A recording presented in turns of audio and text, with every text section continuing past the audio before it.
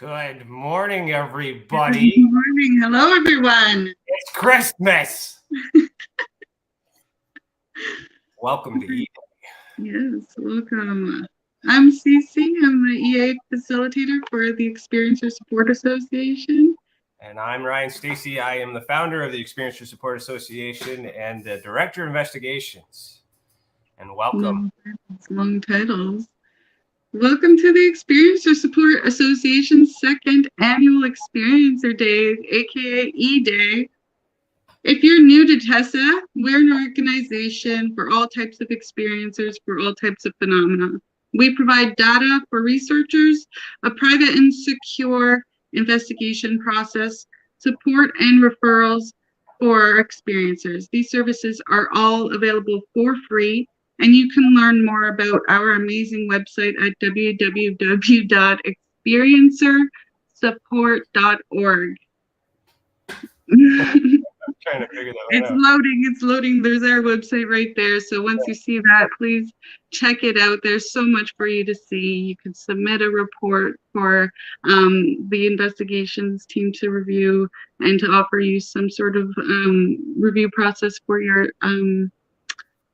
events. Ryan, did you want to speak more about your investigation process? I'll share about that in my segment today at 12:30.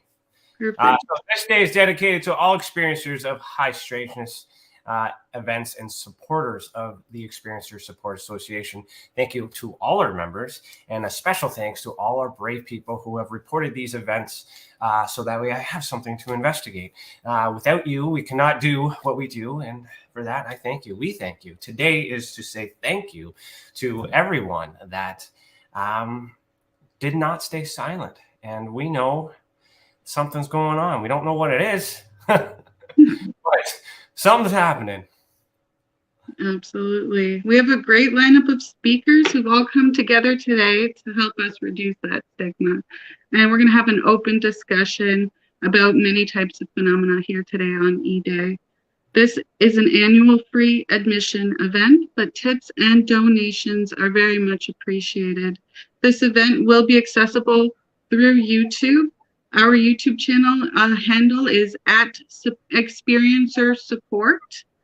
So for a more interactive experience, we'll hope you'll join us in the live chat throughout the day. Yeah, I'm hoping so too, because like now behind the scenes and stuff, I'm going to be having so much fun in the chat. Yeah, absolutely. Yeah, to enter the chat, you must subscribe to this channel. And if you are just finding us, consider ringing that notification bell to receive updates on TESSA content. TESSA's mission is to unite the study of ufology and paranormal as an interconnected phenomenon while putting the experiencer's needs first. All donations received on this channel go towards TESSA's mission to keep services free and expand resources and support for experiencers for years to come. TESSA is excited to announce our latest podcast, Currencia, hosted by Michael Doherty today. And for October 2023, TESSA will be hosting our first ever annual interconnected UFO and paranormal retreat event in place of Alien Cosmic Expo in Ontario, Canada. There are so many new and exciting things TESSA is planning for the year ahead.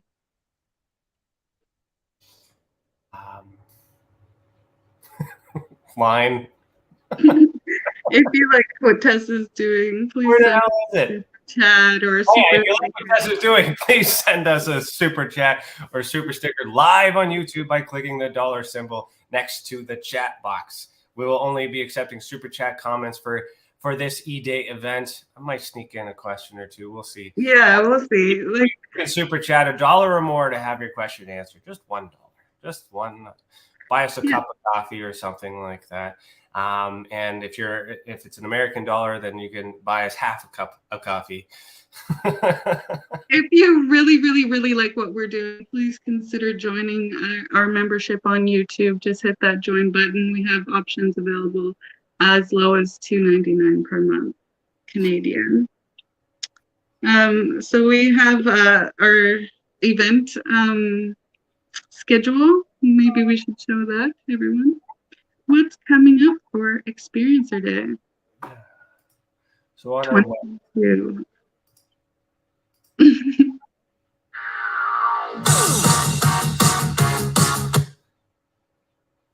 Sorry, not sorry. I sent it to you in an email. It's right here. It's right here. All right, so scroll down and maybe zoom in. We have a really great lineup of speakers, folks. So obviously right now you're dealing with us, Ryan, Stacy, and Cece in the opener. Right after us at 10 a.m. Eastern time, we are unfortunately not doing all the conversions for time zones today, but we will do our best. So Sylvain Rochon, he is the co-founder of AEDC, the Alliance for Extraterrestrial Diplomatic Contact, and he will be presenting us. His subject today is building an embassy for extraterrestrials. Again, that's at 10 a.m. Eastern time, so right after us.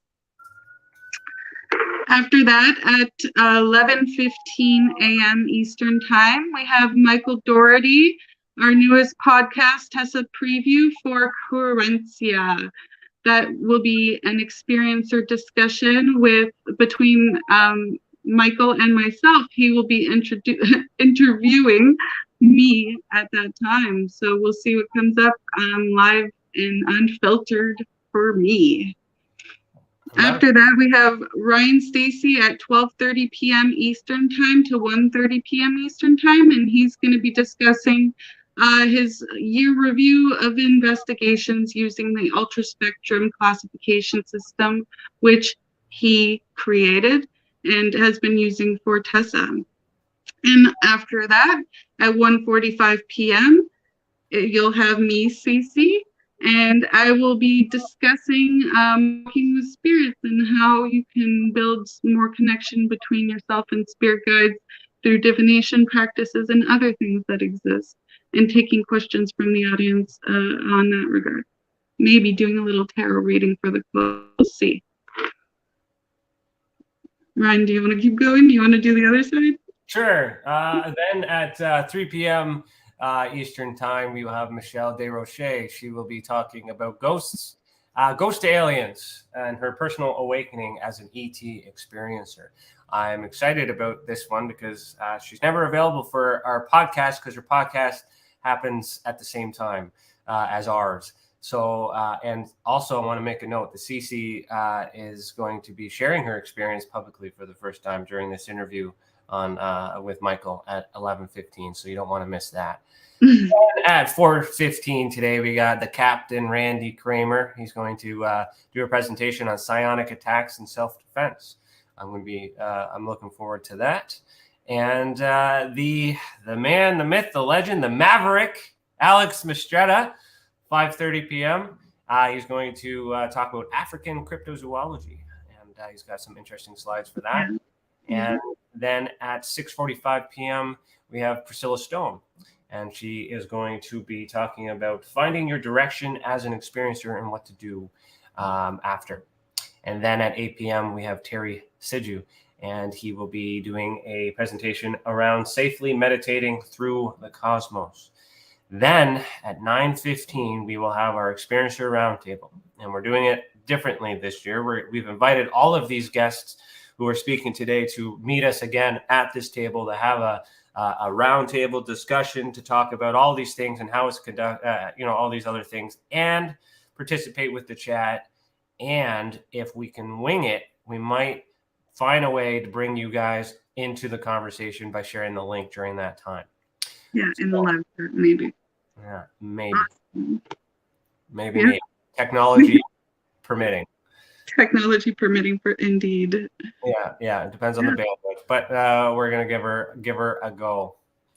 Yeah, so for E-Day, we have been sponsored today by Blacklight Investigations and Surveillance Services. Blacklight Investigations is a professional private investigation and security firm in Ontario, Canada. Blacklight Investigations ensures that all reports submitted to the Experiencer Support Association are managed with your security in mind and investigated by licensed private investigators who also understand the paranormal phenomena and UFO phenomena. A big thank you to our professional partners and sponsors for E-Day. It is your support that helps this special event happen. You're welcome. As an experiencer, you are part of TESSA, and we want to thank all of those who have had the courage to report their events and for entrusting TESSA with the responsibility. If you're just finding us, welcome, and we hope you'll take part in this event as well as join us for all elements TESSA has to offer in the future. And if you're watching this on the replay, comment, do all these other things, share it. Is this going to be here for forever? Yeah. Forever. Yeah, it's part of the E-Day playlist, Experiencer Day playlist. So you are not alone. And we believe you. That's right. Mm-hmm. So find or follow us on, find or follow the Experiencer Support Association on social media. We're on Facebook, Instagram, Twitter, TikTok, Rockfin, and YouTube for our videos. And you can find everything we do on our website at experiencersupport.org. Sit back, tag along for this all-day event, 13 and a half hours of shenanigans. It'll be good. And I'm going to say a quick hello to Lisa, Shelley, Marco from Italy, and Helen Crystal Energy. Good morning. Good morning, everyone. Thanks for joining in. So up next is Sylvain Auchon, and I will close this segment, play our commercial, and we'll see you when we see you. Have a great day, everybody.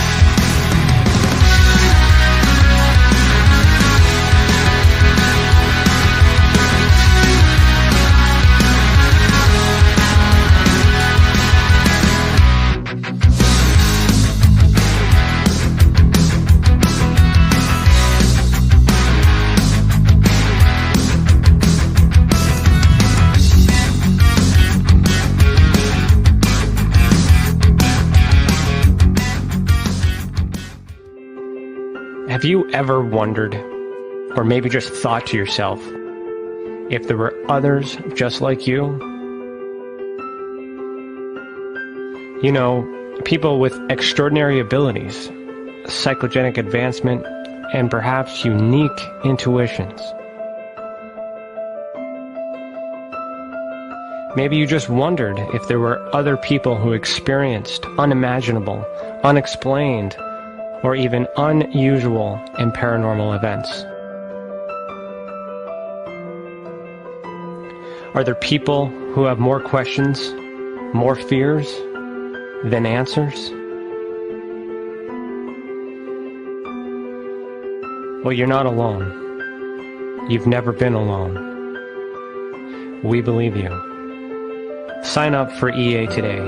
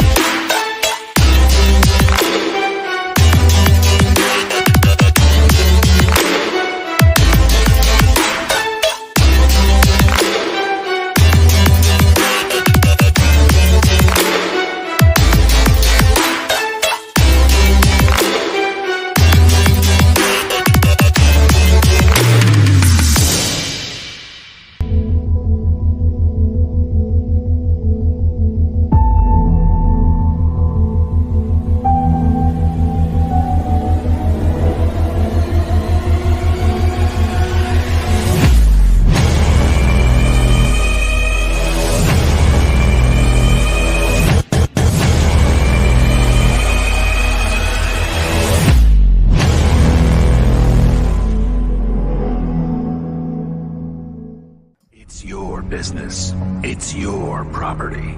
Your assets are worth protecting. Blacklight Investigative and Surveillance Services specializes in patrolling and inspecting residential or commercial property against fire, theft, vandalism, terrorism, and illegal activity. People and buildings are monitored to prevent crime. Keep your property, your people, and your assets safe from threat. Our elite staff are dual licensed private investigators and security guards. Blacklight Investigative and Surveillance Services. Go to blacklightiss.com.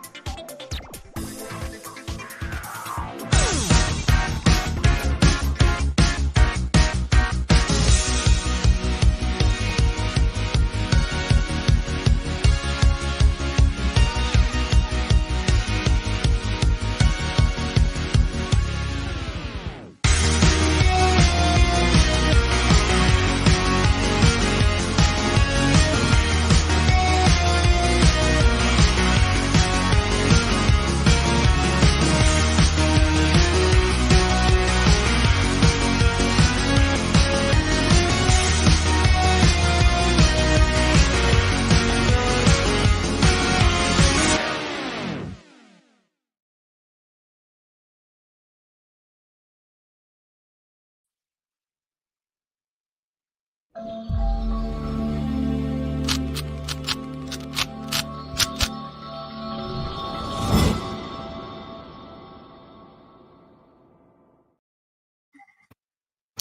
everybody. My name is Sylvain Rochon. I am the Paradise Engineer. That's the moniker I have for myself.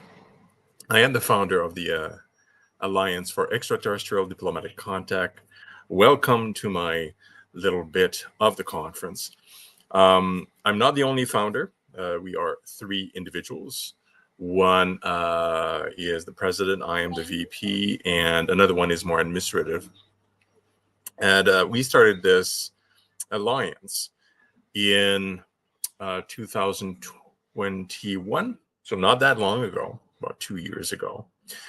And the idea of the alliance is that, well, we are at a moment in time, a seminal moment in the human history, where we are pretty sure that we've been in contact with extraterrestrial and other types of non-human intelligences for a long time, for possibly thousands of years. And more recently, a lot more information came out through the disclosure projects in the US and also in Europe and all around the world, showing that there's stuff that's happening all around us that have been happening for a long, long time. And we have to do something about it. And just so happened that we are, all the founders are also the members of the International Australian Movement, which have been working on a project called the ET Embassy Project since 1973. Not myself specifically, but because I'm not that old, but the others prior to that. And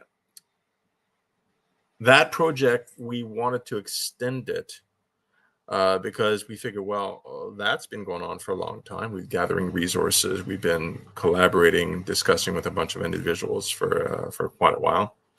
Now we have to give it to humanity. We have to create an organization that would be able to organize everybody on the planet around the idea of formal diplomatic contact between humanity and these NHI or non-human intelligences or ETs, depending on who we're talking about. So that is the origin of the alliance and why it came to be. And the structure of it, as a non-for-profit, was to reach out to a bunch of organizations, including the International Australian Movement and many, many others that have the same ideology, the same idea of, well, let's make contact, let's be positive, that let's extend the welcome mat or the red carpet, if you would, and see what we can do. And we have to do it in an organized way. And I'll get to that in a second. We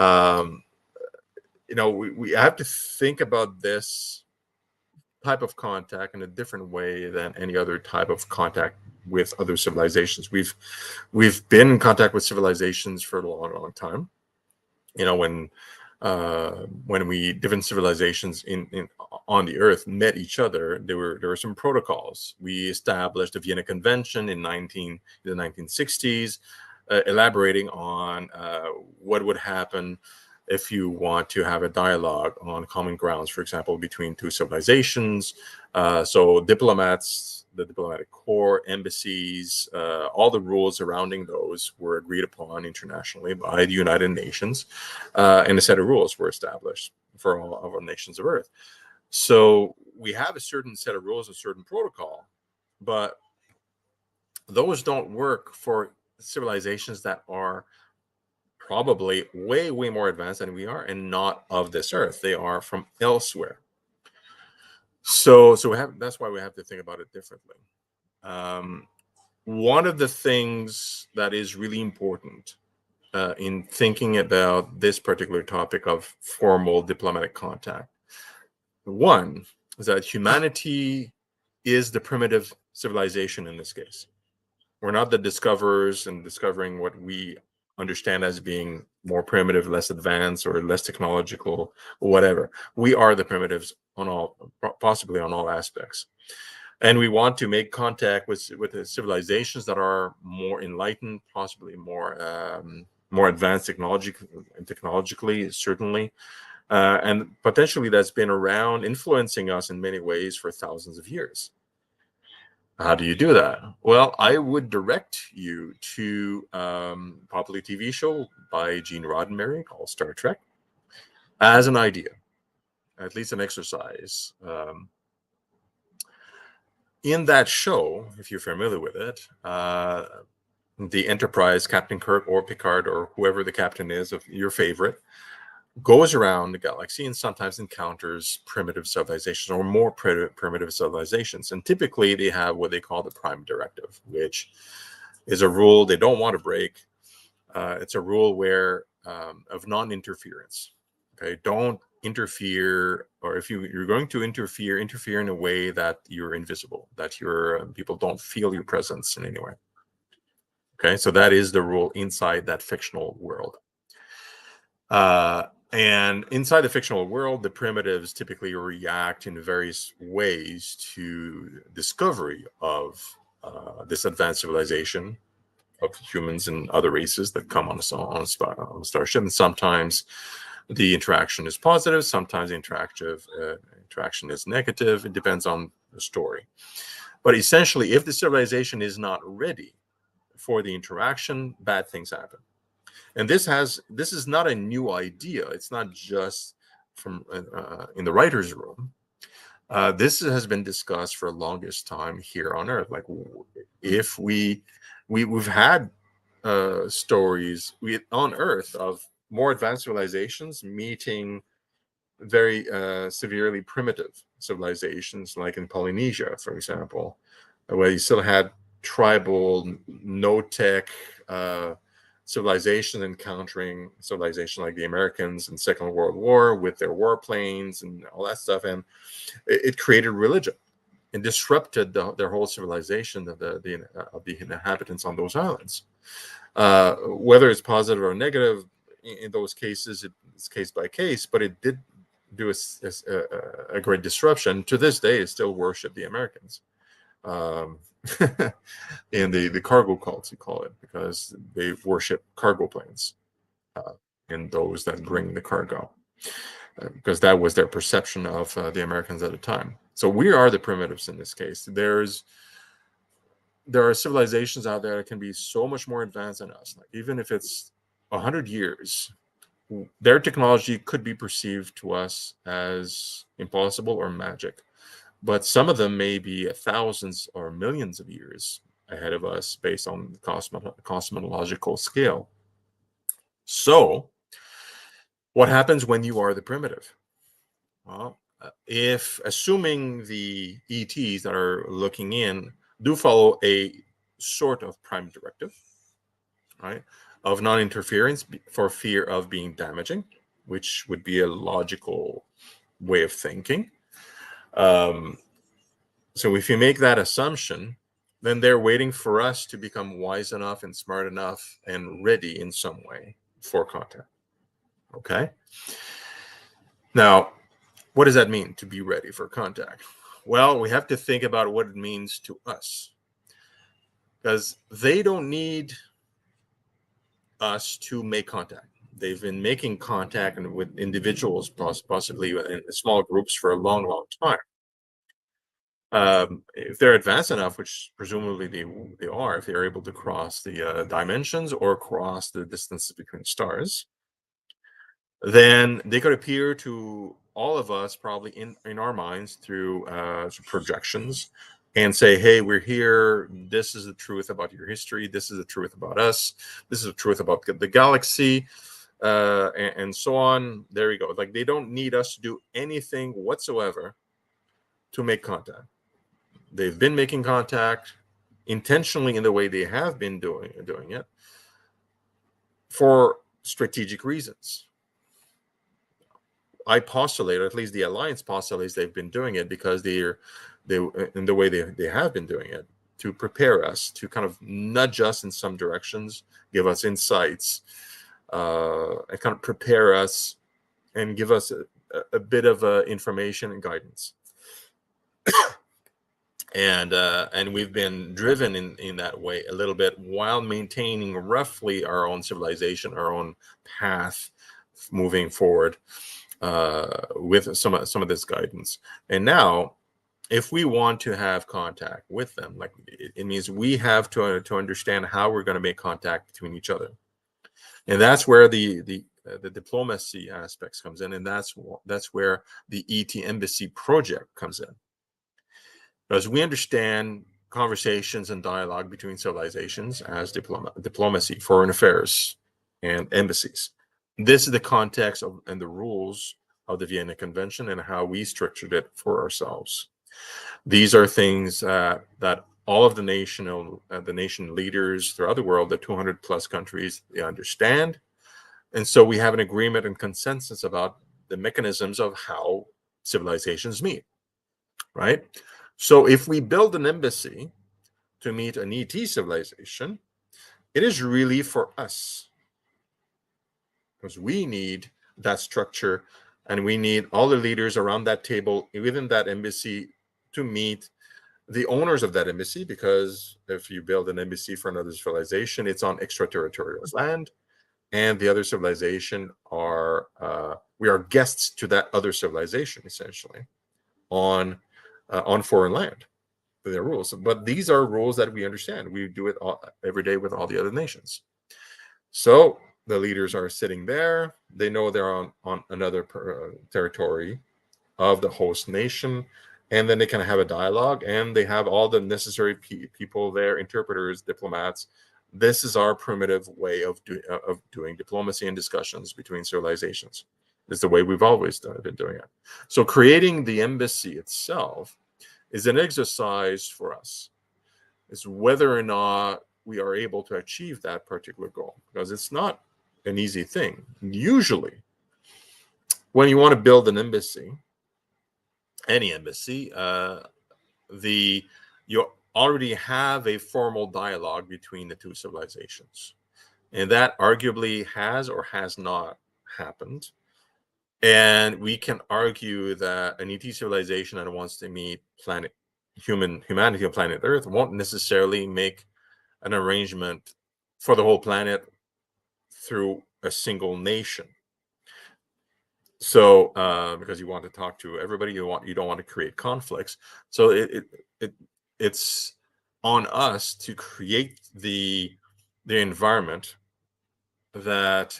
where there's an understanding between all nations, that if a nation, because we have divided the earth in parcels of land that we call nations, if a nation decides to give extraterritoriality to a certain embassy for ETs, then it's going to be within the boundaries of that nation that this is going to happen. And the rules say that any country can provide extraterritoriality for another civilization in such a fashion. So the first country that creates that is going to be the first in the history of humanity that officially designates that parcel of land as extraterritorial.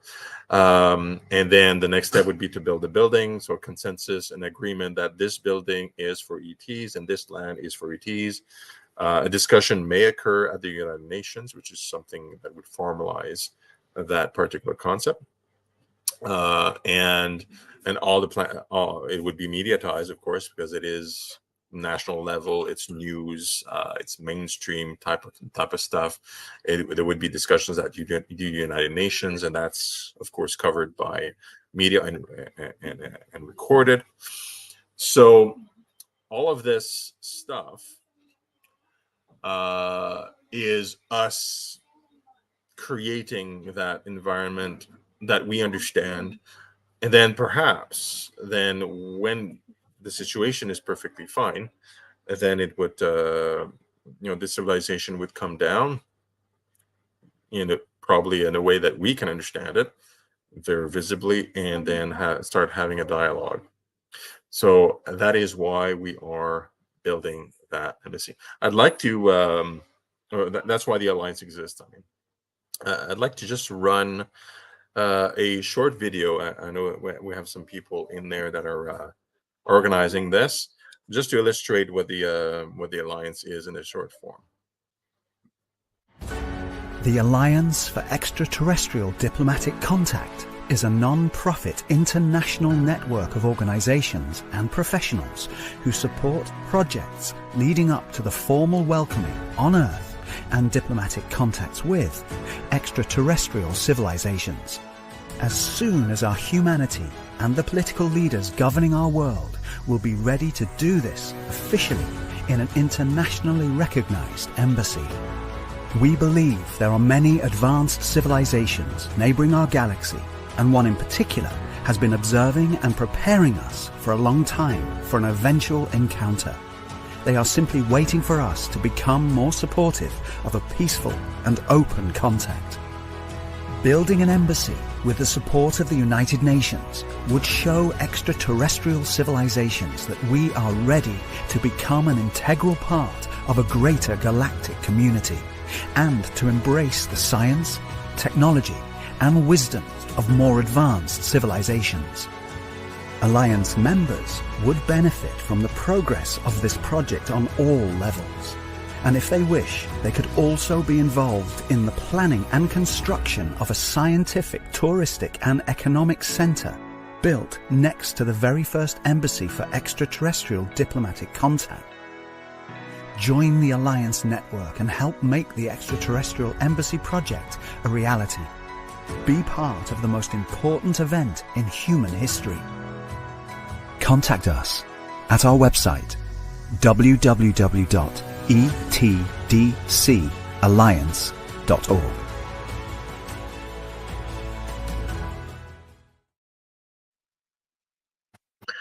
Thanks, Ryan, or CC. So I'm going to put up in the chat. Do I have a chat feature? Like a general chat? Maybe not. I'm going to let our people put this up. The website has changed since we made this video, so I'm going to put it up, and our good hosts can probably show it to you guys, whoever is watching here. The Alliance has grown quite a bit, right? Thank you. It's now 19 organizations. Should I do the presentation? I can present here, or do you have the slideshow, guys? Yeah. So move on ahead until you hit the embassy itself. Thank you. So there are 19 organizations currently part of the Alliance, right? And they represent nearly 600,000 people. So these are all people and organizations that are supporting the creation of an ET embassy. And you see on your screen the 3D mock of the embassy based off of architectural diagrams and blueprints, right? So we've put in the work, and also our colleagues in the different organizations are supporting the Alliance as a network to create the formal arrangements for the construction of the embassy. Now, one of the fundamental things that people ask us about is like, okay, that's great to have plans and an idea, because this is just an idea. But what did you tangibly build? Like, what can we touch? Well, one thing is the blueprint. So we have a team of architects that have been working on this for a while, and we created actual blueprints for the construction. So we can hand this over to a nation or a developer or whoever will lead the actual construction of the embassy and say, hey, here are the blueprints, and you can build it this way. It's an already organized, paid for setup. Now, the nation that gives extraterritoriality may decide to go a different direction and do an entirely different design, for sure. But we wanted to create a quick path towards realization.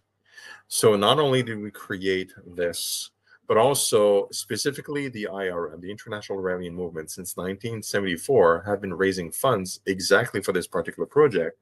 There's about $50 million US available through the IRM and of course the alliance by extension, because they are working with us to the construction of the embassy and the accompanying buildings that would be necessary around to support an embassy. Especially the ETs presumably would not be there with staff constantly. We're not sure, but possibly not. Next slide, please. I'm just going to show you the interior. Right. So we did all the renderings, and we have a presentation for that and a video in other videos and whatnot. I just wanted to show you a couple of slides like this, just to demonstrate the work that's been done and also the fundraise. Now, the important part past this, these are like very technical elements of this particular project. But since 2019, slightly before we created the alliance, there's been several discussions already with some of the national leaders, and the alliance itself has continued those discussions since its creation. And we have a handful of countries that are interested in this plan and interested in moving forward with this and making proposals at the United Nations. We are also aware of another organization that has gone through some similar thought process in the recent few years, and have engaged a nation to have a discussion at the United Nations about the importance of exopolitics and the importance of discussing contact with an ET civilization. So there is a number of organizations, and the Alliance is kind of collecting them because it's not a membership program. There's no money exchange here. It's just we're discovering organizations that have the same mandate or a similar ideology or similar desire. And we are joining forces and resources like the money for the embassy, the blueprints, efforts also in some organizations to do proper research surrounding UFOs, like ufology, exopolitics organizations. We have organizations that are focused more on just social change, changing the human attitude. Like I mentioned earlier, we are the primitives, and we need to be ready. Well, it's not just about laws and understanding about how we're going to have a meeting. It's also about social change. Right now, we're still warring with each other based on territory, history, skin color, religion. We're still fighting to this day. And that may not be an environment where an ET civilization that is more advanced wants to get into, because then if we're having these conflicts on resources still, for example, then if they come and they start a dialogue, well, nations may fight over the resource of the asset, which is contact with ETs. Who's going to have more contact? Who's going to have less? And so on and so forth. So we have to do this work with ourselves, this social work. So some of the organizations inside the alliance are focused in that, or some are even focused on trying to do direct telepathic contact from individual to ETs. And there's more organizations, a variety of organizations out there that are trying to do different things that we support. Because any kind of evolution is really moving us towards that contact moment. Could you move to the next slide, please? And the contact moment is what we're aiming towards. To get there, we have to have all these things in play, and we have to evolve. We have to be ready to be part of a bigger type of societal scale, right? Not only nations on the earth, but now we're a humanity on one planet dialoguing with civilizations on multiple other planets, potentially dozens, hundreds in our own galaxy. So the ET Embassy project and the Alliance, why is it important? Well, we need it for ourselves. It's part of our own evolution, right? As a civilization, we've reached a point where because of technology mostly, and from anywhere on the earth, we can talk to anybody else, and we can travel easily from country to country. So we're mixing all these differences, are now everywhere, right? So we have less and less opportunity or visibility of fighting or misunderstanding each other, because we are all neighbors to each other now, right? So we need to move to that next level pretty quick, where our differences on Earth are becoming significant, and they're not important. Each person is unique, and that is the end of the story. And now we're encountering, civilizations that are much more different than us. Some of them, because they've had contact with us for such a long time, some of them may be very similar, but they are more advanced, and they've been watching us, and we're kind of like children, immature adolescents perhaps to them. But that means they are somewhat different, and we have to be ready for that difference, to encounter that change, that difference. We are the primitives, and it's important also for the self-preservation of our own civilization.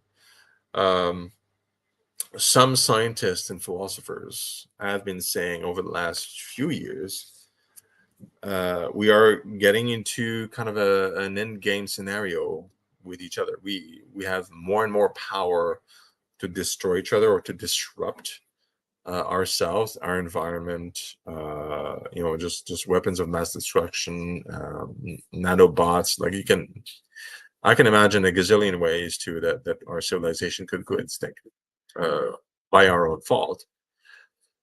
But if we are able to cross the threshold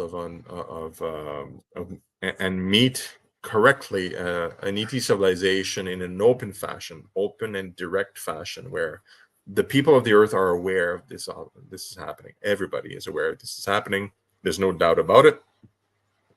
Then it'll change people's minds about their place in the universe and their place on the planet.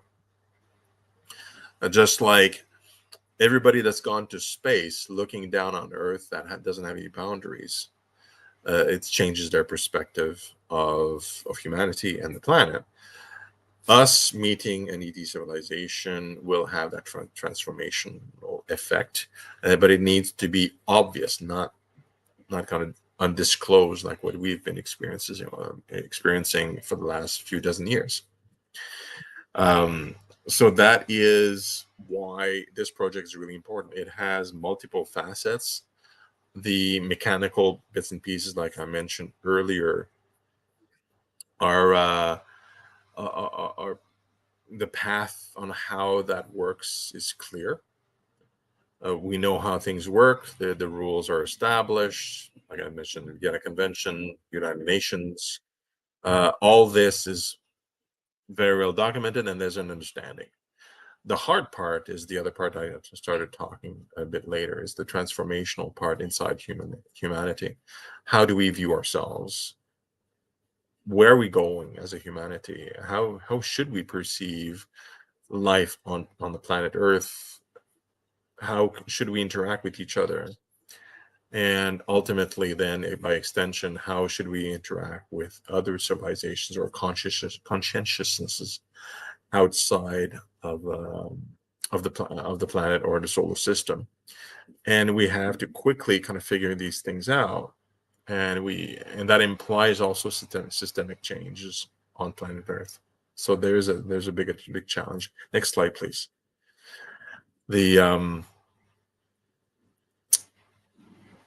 I would like to extend an invitation, just like in the video. If you want to support or volunteer for the Alliance, because it is a volunteer-based organization, we're not doing anything fancy. You can just contact us, and there's a contact form on the main website, which is available there on your screen. And you can participate in this moment. You don't need to be connected with us to do this. You can, just with the knowledge you're gaining now, you can take the presentation away, please. And just act in your own right in a way that would elevate yourself and elevate others around you, right? Participate in any way you can to, bring understanding and enlightenment to others. Bring some of these ideas of contact and structure to officials if you have contact with them, that sort of thing. Everything like that can be anything like that can be useful to the general effort of humanity growing up. The embassy itself is for us, like I mentioned earlier. At some point, perhaps we don't need it anymore, because then we've grown up enough that we don't need all these rules to avoid conflict. Because that's why we have all those rules. There's people that are trying to go beyond those rules or abuse others, step over another person's head and things like that. So we created rules and we agreed on them. We signed them, and even then, some nations and some individuals ignore the rules. Well, that's us being immature, I think. So I would like at this time, and I'm a bit early, but usually there's a lot of questions about this particular project, and I'd like to open the floor for questions if there are any, and I will do my best to answer the questions. So, I'll just let you know there's no questions at the moment, but as soon as one pops up, we'll put it on the screen for you. Okay, thank you. Yeah, I wasn't sure about the process. So, thank you. So, if you want to volunteer, just while we're talking about volunteerism, we've had several calls of volunteers recently, people that emailed us directly and say, hey, I like what you're doing. I'd like to volunteer. If you want to do that, contact us. We do have a process for that. And typically volunteers fall into a few categories. It can be administration, production, networking, and it could be other responsibilities that are a bit more technical as well. And our work tends to be a lot of communication. So hence we do conferences like this. We organize our own information videos. And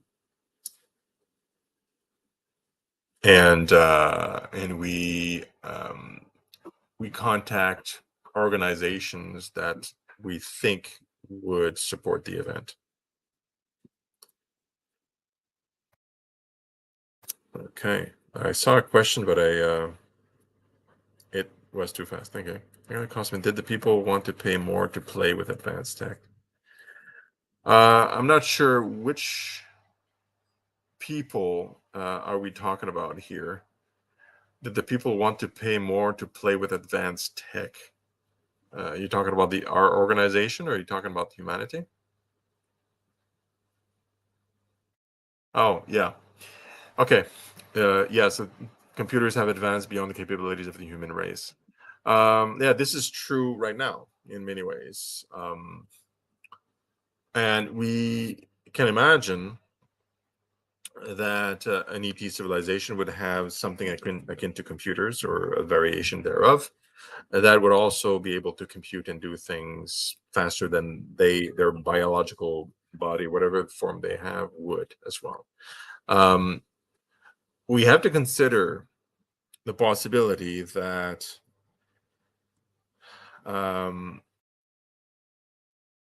we may grow up.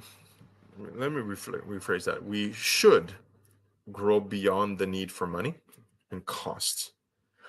And that's a bit of a different conference to kind of explain that. But I'll try to summarize it and not go too deep on it.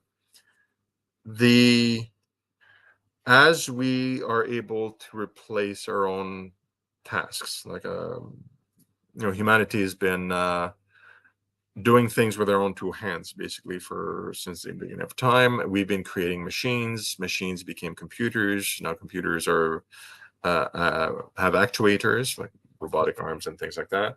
And now computing or the software is becoming more intelligent, AI and so on.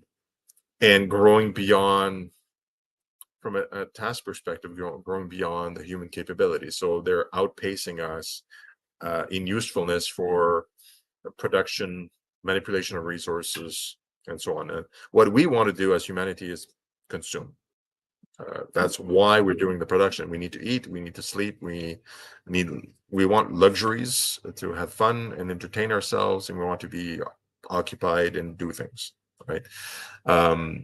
So anything that we need to do these elements I just mentioned, well, we used to have to build them ourselves our own two hands. Now we have machines that are able to do that in a more productive way than us. Okay, so that's our case here. Presumably, ET civilizations would have gone through the same process, and because they are more advanced, we can presume that they can automate absolutely everything and have AI and whatnot. And computers don't necessarily need to be mechanical in the way we see them today, like a laptop or a mainframe or a server somewhere at Google. That's how we see things. Because that's our technology right now. But I can tell you, even on planet Earth, we have computers that we're building that are not called computers. We are building life, for example. And life, like if you look at a cell, just a small part of it, a cell is a computing device. It has memory. It consumes energy and does certain things. It has an input and an output, usually several.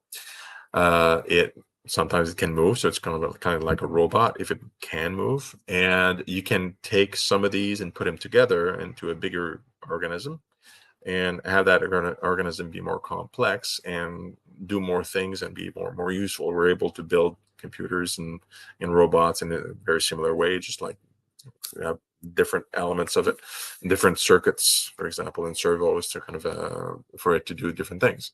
Now, the reason why I'm explaining all this is about the question is about costs of technology.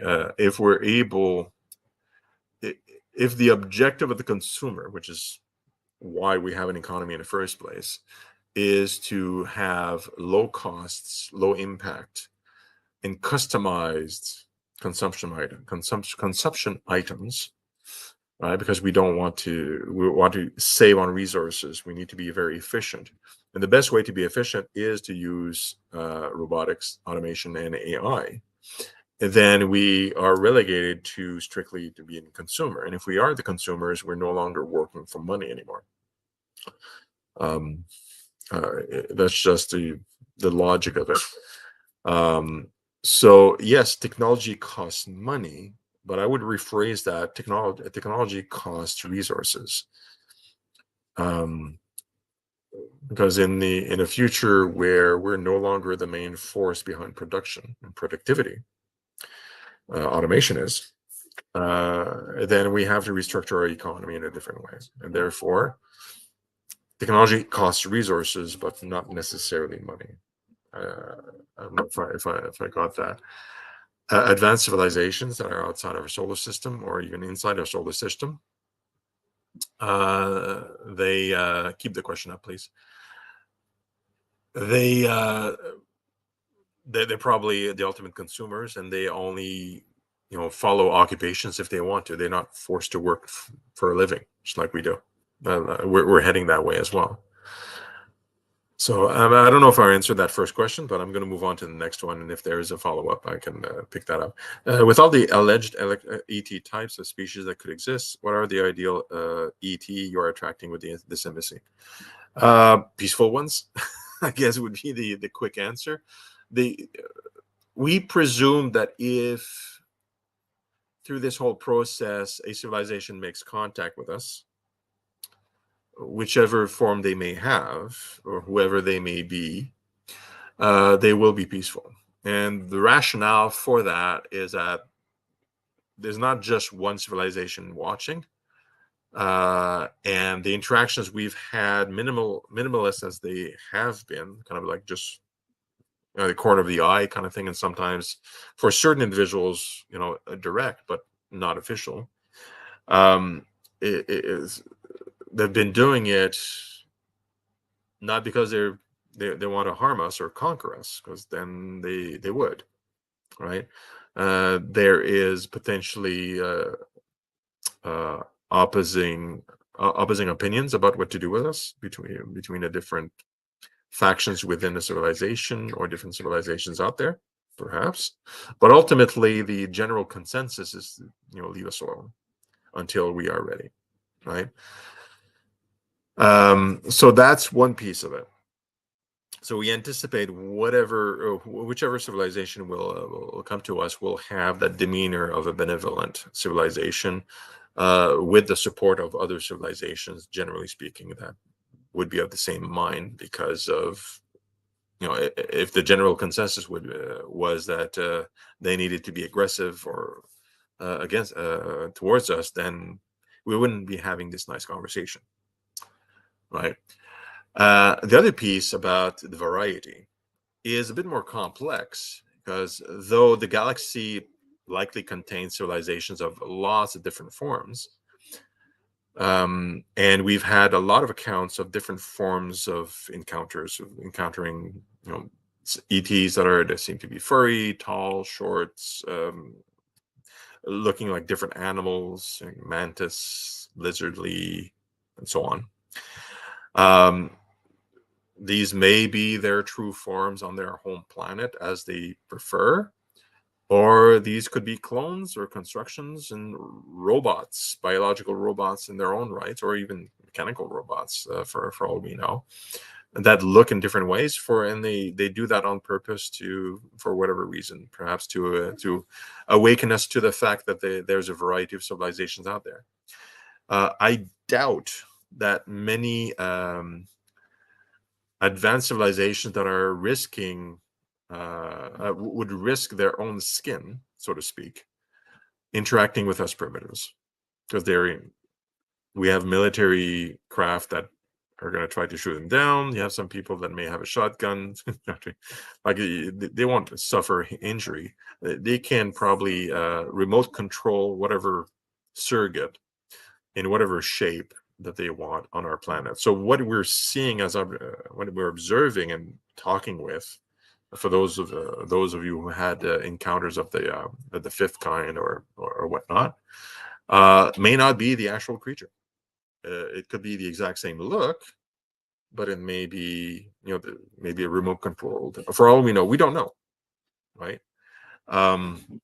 So there's a lot of reasons why there would be a lot of variety of encounters. Is there a gesture beyond creating an embassy that may also encourage ET contact? I think there's plenty. I think the ET embassy is the more like top level formal sign, because that's about foreign affairs and leaders of nations that are supposed to represent us. We can argue on whether or not they're doing a good job at it, but according to the rules, they are the leaders of nations and the leaders of us. That is the purpose of the embassy itself, is to have the leaders who have access to weapons of mass destruction, or that can influence the media tremendously, and therefore our attitudes and behaviors, having them through consensus and rules, be in a place like an embassy and following those rules and having contact. But our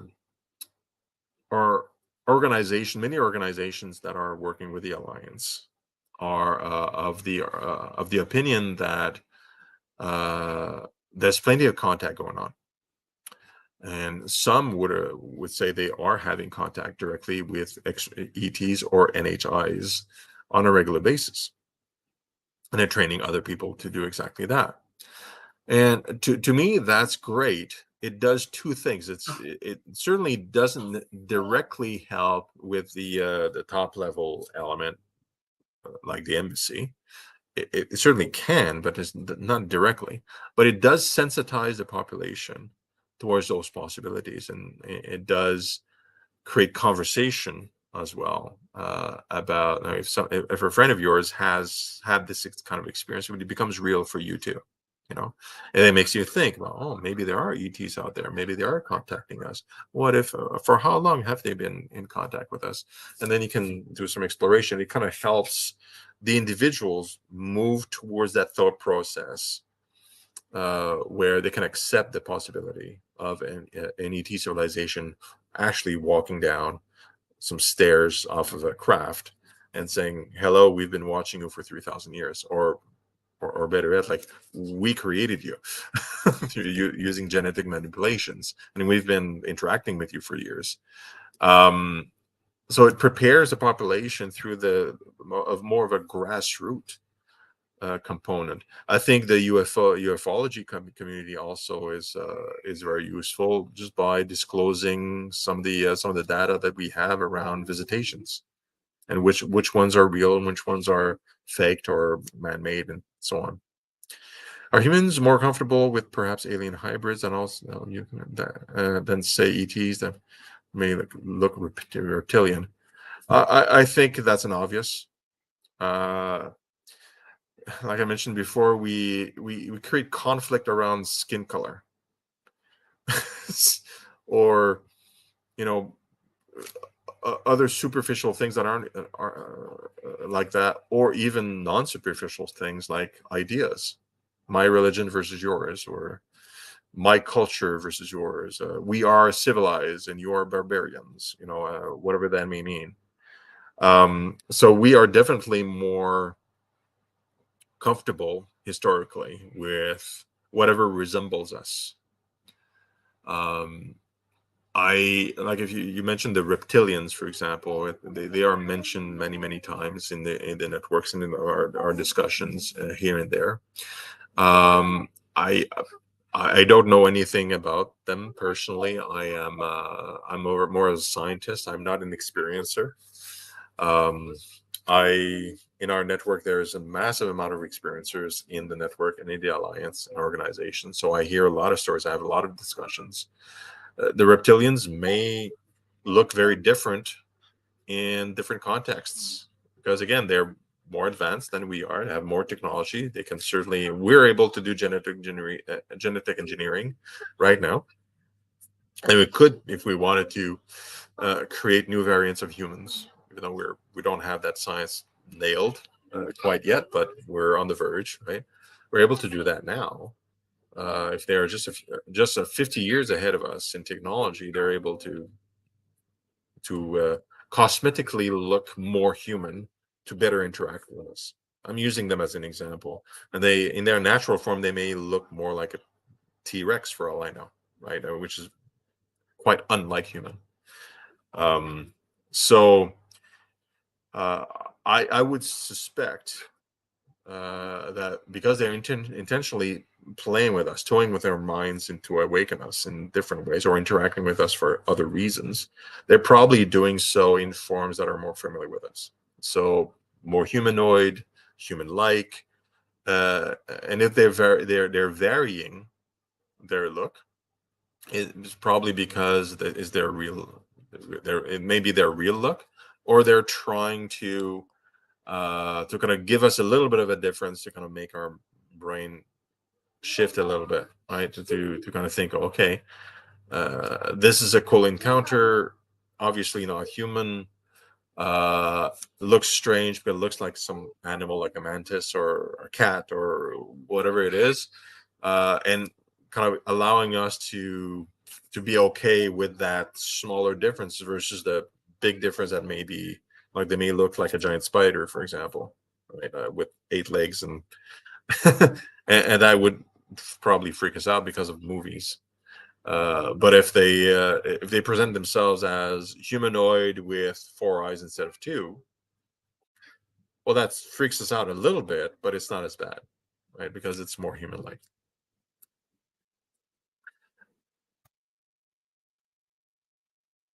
Any other questions? It kept flowing. Oh.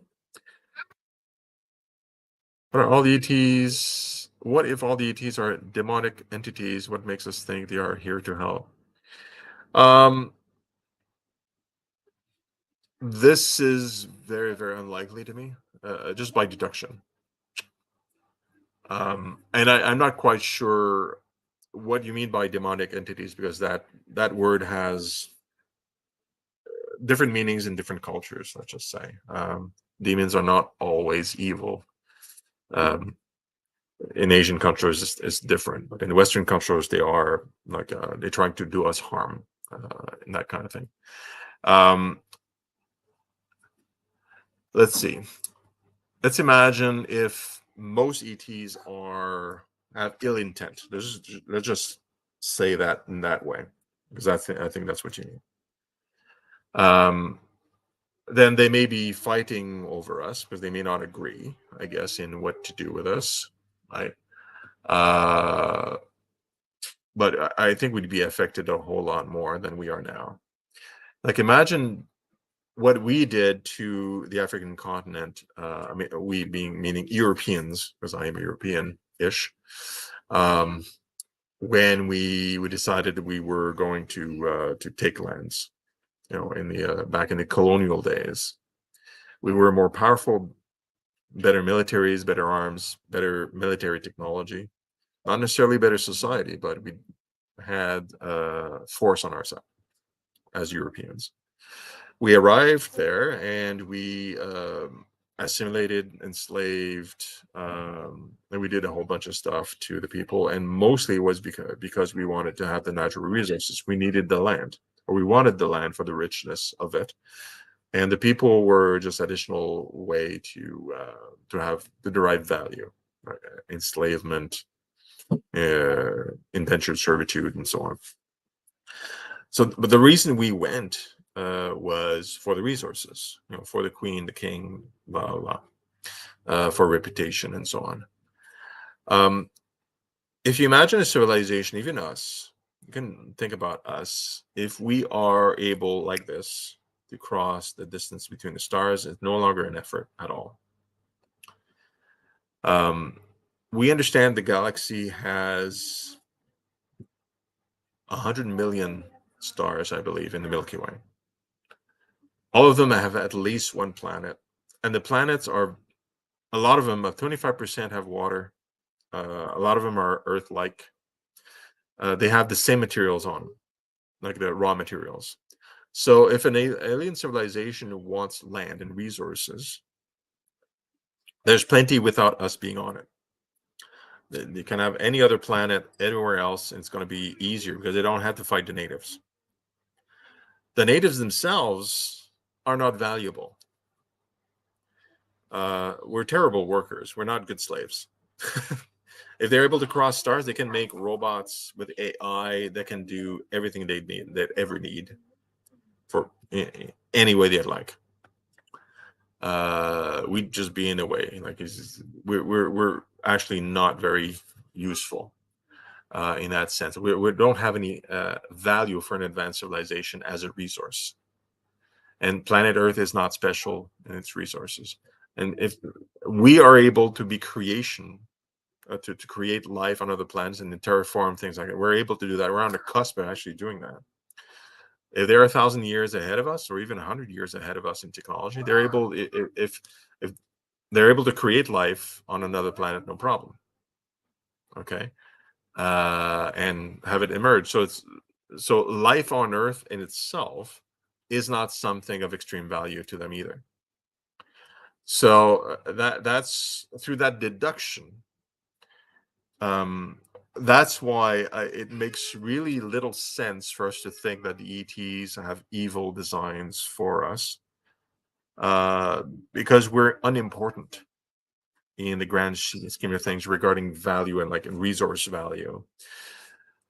We may have a whole lot of sentimental value to them, especially if we were created by some of them, for example, and we've had interactions. And if you look at some scriptures, maybe we even had genetic exchange, i.e. children, with some of them. So that's, we go into hybridism and things like that. There's this fairly good evidence that, especially from stories, that this has occurred. So I can't imagine the general civilization and entities out there wanting us, like, if they want to harm a civilization, they can just create their own and just like tinker with them. Why would they, tinker with our civilization over here?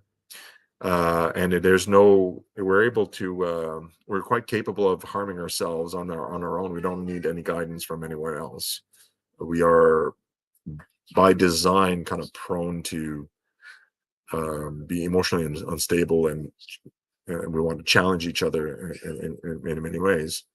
So anyway, that's, I know it's a long answer, but that's why at the Alliance we think that the vast majority of ETs out there as individuals are benevolent, just like most human beings are benevolent, and some of them may be jerks. And which we're just working in that environment. The idea of an ET civilization acting in any way as a conqueror or an aggressor makes little logical sense in the way we understand the universe. What is planned for AEDC in 2023? Well, that's a great question. Thank you, Ryan. In 2023, we want to do a couple of things. One, we do want to create another conference. We had a successful first conference in 2022 in October. We're looking for another conference that already is ongoing with the same motivation and mandate, and add our content, our viewership, and our supporters to that conference. So if there are conference organizers out there or suggestions for conferences out there, contact us, and we'll discuss how we can work together to enhance that conference with our ideas and projects and people. So that's one thing that we want to do every year. So not only 2023. In the general sense, what do we want to do as an organization? We are going international. We are going multi-language next year. So we've been operating almost exclusively in English, and now we're doing French, Spanish, and possibly other languages like Mandarin and Russian. And seeking other organizations that in those languages that are not aware that we exist, that the ET Embassy project exists, and so on, and growing the alliance. The bigger the alliance and the more support there is in the alliance, the easier it is for us to negotiate with political figures about the extraterritoriality, about the United Nations, and so on, because these are political figures. They rely on numbers of support to prioritize. So that's what we're doing. And this will continue throughout 2023, 2024. We anticipate in 2023, by the end of that year, that we may know the exact nation that will choose to give extraterritoriality. The discussions are that far ahead. And that will trigger news to come out about the planning for construction, discussions at the UN and things like that. So 2023 prospectively could be pretty important, and you'll hear about it from all angles. If you want to contact us, again, like the link is on the screen now. It's alliance4et.org. Contact us there. Ask questions. Join our social media. Join our newsletter. Get involved. If you want to volunteer, ask to be a volunteer. And if you know organizations that would be great for us to contact, well, share that information as well. And we'll contact them and see if we can collaborate together more. Thank you so much for attending to this expose. I'm happy to receive your contact if you feel compelled to do so. Thank you so much.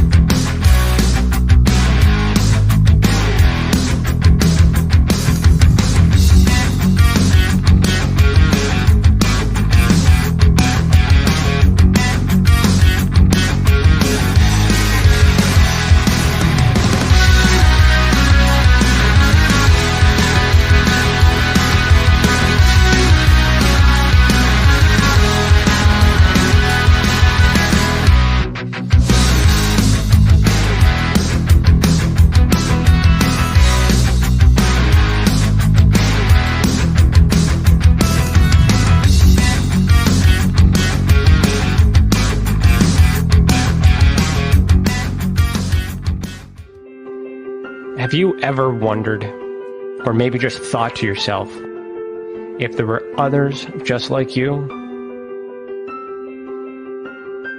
You know, people with extraordinary abilities, psychogenic advancement, and perhaps unique intuitions. Maybe you just wondered if there were other people who experienced unimaginable, unexplained, or even unusual and paranormal events. Are there people who have more questions, more fears than answers?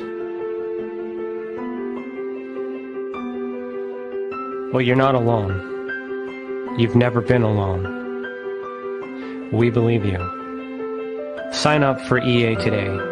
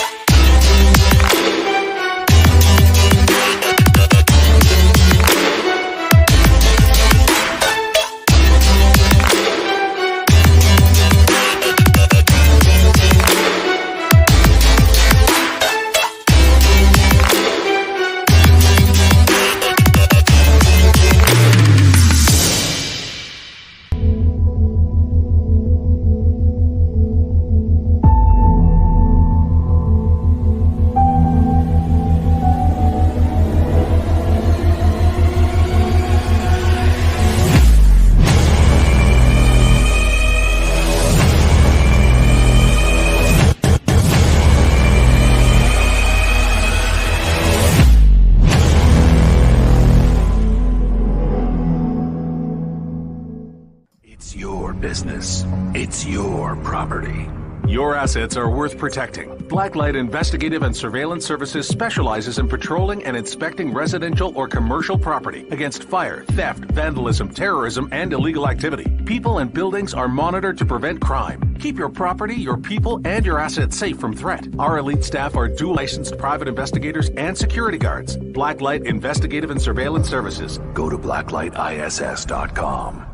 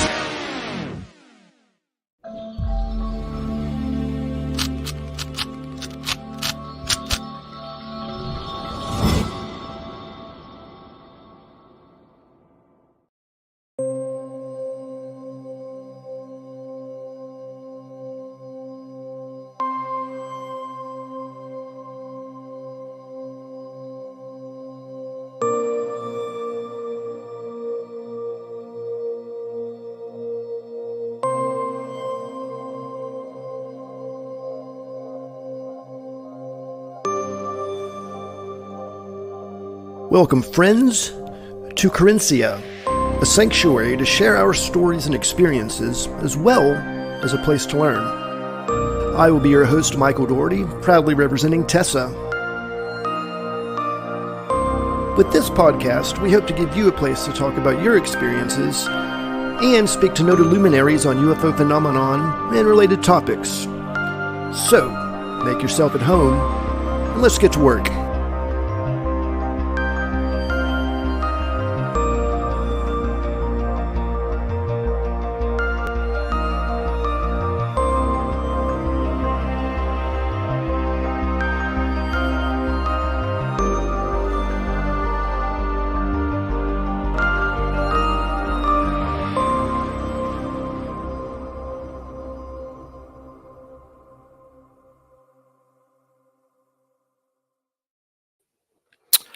That's right. Welcome to the debut of Currencia here at E-Day. I am indeed your host, Michael Doherty, but I am not alone in this first endeavor. We will be welcoming our first guest, and I hope I'm saying this right, Chantal Chauvin. I know her as Cece because now we're BFFs. Absolutely. I'm very happy to be here as part of E-Day. This is something that's come together with myself, CC, and Ryan. Since this is our first outing, why don't we go over a little bit about what Currencia is and what the show means to me and how it even came together. This is a podcast that CC, Ryan, Stacy, and myself have been developing over the last few weeks.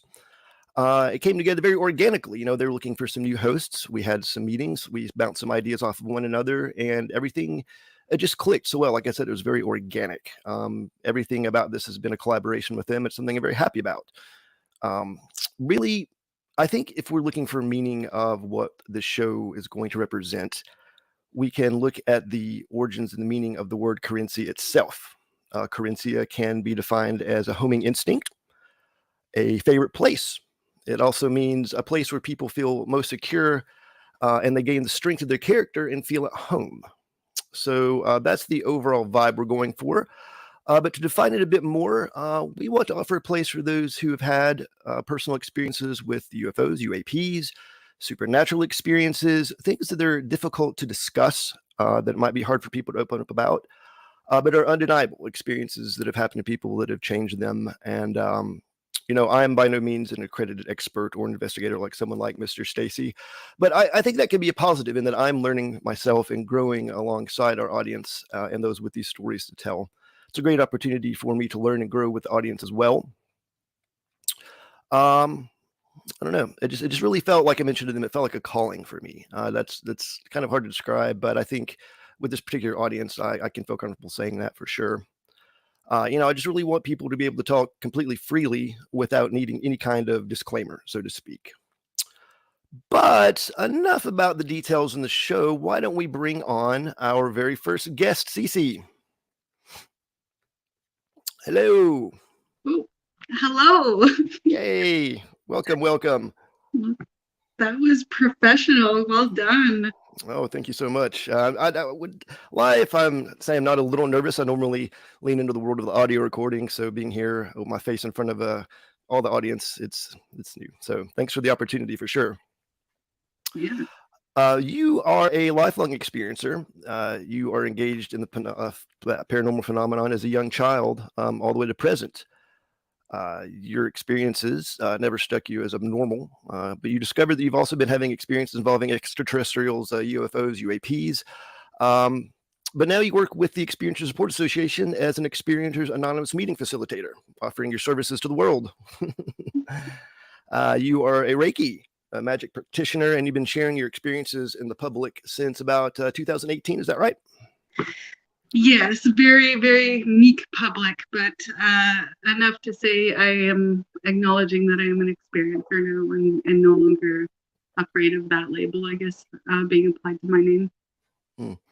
Did you find that was a very long process to you feeling comfortable to talk about this with just out in the open with anybody? To a degree, like I said, like in my bio, you stated my previous experiences in the paranormal realm, I never saw them as abnormal. And my family, it was fairly normal to, just we agree collectively ghosts are a thing, and it was simply just that normal in my household that it wasn't something to be afraid to mention or to speak up if we had an experience of any sort.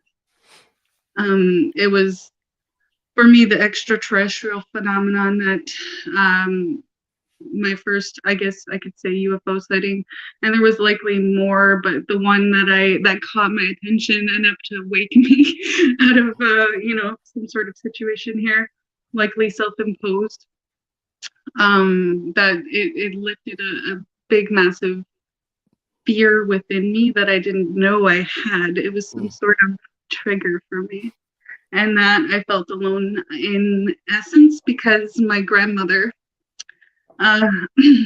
rest in peace, she's now gone. She identified as an abductee and would share her stories with us in the family.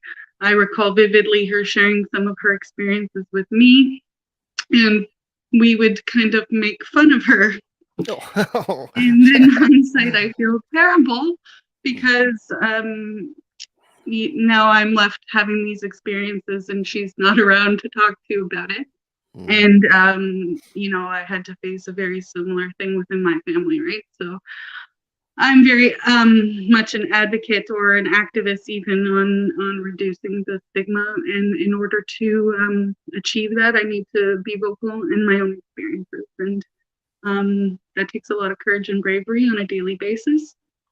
But it is always refreshing to find someone with an open mind to just simply, bounce ideas off of about the state of the world and certain things that, are kind of interconnected in the phenomena, but not per se, did you have a UFO experience or, any sort of experience, but just kind of, in the realms of it.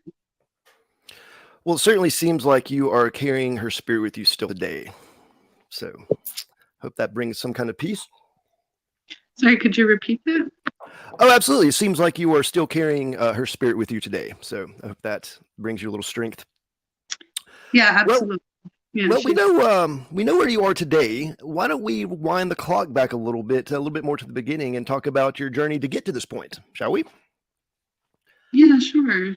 Let's growing up, for example, when when you're young, some of the very first experiences that you remember having as a child. You said you were fortunate enough to be in an environment where this was normalized, so you didn't have to worry about any kind of stigmas. What are some of the very first things when you were young, growing up with these experiences? Right.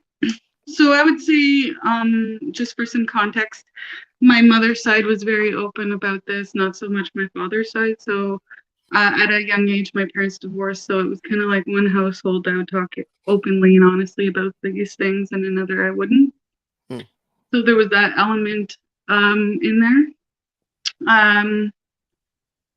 Like one of the first experiences that I remember would be definitely entity related. When I was younger, like so apparitions, ghosts. When I was younger, it was sort of like a sixth sense scenario. It just looked like another individual. I wouldn't know that I was engaging with a ghost per se or someone who's deceased unless somebody told me that I was speaking to no one sort of situation. And then I slowly began to be able to discern that once I realized this was a thing. But very early on, I would have interactions with animal spirits, and those were being brought to my attention in that way as well. Do you recall any specific, like, recurring entities that might return to visit you, or is it just sort of in general passing? There were some returnings, especially animals in my younger age, like cats specifically. There was at least one or two sort of encounters in that regard. Interesting. And then a human, like we did live in a home that we would consider haunted, and there was an entity, like a young boy who was around the same age as my brother, maybe slightly younger, that my mother and I both saw, both observed it on different occasions in one of our houses we lived in. Interesting. Do you recall the feelings or any types of emotion you might have from that? Or was it generally feelings of openness, companionship? Did you ever remember anything, feeling any harmful context, anything like that? No, like never harmful toward me, but there were situations where I was afraid, just simply because of how things look and feel. You know, you're sensing emotions that aren't yours. You're seeing a figure. It might not necessarily look the prettiest, but it doesn't mean it's, you know, evil per se. And those, when you're young, are quite scary things to comprehend with. So there, you know, naturally I would have a little slight fear of the dark in my youth, right? And I was always a lucid dreamer, and my grandmother, being an experiencer, at a very young age taught me how to control my dreams, essentially. And I thought everyone could do that. It was so natural for me. I thought everyone had the capacity to do these things. So when I was younger, I was talking about it in that way, as if everybody had access to this stuff and everyone could do this, and it was just that natural. And slowly, as I got older, it became clear to me that that's not the case. Not everyone can do these things, and then I would be perceived as odd, weird, what have you, throughout my life in different ways. But when I reached around the age of 7, I would say that's when my experiences changed. So I think there's something around that age where we sort of lose sight of maybe the magic that surrounds us, and you can't really, like, I couldn't see entities like I had been, as if they were right in front of me, as if they were human. But I always had maintained some sort of connection to spirit. So my communications had changed, and then I had to develop discernment and trust in my own intuition in my own ways. And through that process, in, like, I would say my, you know, early teens, maybe tween era to, like, you know, early 20s, I spent that time working with my grandmother, kind of developing my psychic abilities, and just something that I didn't advertise and go around saying I can do these things, but interacted with spirit mostly through heavily empathic means for a great deal of period of time.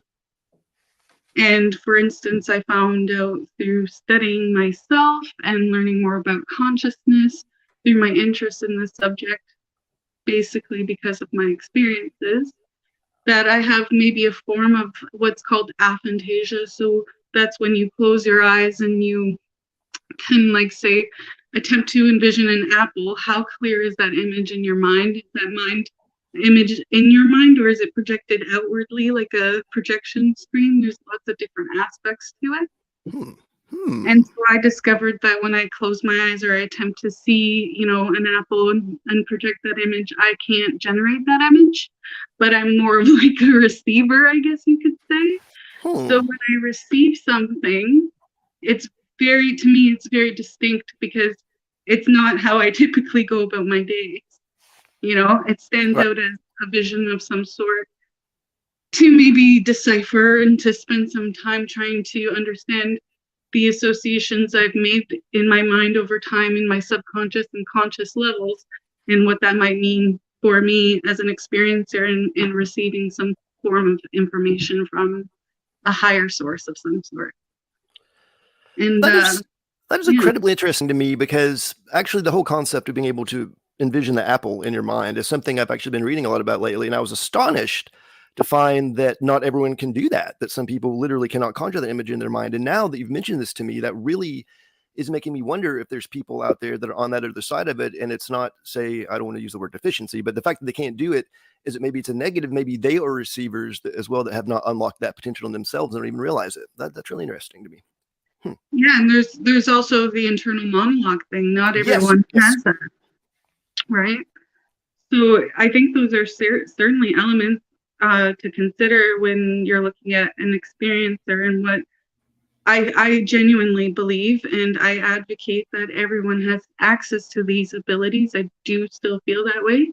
It's just a matter of understanding your unique expression and how you harness them and how you use it and how you grow and build that skill, because it's just like any skill and your brain's just like any muscle.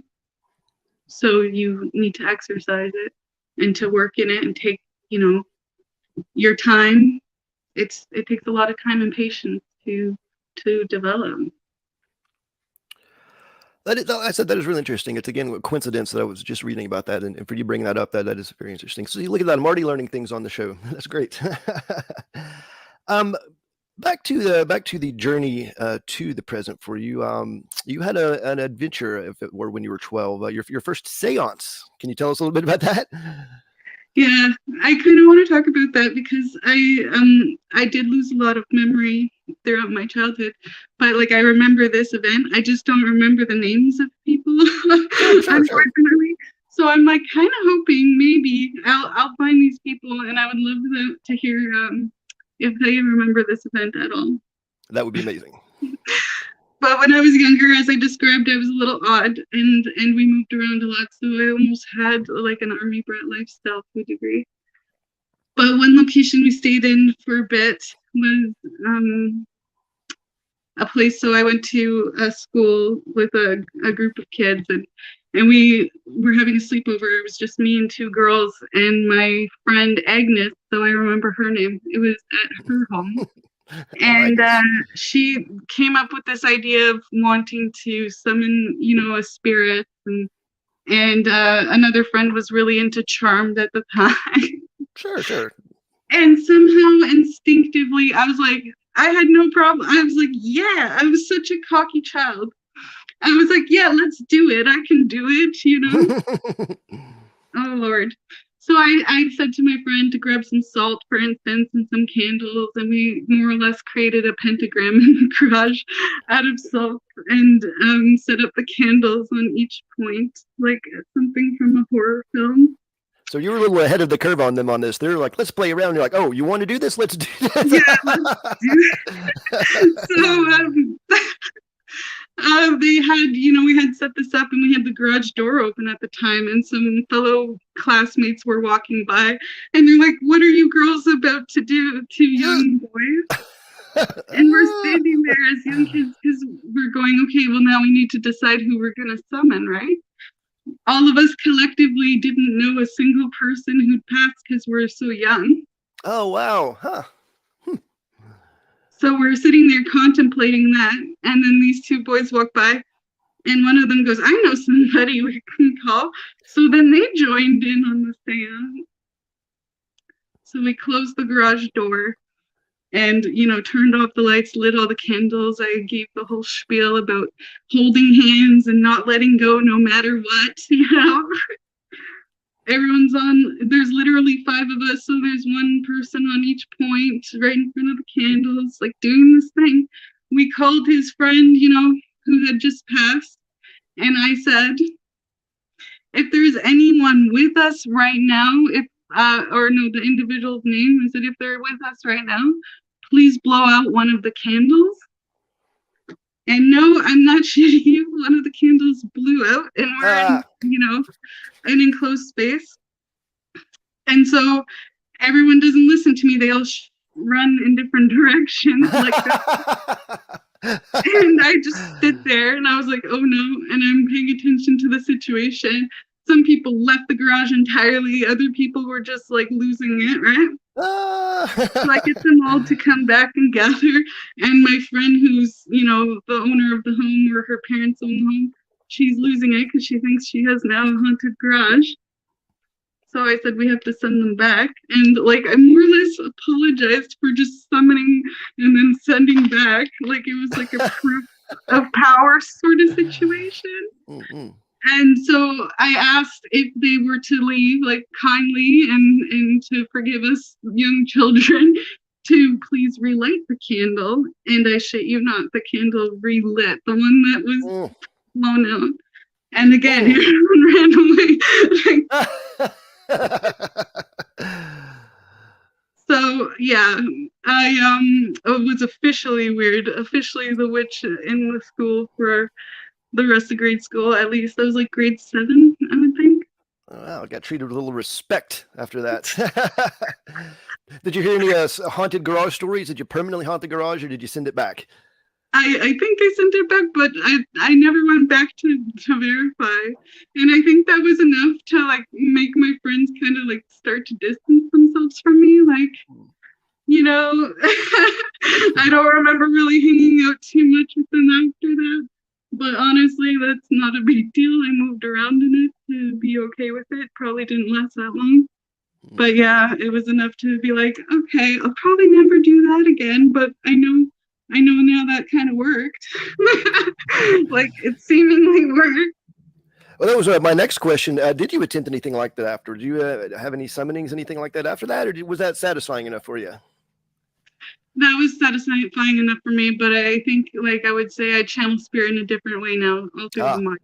So I'm not doing any ritual aspect to do that are fancy like that in order to communicate. But that was a seance so that everyone could to feel the presence and stuff. Like, if it's just me as a channel, it's different. It's not so formal. That is great to know. So following that, you had perhaps some journeys into witchcraft, some esoteric studies, the next steps in that? Yeah, I guess you could say I always had, interest in the occult, and I was trying to find, my own way. I'm very grateful I had my grandmother and mother as like pretty good mentors, my grandmother primarily. My mother, not so much. She wasn't really interested in this stuff because she grew up around a lot of like spirit haunting sort of scenarios and felt that she was summoning in spirits into her life, so she didn't really mess around with it. But I remember I was probably around that age when I did the seance, maybe just a little older, that I bought, my first book from Chapters was like a Wicca spell book or something. I remember grabbing it, I bought it, and then I looked through it in greater detail and almost threw it in the garbage because somehow I just knew like this isn't it, and I didn't proceed in that direction. But only within, I would say, the last 6 years, I started kind of dabbling back into my craft and figuring out what that was. Like, there's always been elements of witchcraft that, we all have in our lives that people don't even realize are actually witchcraft, but actually making a conscious effort to like work in that way. And I think witchcraft helped me as like a step to understand energetics, so what I'm feeling and how to manipulate it more or less. And like it helped me in so many ways, like level up. And I love witchcraft. I do think there's a lot of people maybe using it too haphazardly and taking advantage of the skills that are available to us, maybe playing God in some instances, but I don't think that that's necessarily how it's intended to be used. And just like technology, we can use it for good or bad. Good or bad being human perceptions. I think that's the same with the craft. So I don't do anything to influence or affect a person's free will. And the things I do are very simplistic and more for myself.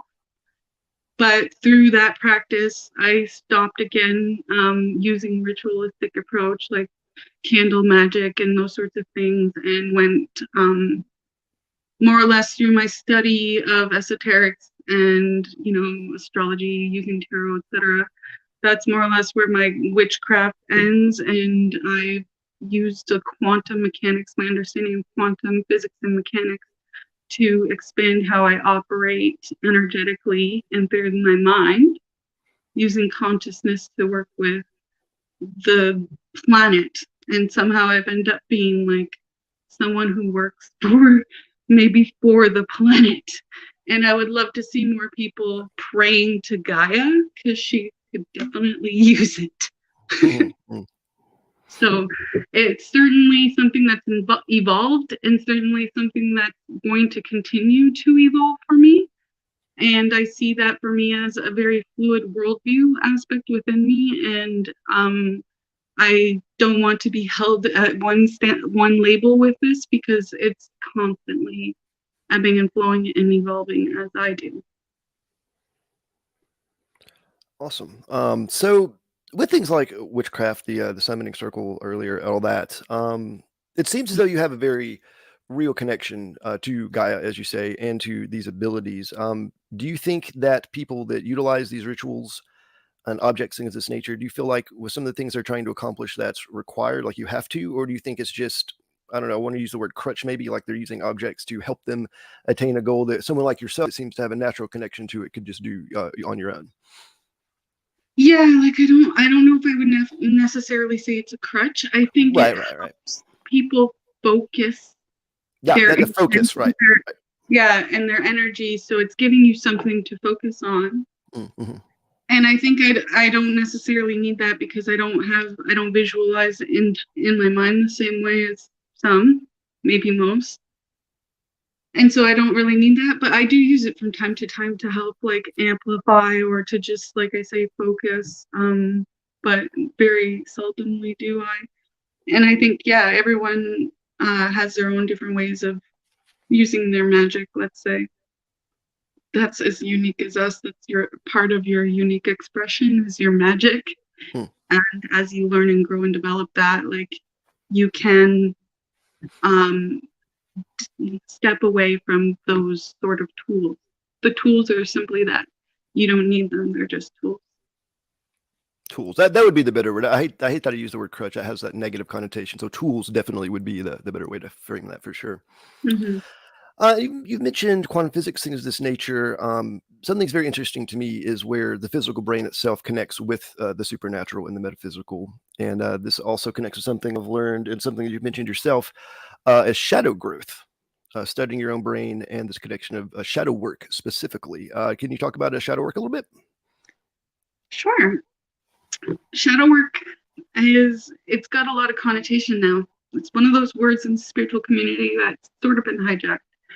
I think people have maybe a skewed understanding of what shadow work is. From my perspective, in my point of view, shadow work is simply working with your subconscious mind, your subconscious ego, if you will, and facing it head on, because what your ego will do is present to you how to stay safe based off past experiences, and it'll present you with your fears, it'll present you with things that are holding you back, and it's simply facing those fears head on within your mind and integrating your shadow, your ego, into your light self, or however you want to perceive as your true self.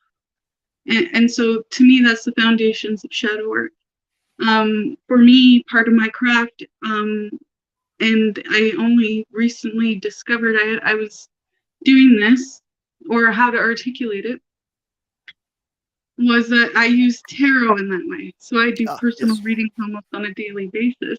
And I'm basically saying to spirit, call me out. I want to know what I need to work on, what I need to integrate. And I've been doing that steadily almost on a daily basis for 2 years. And through that process, I've seen a lot of personal growth. And in me, I've seen a huge amount of strength and courage, uplift, enough to get me here today to speak with you on this platform. So I think it's really important to do. And some aspects are more challenging than others. The deeper the fear goes, the harder it is to integrate it, you know? And so with this, my UFO phenomena, for instance, that surfaced a shit ton of fear. And that was when I needed to really pay attention to why that is, and break it down to a manageable size for me to be able to integrate it at its core, what it is, what that fear is, to overcome it. If that makes any sense. It does. It seems like a very healthy process, for sure. Yeah. So it's not meant to be like reliving past lives some people are doing, or reliving past traumas per se. That certainly can be an element to it, depending on, but if done, if you feel there's a certain traumatic event that you need to address in your shadow work that needs to, recall the entire event in order to overcome it, ask for someone to help guide you through that process, or at least be present. So if you are going to have a post-traumatic stress response to some event in your life, that you have at least someone there who's understanding what you're doing and is able to talk you and navigate you through the process. My personal experience that touched me the most was extraterrestrial related. Well, I assume it's extraterrestrial related. That's what the images and things I recall would be defined as in today's cultures and society. Of course, maybe differently in past times before technology really was an onset. But do you feel comfortable talking about your extraterrestrial experience, particularly in detail? That's something I'm very curious about. Yeah, there's several. Excellent. The first one I would say I can recall was likely, like, it came to me as if I was in a dream. Like, I woke up as feeling as if I was in a dream, not necessarily like I had been taken away. But I was around the age of 7, and in this dream, all I really recall till this day is being walked down like what appeared to be a hallway. I could not move my body. I could only move my head back and forth. It felt like as if I was on a stretcher floating, and there was very, very bright lights above me. So I didn't want to look up because of those bright lights, and I would move my head back and forth. And when I did so, I would see what appeared to be like tanks of some sort with just very odd vegetation, trees, brush, that stuff, and like some weird animals in there. And just remember being sort of groggy and seeing that, and then waking up the next morning with what appeared to be a mark on my abdomen, my lower belly, underneath the belly button, a long horizontal kind of scratch. And my grandmother happened to be babysitting me when I woke up that day. And I told her about it, and she liked scaring children. So she said, and I'll never forget it, she goes, "Oh, well, now they found you. They put a tracking device in you." Okay. And, so that's why it was challenging to take her seriously when she would talk about these things, because it was really difficult to know if she was being serious or joking in a lot of ways. That was part of her personality, though. So that was my first, I think, experience. And roughly around that time, I would find myself being very fearful of the dark and always speaking about blue lights coming to get me, oddly enough. Blue. Yeah, and so I had at that time a fear of E.T., that movie, and things right. like that. And it was just developing from there. It progressively got more and more, where my perception of ETs would be suppressed by Hollywood's narrative in a way. And that's what I came to uncover was my base fear here when I had my latest experience, or my UFO experience that led me to TESSA, led me to find TESSA.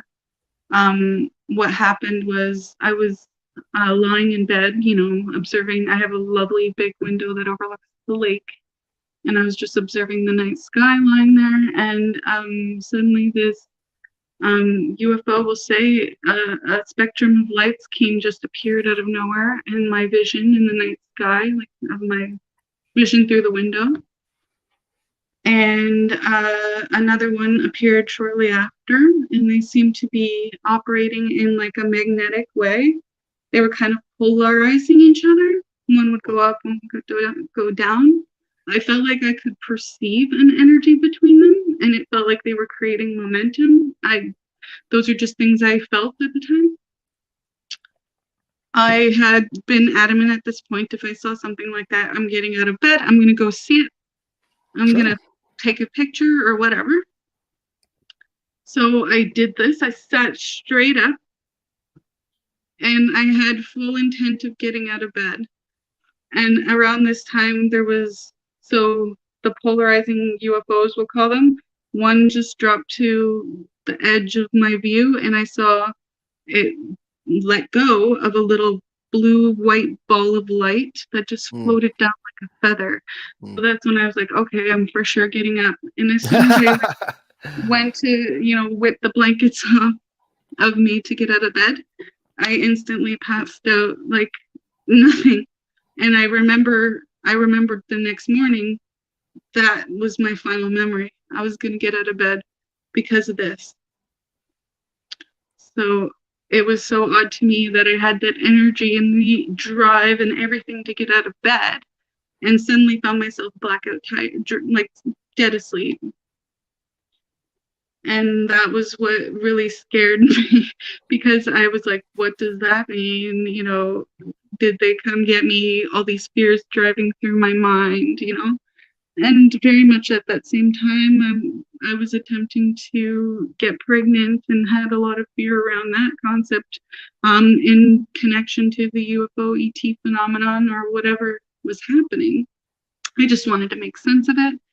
And I just wanted to know that like other people were experiencing it. I had no witnesses to many of my events and felt very isolated and alone. And every time I attempted to speak about it with somebody, I would find myself being ostracized from a group or losing friends as a result, simply for just trying to talk through something that was scaring me, and in a way that I could cope. So that's when I found the Experiencer Support Association, and I said, well, here's a group that's doing something that clearly I need right now and many other people would benefit from. And so I decided to join myself. As I was working through healing myself, I was volunteering for TESSA, helping kind of build the ideas around Experiencers Anonymous and kind of growing in my capacity to help as I evolved and dealt with the fear associated with this subject. And then I'm light years away from where I was in 2018 when that first happened to me. Light years, wow.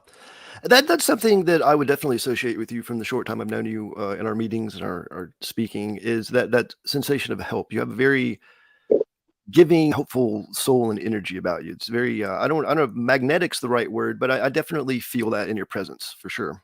Even if it's, in your Canada, I'm down here in Knoxville, Tennessee. I feel the same way. With it being Experiencer Day, this obviously we're here to showcase you and speak with you. But if you don't mind, I would like to maybe share my experience, my major one, with you, and maybe get your feedback or your reaction to that. Okay.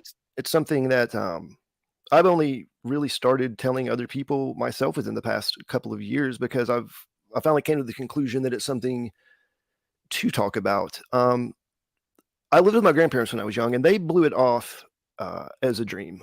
This incident happened at the time. It was nothing that was even like a dream. It was not a dream, and I was literally freaking out in this instance. And they just put it down. Oh, this is just a bad dream. Must be a bad dream. So I guess I just wrote it off as that in a way, but I never really did, because what I experienced was not a dream. I know that for a fact, because I've never had a dream like it. Nothing this realistic, and no dream that I've ever had has stuck with me in the way this has. It's undeniable, and I can't deny it. And part of my journey of accepting this too is it's odd coincidence, but here I am also joining forces with TESSA. But you mentioned earlier that sensation of wanting to get out of bed to find this energy, so to speak. And I remember being awoken by, I don't know, I guess you could say it's something akin to a helicopter or a loud truck, something that would wake a child up in the middle of the night, happening outside, right? Whatever it might be, you're awoken. And I remember a sensation of bright light and something happening in the backyard. Like, I need to check in the backyard. I'm roughly the age you were talking about, 6, 7, like that.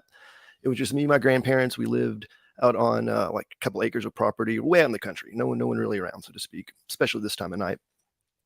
So I remember my little self going to the back door. I remember, of course, the doorknob being much higher. And I remember seeing an intense white, just not even white, like a bluish white light, so bright, just coming from around the door and coming through the little window in the door.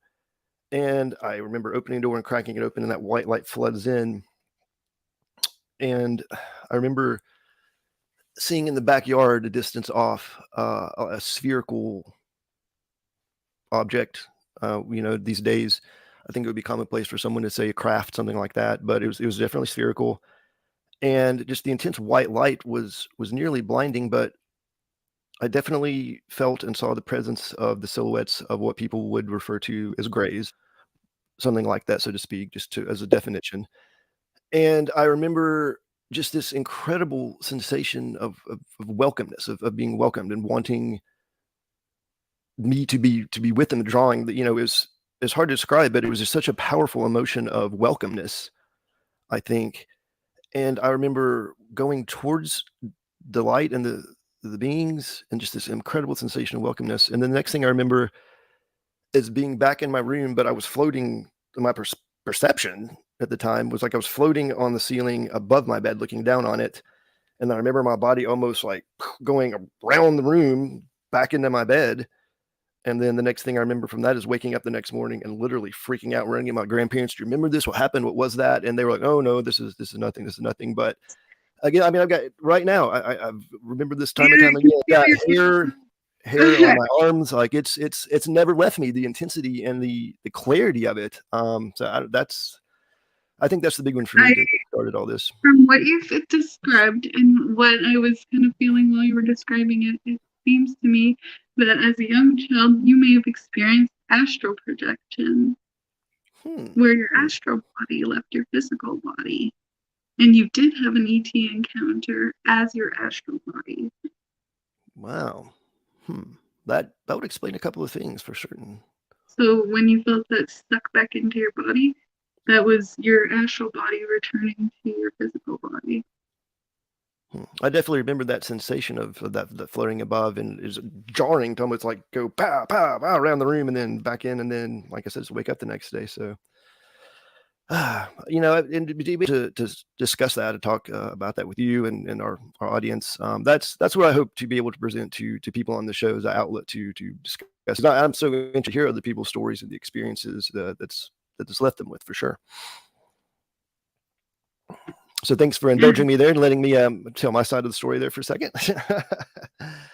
Absolutely. Like I had an astral projection experience around the age of 15, I would say, and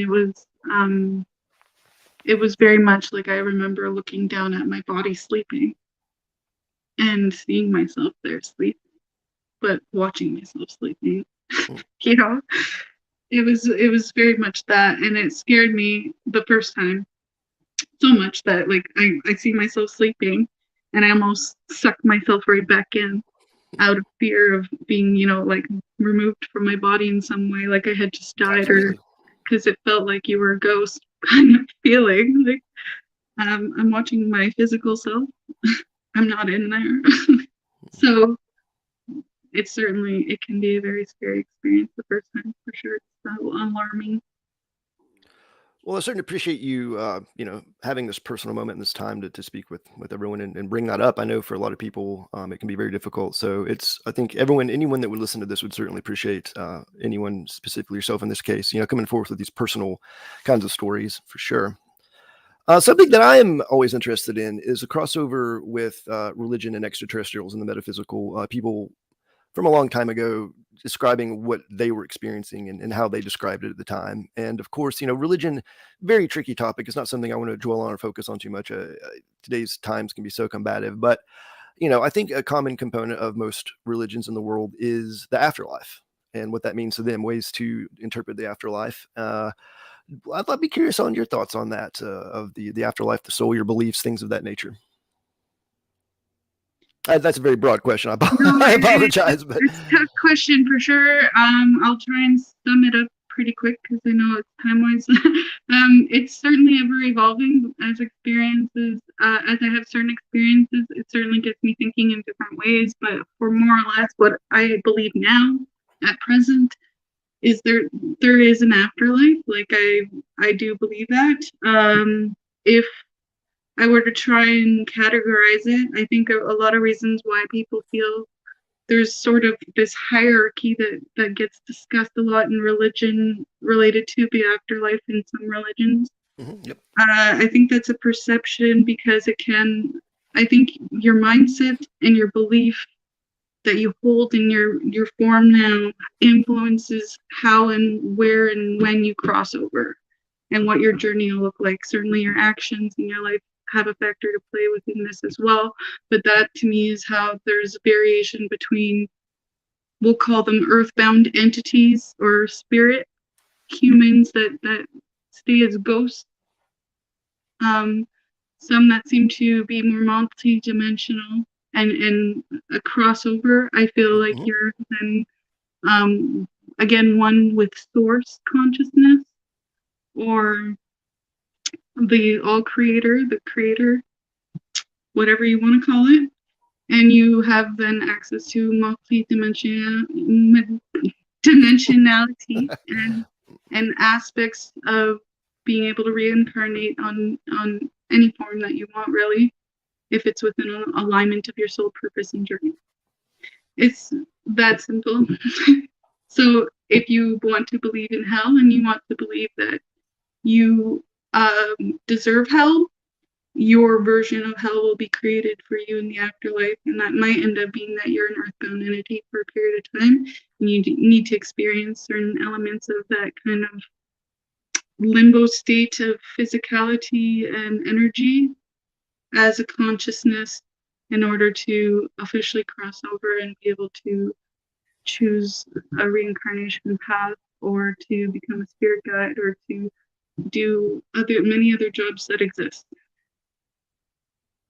It makes me think of lucidity, of lucid dreaming. You mentioned lucid dreaming, or controlling that dream. What you're describing here almost seems like that same aspect on the afterlife, perhaps the choosing your own path, so to speak. Definitely the manifesting of your own afterlife is something that's interesting to me as well on that, by all means. You, like we've mentioned, are part of your own little show, your own little hubbub here, Experiencers Anonymous. I know we're kind of trying to wrap it up here and get near the end, but would you like to talk about that for a second, promote that a little bit? Yeah, absolutely. So we started, or I helped start the Experiencers Anonymous meetings with the Experiencers Support Association. So right now I'm the only host, and we are looking for volunteers. So if anybody's interested in facilitating meetings in the future, please do reach out at experiencersupport.org. We'd love to hear from you or use a contact form on the webpage. But right now, I'm able to host one time per month Zoom meetings. So Experiencers Anonymous is intended to be a kind of peer-to-peer support group setting in Zoom.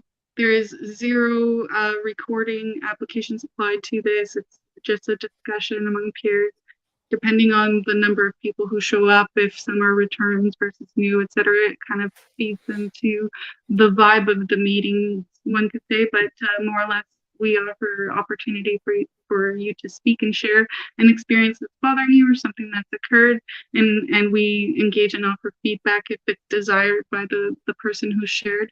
But you can also just join, listen to other people share their experiences, and take part in the chat and that sort of thing. Zoom has a lot of features that offer that much security, so that's why we use that approach.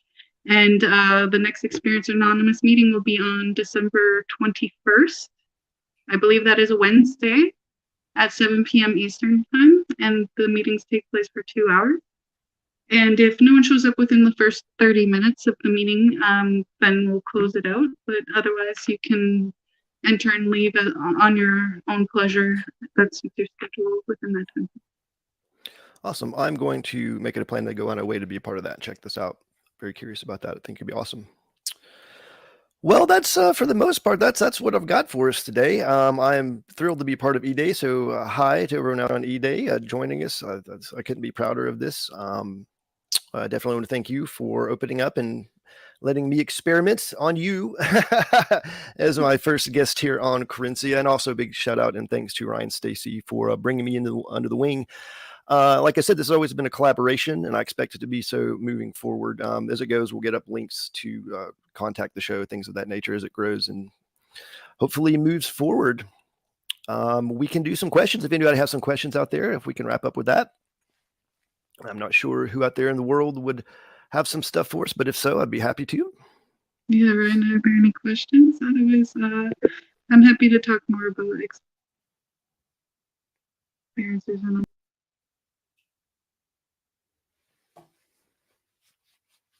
on Brick 2 himself here. I had a dream where I flew out the window, went downstairs, the top card in a deck by the sink. When I woke and went downstairs, that was the card. Now, that's interesting to me. That was something I was talking about earlier. The dream, you're mentioning that earlier, dream state, flying out the window, traveling around. What are your thoughts on this? I had a dream where I flew out of the window, went downstairs, near the top card of the deck by the sink. That's cool. Yeah, so that's kind of when we're in our astral form, you kind of have access to those sorts of skills. Like that's how a ghost or an apparition, earthbound entity, whatever you want to call them, that's how they would see. So they can see through the cards. So how tarot works. They can see all the cards and all their meaning. They can read in an instant like that, just get information. So that's more or less what happened. That person was like, oh, I wonder what card is in their subconscious mind, maybe not, but then had a thought that occurred, whatever it might be, the ace of spades, let's say, and got up the next morning and it was that card. That's probably because you actually astrally projected there and looked at that card in that way. And actually that's a really cool validation for that experience. So yeah, that physical connection to the real world of still having that, not only the cards be there, but that top card being the same. That is, I definitely think, a powerful validation. I think there's something with your mic. I couldn't hear what you were saying. We're good? Still good? Nothing has changed over here. Got me? No. That is odd. Nothing has changed on my end. Keep going. You got me? Did you hear me? I'm just going to try to...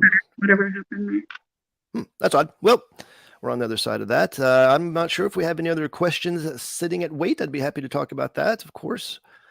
But other than that, I feel like we've had a robust conversation here, for sure. Actually, you know what? Something does come to mind. Speaking of the astral, now that you mentioned that, obviously, you're in the astral. You don't have... Okay. We'll get to that. You don't have a body. You can't physically interact with the world. You're on a different plane, theoretically. If you're in the astral form, can your energy interact with the physical world? Say, for example, can you have an intense manifestation of your energy enough to interact with the physical world, even though you don't have a body? It just came to mind. Yeah, no, I absolutely do think you can. It's not, I don't think it's easy, but I think you can, in that form, harness energy from around you. Like, so if we use the TESSA theory of, free electricity is around you, and then there's areas that are amplified. You have ley line considerations, you have natural water bodies, for instance, and aquifers, that sort of thing. But just in the air around us, there's literally static electricity. And if you were able and willing and working on this enough, you theoretically and I think can harness that energy enough to kind of create some form of physicality within your astral body, where you could at least move a physical object and influence a physical object in the 3D state realm, whatever you want to call it. No, that answers that question. It looks like we have one more I think we can fit in here from Scarborough Sasquatch Station. This is something I've heard mentioned time and time again in my life, and several books, novels, movies, all sorts of things have touched on this. If you die in an out-of-body experience, do you also die in your physical form? Yeah, I don't know. I don't know where this idea of dying in astral comes from, because you're kind of not like I get what you're saying. I think you can, if you hold enough attachment to your astral body that you feel that it is like your real body, you can and you died, which you can have a death experience in that form, certainly. You could, like the Matrix kind of like movie, influence your mind enough to think that it died, like to make it think that it died and actually die in the physical form. But I don't necessarily think there's a correlation between the two in that direct of a manner, but I think it's possible, right? And like, in your astral form, I would suggest the biggest thing to be concerned about isn't so much dying, but collecting energy while you're in that form and bringing it back to your physical body. That to me is the most likely state where you'll collect spiritual attachments, for instance, or some sort of heavier energy that can influence your physical state because it's tied to your spirit, if that makes any sense. And I'm not trying to inflict any fear within anybody, but it's just something to be aware of. Like if you're very centered in who you are and you don't really hold a lot of attachments, I think it's a safer place to hang out. If you're somebody who holds a lot of attachments in life, it's not necessarily the safest place to be. I wouldn't suggest people just go seeking that experience without a guide. At least your spirit guides, having a really good connection with them. So do you feel like you can bring, in that context, this is not something I've really considered, the concept of absorbing energies and bringing it back to your body with you? I mean, theoretically, that has the option to bring back harmful negative energies to your body as well. I mean, if you have experiences out on the astral that go too far, whatever it may be, having that negative energy come back is also an option. I haven't really thought about that.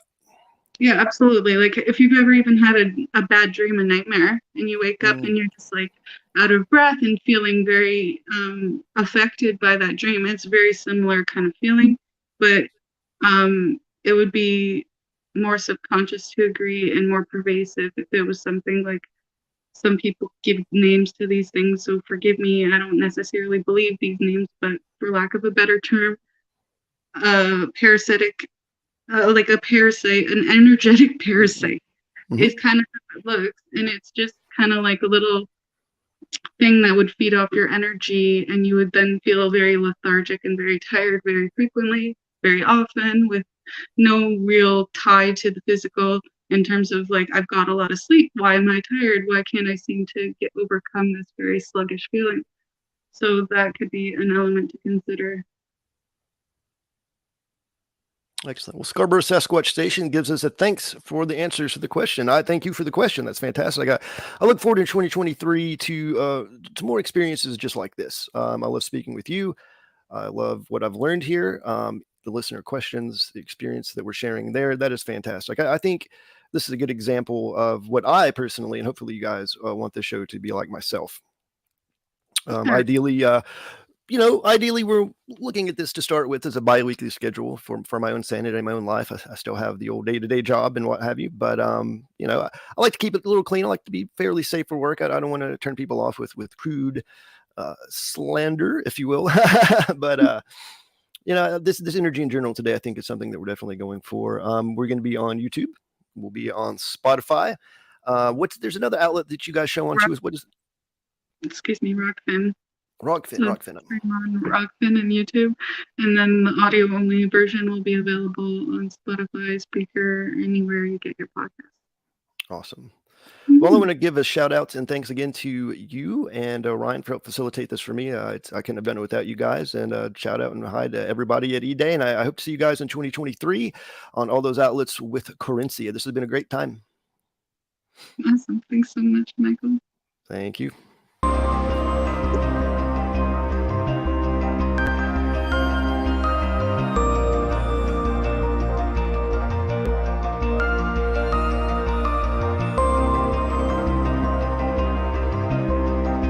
Thanks for stopping by. I look forward to sharing more with you in the future, and our cosmic doorway is always open.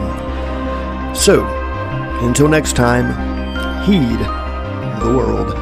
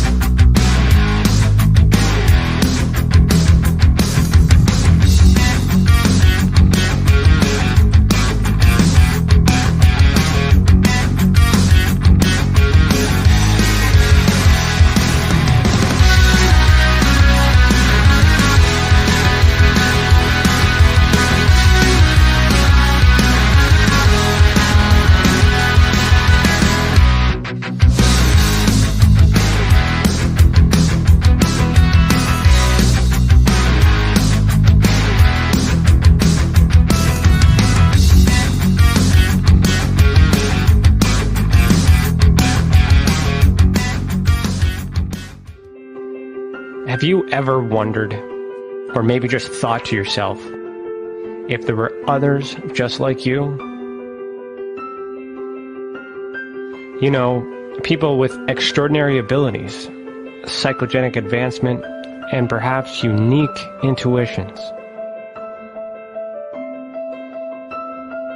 Maybe you just wondered if there were other people who experienced unimaginable, unexplained, or even unusual and paranormal events. Are there people who have more questions, more fears than answers? Well, you're not alone. You've never been alone. We believe you. Sign up for EA today.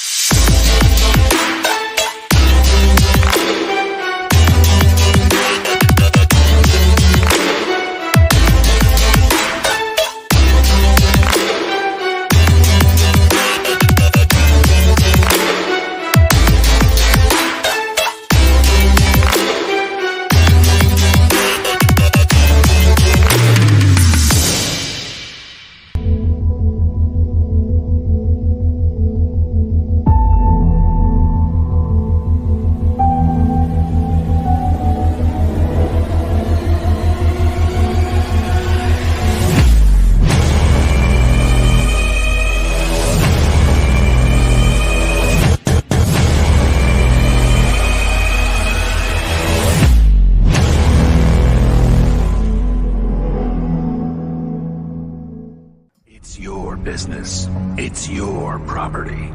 Your assets are worth protecting. Blacklight Investigative and Surveillance Services specializes in patrolling and inspecting residential or commercial property against fire, theft, vandalism, terrorism, and illegal activity. People and buildings are monitored to prevent crime. Keep your property, your people, and your assets safe from threat. Our elite staff are dual licensed private investigators and security guards. Blacklight Investigative and Surveillance Services. Go to blacklightiss.com.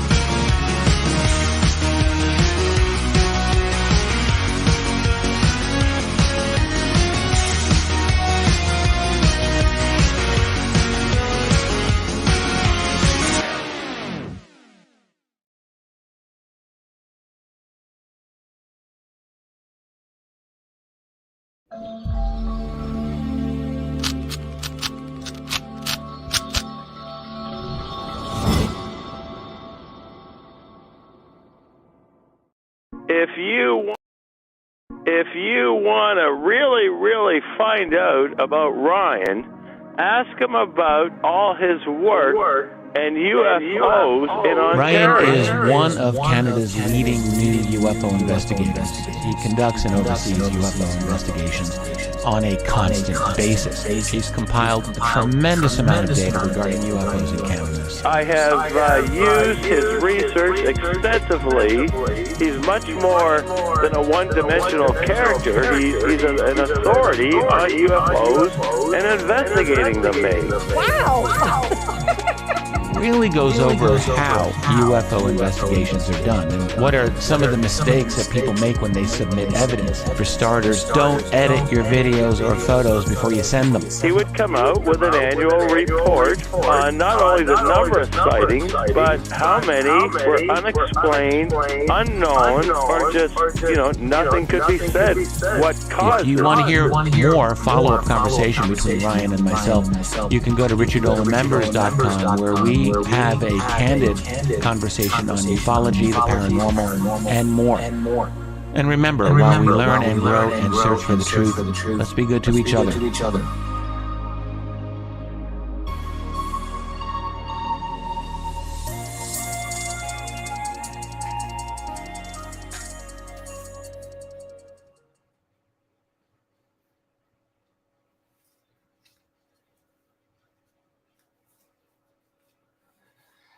Hello, everybody. It is E-Day. Thank you. Thank you so much for everything that's been going on all day. And I just want to shout out to Michael and Cece, sitting back, watching you guys do that. The first episode for Currencia. I was very proud to see both of you guys, come out of your shell and do those things. So that was great. Absolutely phenomenal. So thank you so much. And thank you for everybody in the chat. And whatnot too. So what I'm going to do today is I'm going to share with you guys a little bit of my 2021 Canadian Current Event Survey. So I'm going to go through that and show you some of the declassified documents that I've had. I'm going to go through the website, of course, of all these things for those who don't understand how these investigations work. So we're going to have some fun. So ask your questions. Cece is going to run that for me, and then I'll just basically do a Q&A at the end. All right. So I'm going to share my screen here. And so for those of you who don't know, I've already published a book called The Canadian Current Event Survey, which is the KDOR's event involving UFOs and UAPs in Canada. The reporting year is for 2020. I'm currently working on the 2021 and the 2022 report, and I'm going to share a bit of that 2021 report with you today. You can get, if you don't want to purchase the full report, you can get 18 pages of all the data on our website, and it is there. And here's a few reports that I've done previously. Another thing too, on our website, if you search up the document event timeline, the cases that I refer to in these reports get added to this database, so we can actually see when they happen and start tracking all that. So if you guys want to head over to the website, actually, you know what? I'll just put the link in the comment box for everybody here. Right. Ray, I saw your comment. I'm representing Canada today, bud. So Ray says, Ryan's going to chop lumber after this stream. Fucking hilarious. All right. Welcome. Glad you guys are having fun.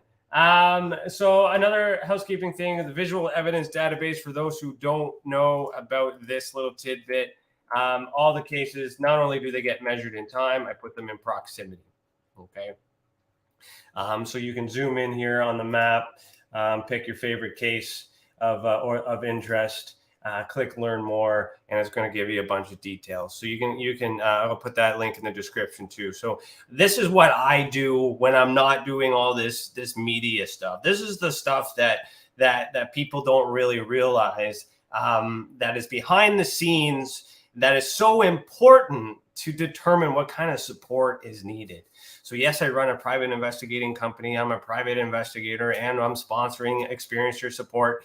It does appear to be conflicting, but that's a trust issue.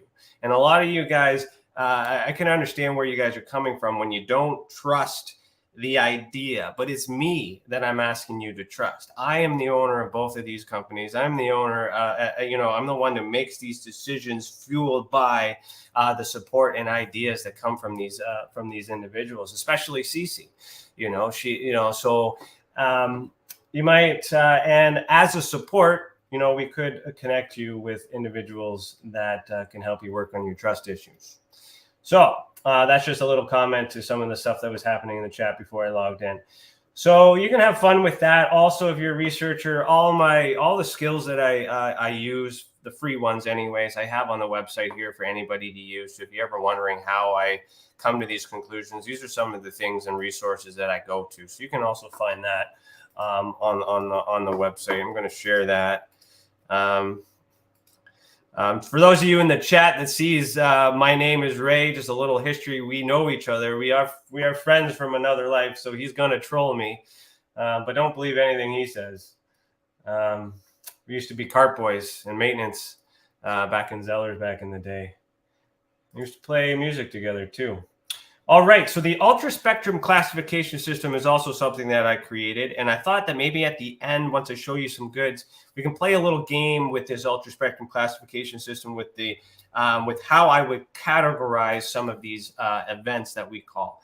The purpose of this ultra spectrum classification system is to remove some labels from these archetypes that we call these entities or these ghosts or these paranormal. All these things are labels and terms, but when I need to investigate them, I need to break it down to the minimal point in order to understand how to plan an investigation to come to the conclusion. So for an example, a UFO is unidentified flying object. There's a UAP, unidentified aerial phenomenon or anomalous phenomenon, whatever a word you want to use. So, but they're both the same thing, just different characteristics or different contexts, but they're also both could be the same. There could be different things and the same things at the same time, but what makes them brings them together. So if you look at the paranormal orb or these dust orbs or these ghost orbs or spirit orbs, the root for that is essentially an aerial activity. So that is the word that I use to describe anything that is in the air. All right. And then it gets subcategorized between a machine or a light. So if it's a UFO, a spacecraft, if it's a secret tech, if it's a drone, that is a machine. Okay. If it's an orb of light, it's obviously a light. But that light could also be attached to a machine, depending on how it's done. But when you're looking, but a light also could be a meteorite. It could be a whole bunch of other things that could be explained. Let me see if I can blow this up. Well, probably can't do it without, I can't do it properly. Let me see here. If I can, no, I can't zoom in. Maybe I can, hold on. There we go. I'll be referring to what I'm talking about here is actually the second part. So let me zoom in here so you guys can actually read it. So the paranormal activity, so the other category, is sensory display. So in my research, I've learned that everybody wants to take a photo and they want to get these evidence of these things in the three-dimensional world. But as we learned today, especially in the podcast before, Currencia, how do we categorize these events that may have happened in our dreams or in our minds or in our sleep, anything like that? So I select a category called sensory display to accept the possibility that some people see it with their eyes, some people see it with their mind, because the mind is the sixth sense. It is a sense.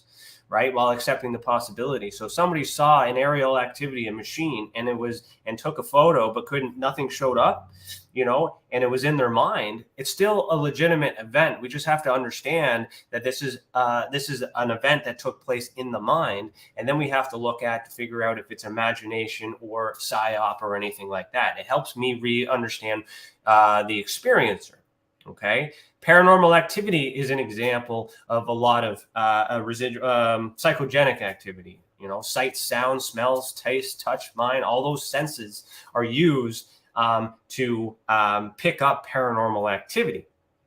So when you use words like poltergeist or disembodied voices, vapors, mists, shadows, temperature changes. These are sensations that change, but our senses sense that, pick that up. So what I'm interested in knowing is that, like, say for let's say a paranormal orb or a cold spots in the paranormal spectrum. Okay, you were able to feel the temperature change. That doesn't mean it's paranormal. It just means that you, as the experiencer, experienced a change in sensation. So I need to understand that, because when I do my research and I study, I'm not so much focused on the phenomenon. I'm focused on the experiencer. Why are they the way that they are? Why are they sensing this temperature drop? Then you use machines to verify whether that happened and all this other stuff. So that's kind of the idea of that. Then, of course, we have visitation. I use visitation instead of abduction because abduction implies a negative connotation. Sometimes we get visited pleasantly by angels or not just demons. And that's our personal interpretation of what those entities are based on how we judge them by the way they look. We judge them by what they do. And we have these preconceived thoughts or ideologies around their intent when it may not be known. So a lot of these fears and stuff come from ourselves, but it doesn't negate the possibility that it happened. So the constant is you were visited by someone. Now, did you have a mental experience, a physical experience, or a hybrid? And a hybrid is when I see this phone in the three-dimensional world, but this phone somehow is communicating with me telepathically. So that is a hybrid experience between mental experience and a physical presence. The other thing I'm measuring is whether or not this contact was invited or uninvited. So with it's uninvited, I'm sleeping maybe, or I'm walking, then all of a sudden I get this vision, or I see this thing, I don't know what's going on. 9 times out of 10, those are the things that are happening. Uninvited could be normal. It's just normal things of life. It's not paranormal. These are just normal things that happen. If it's invited, those could come as a result of intentionally meditating or intentionally doing yoga or intentionally going to sleep and doing astral projection, all those other things. So that's how you would get these. That's getting into the psychogenic part, the consciousness part, but that's getting a response with a physical being that's visiting you. Okay. Then we get into beings. So beings observe with the intent is unknown. So we see these beings and we don't know why they're there or why we see them. We don't even know if they know that we see them. Right. So again, so that subcategory or the type for that is cryptid, humanoid, paracryptid, and apparition. So cryptid, cryptozoology, so which Alex Mistretta will be in later on today to talk about African cryptozoology.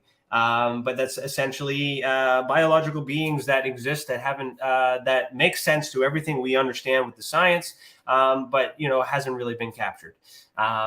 A humanoid could be a Men in Black or these black-eyed children, or I don't know of any other examples I can think of in my head. Anything that looks like a human being, but you have this sensation or this idea of characteristics to indicate that they may be extraterrestrial or from somewhere else. Then we have paracryptid. So that is a word actually coined by Alex Mistretta. And we're using that word to describe anything that's not normal. So Mothman could be a cryptid, but it's paracryptid because it's not a normal cryptid. It doesn't, biologically, it doesn't make sense. It's got legs, but it has wings and all these other things. Bigfoot could be a paracryptid. Alex will argue that it's a cryptid because he doesn't believe that there is any association with the UFO or paranormal phenomenon, and he has a background in anthropology. So I'll let him have that, but it's still, as far as evidence goes, it's still possible that until we find or capture a Bigfoot, that they could be extraterrestrial. It's still possible. Right. So this is a place to categorize that and keep everybody happy. And then, of course, we're looking at the different types of body types, of course. So the categories there or subtypes would be bipedal, so 2 feet, quadruped, 4 feet, aerial, do they fly, aquatic, are they in the water, hybrid, so a combination of any of these things.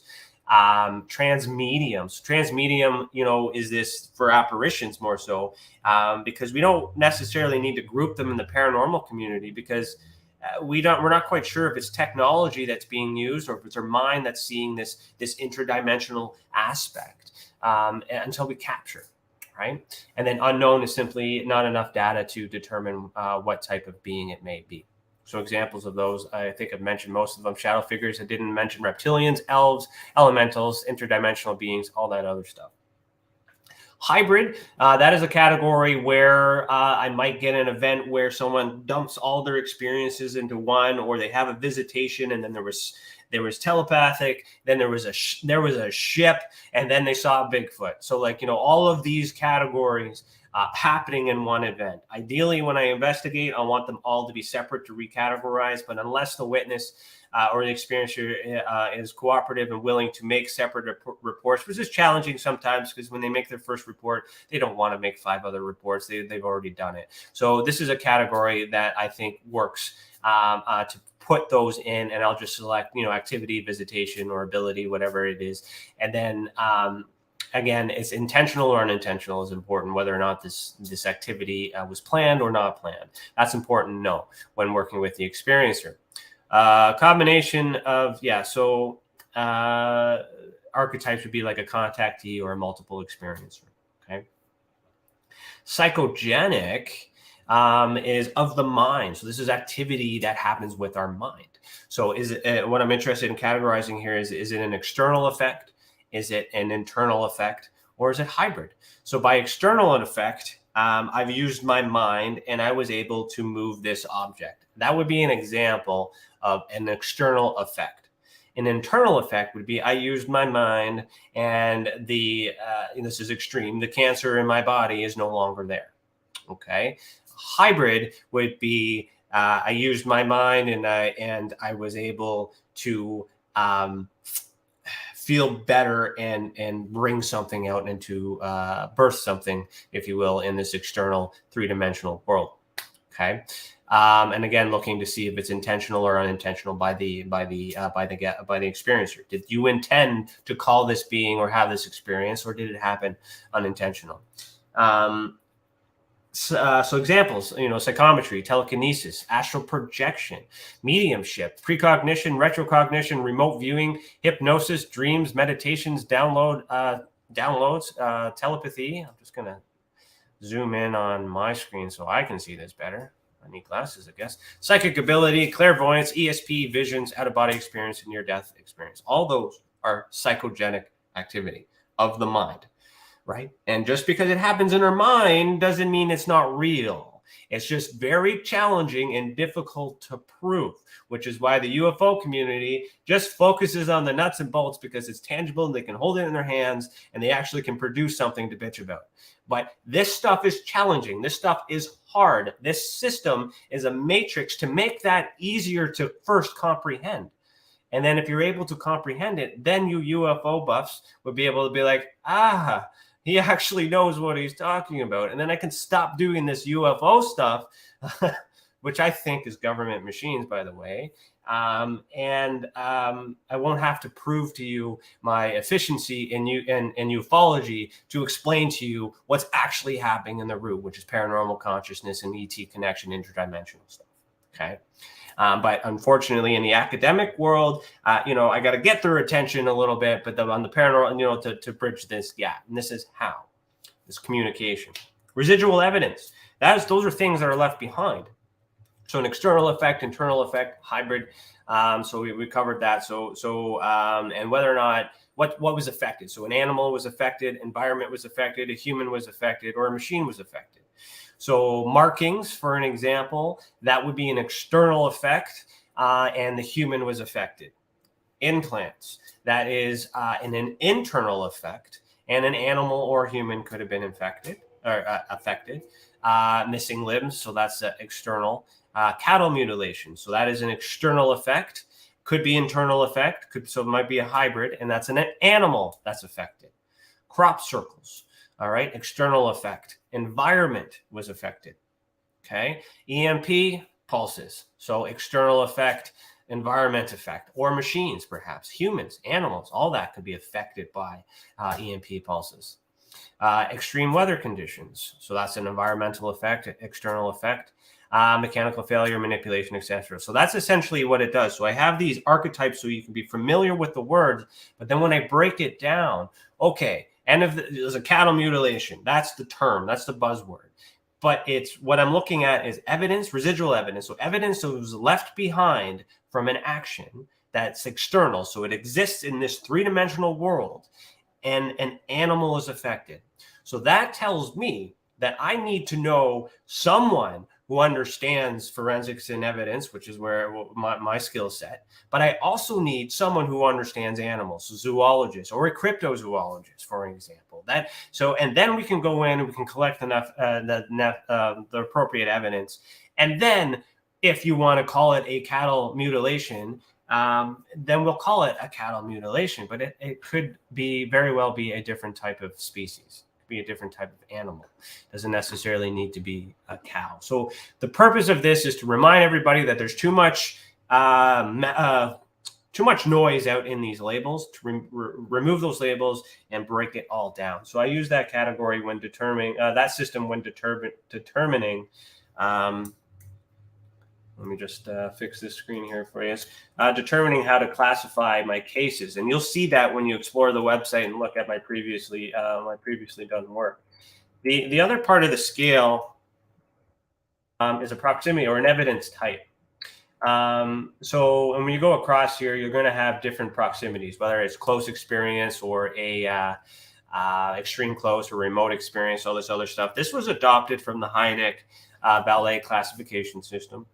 His original scale would be this close encounter scale. I removed the word encounter because encounter has a negative connotation. So experience also allows the possibility of measuring positive experiences.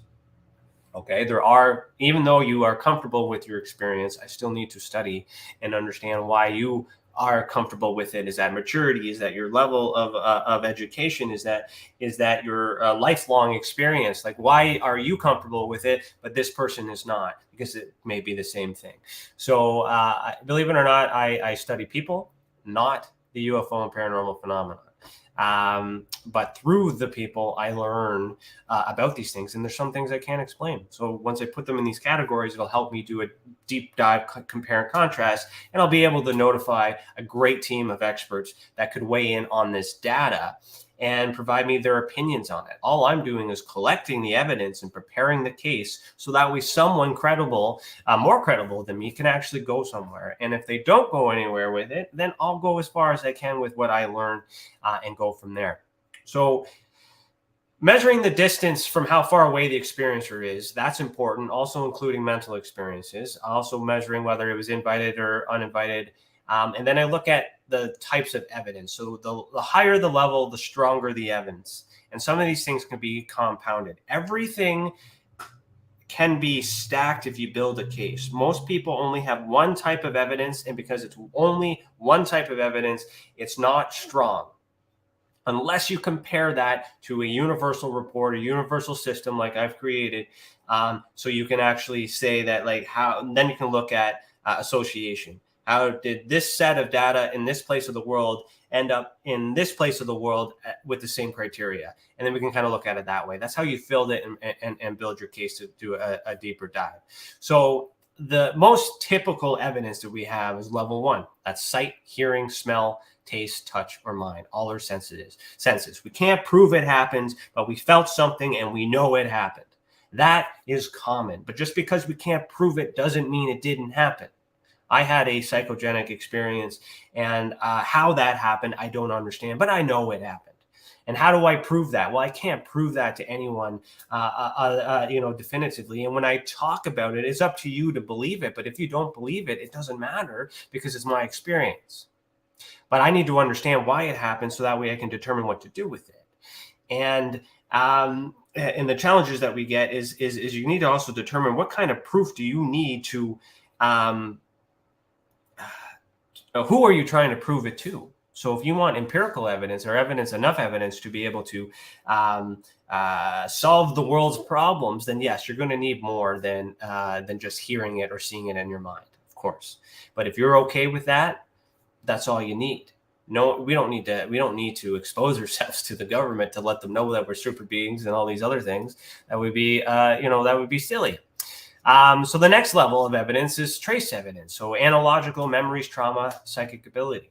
So these are things that are kind of left behind. So analogical is a term used for art or drawing. So just because you saw it in your mind doesn't mean you can't draw it out. And by drawing that out, that becomes a stronger piece of evidence because you're pulling that from what I call the ultraspectrum.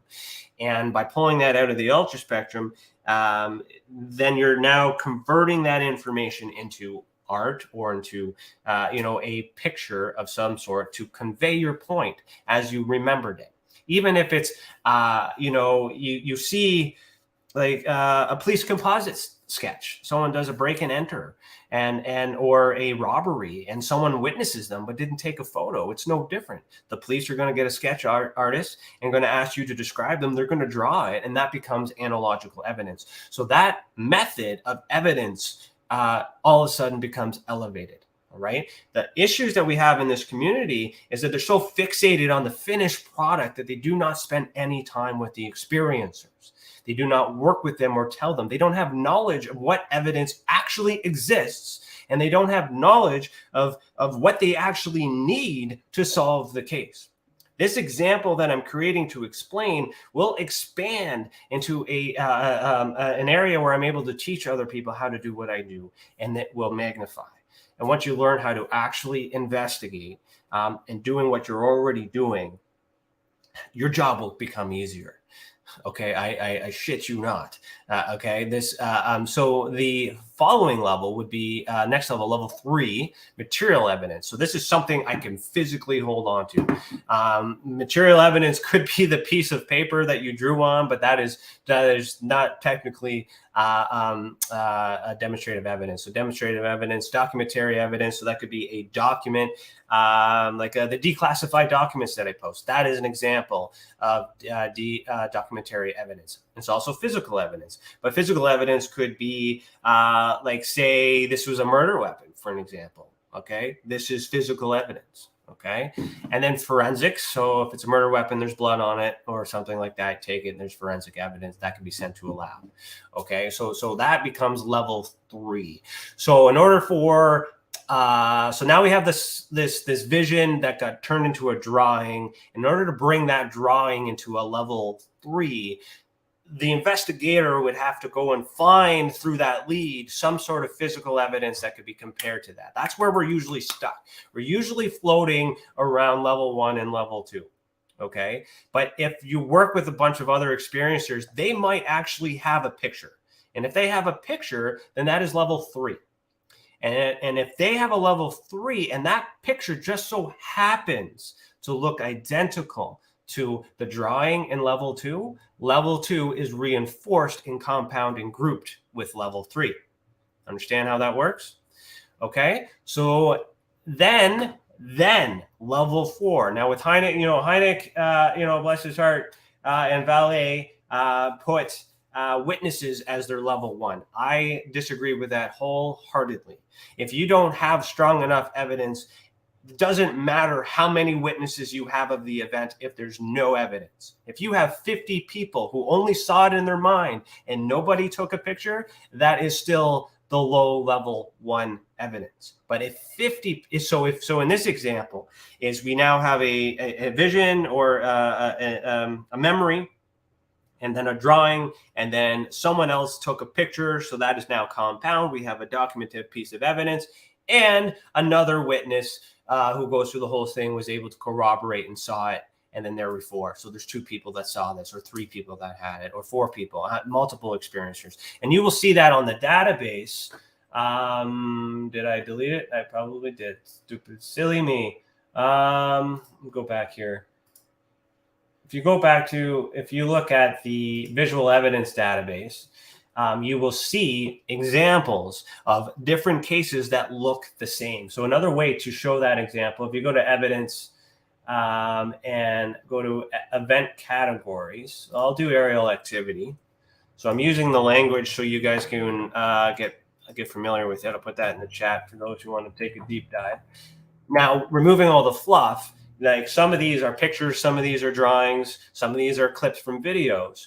But what you're starting to see is this pattern. Okay, so let me, I know, for example, open this image in a new tab, and then I'll go to this one here. 2 different cases, just for a quick example. If you guys want me to talk about any of these, you can go and look at the website on your own accord. But here's a case. Here are what appears to be aerial activity, right? Which would be, in this particular case, it's in their mind, or it's a memory. So that would be a sensory display, aerial activity, and it doesn't appear to be a machine, so it's categorized as a light. One, and you can call that a UFO, you can call that a UAP, you can call that whatever you want.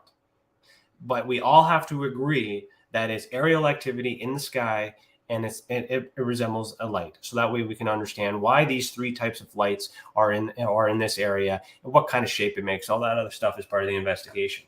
Now, the same criteria, same situation, a little different type of artist who doesn't draw quite as well as this individual, because that's another variance you got to look into. Not everybody can draw, but these things look very similar. So again, not a physical object for documentative, but if you look at the testimony and you look at the comparison and you look at the dates and you look at where they are, this suggests that both of these individuals are able to see these same things. So what are these things? Which is why we need more data to group together to figure out exactly. And then again, in 1967, in United Kingdom, another place in the world. So both of those first ones were in Canada. And this place here in the UK, it looks very similar, and it's only one. So we can't assume that these are 3 individuals, but these are just what they remember. That could be a triangular craft, and they only saw the lights. We don't know. We're going to look into that a little bit further. So there's just a quick example of compounding the evidence there. So then you have witnesses, that's level 4. And then, of course, the one we all want is level 5, which is your also matches with Stephen Greer's CE5, which we're trying to make contact with. So that is also valid for seances in the paranormal world. You have back and forth communication with validation. So you know that you've asked for something and you got it back. Immediate reactive response. So you meditate, you ask for something and you see it, right? But you've at your, so that kind of is a circle here. You've had that experience, and technically you're sitting at a level 1. But when you become a level 1 and you go through the process of investigation through us, and we build this up to get to at least level 2, and then hopefully match that up with level 3s. Those are going to be the tricky ones. 4 is going to be rare. But when it becomes level 5 is after we've gone through all that table and we have all that evidence, and you have witnesses that have the same evidence that were interviewed separately and compare and contrast, then we have level 5. Now that is the hard one to get. But when I follow this process over a few years, I have a 4-year study that I'm working on.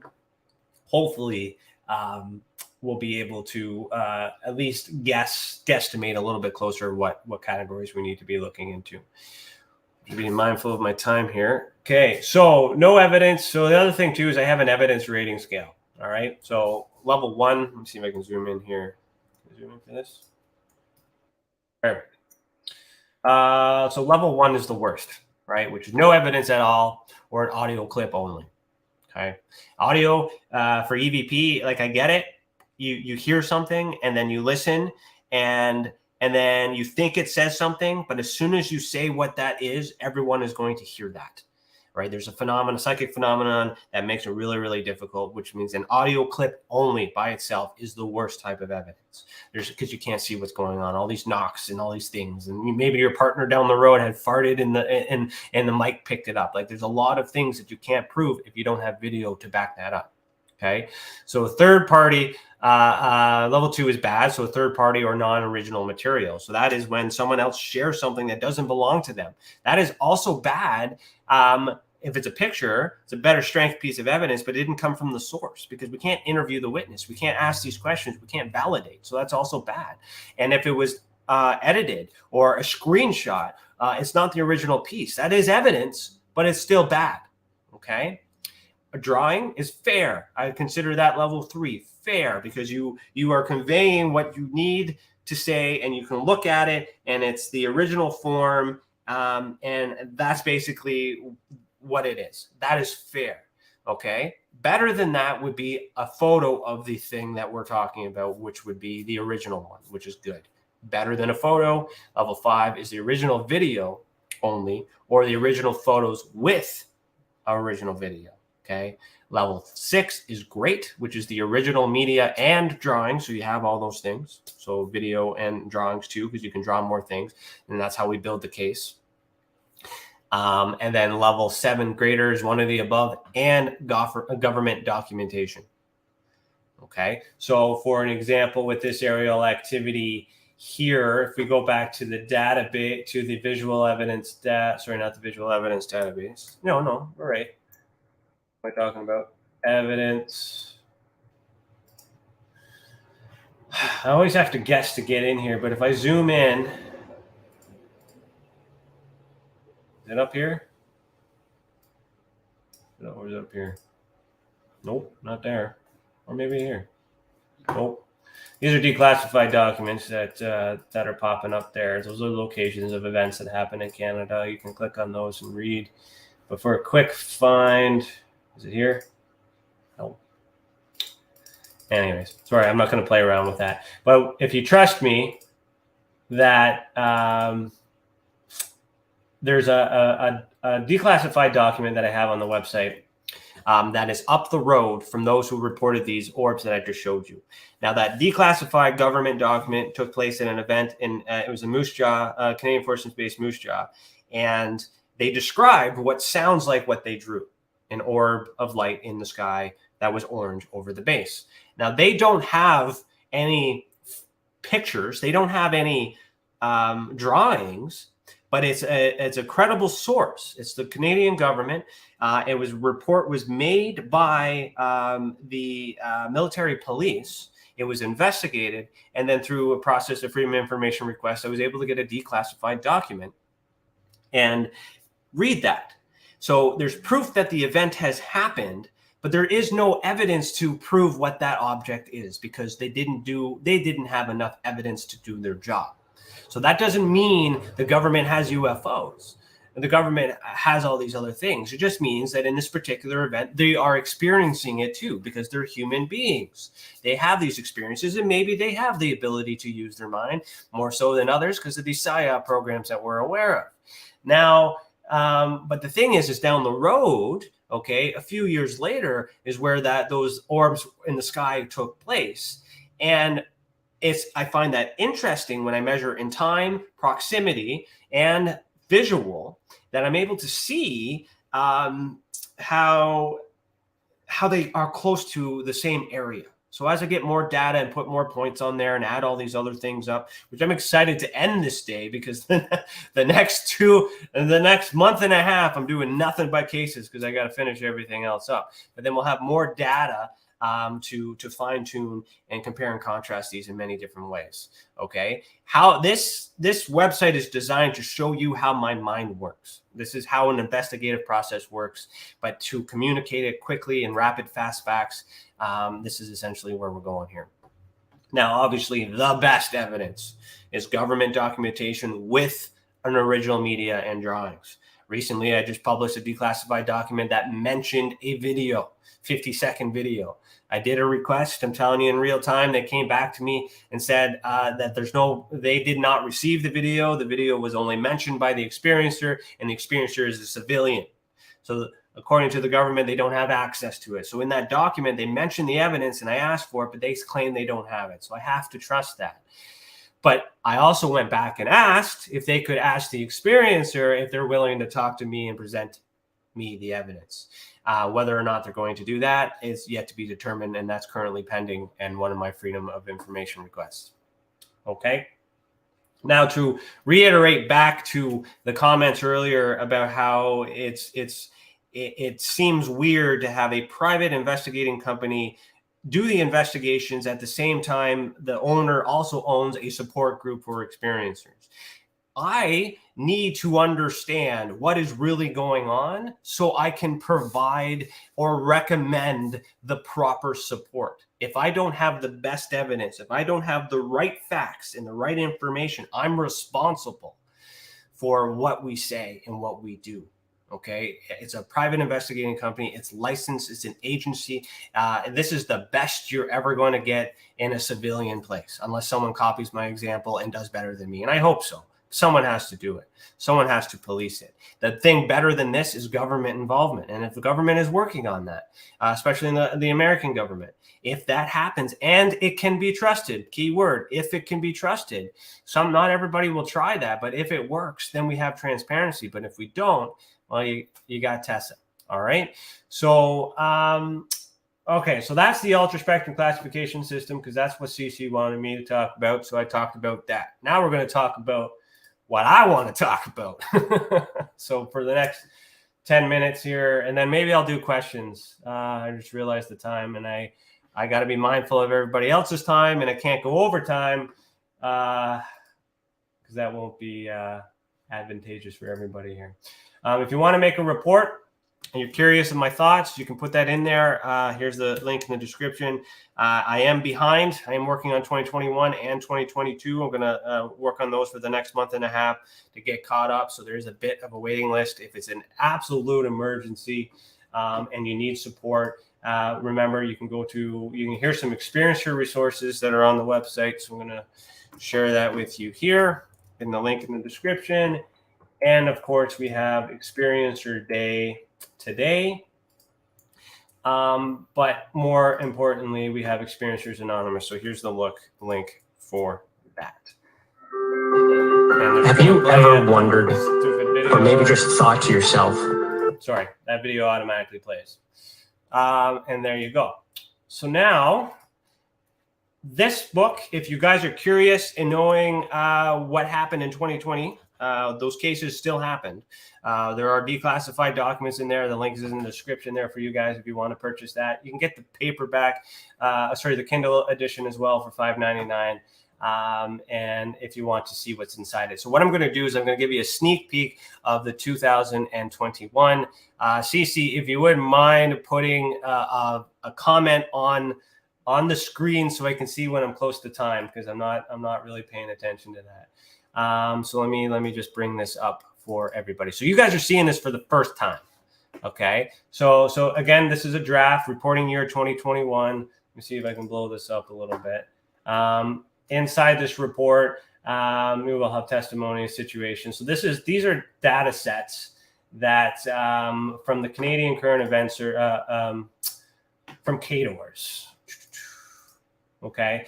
I mark so these are reports that come from Transportation Canada, and they mention something that is unexplained. So UFOs. Okay. Anything highlighted in green got my attention and thought it might be some secret tech or something like that. And I did a Freedom of Information request. Everything else is in here. Okay. So I just rotated the one to show you guys as an example there. And let me just skip through. And then what I do is I start to table that data. Okay. So for 2021, Ontario had the most events, and so did BC. Okay. This chart here is the height. I like this one because you really don't get an idea of how high these things really are in comparison. So you start to see a little bit of normal. All right. I'm good with numbers. I'm good with patterns. And once I understand patterns, that's how I'm going to solve this riddle. But what's interesting here is like these heights where these anomalous experiences are happening, right? And these are usually the ones that I'm reporting on. How many objects are seen? So 132 seen one object, so that's typical.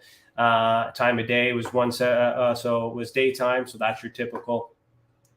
Your typical month is in June, July, and August, so it's usually busy. Why? Because people are outside.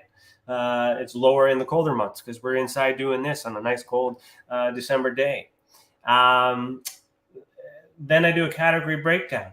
So out of those, 114 of them were categorized UFO.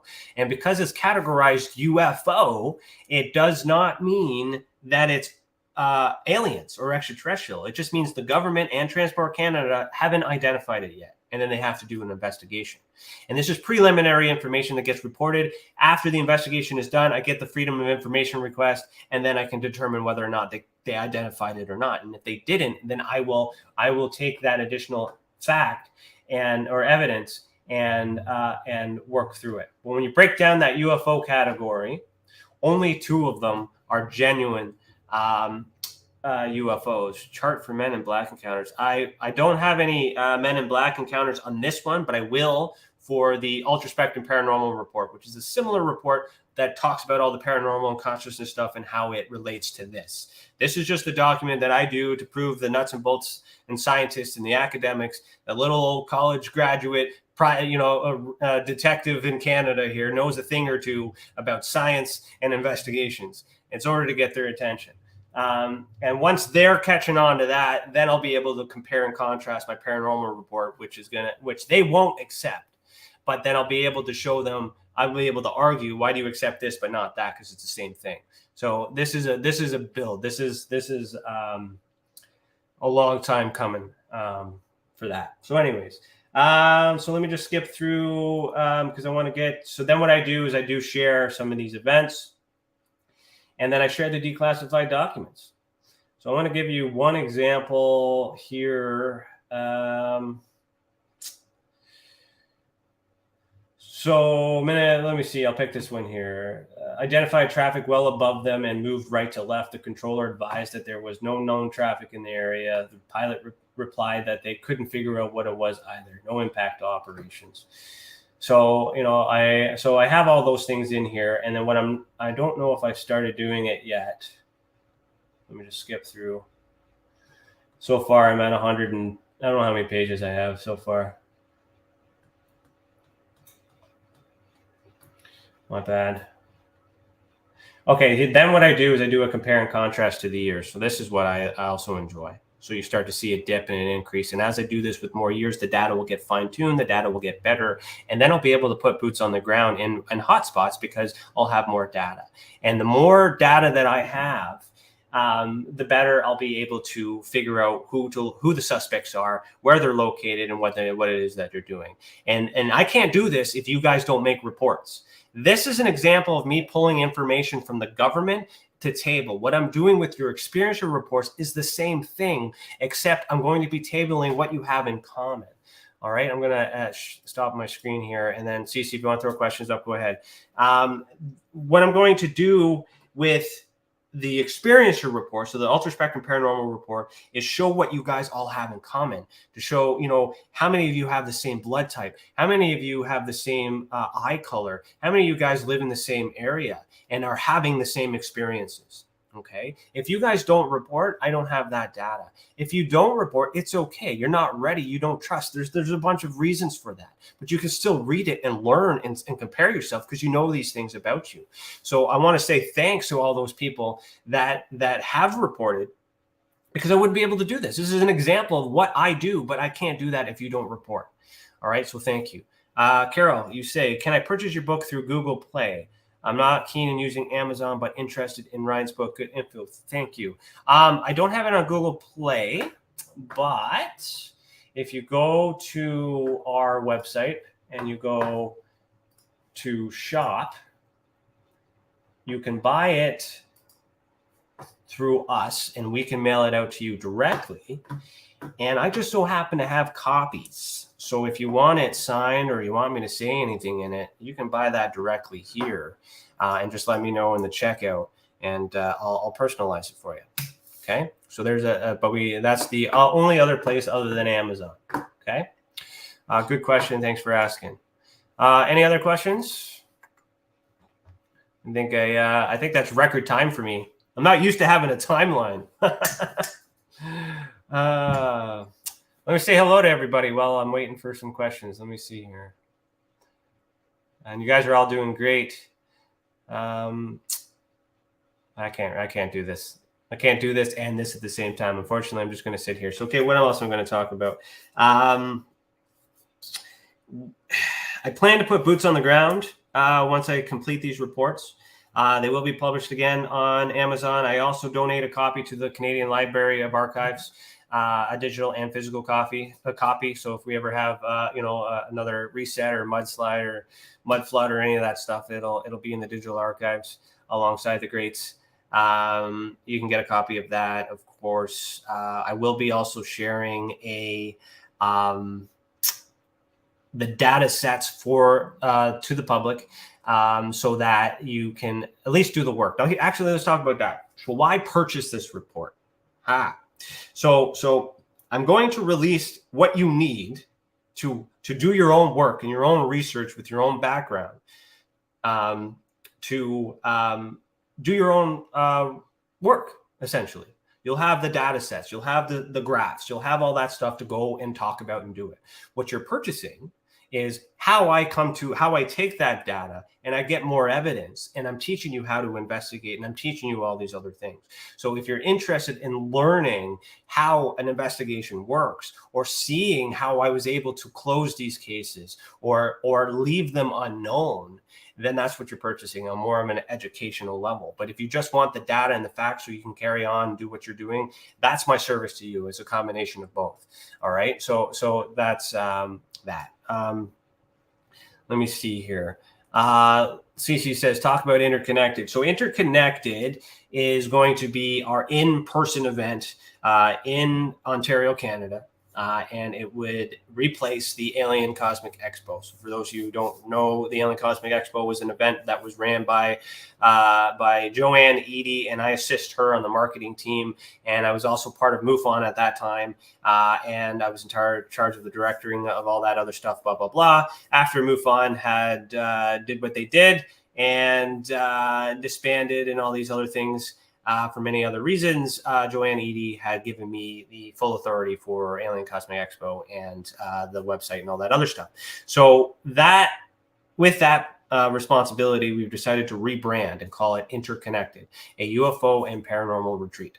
And the idea is essentially what we're doing here: create support, but you're going to be able to.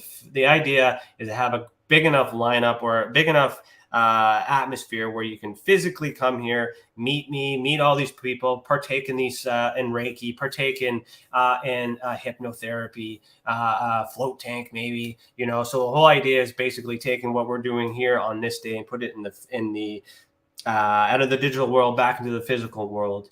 And maybe I will. Well, this time next year, goal is to have the academy up and running, so that way I can do a workshop and teach you guys a couple tricks to help you guys do what I do. And if you guys learn how to do it, then the hope is that maybe you want to join my investigating team, and you can help me with my work, my research, because there's a lot of things to do.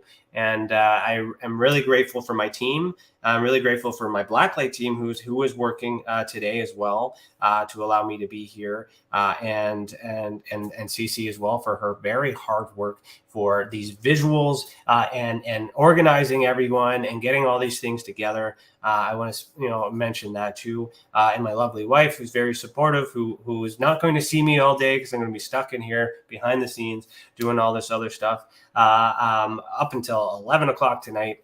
So I just want to put my shout out in there. If you guys want to follow me, you can directly, you can go www.facebook.com/heedtheworld. And you can also find me on Twitter. But I want you to subscribe to the YouTube channel, of course. And I want you guys to get familiar with the Experiencer Support Association. Everything you need as an experiencer will be here. And if you don't have it, send us an email. Tell us what you want. Tell us what you need. We're trying, but we're creating these things based on the complaints, based on what people say they need, but we don't have, right? So I think I'll leave it. We got 7 minutes. Can I leave early? Is that real? Am I allowed? Any questions? Let me see here. Hello, Lisa. My name is Ray. Why'd you facepalm? What did I say now? Oh, hi, CC. You popping in? Yeah, I figured I'd pop in. What up? No, I just figured I'd help you out with finish your segment. Yeah, I got to exit myself, but I don't know how to exit myself while I'm here, so I'll figure that out. You did great, and I think that was a pretty great overview of TESSA's investigation process and Is that what you wanted? Is that what you asked and why for? Blacklight's involved and how that affiliation works, and know that actually does cause some people I guess a little apprehension to submitting a report to us simply because of that affiliation and that connection in the name surveillance. But there's by no means are we surveilling you as TESSA, and any information that's collected is your personal data, and it's protected, as Ryan mentioned, Protected by law. We have to by law. So what's important is it's not for everybody, but those who do report, it's more so quality over quantity. I'm able to, if you know how to investigate properly, a single case could take you years. So as long as you're able to extract all the available evidence and compound it and come to this conclusion, I don't need to investigate everyone's case and every experience and every single human being in the world. I just need to do enough that are willing to go back and forth and give me additional information that trust me, and a lot have. And with that, more people will. And if you're not ready, that's fine. But Experience Your Day and Experience Your Anonymous, that is something you should do, because you get the chance to speak, you get the chance to share it, and you're not keeping it inside. You don't have to be studied, you don't have to be investigated until you're ready. And it doesn't matter when the event happens, whether it's fresh or not. But if you're watching this and you're going to report later, do your drawings, because I'm going to be asking for it, because I need it fresh in your mind. Yeah. What do I got? 5 minutes? Yeah, you got exactly 5 minutes. And my name is Ray. Just made a comment. He says, just some of the stuff I read makes me face palm. And I can relate to that very much. Yeah, no, I gotcha. The interesting thing too, especially with this whole, I have to investigate all of these types of phenomenons. But what I have been doing is listening and understanding all these factions. Why you think it's UFOs, why are you fighting for disclosure, is understanding that. Some people recently had a bird about podcasters charging for their time, and that became an ethical issue and a business issue, but it was still what I was interested in the conversation. I didn't care whether someone charged or not, it didn't matter, but I was interested in why that upset these people. And by talking to these people, I learned, well, this person's upset because they can't afford it. This person's upset because he's got an ego the size of the entire earth. But doesn't change. That helps me understand why they're upset. And then I understand that they're upset. Doesn't change the fact that these people have the option to do whatever they want. And so you don't have to report, but you have that option, and that option is always yours. That report is yours. That experience is yours. Report to as many people as you want. Share that. Be selective. Be protective. But when you're ready, I'm ready 2 years from now, because I'm behind on schedule. But when you're ready, I'm absolutely ready. We got any more comments here? No, we have Lisa Savoy saying, Ryan, I have the rest of my stuff for my report soon. I sent you some of it. I have what you sent, and as I said, you're part of the first batch that I'm working on next week, so I will get back to you soon. So thank you, Lisa, for letting me know. So I'm gonna end it. So thanks for watching, everybody. Stay tuned for my segment next. Yep, Cece's next, and she's going to be filling the big shoes today. So I'm excited to see that. And good job with the podcast, by the way. That was for both of us. That was amazing. Awesome, thank you. Okay, thanks for watching, everybody. Keep your eyes in the sky. Say it with me. Heed the world. Heed the world.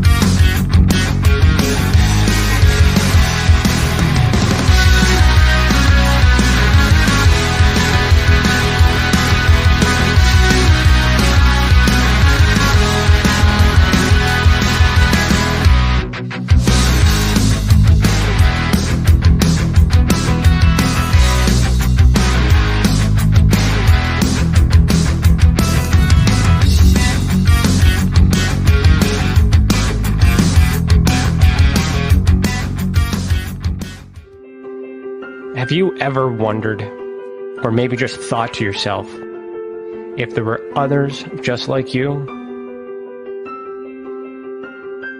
You know, people with extraordinary abilities, psychogenic advancement, and perhaps unique intuitions. Maybe you just wondered if there were other people who experienced unimaginable, unexplained, or even unusual and paranormal events. Are there people who have more questions, more fears than answers? Well, you're not alone. You've never been alone. We believe you. Sign up for EA today.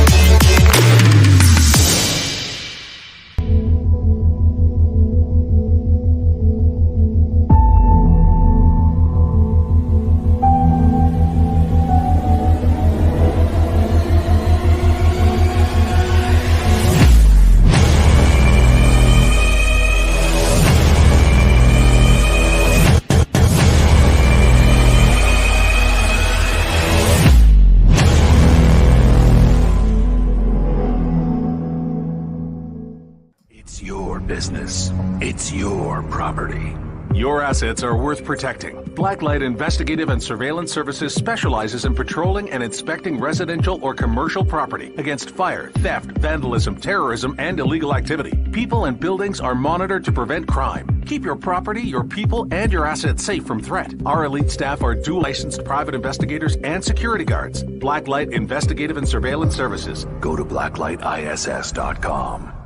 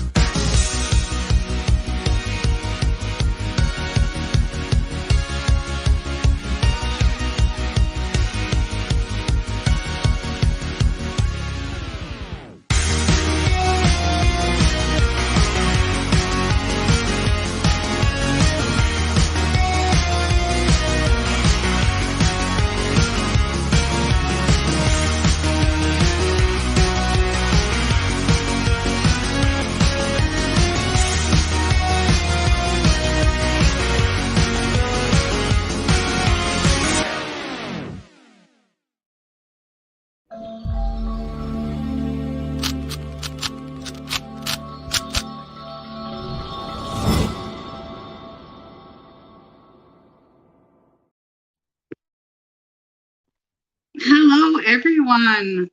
My name is Cece, and some of you may know me already from the Experiencer Support Association. I am the Experiencers Anonymous meeting facilitator. I do administration work with the Experiencer Support Association, help out with a whole facet of things, and I work with Ryan Stacy. I also was on earlier for our premiere episode of Currencia, which is a new podcast being presented by the Experiencer Support Association. And I had the lovely pleasure of being interviewed by Michael Doherty, and we were able to get into a few of my experiences and a bit of my background. To kind of jump from there, just a brief description of myself. I consider myself someone who works more with the energy of the planet, and how I observe that on a quantum scale is kind of like a combination of Earth's energy grids on the physical plane, as well as surrounding Earth. And I've come to perceive that more as humanity, their energy individually, as a collective and separate. I can get into more detail around that, but that's sort of how I operate. I focus very much of what I do. If I was to say identify as a witch, which I have for many years, and I'm starting to veer away from that as part of a label that I'm applying to myself, sort of still figuring it all out, if you will. But all in all, that is how I operate. I see myself as somebody who is maybe an agent of Gaia, if you will, and of humanity. So I work and help people find themselves to align better with their higher self, their truest self, whatever you want to call that, for the betterment of the planet, for the betterment of humanity, as we all rise, we all come together. That is my belief. Once you experience an understanding of what it is to be oneness with yourself, oneness with the universe, the welcoming that's associated with that, the feeling of insurmountable love, you'll comprehend what I'm saying. But until then, I'm happy to help guide as best as I can through the experiences that I've had that have shaped my worldview today. But I want to just chat with everyone about spirit communication. So talking with spirits, what that means and how you can integrate that into your own experience. I'm a firm believer and advocate, as I mentioned in my interview with Michael, of developing psychic abilities, if you wish to call it that, to the individual each having that capacity, just more or less working your brain and being able to build this bridge to communicate with your higher self, with your spirit team, if you will, your angels, your guides, your ancestors, so that you can ask for guidance and use that to help further your personal goal and journey in this life. And so I'm a very big advocate for each of us has a very different brain. We all have our natural expression. And when we use that in this world authentically, and we present ourselves as our most authentic selves, that's when we're most in alignment with our soul journey or purpose. So I am all about that. I'm hoping to start a podcast on the Experiencer Support Association as a members only podcast, where we would dive more deeply into these elements, which would be available to the Experiencers Anonymous here and up. So if you haven't already, please consider becoming a member of the channel, and look forward to engaging with that audience on a more one-to-one basis, and maybe doing some more collective reading and energetic reading forecast sort of thing for the days ahead. So just to offer some insight into how you might want to be, or you may be able to communicate with your own spirit guides. For me, a large aspect of it is meditation. I know there's a lot of connotation around meditation, having to silence your mind, and many folks, especially neurodivergent people, having difficulties doing that. I want to express that although that's an element of meditation, that's not all encompassing. And meditation can occur when you're simply walking and allowing your mind to kind of enter into a trance, like I would say almost daydreamy state. That would be when you're most likely to, like, that, I guess, frequency of the mind is when you're most connected or able to connect with the ethereal or the ultra spectrum, as TESSA comes to describe it. So to dive into that, so if you're able to access a trance-like state very easily, and this comes with practice, you'll find it, you'll gain that discernment between what is you, what is not you, and also what is the ego, and how the ego speaks to you, and how you speak to you, how your higher self speaks to you, how your guides speak to you. And you'll, through time, through practice, through patience, and simply dedication, you'll find yourself being able to discern between those elements of the mind, and gain that comfortability and confidence within your spirit communication. Again, I genuinely believe that everyone can do this. There are so many ways to communicate with spirit. You can do so simply by channeling in a meditative state and asking questions and seeing sort of what responses you get. A really great way to do spirit communication too is to look into a mirror. Believe it or not, that's a great way to connect with your higher self as well as your shadow self, ego self simultaneously. It can be a very intense process. You can also use mirrors to see past lives, and you can learn a lot about mirrors and mirror magic just simply through witchcraft, those sorts of occult practices. There's a lot of guidance on how to use that. I'll allow you to do your own research and to seek out what you feel in alignment with, if any, to integrate into your own personal practice. I'm going to offer some examples and things that you can do. The number one thing to understand about spirit communication is within yourself, the associations that you've created within your entire lifetime, subconsciously and consciously, those will be used by spirit to connect and communicate with you. If you're an individual who finds yourself having a lot of tinnitus, ringing ears scenario, that could be an indication of spirit communication, but please get that checked by a doctor to be certain. However, if you say find yourself in a situation you've guaranteed you don't have tinnitus, and these are not constant, and you get an ear ringing scenario, I advise you to simply close your eyes and attempt to tune your mind into the frequency of the tone you're hearing. And you can do this if you're very great at visualizing, which I'm not, by simply visualizing an old radio and you're tuning into that frequency. You may be somebody who has clairaudience, and there are several clairs. I'm not here to pigeonhole anyone into a category, because I think they're all available to us, and I do believe they're all interconnected. But if you're interested, you could look up clairsentience, clairaudience, or just simply the clairs as it's known, CLAIRS.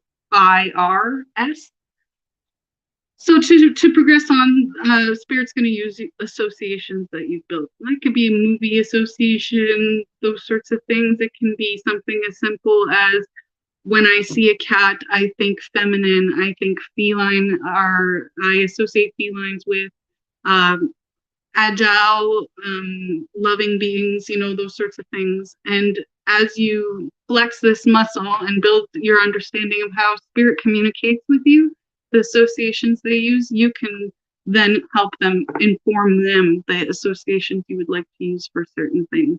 And so I'll get into some of the methods to do that. For instance, a means of talking with spirit through divination. Divination is a means of using a tool to help you communicate with spirit.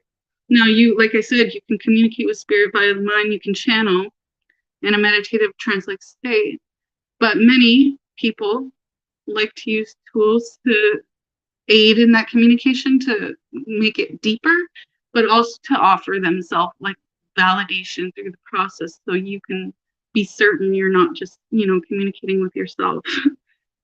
So some of the methods that people use through divination, we have scrying, which is, it comes in many, many forms.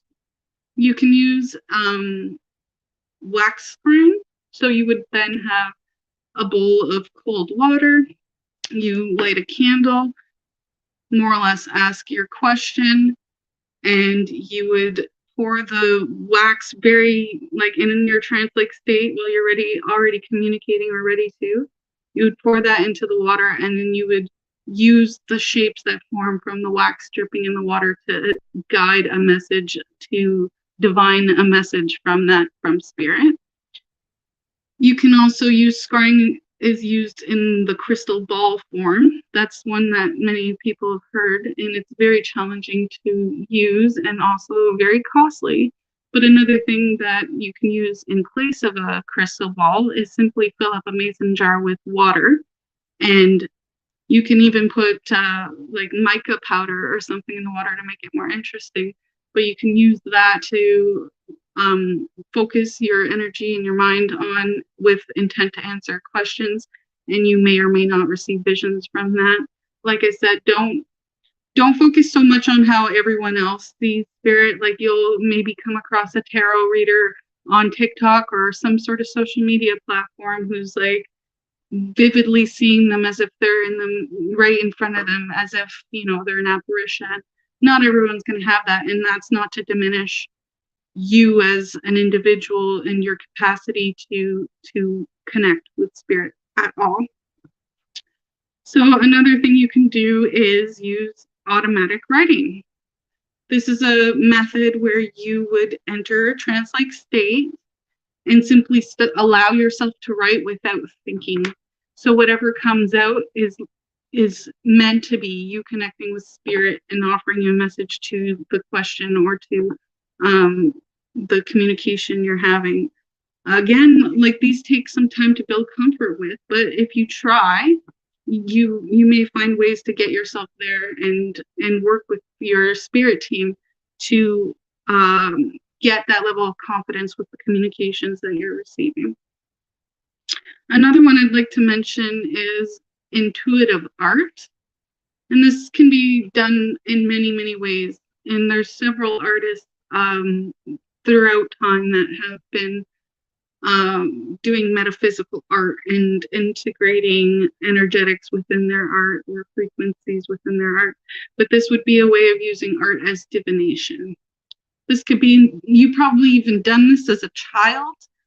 It can be done in many ways, but one way that's very common is you would take, paint a color, or it could be any color, black, doesn't matter, and just simply drip it on the page and see what sort of imagery comes up for you intuitively through, in that trance state, what's being communicated.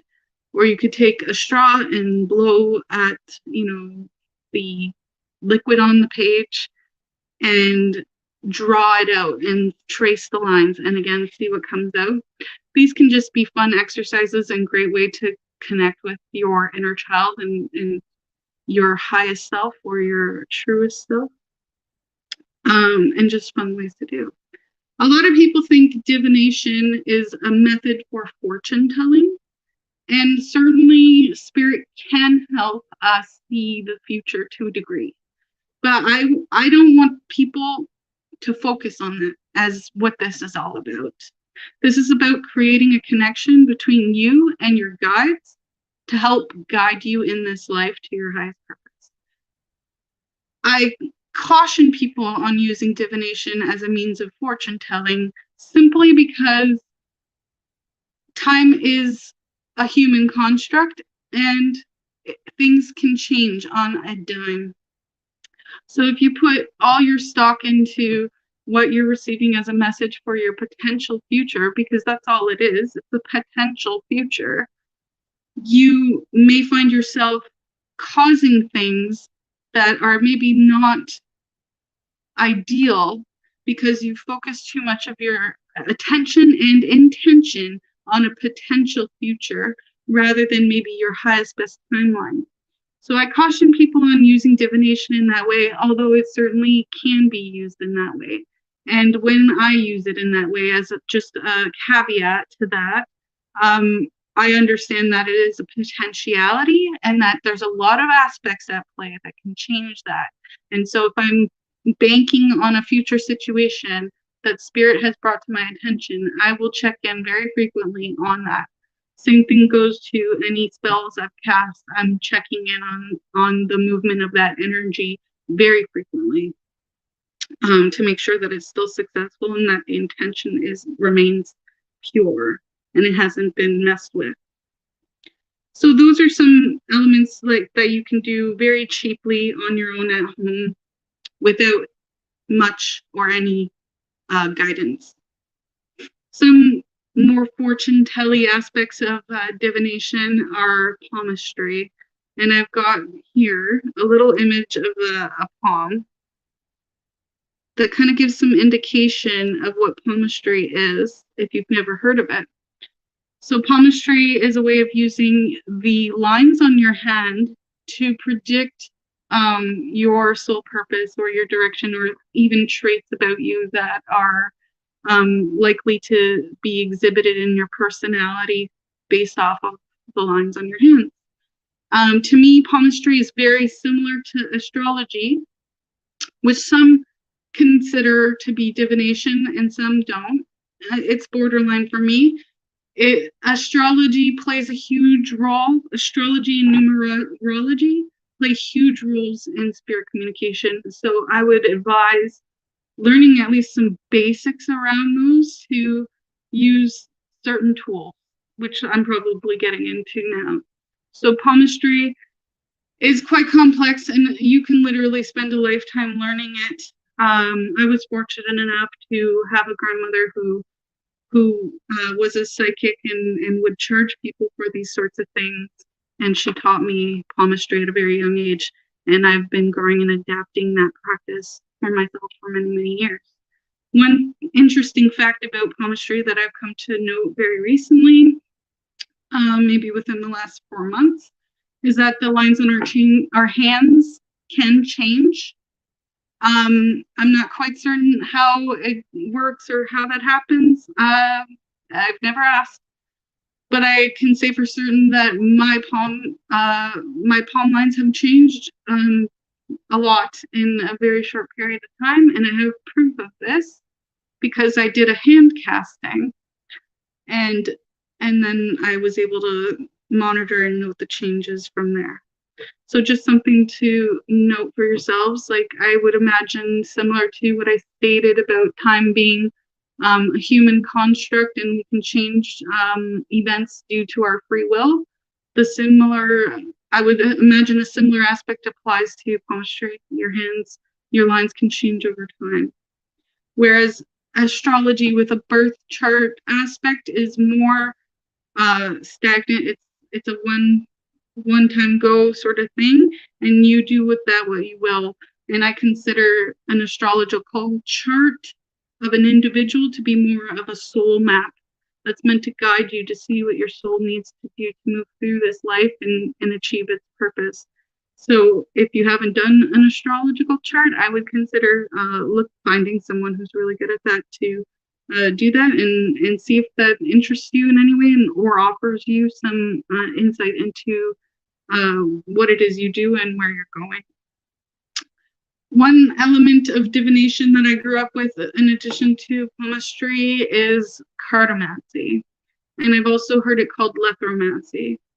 So cartomancy is tied to numerology and tarot. It's sort of an intermediary. And I think it was used primarily to hold weight to give an option for tarot, for divination, in a time when it wasn't accepted. So it is essentially taking playing cards and using that as similar to tarot. You have spreads and the numbers, and it's very much in alignment with tarot. I started off in that way, and then I started getting into tarot more for the imagery, and then the added archetypes, because there's more than 52 cards in a deck. There's typically 78 cards with a tarot deck. So those are two, methods to use for divination as well.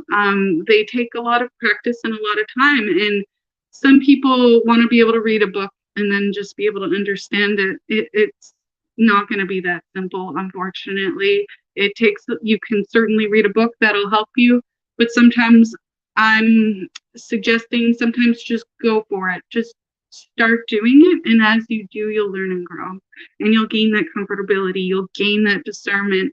You probably won't be taking on clients or anything, but there's certainly nothing wrong with trying it on people that you know, and building that confidence within yourself and letting people know that you're doing that.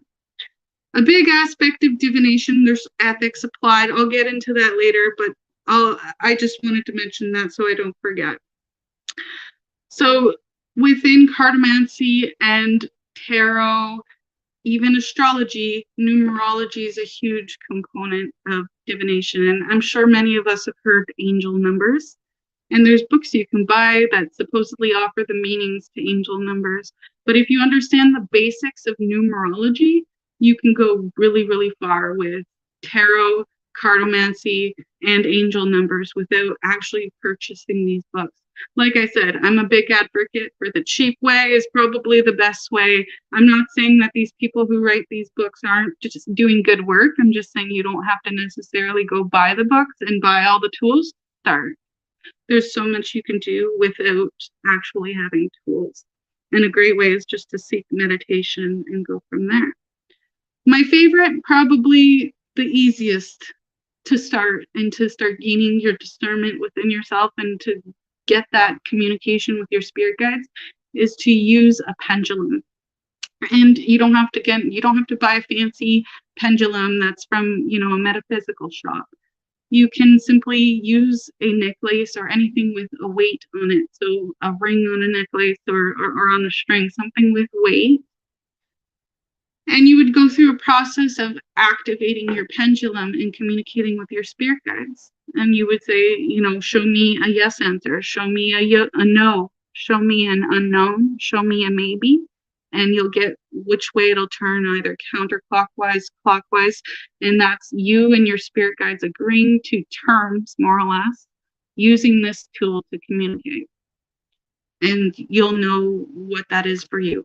Again, that's a unique expression of how you communicate with your spirit guides.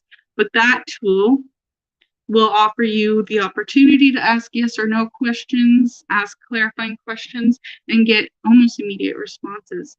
It's very important while using a pendulum that you have your elbow or what have you very still, and everything is very still. And you will see that the spirit will use your energy to feed through the pendulum, whatever that is for you, to communicate with you by that activation I just described. And then finally, we have charm casting, which is a really well-rounded way to kind of come about this. Like I said at the beginning, we set associations. We've developed our associations through conscious and subconscious means throughout our lives. Now, charm casting is an interesting one because you're essentially choosing charms that would align with an aspect of living a life. Let's say I want to express in a reading, someone has issues with setting boundaries, appropriate boundaries with an individual.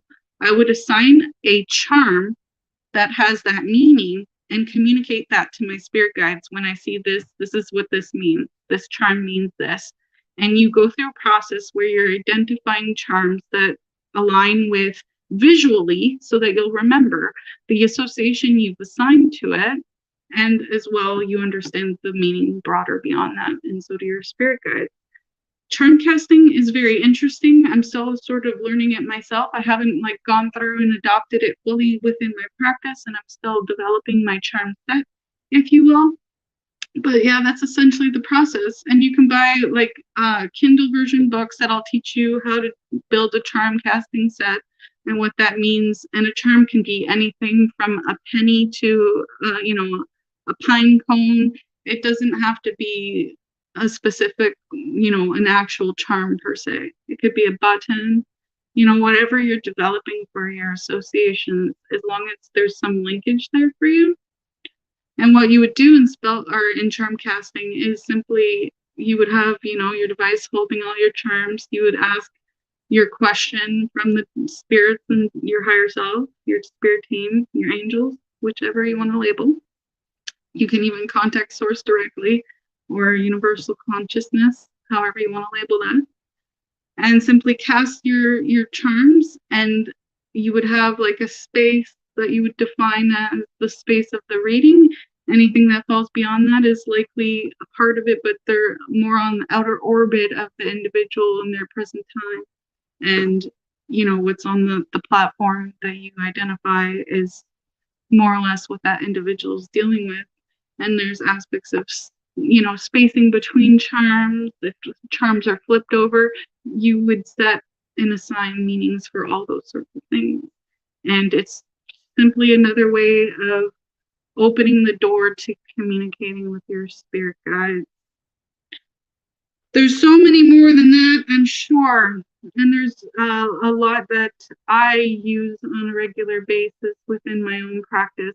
But I tend to focus a lot on tarot as of late.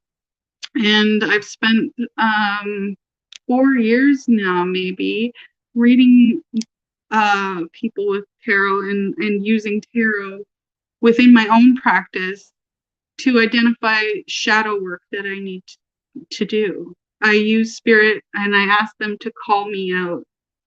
Your spirit guides are looking for work. They're always looking to help you. So even if you can't see them or hear them or feel them, they're around.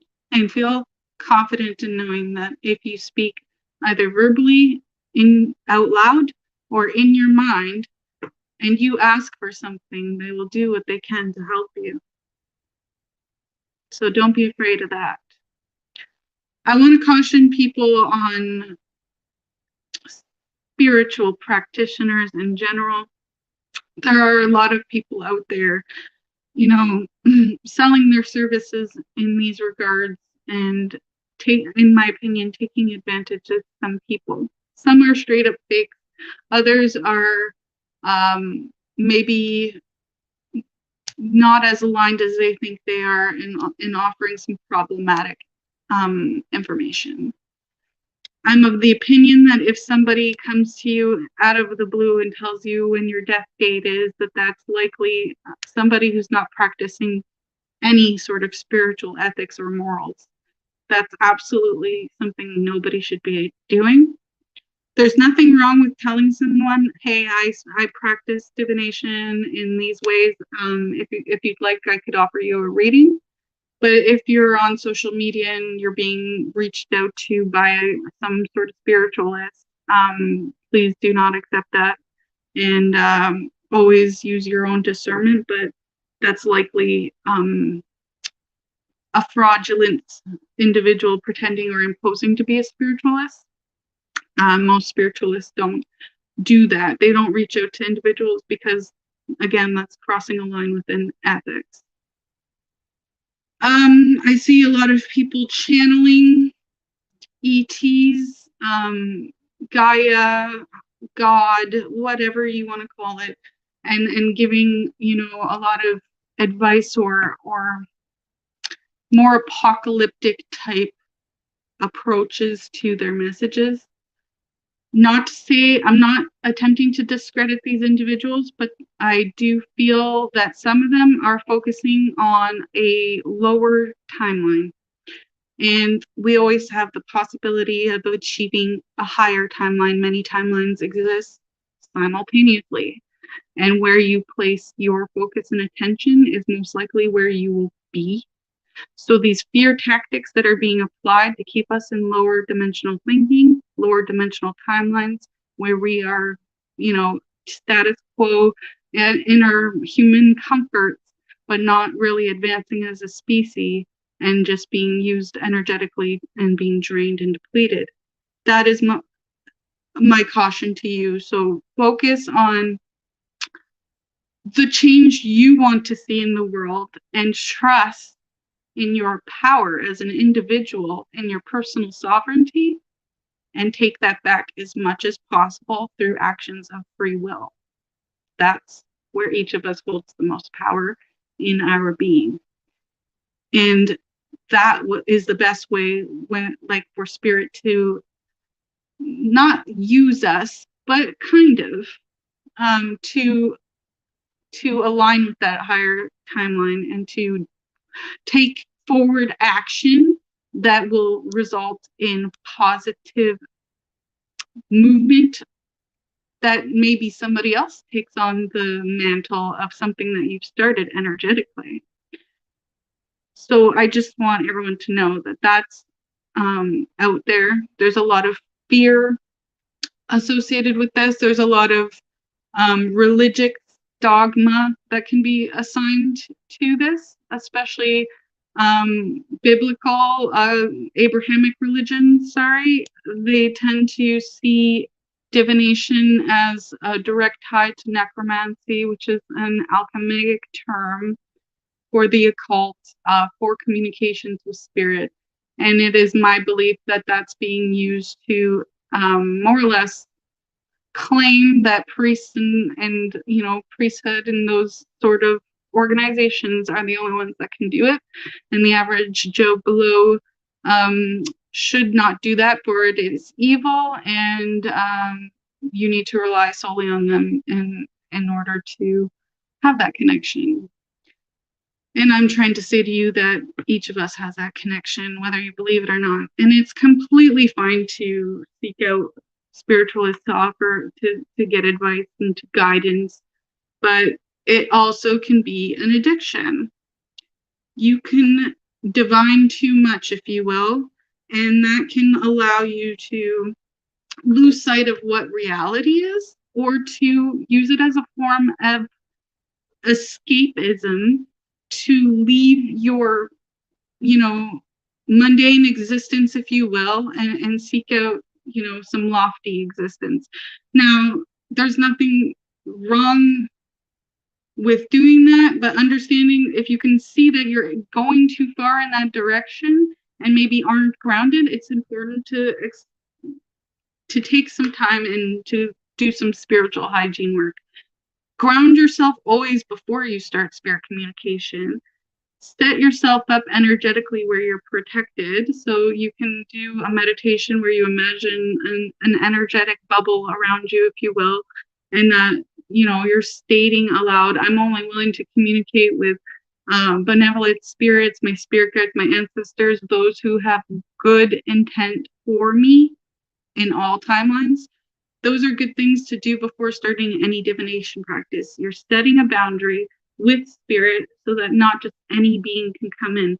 Because if you just open yourself willy-nilly, like, here's my Wi-Fi password, trust that you will get some ancestors, for instance, that, maybe have a more racist undertone to them. You don't necessarily want their feedback in your life, and they might not necessarily have a good intent towards you.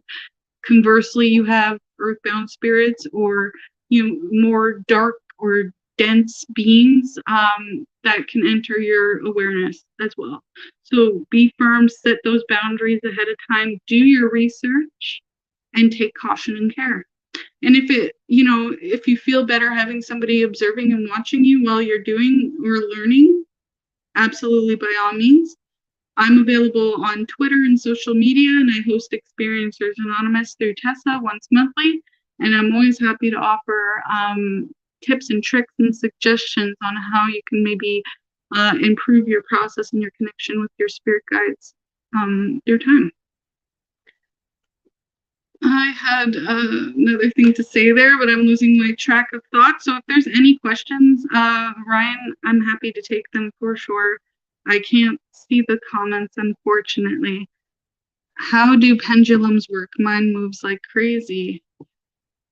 interesting. So pendulums, like I said, I believe they work through our energy.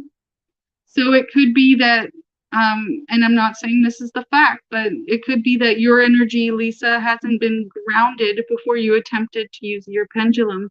Because if you're, say, in an erratic state, you're finding yourself in an anxiety-ridden state, a fear state, those sorts of things, or any very significant emotion, anger, a very strong emotion, that is going to affect your pendulum. When I communicate via my pendulum, and I have it right here, so I'll just show you. Mine is a rose quartz. I have more than one, but this is a rose quartz pendulum. So like I said, you put your arm down and you ask your questions. Now, when mine spins like crazy, I'm trying to find where I'm at. So I'll just, when mine spins like crazy, I'm going to do the gesture. This to me, that's crazy.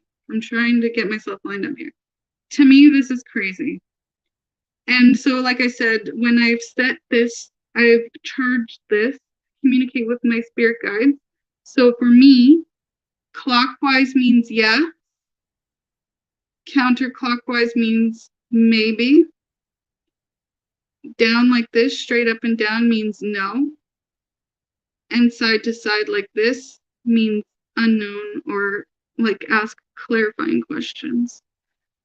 But when, I'm just getting a yes, sometimes it'll be like a very short, a little yes like this. And I ask my spirit guides, that's something that's kind of a potentiality in the universe, if you will. But when there's something that's unchangeable, never, like it's a definite yes, I call it. I don't know if I can swear on here, but an F yes response, that's when I'll get the massive swing.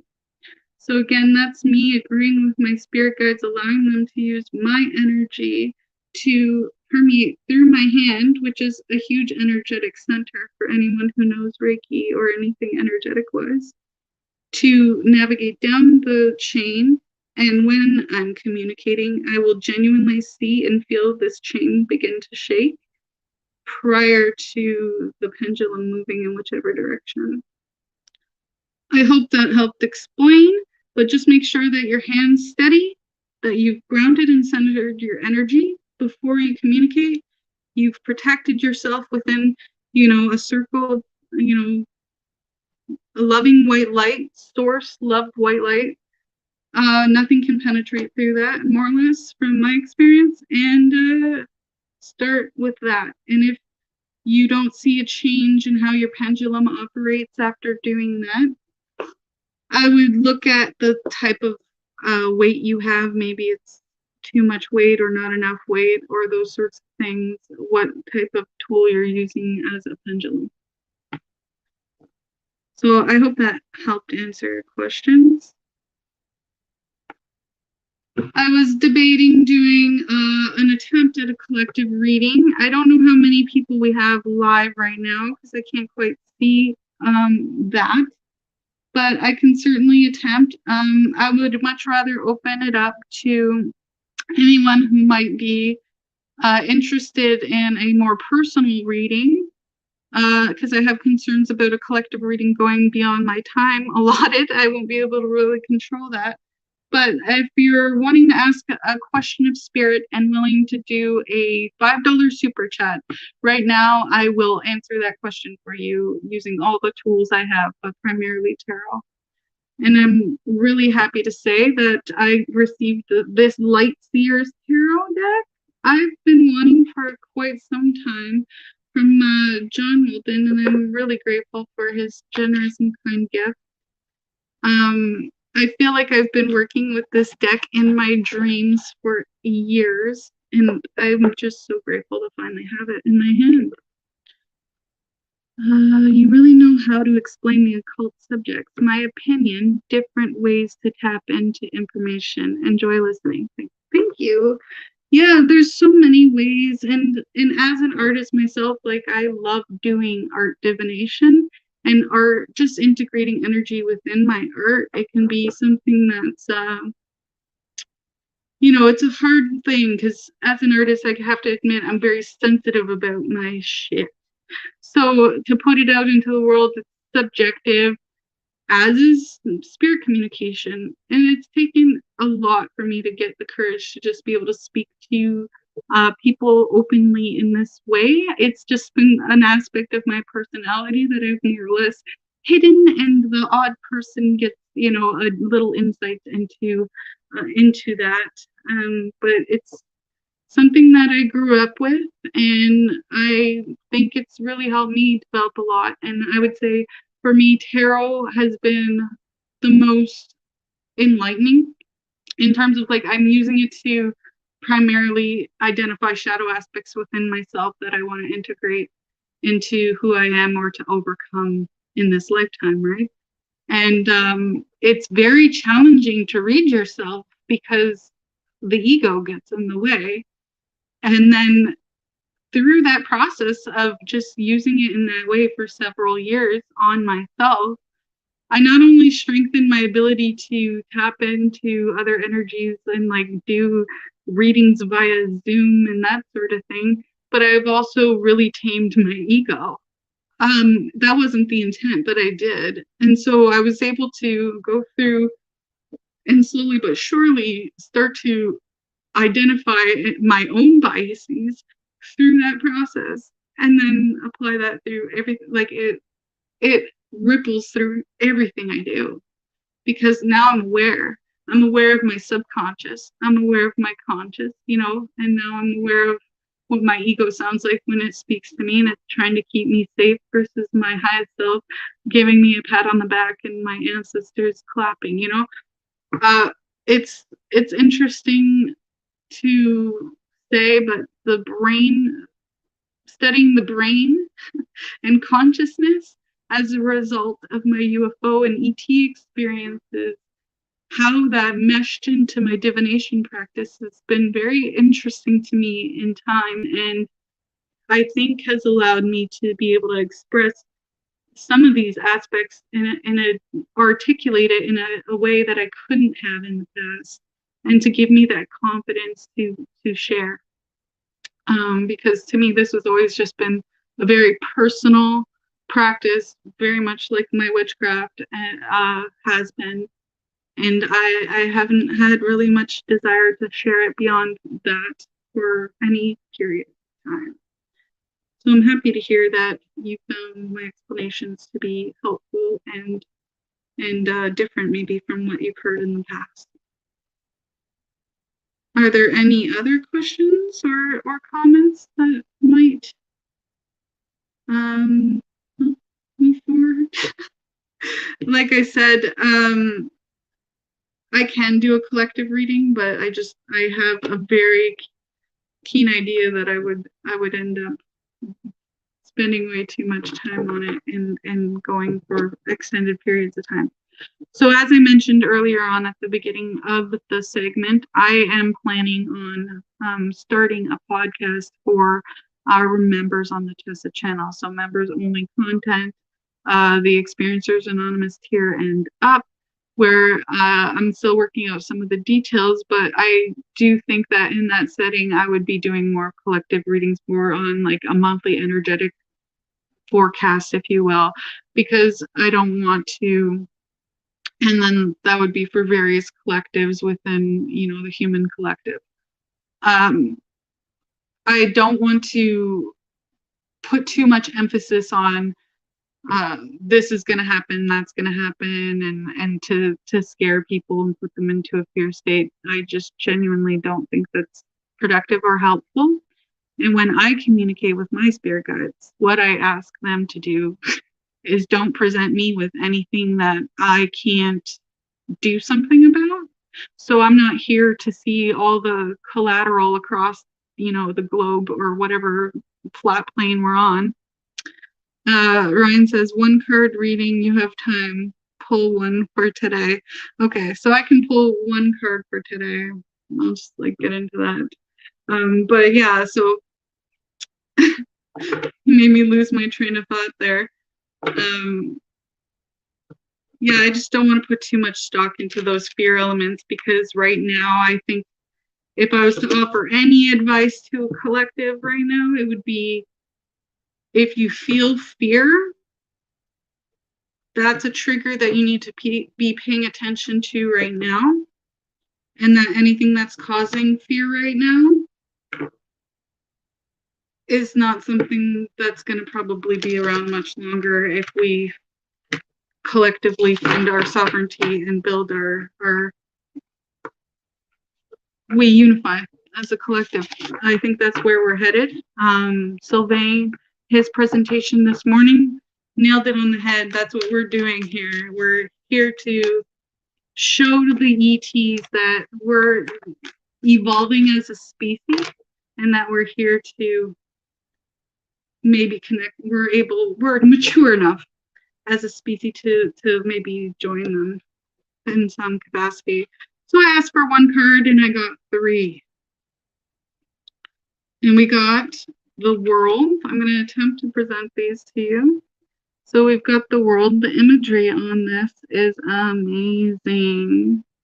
The world in tarot is number 21, which, if you know anything about numerology, is like a sacred number. As you can see in the imagery here, there's a lot of sacred geometry in the mix around this person. And they are feeling absolutely blissful and lovely within their existence. Gorgeous imagery on this deck. Again, this is called the Light Seers Tarot, and it is made by Chris Ann. And so the next card that came about is the King of Wands. I'm attempting to focus here. King of Wands. So in tarot, gender is not really relevant. However, oftentimes king and queens do represent, more masculine or feminine energy, but each of us can hold masculine and feminine energies within us. In fact, I think the goal is to balance those two within one vessel. So that's that, the King of Wands. And I'll just express in this imagery, there's, this beautiful line in the background. The wands in tarot represent action, passion, and this is the ultimate of that king energy here. Final in the tarot. You can't really see it, but there's like this lovely energy being emitted from the crown on the top of the wand in this. And then, last but not least, we have the Two of Wands, and this is a minor arcana, the world being the major arcana. Those two I represented minor of the wands suit. The Two of Wands, you see this woman here holding a wand in her hand, another one in the background, and she's looking longingly out the window and just happens to have a lovely world globe in front of her and an image of an old Volkswagen bus with a surfboard on it. So for collective of who's watching, whoever's in the live chat, that's who I was channeling for this.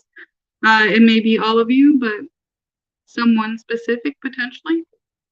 The message I'm getting here is that someone here is very much embodying their King of Wands energy. So very passionate, very driven, leadership qualities, has a drive and knows what they're going for, and sees a cycle that has just completed ahead of them that's led them to embody this King of Wands energy.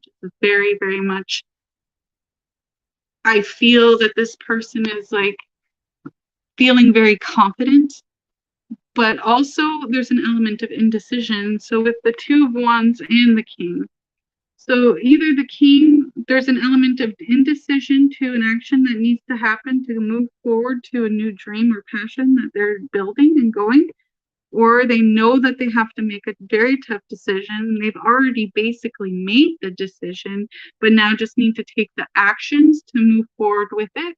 And it's either a decision that's, something they're looking forward to and longing, has this longing energy about it, but there's also another collective that's dreading this decision and dreading the actions that need to be taken to do what's right and to proceed. They know they have to do it, but they just feel that it's not something they want to do.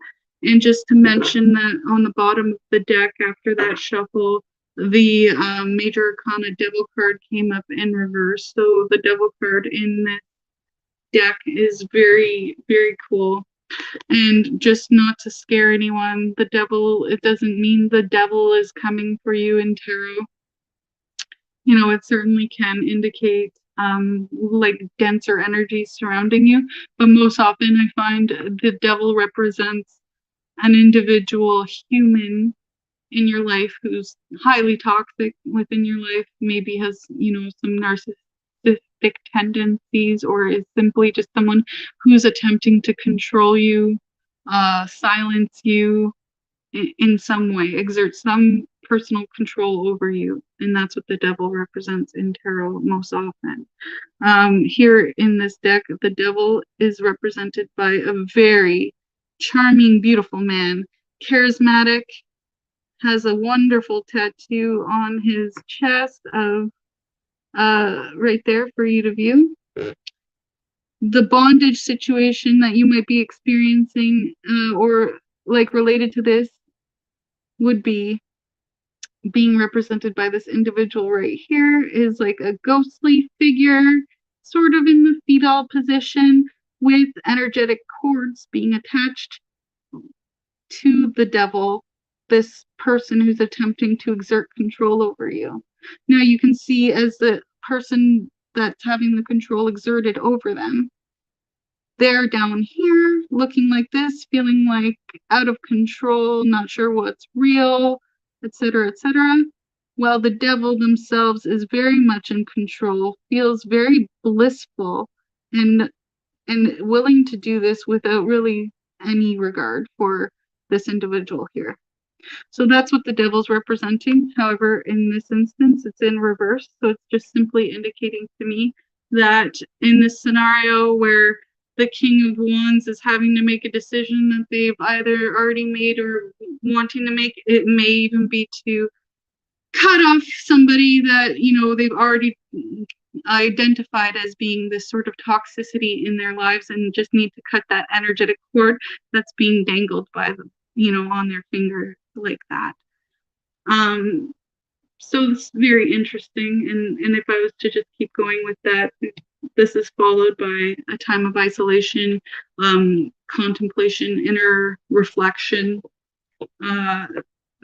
that would lead to some very serious, significant balance within your life, and feeling as though, you know, a whole new world is shifted with the Queen of Cups. You know, finding yourself being able to express yourself with mature, caring, and to just let this person down in the easiest way possible, and offering them supports if need be. But there's very clearly here a cycle that is ended, and the world is indicating, you know, celebration within your life, within this new passion and drive. Maybe it's new, maybe it's not, and you just are somebody who embodies this leadership quality within you, but there's a decision coming that you've either made or need to make, or have made and haven't taken the action yet. That is either something you're looking forward to in personal growth, or something that's kind of just leading you to feel like, I have to make this decision, it's the best thing for me, but it's not necessarily something that's going to be happy-lovey.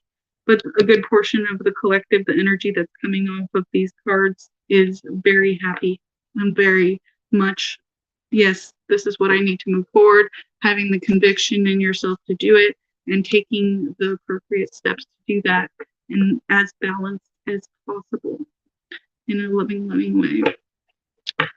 Ryan, has there been any other comments or questions that have come up since reading that? Another thing I guess I could mention about tarot is each deck, you could find a tarot deck for everything. There's the classic, you know, there's the Rider-Waite tarot, right? I'm not sure if I'm saying that proper. Rider-Waite tarot, which is what I'm using, the 78 cards, and there's another version that I've not really played with, and it goes back just as long, and it's slightly different, and I'm trying to remember the name, and it's very much failing me. If somebody knows, please write in the comments. So there's a few variations in that way, and then each deck has its own imagery. And what I've come to do in my personal practice, I have quite a few decks, tarot and oracle. Oracle's another interesting one. And each deck will give various variations of meanings of cards, but if you understand the foundational meanings, as in the original tarot, understand numerology, understand elemental characteristics as well, you can more or less merge those together to understand tarot at a basic level and build from there.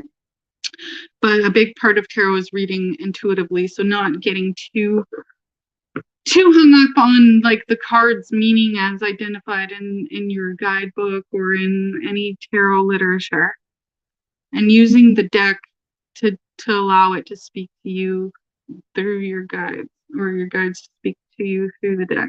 So for instance, when I was, showing the imagery and the detail, those are things that your attention, spirit can guide your attention to, and you can derive additional meaning behind the intention of the card, based beyond what is stated in the actual guidebook or what have you for that deck. In my personal practice, I have different decks for different uses. And I have found that to be really helpful for a lot of reasons. One of the primary reasons I do this is so I know what sort of message I'm seeking when I grab a deck. So I'll often ask my guides, what deck should I use? And, I feel guided to a certain deck. And then I go, okay, well, this type of message might be coming through. Again, that's not 100% certain. It's just sort of how I go about it. For working through shadow aspects of myself. So inner child work was a big thing when I first started my ET journey. I was receiving visions and stuff beyond anything I've ever experienced. And I was explicitly told inner child, and I had no idea what that meant. I spent a lot of time researching it, and more or less it's a form of shadow work to work with your child version of yourself that had likely been suppressed through, growing up and has a lot to say to you. So I have a deck specific for shadow work as my inner child work, and it's got some childlike elements to it, and it's something my inner child enjoys. So those are things to consider, but take heed to working through divination and make sure that you do exercise spiritual hygienic practices. So cleanse your energetic aura, take spiritual baths, take a shower, and envision it cleaning off all the negative energy from your aura. There's lots of things you can do for that. Smoke cleansing, using incense, smudging sort of practices, through indigenous culture with sage. You can also smudge with cedar and lavender. Those are very protective plants with very protective properties. If you want to avoid sage, which I suggest you do, white sage specifically. Sound cleansing is one of my favorites. So go around, like if you have concerns about a spirit, you can clap your hands, you can use bells, you can do all sorts of gestures like that in your home to kind of help with that. I have spirit bells on my door, for instance, so there's a lot of mythology associated with spirit bells. But lots of ways you can cleanse your energy. Water is a really great one, and so is smoke. And chanting. You can choose to, chant Om or Do Re Mi or those sorts of things to use your voice as an energetic cleanser for a space. But it's something you see in an empathic individual is they will find it challenging to navigate that. So take the time, spend it on yourself. Cleanse your aura, cleanse your personal hygiene, or use personal hygiene tactics. Google that if you have to for advice and suggestions. And I wish you all the best on your journey in spirit communication and building that bridge between yourselves and your spirit guides, spirit teams, angels, source, higher self, whatever you want to call it. You'll find your vocabulary through your own process. And I wish you all the luck. And if you need any advice, please reach out to TESSA and or consider joining Experiencers Anonymous, and I'm happy to offer some insights wherever I can. And I look forward to announcing my podcast in the new year and finding out the details of how that's going to be done. And yeah, please consider reporting to TESSA, and good luck. Good luck in your journey. Paint the world.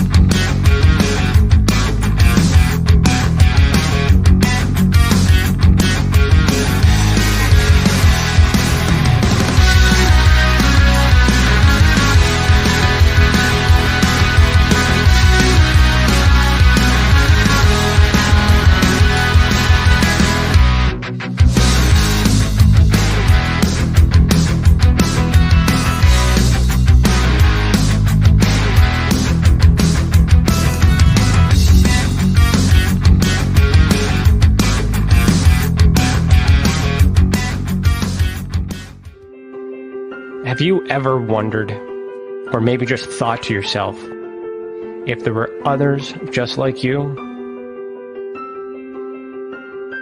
You know, people with extraordinary abilities, psychogenic advancement, and perhaps unique intuitions.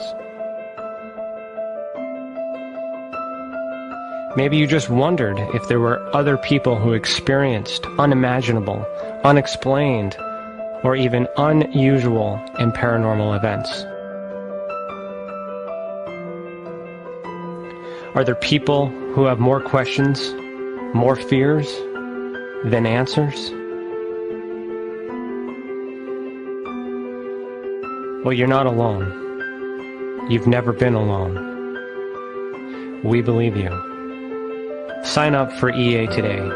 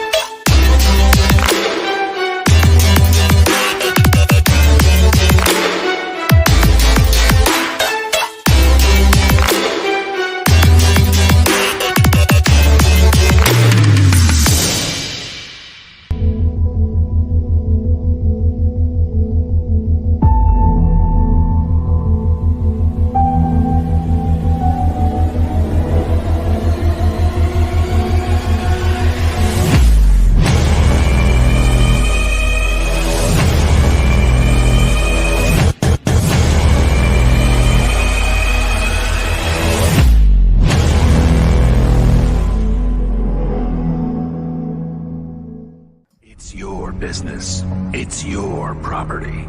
Your assets are worth protecting. Blacklight Investigative and Surveillance Services specializes in patrolling and inspecting residential or commercial property against fire, theft, vandalism, terrorism, and illegal activity. People and buildings are monitored to prevent crime. Keep your property, your people, and your assets safe from threat. Our elite staff are dual licensed private investigators and security guards. Blacklight Investigative and Surveillance Services. Go to blacklightiss.com.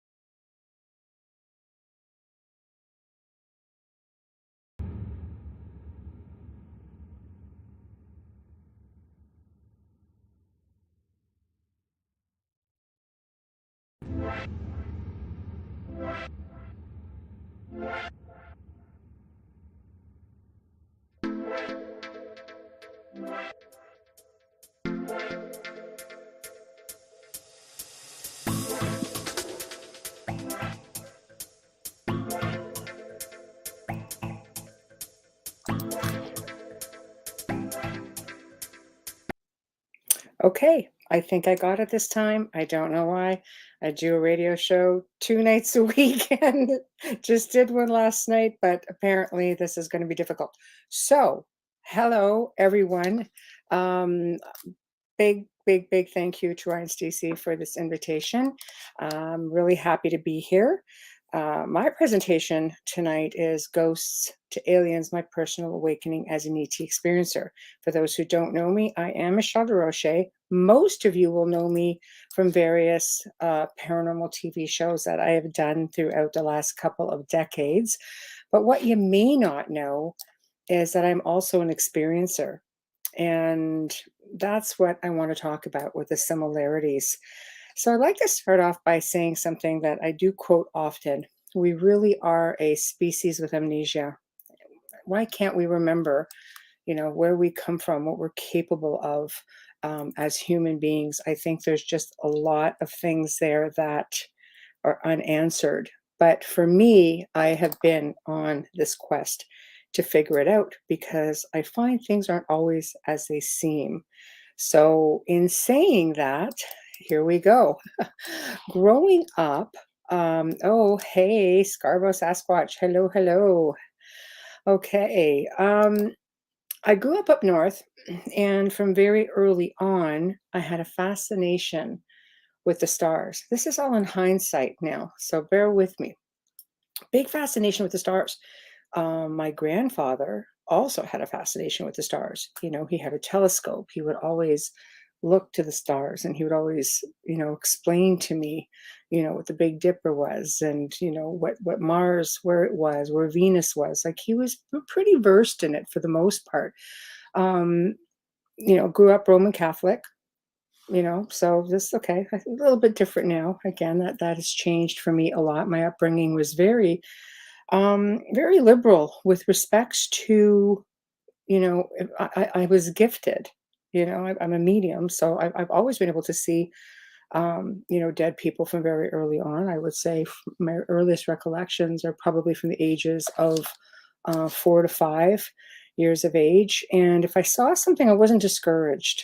My parents didn't discourage me. Well, my father sort of acted like, it was just things were settling, and that really wasn't there. Even though he came from a very gifted family himself, he was a more conservative one. But my mom had, a line of mediums, and just came from a super rich lineage and very open to it. So if I say I saw a dead person, it was not discouraged in me. And I am like that with people I work with now. Children have to be able to verse what they see. And in saying that, a child can weave a good tale. So it's not like you want to lead them, but you don't want to discourage them from speaking either, because then they can get themselves into some pretty hairy situations. I think early on, I had paranormal experiences. I've talked about it on occasion on some shows. And I recently told my story probably about 3 years ago on a show. And people were just dumbfounded at the depth of everything I had experienced. And I've come to learn that maybe some of these things were maybe not what they seemed. So I'm going to fast forward in time, and I'm going to come into being, getting married at the time, and thought to myself, there's no way I like the mix of the paranormal and being a parent. I didn't like it around children. It was horrific for me. I mean, things that were going on growing up, like, were really, foul smells, like the bumping around in the house, and just always having that presence on being under something's watchful eye. It was just very, very heavy. Friends would come over and they could pick up on all kinds of things. And I mean, things would just go flying across the room. Now I can attribute it probably to a lot of psychokinesis. I was a pretty energetic kid for the most part, especially going into my adolescence. It was just, really wired and full of energy. Pretty much still am, but a little bit different scenario now. So, I got married, I had my children, and they were very gifted as well. They could see things. And as much as I would try to deny the fact that it wasn't happening, it really was indeed happening. And my youngest son started having experiences as well, but he had a huge fear of gray aliens. I could never understand it. It's like, where does this come from? What do you mean you're scared of aliens? This child at 4 and 5 years of age would go to every window in the house before he went to bed to make sure they were locked. He had a huge fear of it. And it wasn't until later on that he started to really share some of those experiences with me. So again, fast forward, they're starting to grow up, and I decide, okay, I'm going to explore this a little bit more. Hey, Lisa. Hi, Carol. We're going to explore this a little bit more. So I just started paying more attention. I got involved in the paranormal field, and realistically, I think it sort of found me also. And I was working with a colleague at the time, and it was a good thing. Media loved it. We just worked really well together. And I think, with that being said, people just gravitated to our team for assistance. And he did teach me a lot. We went different ways, and it is what it is. Sometimes people grow and go into different directions, and that's what happened. but, still worked it, and worked it really hard. And I've helped, hundreds, if not more people throughout the last couple of decades. Now, of course, the radio show, The Outer Realm, with myself and Amelia Pisano, my colleague, we do spend, like, we reach millions of people every week, and people are still finding us in a different way. And it's interesting now seeing the similarities that I went through compared to what they're going through. So this has been a journey. So now we go back to some of the experiences I had coming on to being full on into the paranormal and having an understanding of what things were. And sleep paralysis was a really big one for me because, again, I did not attribute it to, oh, hey, wild dreams, Jimbo, hello. I did not attribute it to alien abductions or anything like that. I had no reason to think of it. But what I found interesting, so I just jotted this down to share it with you guys, the paranormal links to sleep paralysis. This happened to me twice, and it was terrifying the first time. The second time, not so much, because I knew what was happening. The first time I didn't know what was happening to me. But anyway, feeling of a weight on your chest pressing down, like that's the hag syndrome, right? Preventing you from sitting up, feeling like your body's extra heavy, feeling of a pressure around you, feeling something strange. Yes, that's exactly what it felt like. And I know all the scientific background behind it. I do have a scientific mind, but this shows the comparison between the paranormal and extraterrestrial visits. So I'll stick to that just to keep it on track, because due to time restrictions. Now, with the old hag syndrome, it's believed to be a supernatural creature commonly associated with the sleep paralysis phenomenon. People experiencing sleep paralysis have imagined sounds of humming, hissing, static, zapping, buzzing. Ironically, these are the very same things that are heard and experienced through alleged demonic attacks. So I grew up hearing all of this. After a while, it became quite normal.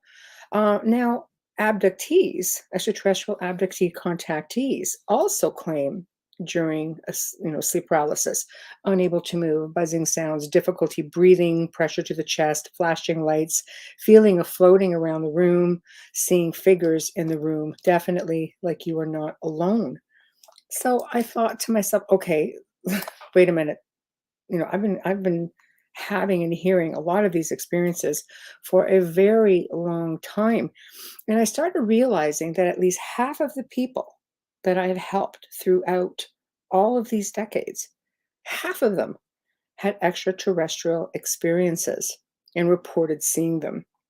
Usually grays, sometimes mantis, sometimes reptilians. So, religious people of religious mindset will tell you a demon is a demon. Maybe somebody in the field of the ufology will say, no, it's reptilian, it's draconian, there's different reptoids. You can go on and on. I think maybe it comes down to a matter of perception. For me, I was still trying to figure this all out. So, just move along a little bit further. I started, helping people with alleged demonic infestations are very easy for me. I have teams that come to me and say, can you help? It's a lot easier now because I think with the pandemic, it changed a lot of things.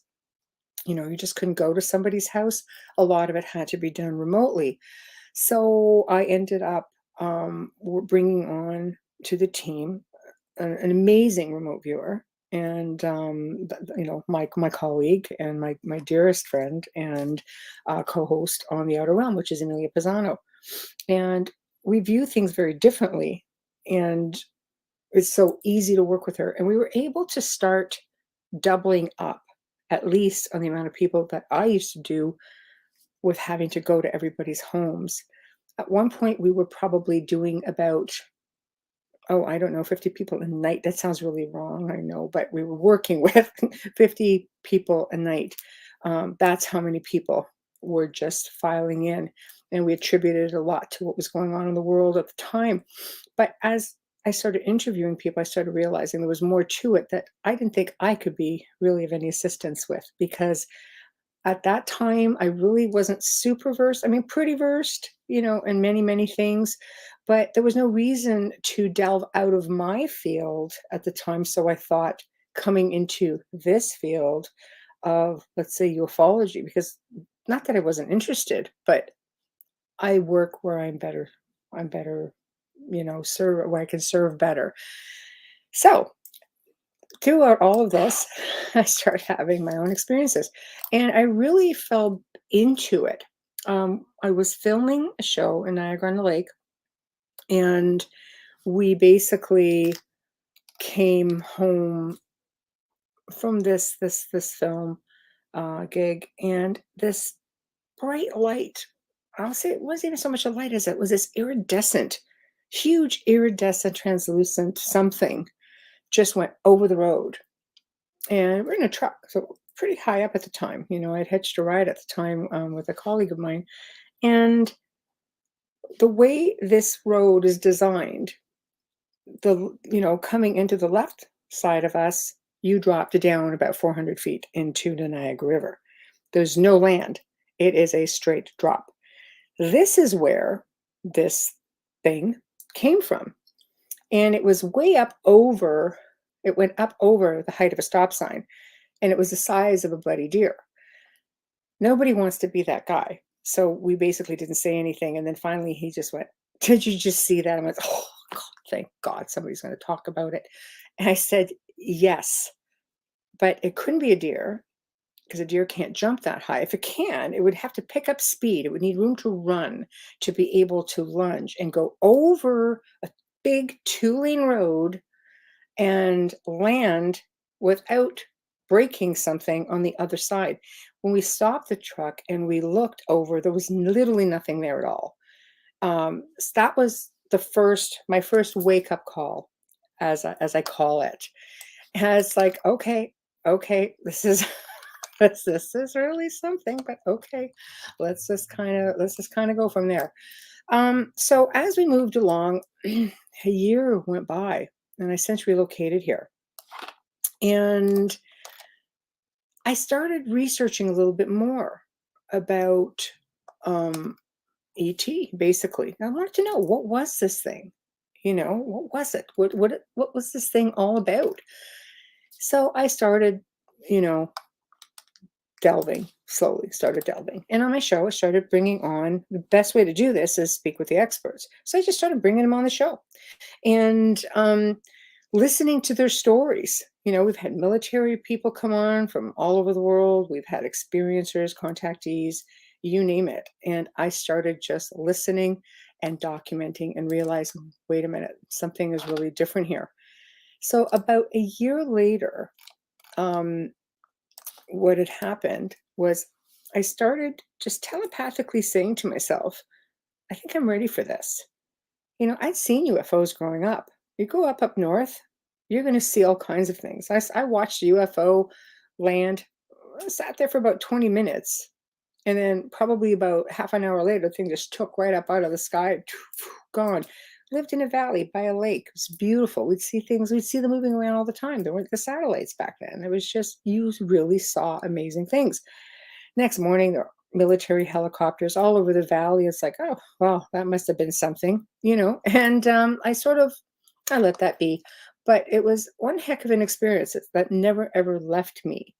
And I started piecing things together, slowly saying, I did have this interest in watching them. I did have this interest in the stars. I always have. It's just a weird thing, So I finally made the decision, and I went, okay, let's let this be. I'm ready for this.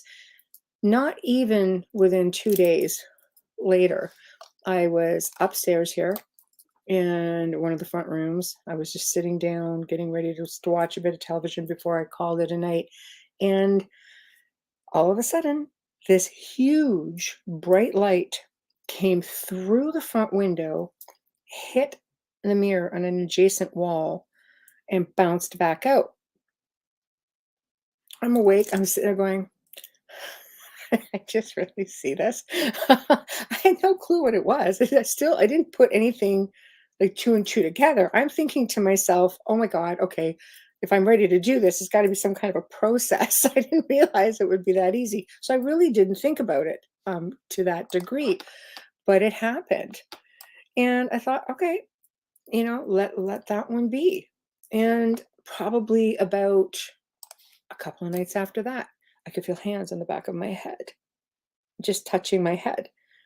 And I started finding over time, because I'm a big researcher, I do lots of research for another show that I do called The Gray Zone Uncensored, with my friend and colleague and producer, Joe Montaldo. And I research 20, 25 hours a week just for that show. And I find that all of a sudden I'm being taken into different directions that I wouldn't normally think to go into. Or sometimes perhaps I'll be working with someone, a client, and then all of a sudden all this information is in my head, or somebody will ask me a question and I'll just blurt something out. And I realize, what the heck was that? I have absolutely no idea where the heck that just came from, but it came and it was accurate information. So I started to feel like there was a transfer of information going on, and thought, okay, let this be. Fast forward probably a few months now at this point. And again, scenario, I am getting ready to just call it a night. I am just putting my feet up. I turn off the light. I'm not asleep. Haven't had a chance to even get there. I'm still unwinding. And then things are really dark in the room. And this is the same sort of thing you hear, or I've heard with people who've worked with, who've had a malevolent entity in their home. The darker than dark. The comment, it was darker than dark. The house got really dark.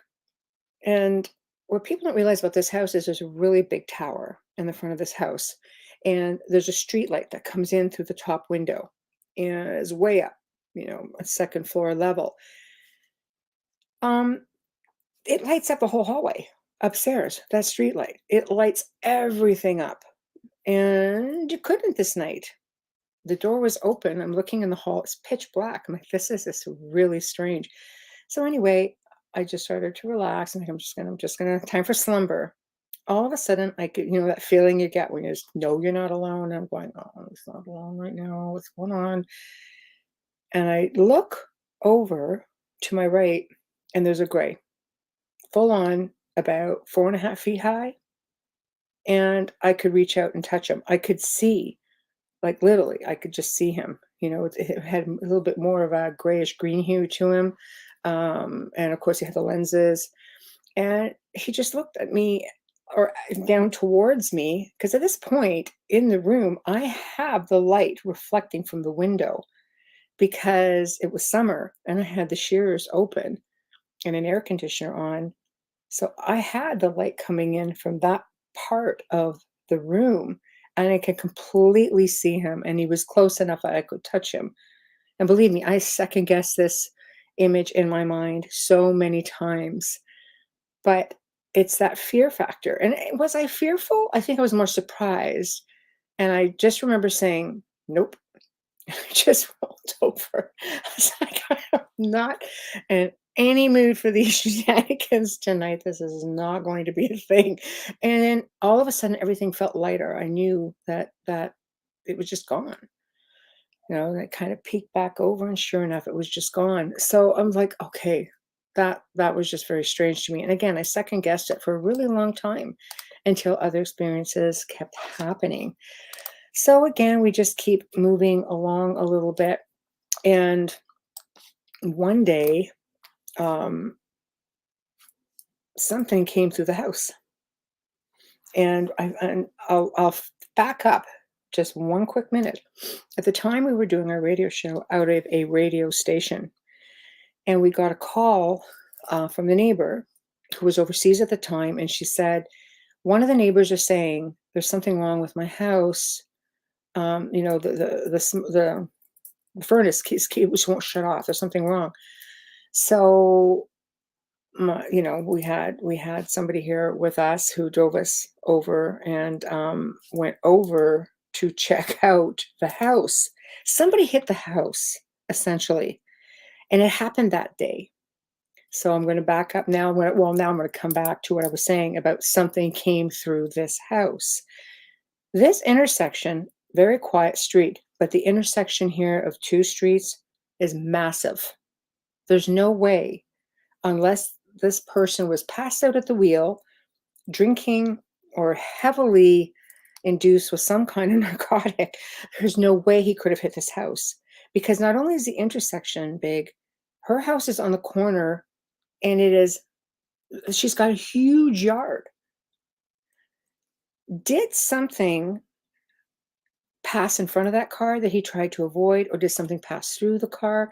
And the reason I say that was because that afternoon we were sitting here in the dining room. Now, please bear in mind, this house has walls that are 3 feet thick. It doesn't shake easily. Something came through the dining room window, and it shook the windows, and we could see something just kind of went. We just felt it go right by us, and it came out this room and hit the other windows, and those windows shook. And we looked at each other and we went, what was that? You know, it didn't make any sense. And then we get the call that night, something hit her house. And I mean, there was the side of the house was caved in. It was insane. So it's like, okay, that was something else. So, you know, as we just move along a little further, we got used to the house being darker at night. We got used to sounds here that a lot of people would put off just as maybe spirits. But this house is haunted. Or should I say it used to be haunted. Now we have one resident spirit who is not grounded here. So she doesn't haunt it. She makes the occasional visitation, and that's pretty much the end of it. So all the things that were happening here was just, it didn't make any sense. As a medium, I would know if we were haunted, and we weren't haunted. And this house is just believed to be very exceptional. Some people believe there's a portal here. Have we seen the portal here? No, we've not seen a portal here, but we know it does have a lot of energy here, and it does. We get a lot of, shall I say, drive-bys, and nothing ever detrimental. But in remote viewing this house, definitely different types of extraterrestrials have been here, and we just sort of got used to them. They seem to prefer the dark as opposed to the LED lights. And from what I understand, from what I've heard from different people in the field, was that they don't fancy these lights too much. So, okay, whatever, you know. It's a very big house, and we just left one wing of it pretty much just dark and alone. And it's like, there you go, whatever, you know. What I had trouble dealing with was the intrusion. I felt like they're coming into your space at night. You know, you're supposed to feel safe when you go to bed. You're supposed to feel safe in your safe zone, you know, your bedroom, your house. And they just pop in. And it took me a while of basically getting used to that and realizing, okay, I'm safe. This isn't anything major. And the more guests I had who came on to speak about it, you know, I got very close with one in specific, and she's a very conscious, I guess, contactee. She's very aware, and she doesn't have, you know, any false memories, anything like that. She's full on aware. And she's helped me a lot just with explaining to me what the process is and what they're doing. And she's really versed in different races. And I have since come to really, really relaxed about it. So let me get to some question. It doesn't matter. Okay, sorry. Never seen grays myself, only alien human hybrids. Yes, and those are more common than a lot of people think also. No grays. Okay, well, I'm making my way down, just like you and me, hybrids with skin. Yeah, well, there are out there. I have personally, you know, met one or two, and definitely look just like you and me. This was full on. But there are some that are more like AI. They're just smaller and they just move around and you can't really get any direct reply from them. They're just observers, and I seem to get a lot of those just observing quite a bit. So it's like, okay, do what you need to do. There have been tall whites here. There have been light beings here. There have been many different types. Reptilians, no, I don't believe so. I mean, AI, when you say, how do you know if the gray is a transplanted image from reptilians? I think you would have to, first off, be aware that maybe they're working together. I know there's a lot of my lab situations as well. And I know that some people who have been my lab abductees have made those sort of connections as well. But again, for myself, I don't know. I don't really put much merit into that. Remote viewing, it's not hard to spot a reptilian. You can definitely see them. We do see them. But again, I'm not looking to delve to the point of, trying to get them all figured out. Arrest an extraterrestrial for trespassing. Wouldn't that be nice? Honestly, this house is Grand Central Station some days. Let's put it this way. I have come to learn that this big CE5 movement that people go out and, remote areas to do, you don't have to do that. I did it. I could just sit there and literally, if I want to have that experience, I just telepathically just put it out there and say, look, you know what? I'm okay for it. And I also know that there's sometimes I'm just so bloody exhausted. And then I can feel them come in now. And I just think to myself, you know what? I'm just not in the mood for this at all. I'm feeling really volatile. It would not be a good idea. And then I just find everything just changes in the room. So I think, contrary to what a lot of people think, I really do believe that there is a great degree of respect with some of them. I know some people have horrific experiences, and I know I don't remember everything. So who the heck knows what happens when I'm over there? But as long as I don't remember it, it's like, okay, whatever. But I know that since I've relaxed about it, it's a very calming experience. I'm not as weird about it as I used to be. I don't get really full of angst about it. But calling them forward isn't really difficult. And I think this has been going on for a long time. I remember finding research on some Russian scientists. This is going back to the 70s, and they didn't worry about, we have to get into space and make all this contact with extraterrestrials. According to this article, they found a way at this one specific, it was an old base of sorts that was not really in use, so they say. But I'll tell you, they would just call them and they would come. And this is according to the article. And I thought, this is interesting. This is what people are talking about right now, the CE5. Made you laugh. I'm glad, Carol. I'm glad. I love making people laugh. This is great. But yes, they're definitely out there. And I tend to wonder, after speaking to a lot of people who've had, the horrific experiences, you have people, like the probing and everything else. I'm like, oh my God, I don't need that either. So, trying to get past the stigma, I think, of media doesn't help. Having done a lot of media myself, I can tell you, like, you don't have the creative control that you would like to have.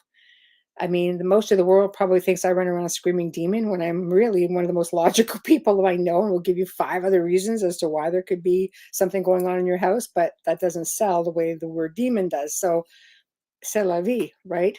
Question: what is the difference between a C5 experience and a seance experience? Well, I've done both. So I can tell you, CE5 for me, because I've never participated in a CE5 movement with other people. But for me, all it took one night was just sitting there taking a drive and saying, I'm ready. And if what they say is true, that they're just waiting for contact, then that's all it took for me.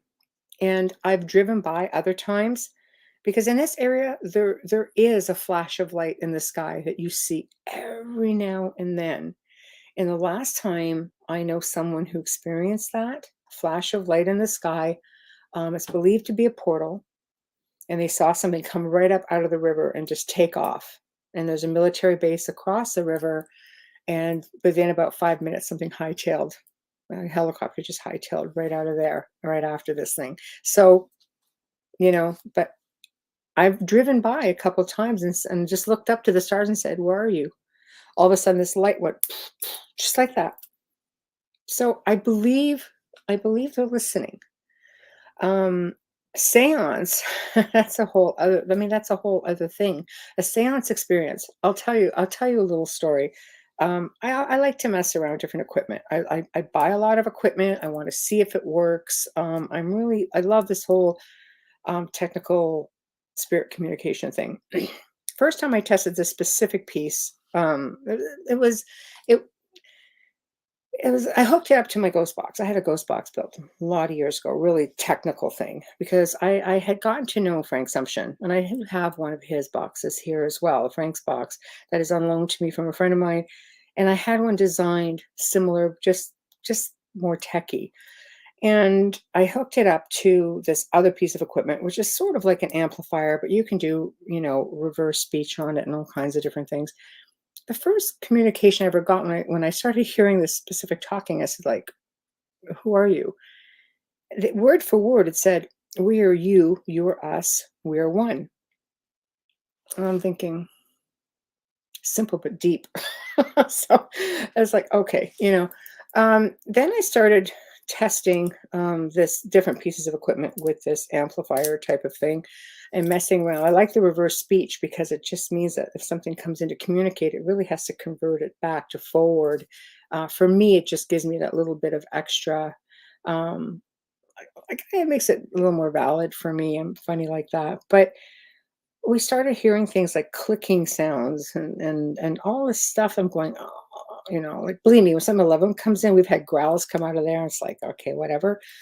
Until I found out that extraterrestrials, there are some that can growl and click and do all kinds of things. But the clicking for me was always interesting.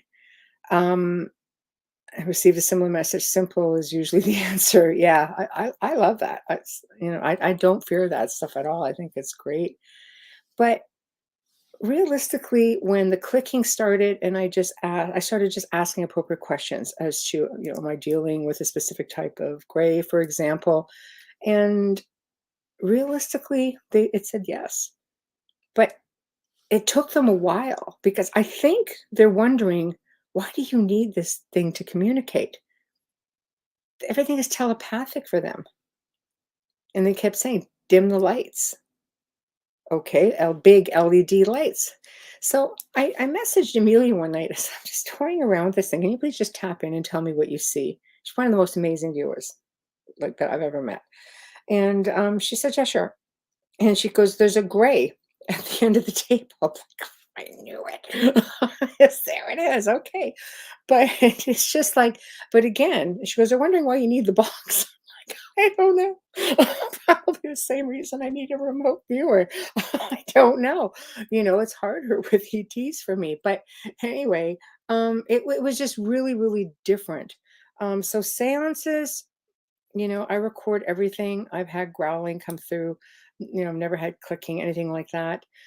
Table tipping, I can do all that stuff. I really believe a lot of that has to do with mindset and psychokinesis and things like that. But I've had some, I play around with everything. I like to experiment. I need answers. And that's where I'm at right now. Right. So I think, I agree with you, Jimbo, for sure. I have love in my heart, not fear. And that is a big one, is the fear. Now, it's believed that, contactees on average are probably lifelong contactees. And so were their family members and their families, your ancestry, lineages, and who knows, maybe past lives, maybe it's something that really is that simple. But DNA. Let's talk DNA. I have a really, really rich lineage, and it goes back a really long time. And unfortunately, I mean, if that's the thing, there's a lot of people out there who are probably experiencing this, and they're not enjoying it because they're so terrified of it. So I'll go back to the lineage thing for a minute. I started asking my mother, I said, do you ever remember having any experiences? And she says, well, your grandfather used to always talk about UFOs. He was always looking to the stars for something, and he saw them a lot. Now, some people believe if you see them, it's because you're an experiencer, whether you realize it or not. But I thought, okay, that's different. So I said, well, what about you? And she goes, I think so. She goes, one of your sisters was supposed to be a twin. And she told me the story, and I'm kind of like, did you ever catch an ultrasound with this said twin? She goes, no. She goes, but the doctor said at the time, no, this is a twin. But no twin really surfaced, and no twin was ever born. So she just shrugged it off and says, okay, it just made a mistake. And it's very, very possible, that it was a mistake. Absolutely. And then my mother had this really interesting job working for a planetarium with a professor who worked, he was a priest and also a professor, and he worked with NASA. This university really worked with the moon landing and things like that. They were in contact with the astronauts. The astronauts actually trained up in this area, preparing for the moon landing. And NASA would send photos. Of course, everything was all blacked out, so you never really knew where anything was. But it was her job just to, catalog everything, so her boss basically could assess them, give his opinion. So I thought, okay, so there's this other tiny little connection. So then I started getting worried about, like more government stuff or military stuff. But apparently that wasn't a thing. She wasn't in that deep. So, but it was interesting. So I started digging back, and then I started going back into my ancestry and lineage, and really, really going back and realizing that there were many, many connections back there. I truly believe that if you look for it, you will find it. And don't be afraid of it. I think that's the really big thing. For me, once you can get over the why me part of it, if it even matters at all, I think you can really enjoy the experience. I've had people come on my show who are just like, what are you so afraid of? Like, you have some people who have bad experiences for sure. Are they all extraterrestrial? Are all these UFO sightings extraterrestrial, or are they ours? Or is it all reverse engineering? Or, we know my lab takes people. That's a given. So that's not out of the question. But how about people who are having genuine extraterrestrial experiences? People look at me sometimes like I have two heads. Like, what are you so afraid of? Embrace it. So once I started to relax, I thought maybe some of these people are having bad experiences because they're fighting it. And I've never really fought it. I'm just sort of, I'm not in the mood, and I will fight you. I remember the first time I felt some hands on my head. All I remember saying was, touch me and I'll break your arm. That's the only thing that came through my head. I'm thinking, they're probably thinking, this is what a volatile human being this is. Why are we here exactly? And I realized at that point, after speaking with other people who've been on my show, saying, okay, look, you need to relax. And I did. And the experiences have been mind-blowing. You get visions and downloads. And, I just remember going to bed one night going, oh my God, am I going to see the stars tonight? And then I ended up having this memory of looking through this like a ship's portal, just just looking out, and I'm seeing all of these stars. And I realize I'm looking out a window, and I'm like, oh my God, I am up in the stars. So I know what happens. And there are times, maybe we're out there helping other people. Maybe, we're just assuming this is all bad. But I'll back up to a moment. Remember, if you remember, I told you a story about my son and his fear of grays. It wasn't until actually about 3 years ago. Now my son is like 27 years old.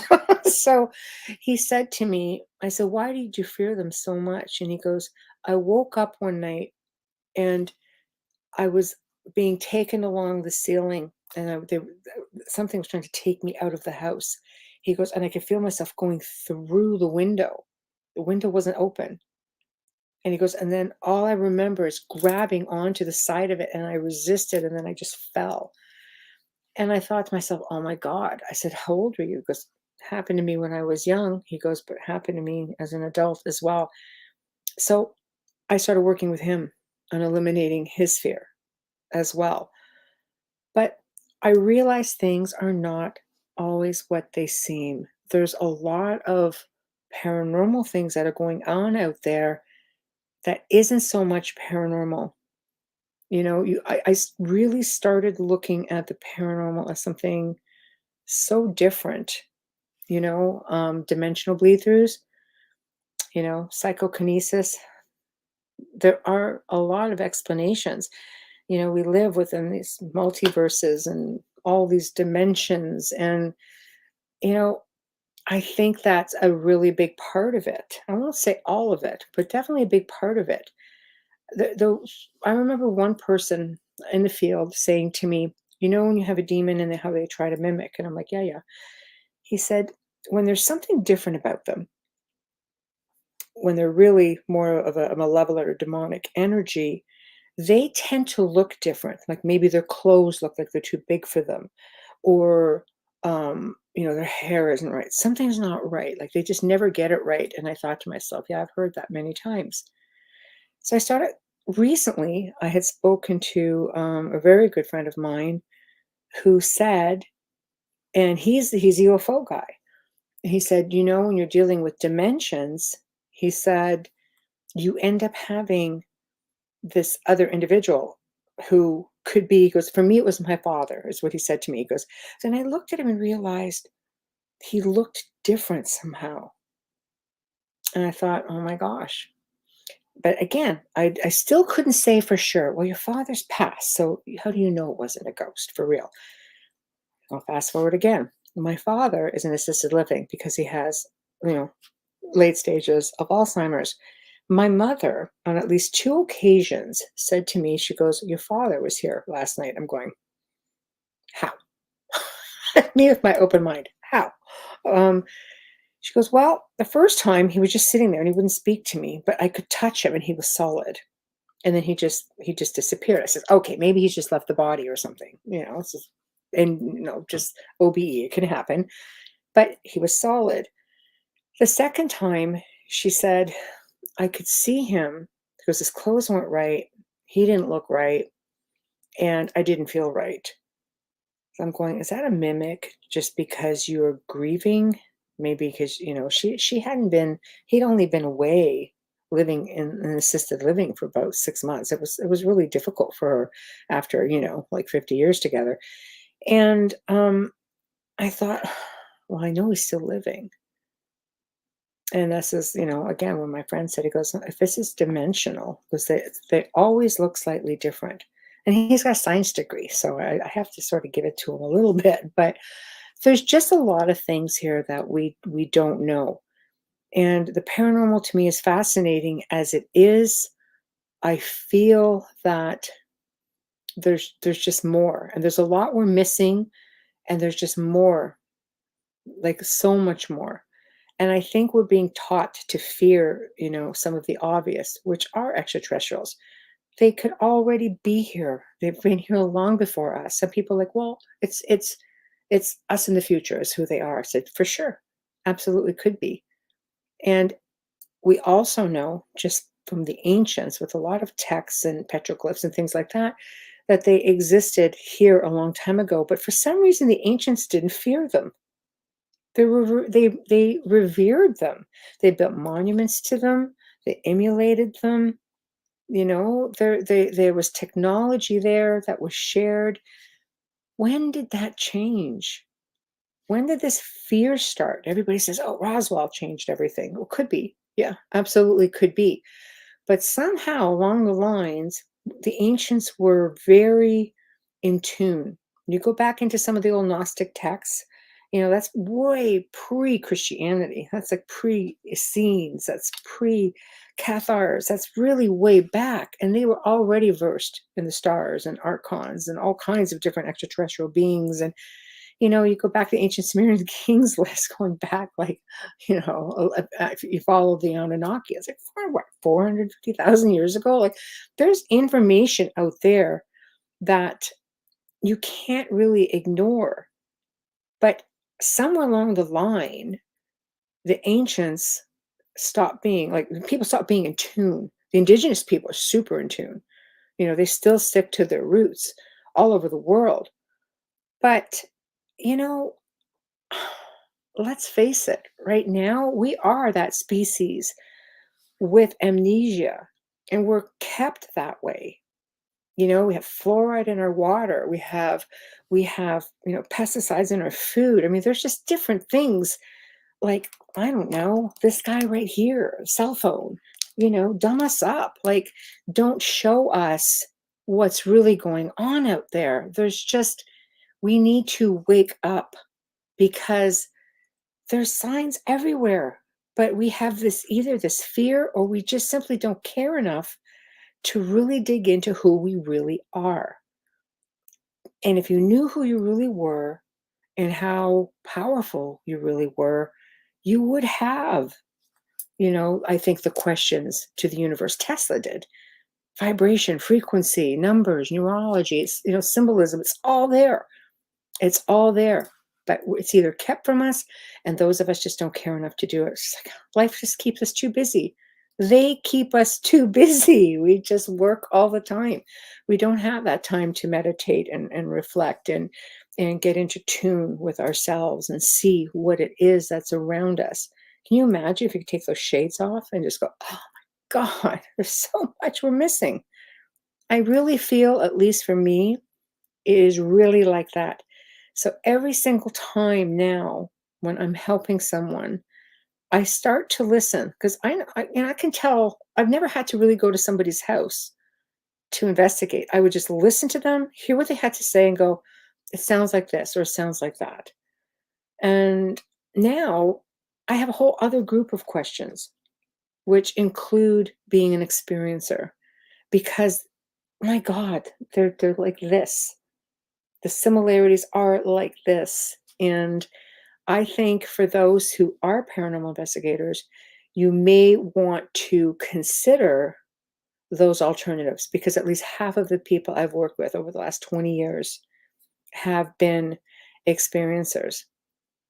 They've had sightings of all kinds of things, not just grays. There's just been all kinds of different, races.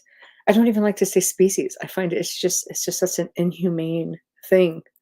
So I don't know. That's me, and I do believe in researching. I do believe if people have questions that they should delve.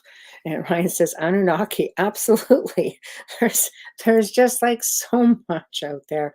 Don't be afraid to go looking. And if you're having that experience yourself, just take a step back for a minute and like I say, don't be the child that can weave a good tale. Just be that open-minded person. Or if somebody says, hey, you know what, I think there's something going on, just listen and hear them out, and don't discourage, because I think once you shut down, you just don't revisit it. I wish somebody would have said to me really early on, well, it sounds to me like there's this. But I grew up in a time where you just don't talk about stuff like that. You just don't go there. So anyway, how you can find me, and I'm always happy to answer any questions that you have. I do Facebook Messengers, impossible, so please don't try there. You can reach me at Michelle DeRoche contact at gmail.com. Easiest email, Michelle DeRoche contact at gmail.com. I don't really keep up with the website, which is michellederoche.com. Worst case, you can get me there. my show that I do every Wednesday and Thursday night is The Outer Realm with Michelle Roche and Amelia Pisano. They run every Wednesday and Thursday night, 9 to 11 p.m. Eastern. And whole array of guests coming on. We're booked all the way into the end of March right now. But a lot of good content and a lot of content on this.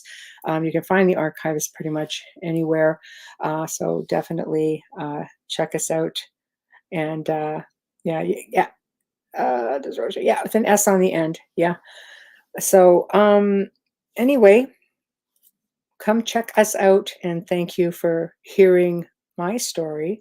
And I hope you guys all have a terrific weekend. Thank you.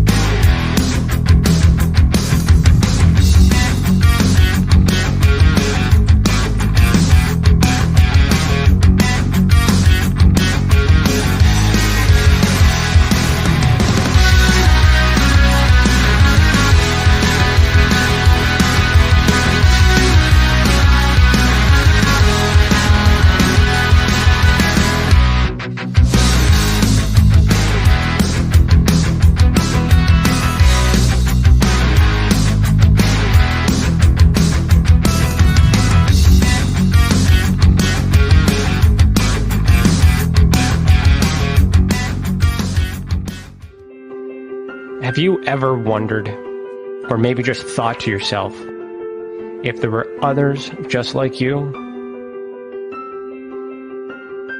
You know, people with extraordinary abilities, psychogenic advancement, and perhaps unique intuitions. Maybe you just wondered if there were other people who experienced unimaginable, unexplained, or even unusual and paranormal events. Are there people who have more questions, more fears than answers? Well, you're not alone. You've never been alone. We believe you. Sign up for EA today.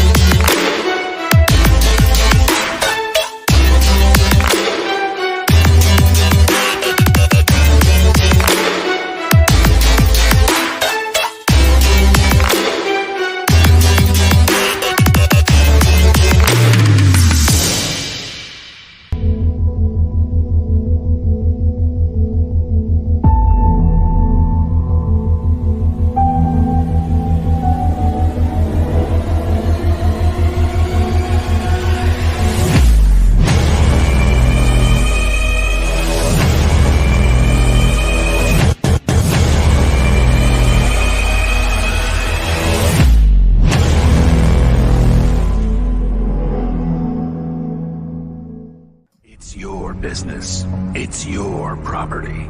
Your assets are worth protecting. Blacklight Investigative and Surveillance Services specializes in patrolling and inspecting residential or commercial property against fire, theft, vandalism, terrorism, and illegal activity. People and buildings are monitored to prevent crime. Keep your property, your people, and your assets safe from threat. Our elite staff are dual licensed private investigators and security guards. Blacklight Investigative and Surveillance Services. Go to blacklightiss.com.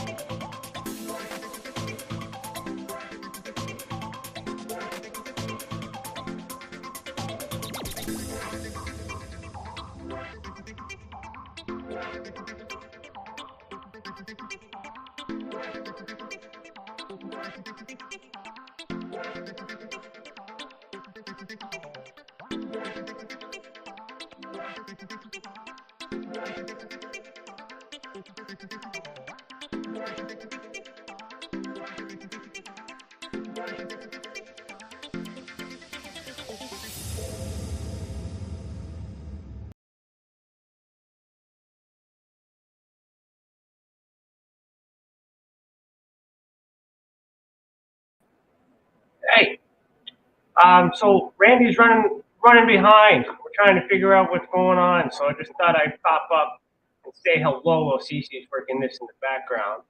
So I'm gonna say hello to everybody in the chat. How's everybody doing? Long day, long day. Let me see here. I gotta pop in here and figure things out. All right, nobody in the chat, but I just want to let you. Oh, there's Cece. There she is. Hi. Hello. Yeah, I'm not sure. I'm trying my hardest to get in touch and just to see what's going on. Maybe there was a miscommunication of time zones. Yeah, that's why I asked. That's why. Yeah, it was clear, but I don't know. So, Okay. Well, possible. improv too. We'll just have a conversation with each other until we hear from Randy. I'm fine with that. I'll monitor the emails and such. So, Randy, if you're out there, Randy Kramer, Captain Randy Kramer, send us a message, admin. Yeah, or go to University of Consciousness, his Facebook page, and spam it. And I'm on his Twitter right now. I'm trying to find his Facebook. yeah, I don't know. Oh, there he is. The captain No is way. here. Okay, everybody, we're gonna bring the captain in properly here. So we'll see once I see his lovely face. There he is. Thumbs up, Randy. You can hear you. Perfect. Okay, we're gonna bring you in. Just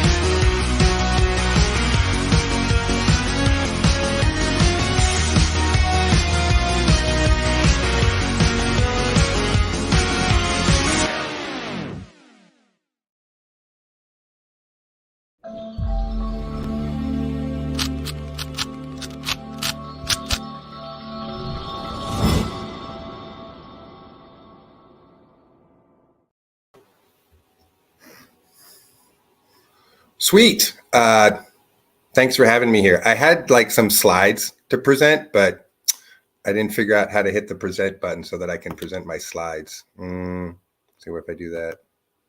Nope, I didn't prepare them in this platform because I thought I would just be able to share my screen. you can. I'm making a boo-boo face because I didn't prepare to present my slides through your platform here, so I can't show my slides. If you send an email to admin, I can pull it up on my side. Oh, there's like 101 slides. So we're not gonna even bother to do that. That's fine. I'll just go over what I was gonna talk about anyway. We just don't use my pretty slides that I made. Boo. So basically, I just want to talk about basic psionic self-defense, which why maybe is a great place to start with that. Why do we need it? Why is it a thing? And it's because our psionic foci, some people call them chakras, we don't in the sciencey way that we approach it, are emitting energy all the time, thoughts and emotions all the time. So is everybody else. And so we are literally swimming in an ocean of everybody's thoughts and emotions, just battering up against us all the time. And so it causes us to feel things and think things and react to things sometimes that are not of our own construct. And so basic psionic self-defense is how we attempt to keep all the outside stuff out and our own inside stuff in. So as a intergalactic citizen, it is considered ill-polite and it is considered rudeness to be plastering everybody around you with all your thoughts and emotions all the time. And it is considered also rude and discourteous to go around trying to read everybody's thoughts and emotions all the time. And so the formal etiquette is basic psionic self-defense. It contains spheroid energetically around the cranium, usually another one around the body. It varies from operating system to operating system, but it's generally two fields as basic psionic self-defense that you just start with. And if you were born on a planet where that was taught from the time that you were a child, you would have learned it when you were a toddler. And by the time you were, an adolescent in school, you would have had a very contained primary psionic self-defense shield around your head, and one that would probably be forming pretty well around your body at that point. But since we're here where we don't do that, we have a couple of problems with that. One, we have a lot of people who are experiencing tremendous mental and emotional discomfort from this fact, because we are a psionically emergent species. So we're sending out highly energized and highly charged thoughts and emotions all the time, all around us, and so is everybody else. And intense emotions can make that even more intense. And so keeping all of that contained and not spreading it around, and also not letting it in, is just the basic fundamental of psionic self-defense, because it's happening everywhere, all the time, all around us, everywhere, no matter what we do, where we go. And for people who are having experiences, which can be a wide range of things, right? There can often be let's call it almost a combative experience, where you feel like you're being inundated and assaulted and attacked by these other forces that you're experiencing. In some cases, that's true. In some cases, it's just not having any psionic self-defense to shield or filter or monitor that, so that it sort of gets out of control and all over the place. So if you talk to dead people, for instance, you talk to ghosts or something, just throw out a random example, and you go into places where you feel presence very strongly, a healthy psionic self-defense will make that process about a lot of your choosing, because you've got a filtering system that says, I'm only letting in what I want to let in, and only what's going out is what I want to go out. So if you don't have that, it can be a very overwhelming experience. It can be a very taxing experience. With some, or even better, psionic self-defense, that experience becomes much more manageable, right? And so for people who experience anything that has to do with friends and neighbors from out of town, you're talking about, in some cases, beings who have tremendous psionic ability, or in some cases also or have technology that assists that. So in which case you might feel that you're super overwhelmed and overpowered by something that feels way bigger and stronger than you are, which it feels that way, again, with little or no defense. With at least some, call it adequate, satisfactory psionic self-defense, or something you've been working on and developing for a while, again, that experience feels less overwhelming and less like you're being given no choice by that being or that entity or that species, and that you have more of a choice in the engagement process. Certainly can communicate choices in the engagement process better than if you have none. So also, because it is a intergalactic norm of politeness, right? If a alien species were to plop down in a spaceship and walk out the door and look around and look at everybody standing on the lawn looking at them, the thing that they're going to be looking for is that sort of spheroid of psionic self-defense, because that's going to tell them that that's someone who understands what's happening here with their mind, with their brain, with their psionics, and they've already done at least the basic, most rudimentary shielding for themselves.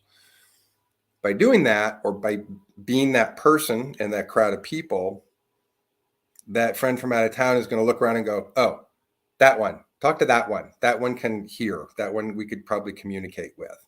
So you're also increasing your chances of being respected as an intergalactic equal in conversations, more so than you're being seen as a barely sentient cow by some species, because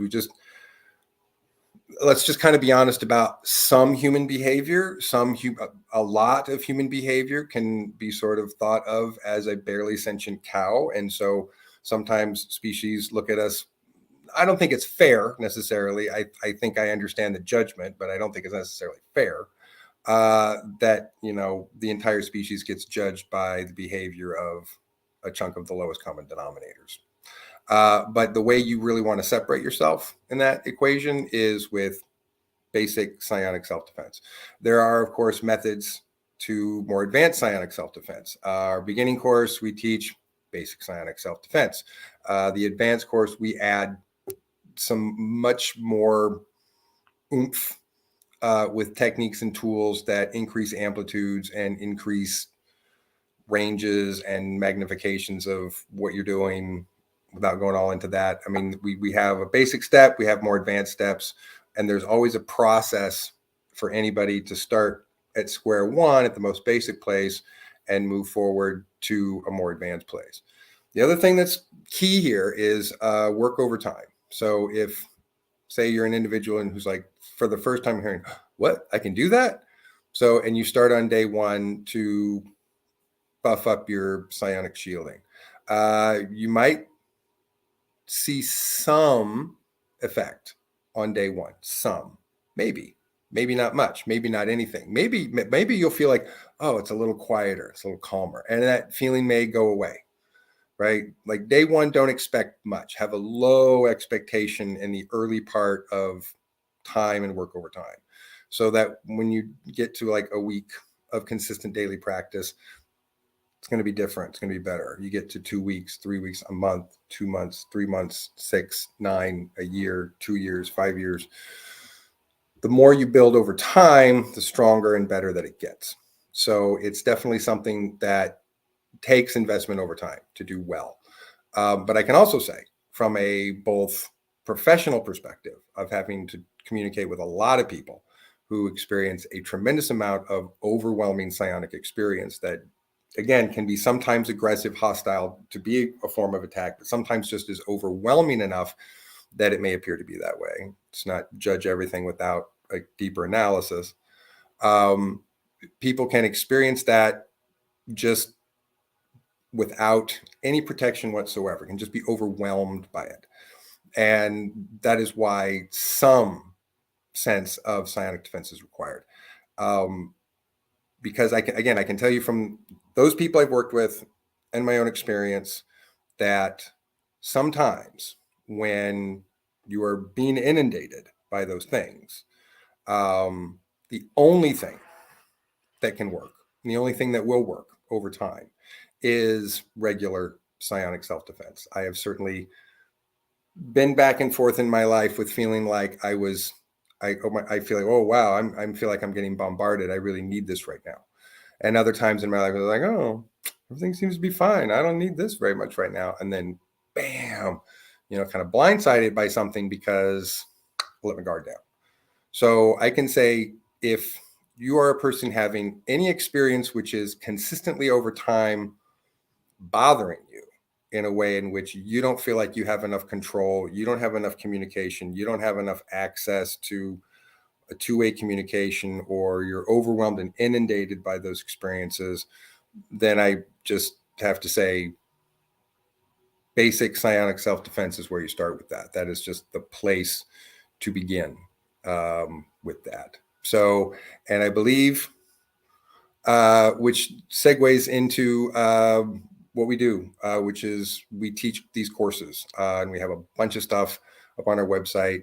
Basic stuff, advanced stuff. We're just starting the advanced course that we're week 2 of doing the advanced course, and record those classes and put them up. Everyone has access to the entire library for a monthly subscription fee, $99 a month right now. We have a free trial, 1 week free trial. You can get on our site and sign up for free for 1 week and try the tools and see if they work. And if you use a coupon code that says TESSA, TESA 77, you can get your first month for $77. It's the best we can do to say, here's the best tools for the problem, which is just everywhere. And here are the tools. You can get a free access to it for a week to experience the tools and use them and see how that improves your situation. And if it improves your situation, stick around. So that's the basics of it. And any questions at this point is where I'm at with that.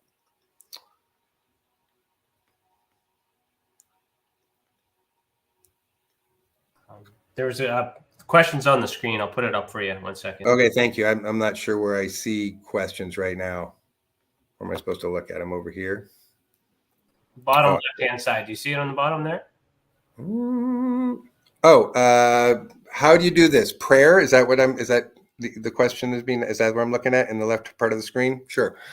Prayer is an operating system that can work and does work for some people very well.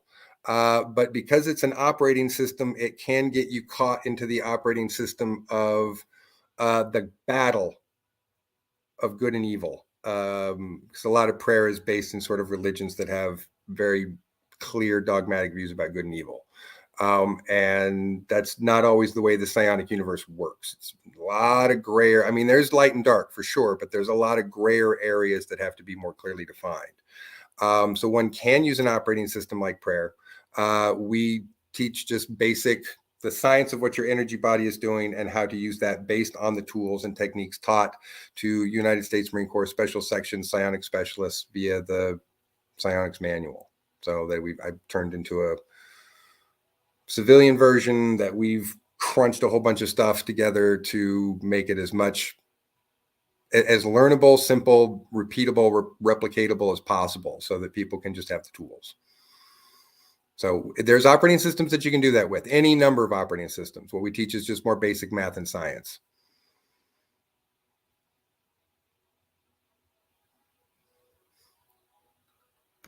So those are all the questions that we have right now. So did you? Oh, okay. So when a question comes up, we'll throw it on the screen, and then you can acknowledge it whenever you're ready. Sure. Yeah. No, I can answer questions like shooting cans off a fence. So.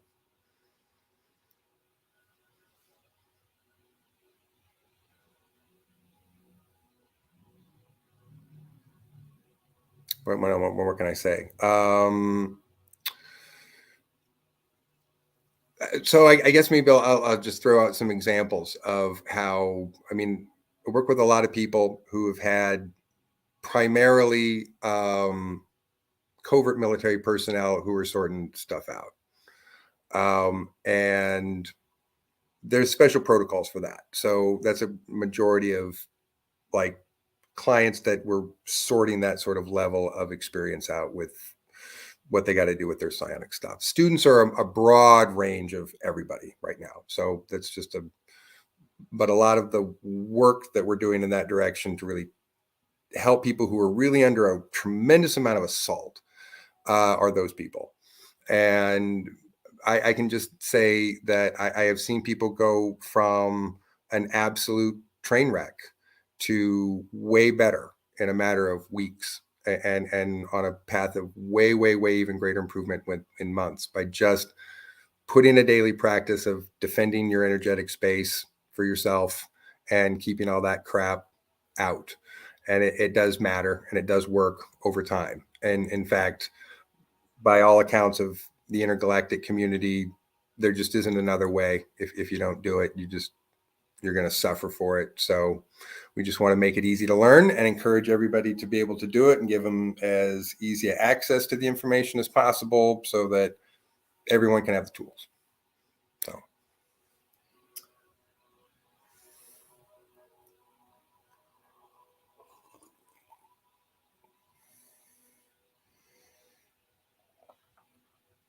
Well, okay. Of course, aid in or against intrusive thoughts. So basic fundamental of our course and everything we do is meditation. The fundamentals of meditation for what they do to your brain, to your mind, the relationship of the two on a daily basis is the reason why we have an entire university dedicated to self-mastery and psionic advancement at all. It's the fundamental core of everything. It is you want to do these things, you want to develop, you want to grow, you want to figure that out. It's all about psionic strength and psionic amplitudes. And that comes from what I call doing your mental brain workouts. If you want to be super strong, you go to the gym, you work out. If you don't go to the gym, you don't work out, guess what? You don't get super strong, right? And there are other ways to do it, but you got to put in work is what I'm saying if you want to do it. And with psionics, it's no different. You have to put in some time meditating to start building the brain and the mind muscles to do the things that you want them to do. And so struggling with any kind of thought patterns, constructive, deconstructive, trauma issues, memory issues, emotional issues, mental health issues, anxiety issues, depression issues, stress issues, post-traumatic stress issues, are all sorted out in your brain and your mind. And so when you get into your brain and your mind, which is what meditation does, and you start figuring out who and what you are in there, and you start tinkering with stuff, you start fixing things, and you find out stuff that's not working so good, and you start identifying the things about within yourself. You go, oh, it's not so great. How do I work on that? Let me meditate on that some more. And the really intelligent part of your brain, which is your subconscious, it's hundreds of IQ points higher than your conscious beta thinking brain. And it will want, when you connect with that part of your brain in meditation, that part of your brain will want to help you sort everything out.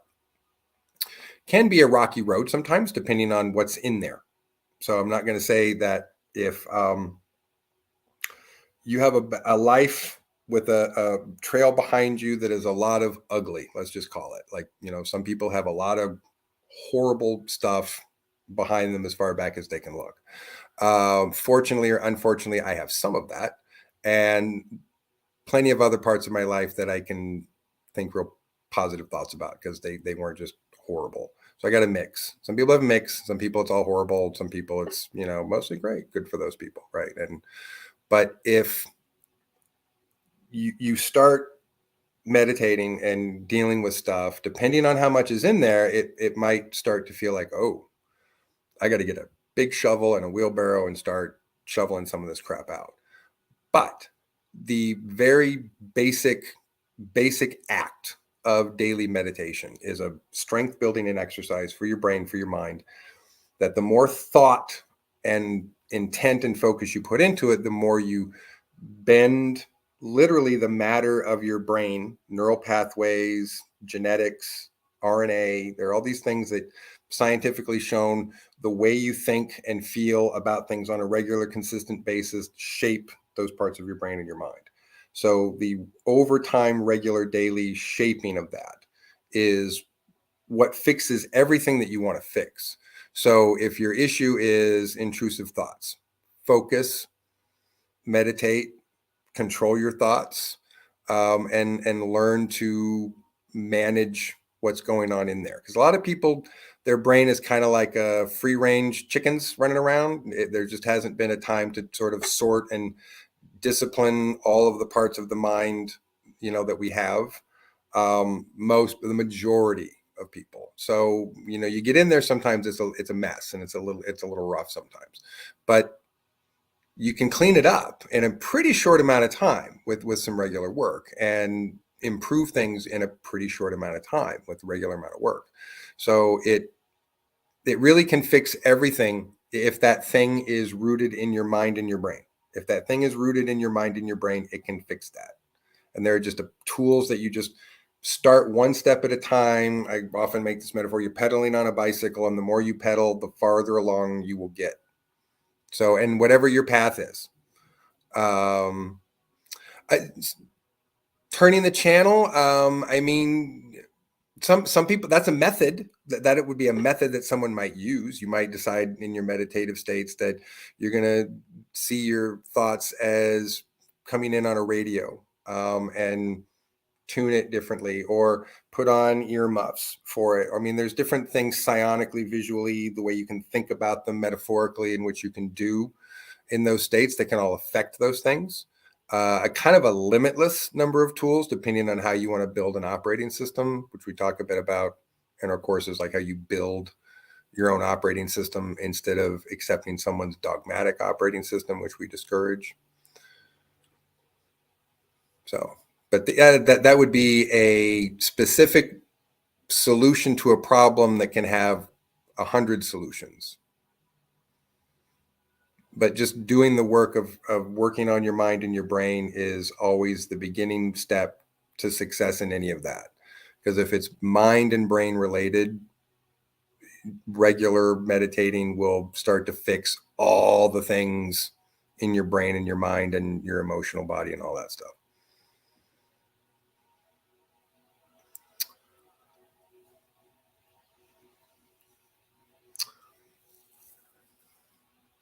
Do you want me to answer Cece's question?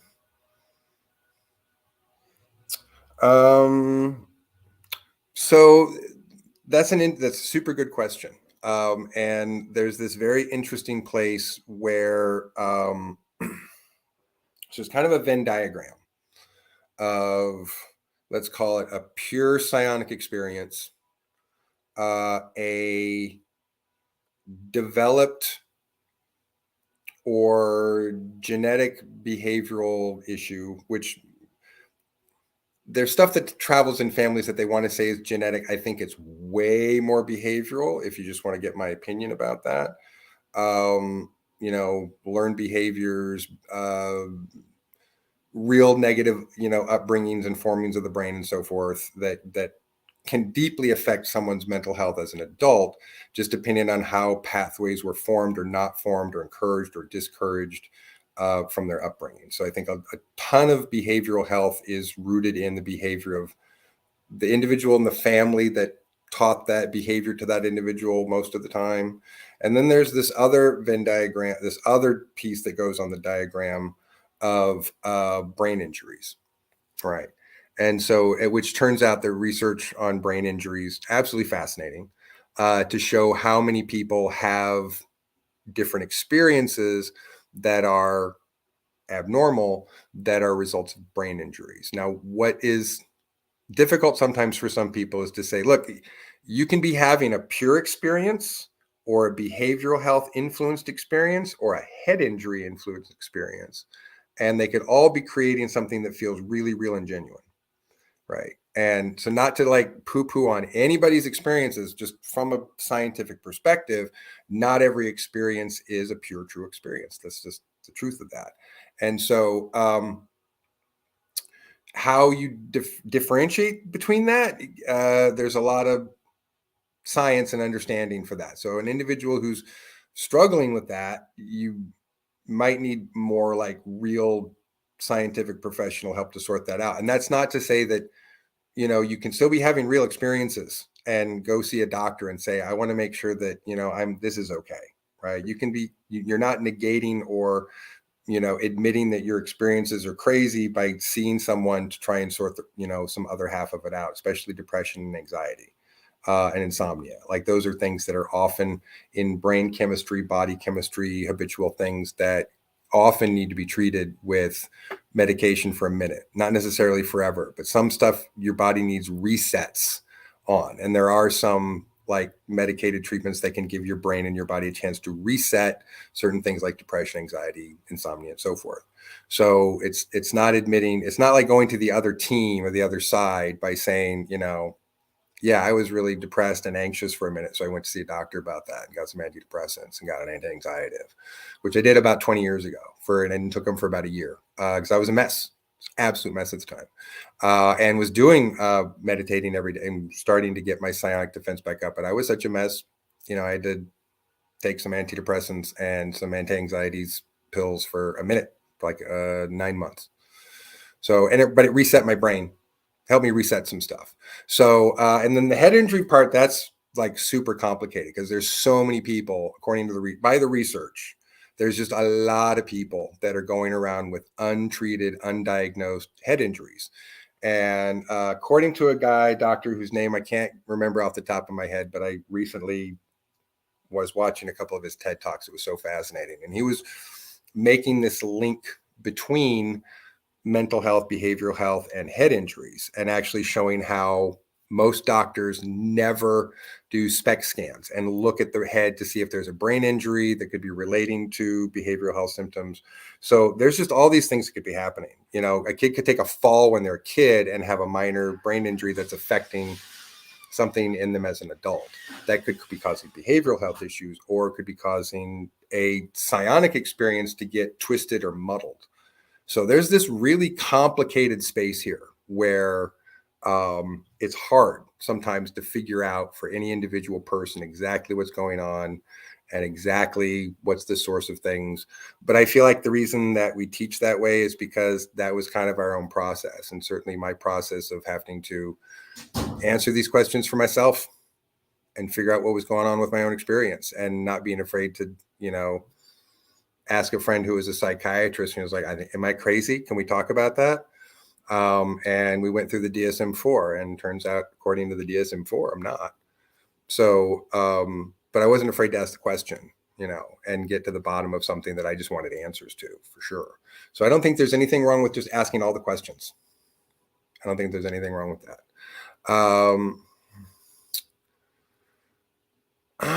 Who's behind the psionic use that requires us to need protection and self-defense? So I mean, that goes to the very beginning of what I was saying, is that it's everything everywhere. First of all, it's everybody's thoughts and everybody's emotions everywhere all the time, first and foremost. So there's just everything.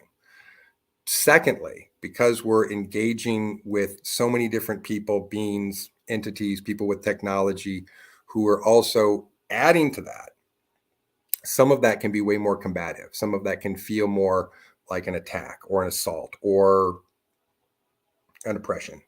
It can feel like that. Sometimes it is, sometimes it isn't, but it can feel more like that because it's coming from so many different sources that are, in some cases, covert, military, some extraterrestrial, so forth. But most of it is really just the background flotsam and jetsam of everybody's thoughts and everybody's emotions and everything floating around us all the time. That is utter chaos if we can't keep it out, especially if you're having psionically emergent experiences. It's just going to get louder and louder and louder and louder until you put some barrier around it and quiet the space. And then there's a question about explain the difference between the mind and the brain. So the brain is your physical part of your brain. But the way that I like to explain the difference between the two is the brain is like this vessel, like a big bowl. And your mind is the water in the bowl. So it's very fluid, and it can move and do different things. And it can actually come out of the brain. It can actually be, it's a liquid that can be scooped up and taken out of the brain and put somewhere else. The mind still exists without the brain, but the brain is the vessel and the mind is this liquid that's contained within the vessel. That's the way I think about it anyway.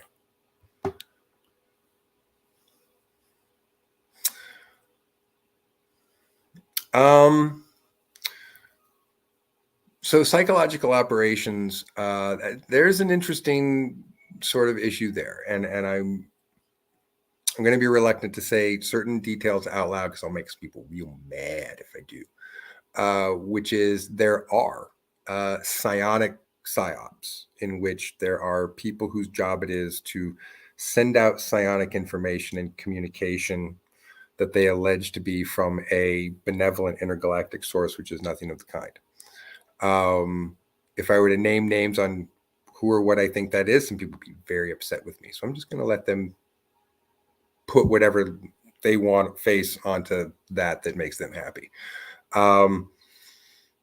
Again, basics, mental training, meditation, psionic self-defense that allows you to develop your mental skills, your brain skills, your acuity, your senses.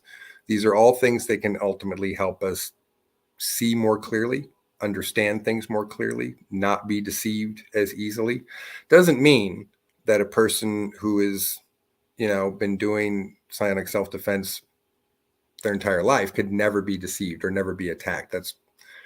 Doesn't work that way. But it does create skill building and sensory awareness that makes it better and not worse. Makes all those things better and not worse. So as far as being able to recognize and not fall for a psyop, a person who is more developed has a better chance of seeing that clearly than someone who's not. But no guarantees. It's never a guarantee. Nothing's ever a guarantee.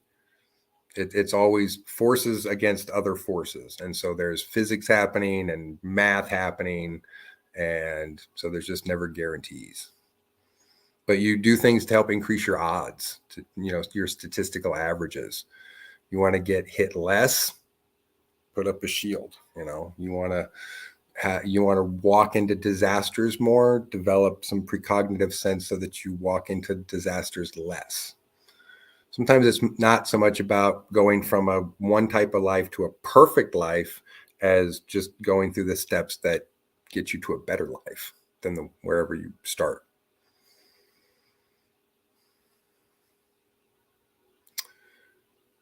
Any other questions? What else we got here?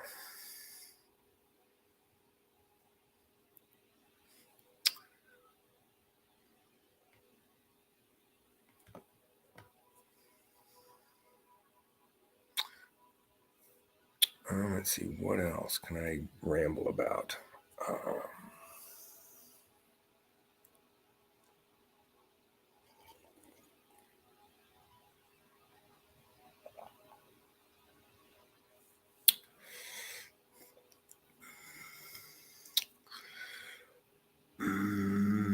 Let's see, that's topic oriented.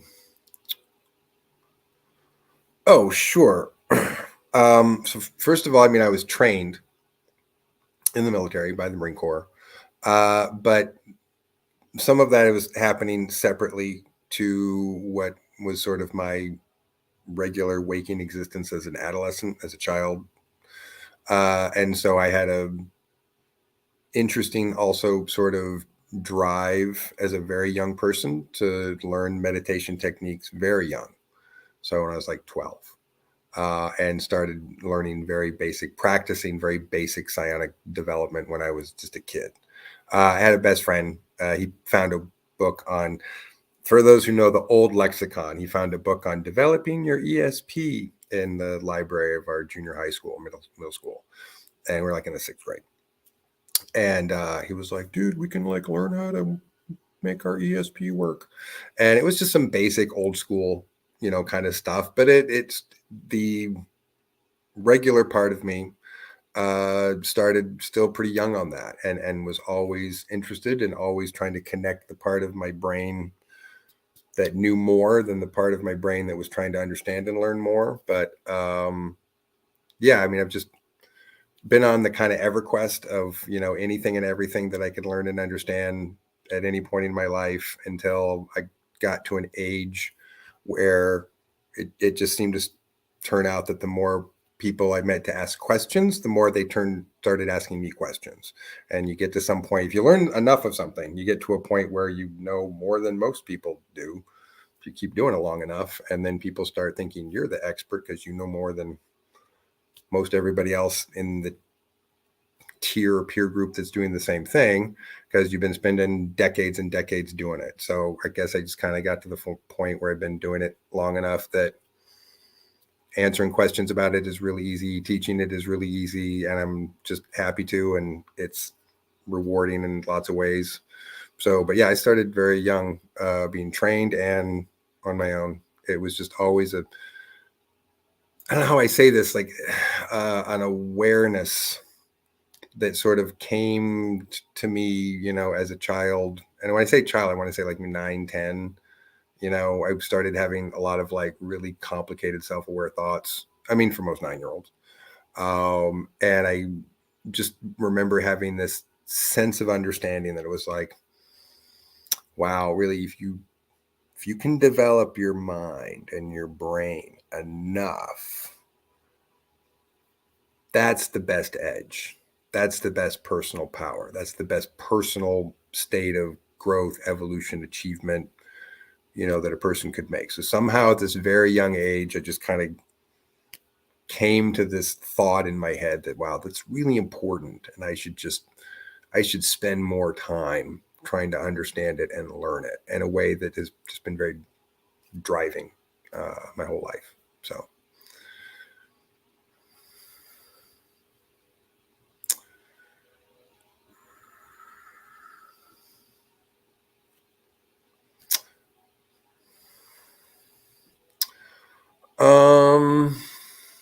What are some examples of practical use? I don't think you meant to type psychotic, so that's okay. Psionic powers among societies. Any obvious evidence that the average person can see in plain sight?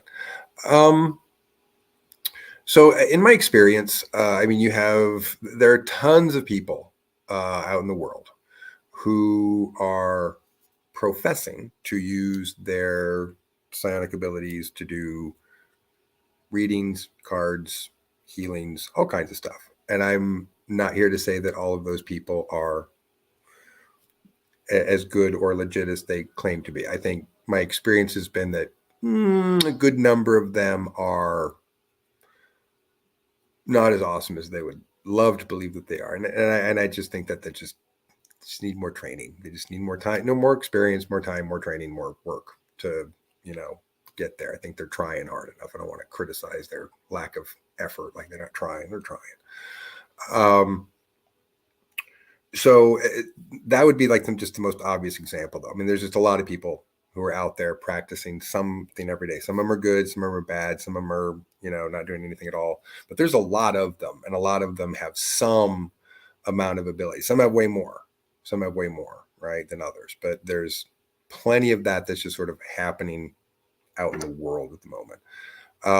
But just on, the basic stuff that people have experiences of, deja vus, right? Knowing when someone's going to call before they call, thinking about them before they call. All this kind of older stuff that's just the way that our brains connect to things. Intuitive senses of like, oh, don't do that. And then realizing that you avoided a fire or a car accident or something like that. Sometimes if we get those senses, we don't ever get to find out what we avoided. There's usually not a big thing about what we avoided the next day because it didn't happen. But sometimes by avoiding things, by sensing where not to be, is the most powerful tool that a person can have. And a lot of people just feel their intuition on stuff like that. So just people using intuition, people communicating with their animals, talking to their pets. Some people really are communicating telepathically with their pets. I don't know that everybody is. Some people are better listeners to their pets, maybe, than other people. But their animal communication is probably one of the most commonly practiced psionic abilities by people just in everyday life. And to take that to another level, no one's ever heard of a horse whisperer. Horse whisperers are people who get paid a lot of money by people who have a lot of money, who raise horses, to talk to the horses and telepathically, psionically communicate with the horses to find out what's going on and what's wrong. I met one once, and they're doing some legit telepathic communication with horses. And there's certain people that have been around horses their whole lives, and they're just good at it, and they can just do it, and they call them horse whisperers, and they get paid lots of money to do it. I want to say, was it Robert Redford maybe did a movie about it where he's the horse whisperer? But it's a real thing. People get paid for that. Dowsers, well witches who find, douse for water, for well water. That's a paid job. That's a psionic skill. So there are some legit paid jobs that people have been doing for a minute that involve using psionics. So is psionics magic? The answer is magic is an operating system that attempts to use some amount of psionic power to make something happen. Because of the operating system of most magical systems, that something often involves a lot of energy exchange or deal making with other energetic forces outside of the person. Someone practicing a psionic self-mastery path would never do that. Why would you ever want to make a deal or contract or deal with all of those energies outside of yourself when the total development of the internal systems of your energy will be able to accomplish anything that you could want to accomplish if you keep at it long enough? So it's an operating system way of using psionic energy to accomplish a goal, which again can have lots of hooks in it. So most systems, operating systems of magical practice, there's catches and weird things that you have to make deals, and you often just end up making exchanges with sources of energy or consciousness that don't want to not give up the exchange, and so you just end up making contracts and deals with things that you regret later usually. But it's a way of using an operating system to focus psionic energy, but in a way that is very external and that I would not recommend that people do. I'm not saying it's bad. I'm not saying witchcraft's bad. I'm not saying that. You want to do some witchy magic stuff, knock yourself out. I mean, that's a choice. I'm just, I recommend the internalizing process, not so much the externalizing process.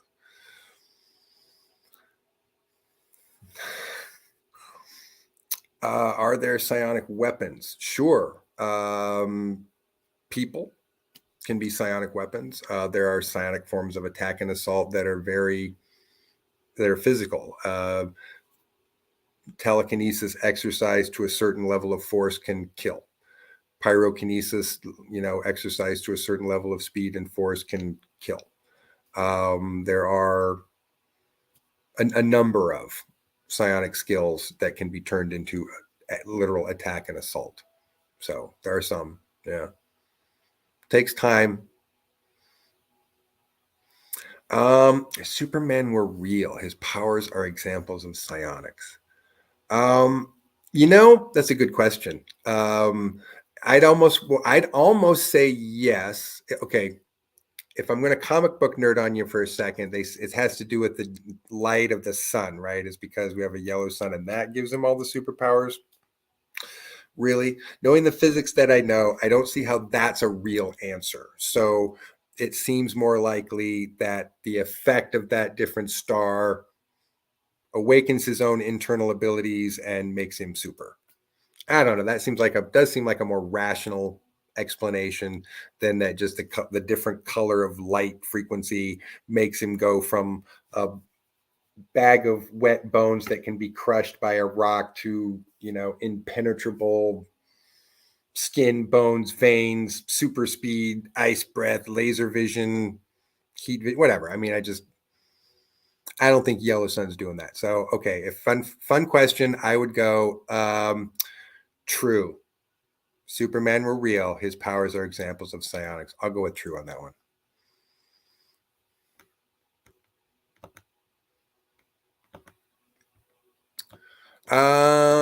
Anyway, so like I said, if you want to learn more, please pop into our website at universityofconsciousevolution.com.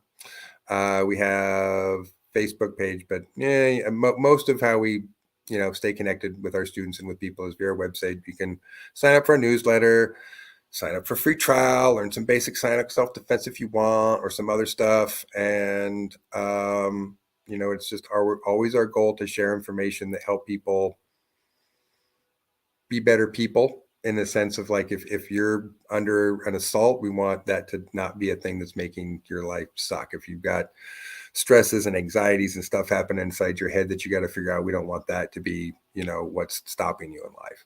If you've got things happening with relationships, stresses happening with dynamics with work relationships, personal relationships that are fundamentally about psionics and your brain and your mind and your attitudes and your energy fields, we don't want that to be the thing, that messes you up. We want all the tools to be there just so that people can adjust the things that aren't working so well by just starting with the most basic fundamental tool of making everything better, which is your brain and your mind, and start working on that and do it a little bit every day and get a little bit better every day. And then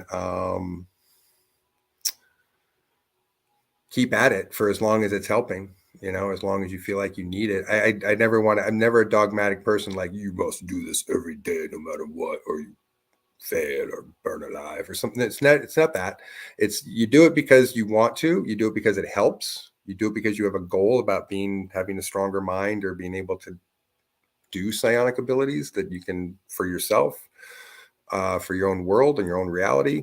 Whatever your motivation is, it's about you doing something that, because it makes your life better, it helps you somehow, it gives you something back from it that is worth doing. And I think that because it's the most fundamental, everything about yourself, your brain, your mind, it's where everything is, all your emotions, all your personality, all your memories, all your ideas, all your creative thoughts, all your inventions, all your lectures, anything and everything is just in there. And so by going deeper into your own mind and mastering that part of yourself is a door that opens wide the potential for you to just be whatever you want to be, whatever that amazing thing is. Everybody can be just amazing if they just want to put some time into it.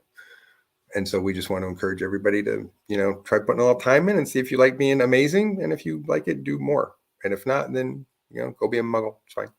But we want to encourage everybody to be their best, most amazing developed self if they want to choose to be that, and help them out with that. So that's about the end of that, I think.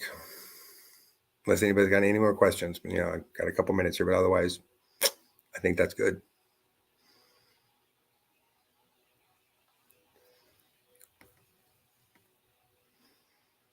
All right, that might be it. So I'll just say thanks, Randy. Thanks for coming in, and have a good time. And we'll be in touch soon.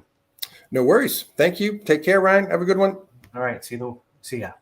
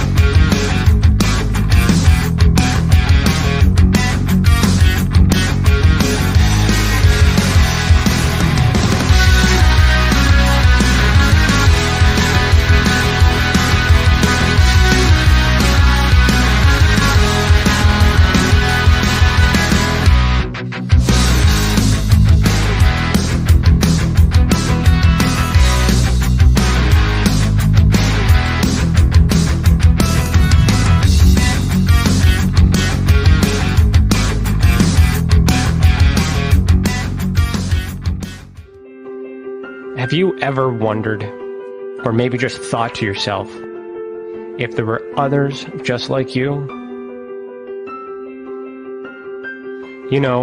People with extraordinary abilities, psychogenic advancement, and perhaps unique intuitions. Maybe you just wondered if there were other people who experienced unimaginable, unexplained, or even unusual and paranormal events. Are there people who have more questions, more fears than answers? Well, you're not alone. You've never been alone. We believe you. Sign up for EA today.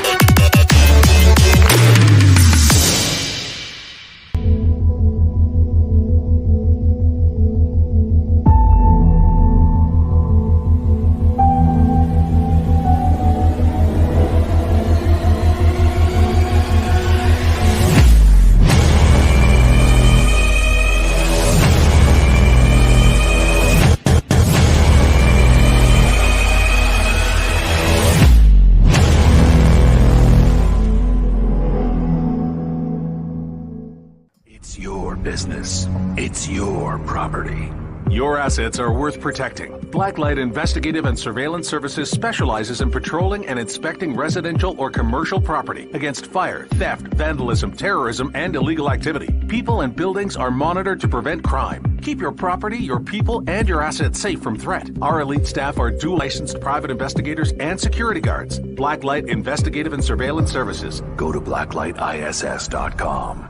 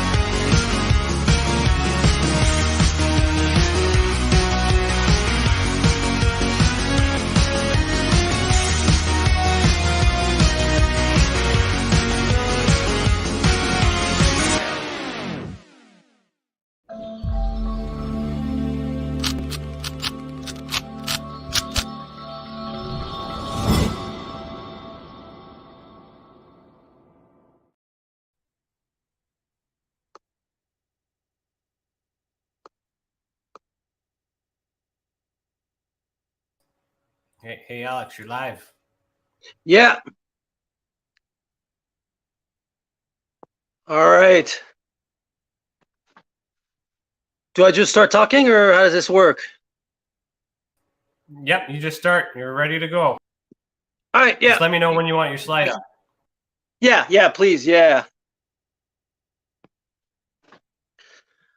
All right, so my topic for today is African cryptozoology. And some of you are probably wondering, why the hell am I picking a little bit more of an obscure, very specific niche part of the cryptozoology world, which is even more niche part of the paranormal world. Reason is because, well, one, that's my field, that's my area of expertise, so to speak. But also because I've been thinking a lot, especially during the lockdown, about where to go next with whether I was going to do work in ufology, cryptozoology, or the the paranormal, and kind of not liking where the fields are at, overall type of thing. And I was thinking, well, cryptozoology is basically my main field, and I'm like, I think it's time to sort of like rearrange things and go back to the beginning. And since I have a lot of unfinished business with Africa, due to the fact that I once spent 2 months in Paris, France, waiting to go on an expedition, which was ultimately canceled because of the civil war there. Now, granted, there's worse places to be stuck out in Paris, France, but it left a bad taste in my mouth. And that expedition and those, actually several expeditions, have always been my number one priority since then, kind of unfinished business. But more importantly, I think Africa is where everything started, right? It's where when you start thinking about the most romantic places, not like romantic or romantic like comedies, but romantic in terms of mysterious and expeditions and these exploration and all that. Africa has always been, for better and for worse, because some of it do come from some racial stereotypes, but for better or for worse, Africa is kind of like the first place you think about, right? The jungles and the mysteries and the unexplored areas. But also it's where we were born as a species, right? Homo sapiens, was born between 200,000 and 300,000 years ago. And this will become a little more relevant a little bit later in my talk, but in East and South Africa. Everybody on this planet owes Africa, a big thank you for the birth of our species, and even earlier than that, right? Go back all the way to 7 million years ago when we split with the chimps, and then 3 to 4 million years ago where the first upright, hominids start emerging. So I thought, why not start at the beginning? And I've separated cryptozoology for me personally into kind of 3 areas, and we're going to cover a couple of those today. The one we're not going to cover is what I call the paracryptozoology. which is one of the more paranormal aspects of cryptozoology. So you start dealing with things like Dogman, Mothman, where certain cryptids fit into a bigger paranormal picture, which involves UFOs or whatever, right? We're not going to touch upon that today because it's a pretty big subject, and I can't do it all. The other two aspects of cryptozoology is obviously the most popular being Bigfoot, right? And we're going to talk about that today and how that relates to Africa, because regardless of what attributes Bigfoot may have exhibited throughout the years or what people think it may be, there's no denying the link between some of our attributes, primate attributes. Humans are actually primates too, but like ape attributes and Bigfoot, and all that has to start in Africa. That's just the way. There's no getting around that. And the other aspect that I'm going to talk about probably first here is again, the more romantic, spectacular creatures that have been rumored around in Africa. And again, for me, this is my most personal probably subject. And since it's an experiencer day, I'll probably get a little more personal than I usually do, which is something that's not comfortable for me. But I'm not going to bore you with a lot of facts and figures, of which I've been accused of doing in the past, with my sort of more scientific approach. So like I said, I was in college way back in the 90s. And I have a Bachelor of Science in Psychology and Anthropology. Both of those I picked specifically for all these weird subjects and fringe subjects that we talk about, right? And spent a lot of years actually fighting to be able to write papers on certain subjects that some departments were thrilled with. And around that time, there's a professor at the University of Chicago. I was at the University of Illinois, Chicago at the time. And there's a professor that went on an expedition into the Congo, and where he believes a certain species of dinosaurs actually survived to modern times. This was not some crazy dude. This was a bona fide PhD professor that went to Africa. And I found a book in our library, which I never brought back, because back in those days you didn't have Amazon, so I couldn't order the book. So I kept it. I did pay for it though, which was very expensive, but I kept it. And we read it in like 3 days. And that was the genesis of my interest in going to Africa. And again, I hooked up with this documentary director, which actually we're going to be co-director on this project back in the day, that used to work for National Geographic. And he was a guy that traveled around the world, and it's a pretty big project. And, and I told him everything that I thought was going on in Africa, and he was fascinated. And we wrote this project together. And like I said, we went to France for 2 months, and it never happened. So with that in mind, let's go to the first slide. Thank you. So this is what people call Mokere Emembe. So it's been a little bit hijacked by the creationists, and I'm not even going to lie, I hate those guys because they think the Earth is 6,000 years old. They think, humans and dinosaurs coexisted. So they kind of culturally appropriated this animal, whatever it may be, to, in some devious fantasy where, it somehow it was a Noah's Ark or whatever, and this proves the fact that science has been wrong all along. Of course, we know for a fact that this isn't true. We can prove it in a multitudes of ways, this animal was until the professor at the University of Chicago took interest. No one in the English-speaking world ever heard of Mokere Emembe. It was a little more popular in Europe, being closer to Africa, as since the 1800s, some of these stories started emanating out of the Congo Basin and made its way into the mainland Europe. And they actually took it pretty seriously. This is actually a pretty serious magazine. You can see there, it's a science magazine. And it covered this animal that was once called the lost dinosaur. Next slide, please.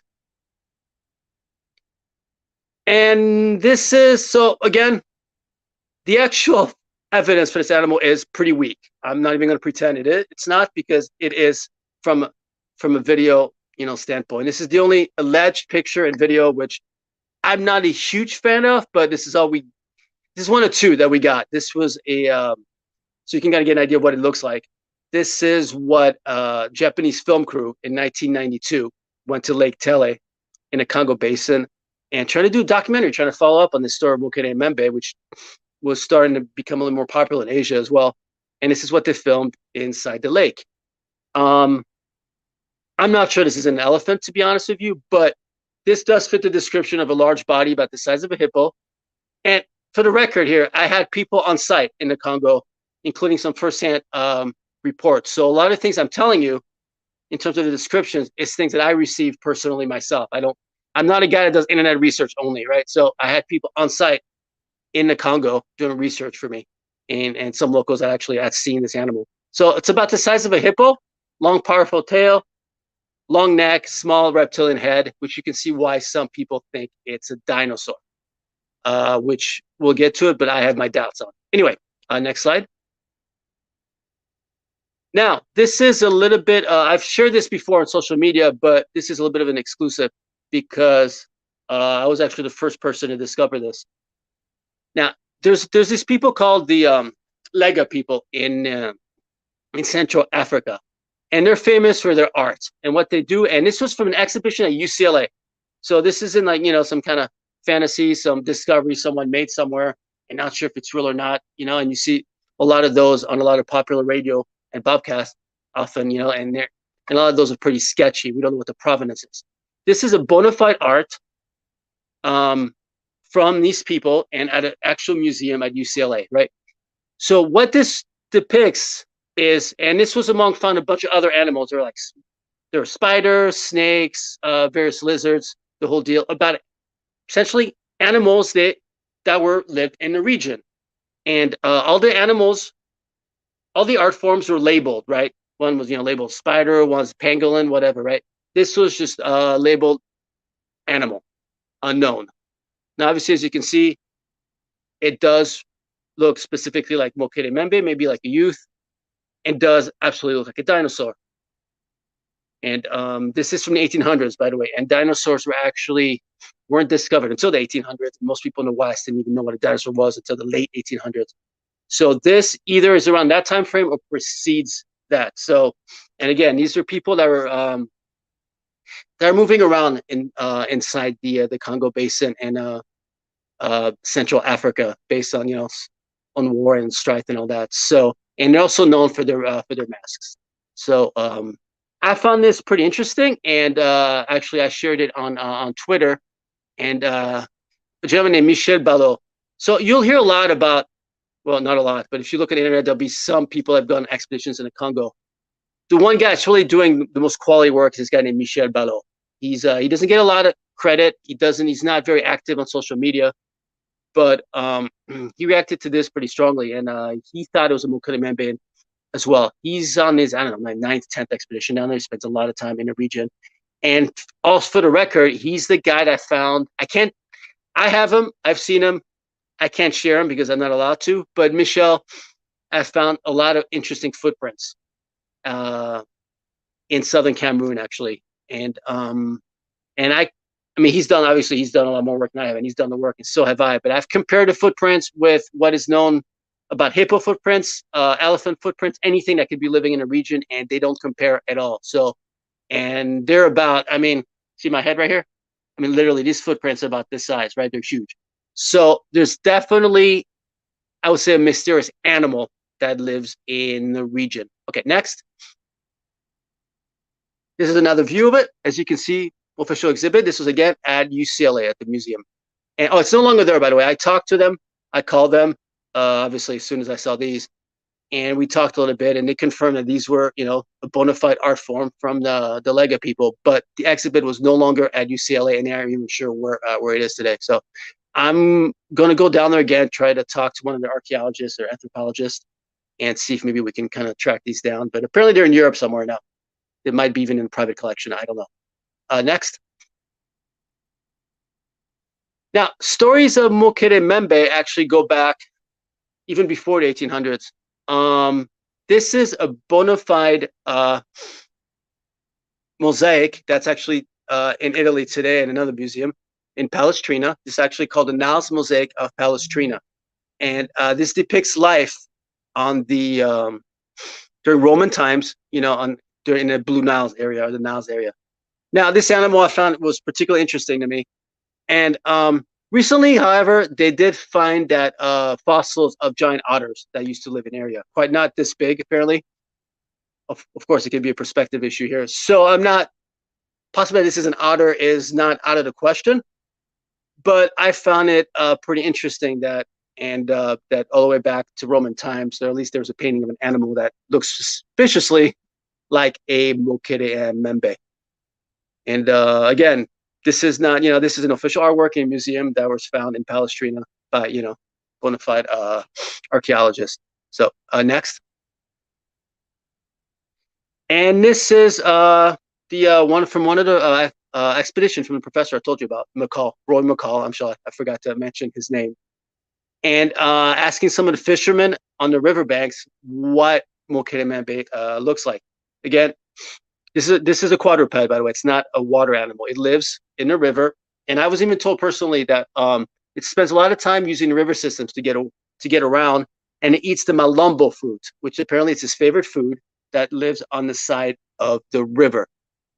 And fishermen particularly don't like this guy because it interferes with their fishing, it scares away the fish, and it's fairly aggressive. Again, vegetarian, but it's very territorial, so they're kind of scared of it. So again, you can see kind of like the big body, long neck, small head, and here you can't really see the tail, but according to some of the sightings I received and some sightings other explorers have received, it's got a very strong tail. And again, it's a quadruped. And if, unfortunately, I couldn't show you the pictures of the footprints from Michel Ballot, but it looks, for lack of a better word, it does look like sauropod dinosaur footprints. You kind of get to see the three toes and with a kind of rounded base. So whatever it may be, at least from that standpoint, is very similar to a sauropod dinosaur. And again, I'm not saying that's what it is, but very similar. Next. Now this is the other picture. I was taken at Lake Tele from a pretty far away lens. So if someone would send me this picture, I'd be like, it sucks, it's terrible, and it is. To be honest, this is not proof of anything. We can do so much better, if we spend the money to actually launch a real expedition, which hopefully is going to happen. But for what it's worth, this is one of the few pics that we have in Lake Tele. Now, every show you'll see, every article you read will tell you about this region where people should go to experience the sea Mokere membe. Most of the sightings in this region actually date back to people's grandfathers. It's dated.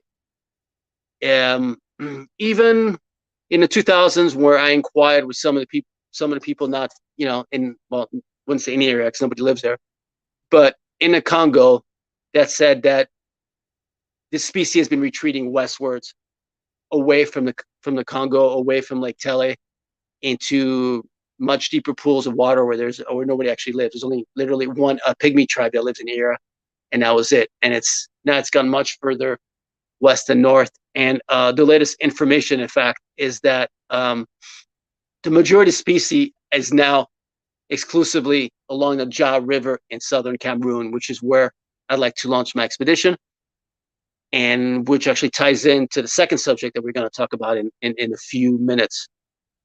And so next, please. And again, this is the drawing that Roy McCall from UC of Chicago. Remember, this is a PhD guy. This isn't, some crazy guy about what Mokere membe essentially looks like. This was based on, so a sighting in the Congo that occurred in the 1960s.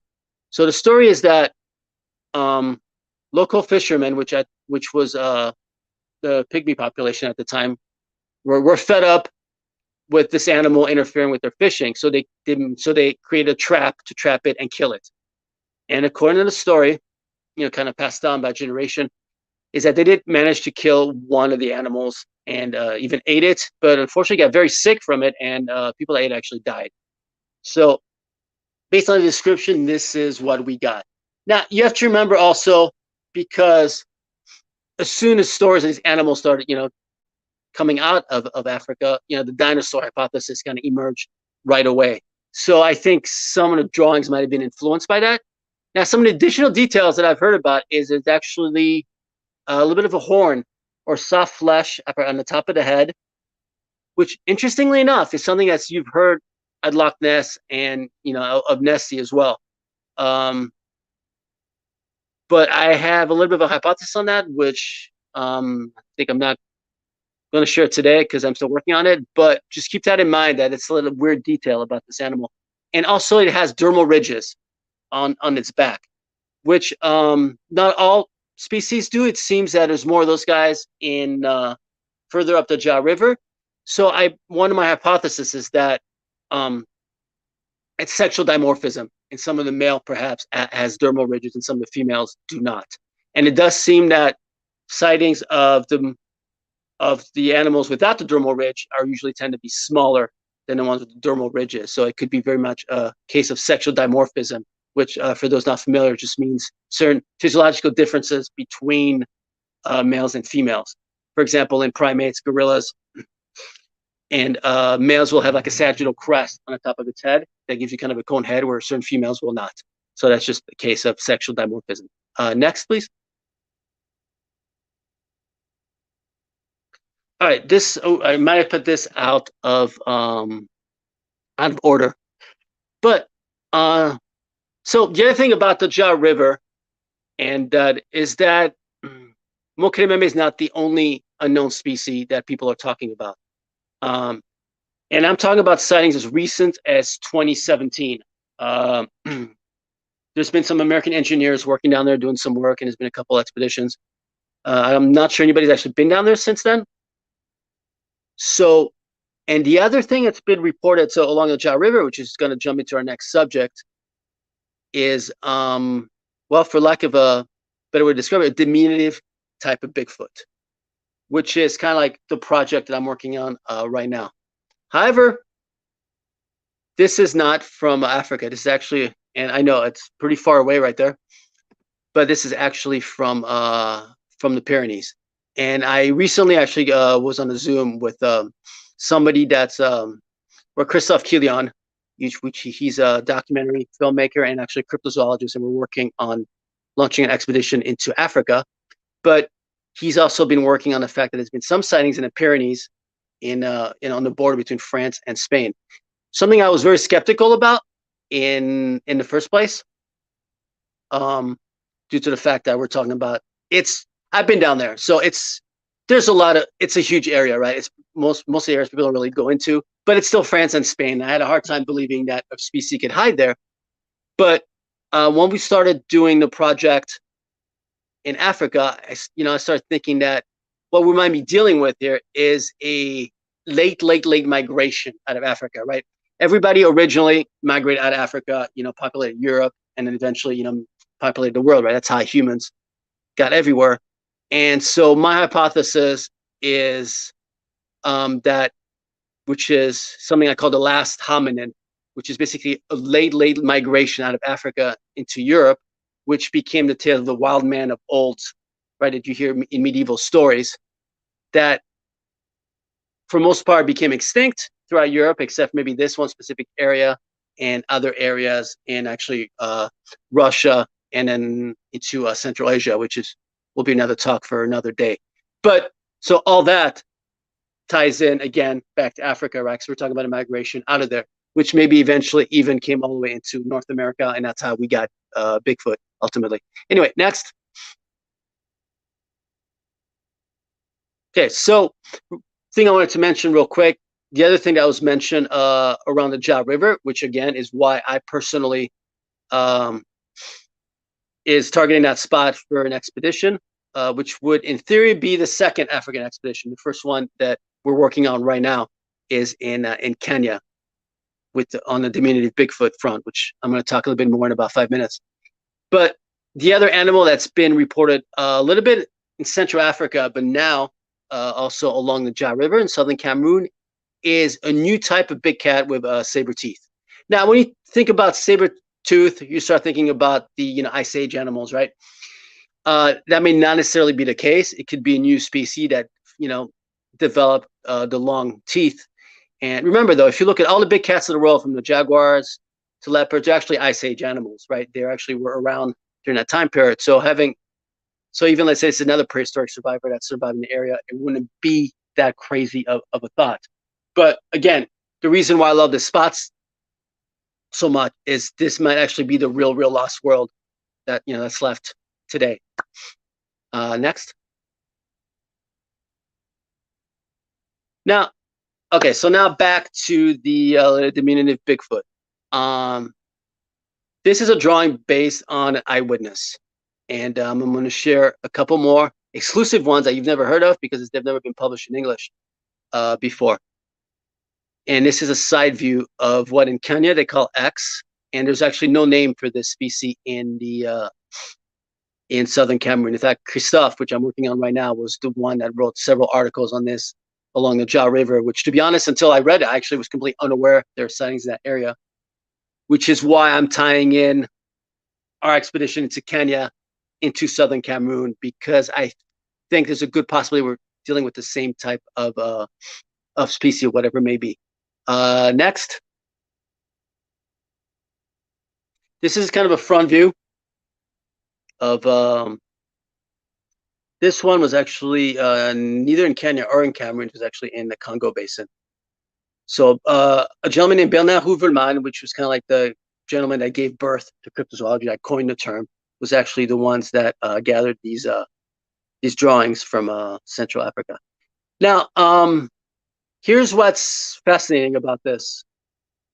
Is recently, and I saw even UFO Twitter was talking about that about Homo naledi, right? They discovered recently that even though truth be told, we've been talking about this for a couple decades, but there's a species 200,000 years ago in the right area for us, meaning in Eastern Southern Africa, mostly Eastern Africa, called Homo naledi. So Homo naledi was interesting because it coexisted with humans, and because between 200,000 and maybe 35,000 years ago, Homo sapiens, meaning us, coexisted with about 8 to 9 several species of hominids that shared some of our traits. Some are a little more primitive. Some look pretty much like this. And Homo naledi was interesting because it shared, had very human traits. Obviously, it was bipedal and all that, but it was covered with hair and had a very small brain.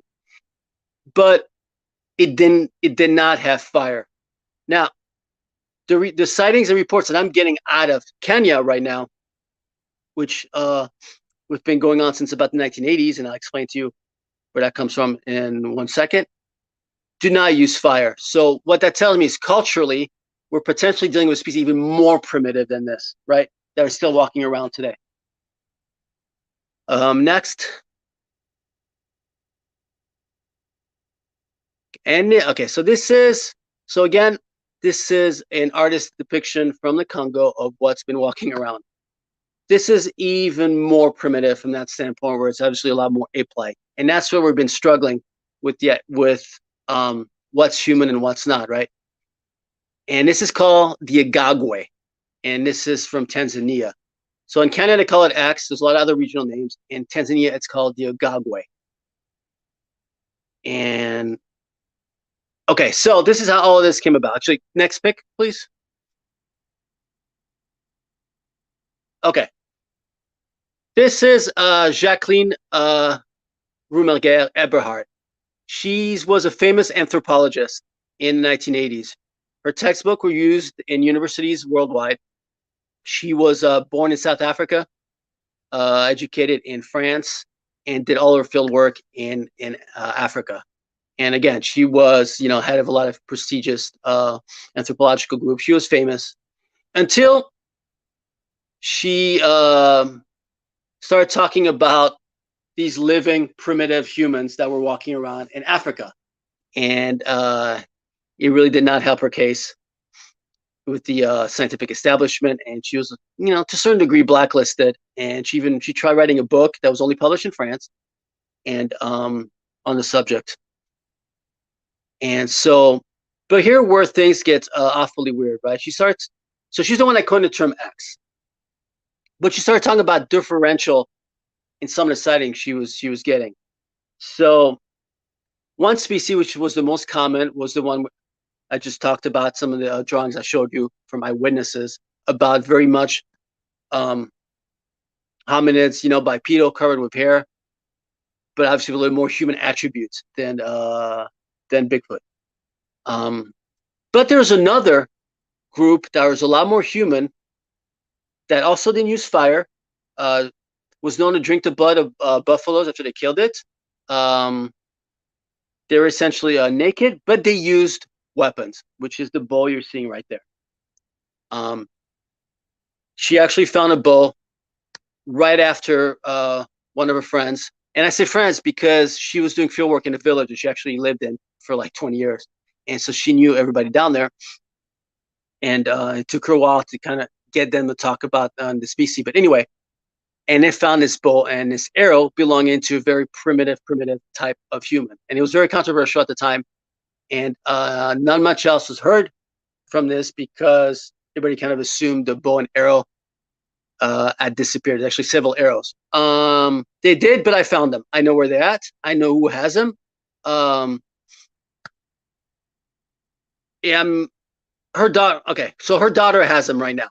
There are some issues in getting to them and letting her us analyze it and all that, but eventually sounds like it's going to happen. And it's in Europe right now, and we're planning to actually study it a little bit later. So now, and then that's where it gets really weird, because there's some stories about the more primitive, the hairy guys, killing buffaloes, eating their blood, and stories about the more human guys. And we don't know what that means ultimately, how related, the two alleged species really are. But let me tell you, here's some exclusive, actually, eyewitnesses that no one, especially in the English-speaking world, has ever heard, right? So this is from a first-hand testimony that she obtained. And for the record, I talked to her when I talked to her daughter. There's 114 case files of eyewitnesses of X, and she has them all, recorded and all that, and in a box. It's sitting in in storage in her place near Paris. So one of the first eyewitnesses she talked about saw an X hiding behind a tree, which is something that we see repeatedly in some of these sightings, including Bigfoot and even Oran Pendek, which is kind of like the diminutive Bigfoot reported from Sumatra, which Christoph I work with actually went on an expedition to. So what he saw, once they came out from hiding behind a tree, what this eyewitness saw was a male and a female. But to them, he found them to be very human, despite being covered in hair. But what was interesting, though, is they were exhibiting very kind of like ape-like behavior, where the female was removing bugs from the male's body and even eating them at some point, right? It's called grooming among chimpanzees. They do that. It's like a social mechanism where it's kind of like petting or whatever, right? But one of the more interesting aspects of this is that they had vocalization between the two, right? We've heard these stories on Bigfoot expeditions, and I haven't been on Bigfoot expeditions myself. I heard vocalizations personally, and what's I've noticed that was kind of interesting to me is, both from my personal experiences and other people I've talked to, there's two types of distinct sounds, right? With Bigfoot, you hear the very or when they do a bluff charge, allegedly, or when they seem to be aggressive, which is a very, very kind of like ape-like guttural sound, right? But there's also another sound that seems to be more of a communicative sound, right? Where it's almost like language that people reported. And again, we're stuck in between here. What do we make of the both kind of ape-like characteristics and the more human characteristics? Well, these guys were a lot more human in their vocalization, where they're apparently sitting facing each other and talking back and forth in these kind of like high-pitched, very high-pitched kind of sound. And we've heard the Bigfoot sounds, and I can't reproduce them like they do on TV, but it goes something like, maybe not quite so fast or so high-pitched, but you get the idea, right? So it's a lot more, seems to be about communication versus the guttural sounds that seem to be a lot more, like back off, this is my territory sort of thing. So, and what was interesting though with this one sightings, and so the eyewitnesses are getting scared, right? So they walked off, and to get out of the area with the two adults, they saw about 5 juveniles that were actually in the river system, and they were kind of bathing and playing, just like kids would. And obviously, the new juveniles, they were much smaller, but they were still lighter in fur color. They're a little bit very beige and a little bit lighter brown. Another one she collected was somebody that this was sort of like one of the good friends of this young warrior that she had kind of grown up around her, so she trusted him. So he said that his friend was actually captured by an X, which is stories that we've heard before in Yeti lore and Bigfoot lore and Almasti lore, which is sort of the Bigfoot of Central Asia, and even the Chuchunawa in Siberia. So there's a pattern of behavior there, right? And again, he says the male that captured him was about, was not that tall. So I'm 6'1", so definitely shorter than me, maybe 5'10", 5'8". And it was covered in hair except for the facial area. And again, he felt like it was weird because it looked kind of human in the facial area, but yet, was covered in hair. It didn't have language, didn't have fire, all that. And he kept him, for a while. And eventually he just let him go. So, and another sighting, this time was from a Swedish CAO that was doing some work. I'm not sure what kind of work he was doing in Kenya. And these are all from the 1980s, right? Literally, he was walking down a path in the jungle, and right across from him was this bipedal, hair-covered hominid, for lack of a better word, that was just standing there and they just stared at each other for a few minutes. Both, he said, the axe seemed just as stunned as he was, absolutely non-aggressive whatsoever. And eventually they kind of went off to the side, parted ways, and walked up in different directions, which is, a very casual kind of sighting. And I was alluded to, we don't know what's specifically going on in the region today, because these date from the 1980s. Jacqueline died in 2002, 2012. I don't remember specifically, but her daughter informed me that actually her brother still lives in Kenya, and he's the guy that we're going to be talking to about organizing the new expedition and about some of the more recent sightings. There's no reason to believe that looking at lifespan, right? Our lifespan is what, up to 100 years at best. So let's say, even, what's the average? 80, 85 maybe? Chimp to gorilla lifespan, 40 to 50 years, right? So whatever the species may be, we're looking at a lifespan on the shorter side, 40 years minimum to, 80, 90 like us. So 1980 was essentially just one generation away. So there's no reason to believe that this species isn't there today. And the other reason, I think, and I don't think we mention this enough as cryptozoologists, is people sometimes aggressively tell me, well, leave these guys alone, leave Bigfoot alone, leave this alone. But it's too late for that. We've seen environmental collapse, at certain regions of the world. And I don't want to get into the whole climate change things, it's controversial, but for a lot of people. But even without human interference, we can see species declining in certain areas. And there's no denying, the people turning down the forest. That's undeniable, pollution and all that, right? So, and that affects indigenous way of life, and I think, it's a big planet, right? It belongs to everybody. It's about all of us. And I think that once we start able to protect the species, because make no mistake about it, especially in Africa, all these sightings, whether we're talking about Mokele-Membe or Axe, have been on a decline, right? And they've been becoming more specific in very specific areas. Yeah, we do have specific areas. I'm not necessarily going to give them away here because, I don't want somebody to beat me to it while we're working on it, and the other guys that might be pissed off at me. But there seems to be a pattern where species are shrinking, going deeper in the jungle in very specific areas, which tells me that perhaps they're just, moving away from encroachment, from civilization and all that. But I'm also worried with the biodiversity loss being what it is, that they're going to go away. And when animals go away or plants go away, people are affected, indigenous way of life is affected. And I think by protecting these incredible species, because think about it, right? We discovered Mokele-Membe, whatever species that may be, or Axe, it's going to be big, big, big news, right?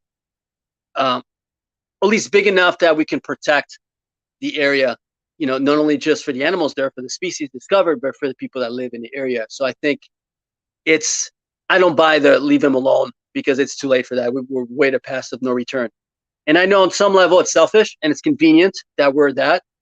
And I'm not saying that I wouldn't be going out looking anyway for selfish reasons, but I think it's important nonetheless to discover the species for the benefit of, for ecological benefit, right? So going back, so yes, I was saying one of the reasons after Kenya I want to focus on Mokele-Membe in that area along the Ja River, besides my obsession with it, is the fact that in recent years, there's been sighting of these bipedal hominids or apes in the regions just like there is in Kenya. Previously, the area was specifically the Congo Basin, Central Africa. It goes to the east side, down Tanzania, down to South Africa. There's actually some excellent sightings in South Africa. And then not a whole lot in between, and then obviously pockets in southern Cameroon. I think personally, Kenya, Tanzania, still one of the best places to go, so we're going to go there first. And I think the Ja River is probably one of the most interesting places to go, mostly because nobody lives there, nobody goes there. Poachers occasionally just go up and down the river, but aside from that, it's pretty much unexplored. It's only been kind of mapped from the air. One more eyewitness, actually, I forgot to mention, was a dead female that was found by, again, one of whom I guess local guys that she knew. Here's where it's interesting too. Again, same description covered the hair, but she had elongated breasts, which is something again we hear repeatedly about the Yeti, about Bigfoot, these kind of elongated breasts, which is a detail I found interesting because among primates, so primates are us humans, right? Great apes, monkeys, and all that. Humans are the only species that retain breast size past the need to suckle the young, right? In chimps, in gorillas, and they shrink right as the kid gets older. The little more prominent in bonobos, which interestingly enough are the most human-like apes. They actually some of their physical skeletal structures are actually closer to us than they are to chimps, even though they're bona fide chimps. So it's something those are little details that I think are meaningful. I don't know what they mean yet, but they're important. So next slide. All right. So I was talking about South Africa earlier. This is a rock painting from the San people, meaning that at most it's 5,000 years old. And this is inconclusive, but I find it super interesting that you obviously have humans on the right, pretty thin and skinny and tall, which is usually what the San people look like. These are the Bushmen that you may have seen in documentaries, which interestingly enough, it's actually the oldest and most diverse genetics on planet Earth from this area. But they seem to be here in conflict with either the humans or ape-like humans, or that at least are a little bit thicker. You could see, a little bit. You can see it seems to be a little bit darker, and especially the two guys at the bottom seem very much ape-like. And sure, the first guy fighting, right, could just be two humans going at each other. But what does he have? Like, is he commending like Planet of the Apes below him? Or I'm not sure what that's about. But again, this is a scene that you could imagine happening in Africa 200, 300,000 years ago, right, where we had 8 or 9 human species running around. But this is only, at its oldest, it's 5,000 years ago. And again, very, very inconclusive. I'm not saying these are, necessarily conflict between different hominid species, but I found this pretty intriguing. And this was, found by, bona fide archaeologists in South Africa. Next. These are a bit of a close-up of the arrows that were found. So as you can see, and this is a strange part, right? This is, again, going back in Kenya with X. These are pretty advanced culturally, right? But we're talking about, again, a group, species, whatever you want to be. I think personally, this is actually a lost tribe of Homo sapiens. I don't think this is necessarily a bona fide, hair-covered X. But again, report having no fire. In fact, they have a habit of getting very excited when they see fire. And they've been known to come around and scatter the fire around and then cover themselves in ashes and run around. They've been described as having no known language. And again, they're often naked. Sometimes they use animal clothing just for the private parts. And no fire. So it's a mix of primitive and modern cultural traits, and where this fits in the bigger picture. And again, these are the arrows that are missing, and I know where these are. Again, the daughter has them at her house. Next slide, please. And I probably should show this earlier. This was actually what got Humelger interested in X in the first place. This was a Time magazine article on Homo habilis, which that she had with her. She was carrying around in Africa. And Homo habilis was one of the first humans in Africa 2 million years ago. And it was the first, things a little more complicated now, but in traditional anthropology, this was one of the first tool users, the first that was fully bipedal. We had the Australopithecines before this guy that were also bipedal, but they still exhibited certain traits where they kind of use the trees a little bit more. But this was the first of the Homo lines, right? Before Homo erectus and all that. And so she was carrying this around, and one of the warriors came up to her, and he's looking at it. He's like, I've seen this guy. I know where he is. He lives in the jungle. And that's kind of what got her interested in X in the first place. Next, please. This was her book, one book, which is out of print. Luckily, I have a copy, and it's only been in France, published in France in late 1980s or early 1980s. I'm not sure, actually. And unfortunately, it's never been translated. So, and not everything is in the book. I talked to, her daughter, Isabel, and she has 114 eyewitnesses, that have seen these guys. And it's only, a lot of them are in the book, but not all of them. So some of the stories I just told you are actually kind of exclusive. And next, please.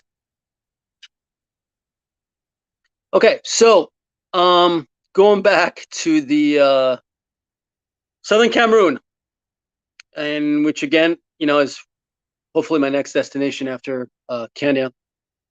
This is the other animal that's reported in the region, and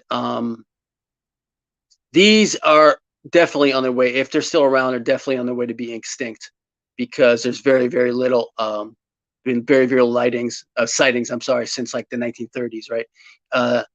It's called Emula and Tunka, or also called Chipekwe, and so this was mixed in with Mokele Membe, and it's this kind of got what got the creationists kind of up and about, because they believe these are ceratops dinosaurs. First of all, ceratops dinosaur fossils were never found in Africa. They're North American species. And if you actually listen to the eyewitnesses, and some of them actually, there's been recent ones again I think there's another one in I think it was also in 2017, or 2018. It's described more as a water rhino. Even though rhino has a very short tail, this has a very long tail, which doesn't really make any sense. And I don't know what species this is. And if I were to bet between this and Mokele Membe, I think Mokele Membe is a sure thing. This, I am not 100% this animal exists or is still around, even though I've heard some pretty convincing sightings. Again, it's they call them the killer of elephant, because it's very aggressive. It uses its horn to kill elephants around the water system. It actually hides in the water and it comes out and spears them. So called Chipekwe, some areas, and Tunka, which is another reason I think we should visit the Ja River, because it's a gold mine of potential, animals. My take is, most people tell you, there's obviously the creationists, and some other people, I think this is a remnants of the dinosaur age. Personally, I think it's a mammal. Okay, so a lot of the traits actually pretty mammalian, including the horn. Okay, and so next slide. And this is another depiction of it that was actually from Michel Ballot that I told you about earlier, that he discovered this. And it's weird, right? It doesn't make sense, because the ears are very elephant-like, which it could be a little bit of a red flag that this may not be a real animal after all. But you show the huge tail, and again the horn, which obviously isn't an elephant trait. So I don't know what to make of this, but it does come from a very specific area. There's about 2 or 3 areas in Africa where these are reported, and kind of nowhere else anymore. So that to me kind of says it's a real animal, but nonetheless, I think just for the sake of biodiversity, I think it's important for us to take this into account and go look. Next slide, please. You can see the Zanga Sanga is kind of like a nature reserve that's near the bottom of the Congo and shared with Cameroon. And this is where these animals, again, are reported. As you can see from this, based on the description, again, it's a little more mammalian, which is my personal hypothesis. I don't know if it's related to rhinos. The tail bugs me. I don't know what to make of it. But yeah, next slide, please. That's unless that was the last slide. That's your last one. Oh, okay. Oh, okay, we went through them a little bit faster than anticipated. Okay, so are we doing questions at all, or? Yeah, there's one question here. You got about 6 minutes. Okay, do I take questions at all, or? Yeah, can you see the question that's on the screen? Yeah, I can't see him. I was wondering if there's any questions that you guys wanted me to answer. Or? Yeah, so there's a question on the screen. I'll read it for you. Could animal evolution of saber-tooth, for instance, potentially be an indicator of Ice Age reemergence? Oh yeah, absolutely. They found several species that sort of became de-extinct, kind of simply went extinct, and reappeared later in the fossil record. Because what we're dealing with essentially are genes, right? Animals have these genes. Some genes are dormant, some genes have been expressed, and which in modern animals. So Ice Age was just yesterday, right? Just recently, I thought there was a study, right? Originally, we used to think mammoths were extinct 10,000 years ago. Then they found them that they were alive on islands for another, 3,000-4,000 years, right? And then recently, they discovered that they're actually still around in Alaska 5,000 years ago. So that's literally half the time. So a species can absolutely either hide, but yeah, absolutely genes can be expressed. Vestigial genes, which usually, genes that don't exist anymore, can be expressed in modern population. For example, certain humans are born with tails, right? Which is pretty rare, but it does happen. It's a vestigial trait from our shared ancestry with primates. So that from a biological standpoint, it's absolutely possible. But which is also another likely scenario, something called convergent evolution, where think birds and bats, right? Were very similar traits. If there's a vacuum in nature, right, species disappears. Another species that may not even be related to it has a tendency can develop the same traits as the one that disappeared, just to fill that vacuum. So there's several possibilities, but yes. But also, we're dealing with an area that very much unexplored, that people, don't venture into all that often. And if you look at the Congo Basin area, there's tons of species like the lungfish that actually, lived alongside dinosaurs, and obviously, we know crocodiles are that old and all that. So it's not, Ice Age was essentially just yesterday. Okay, I got a filler question. What's your favorite paracryptid? I want to know. Paracryptid, Dogman. At first, I thought that shit was crazy, man. But I'm like, who are these guys seeing werewolves? But as I've been getting more and more reports, including some areas that we keep getting delayed, but I've been supposed to go to for a while, it's become more and more intriguing. Also, something I've talked about this, I think only one time in another interview, but years ago. So when I was planning some Bigfoot stuff, somebody sent me a message on Facebook. And I can't verify who this person was, but that person claimed to be an ex-NSA employee, right? And she's like, what do you think about the whole Dogman thing, right? So I came up with 2 or 3 theories that I thought of something might be going on. And she's like, how do you feel if the government was somehow involved with Bigfoot and doing some kind of genetic manipulation? And adding, because with splicing today, you can add traits from any animal into another animal. I mean, it's the only limits are morality, right? And whether we should be doing it or not. And she started hinting at the fact that this whole Dogman thing might have been something manipulated from the government. And I'm not a conspiracy theorist. I kind of stay away from it because conspiracy theorists have completely just lost their shit in the last few years. They've gone way too far for my taste. And I can't verify who this person actually was. But I think it was an interesting thing about Dogman. And like I said, I've been getting so many sightings of this in very specific areas in recent years that actually absolutely fascinated by it at this point. Cool. You got 2 minutes. Tell everybody where to find you and your work. Yeah. So you can find me on Twitter and on Instagram under International Man of Mystery, which is pretty much. I don't have a website right now. I have a book on Amazon called The Presence and Exploration into the Paranormal. It's an average book, but it's got I mean, the information in it is pretty good, right? The theories are pretty good. The writing kind of sucks. I'm not a great writer, and I'm actually working on a second volume now and some other things. But if you buy the book, or if you donate to my GoFundMe, it helps paying for the expeditions and all that. So, which is what I do well.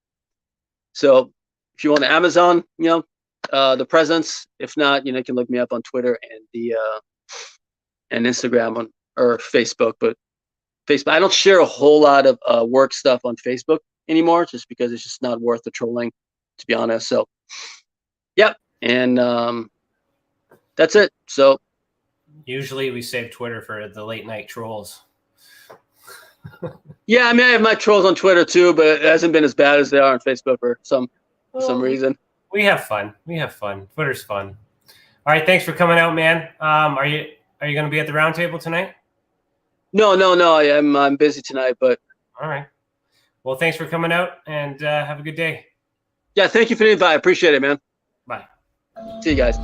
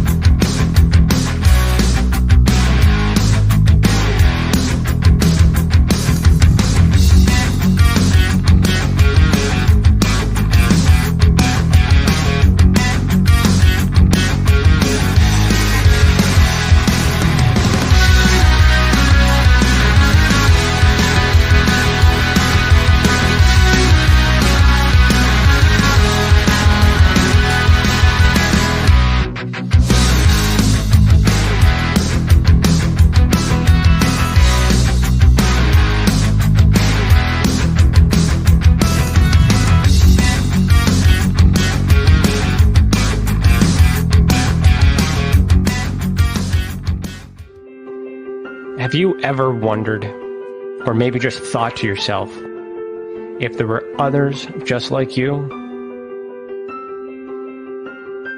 You know, people with extraordinary abilities, psychogenic advancement, and perhaps unique intuitions.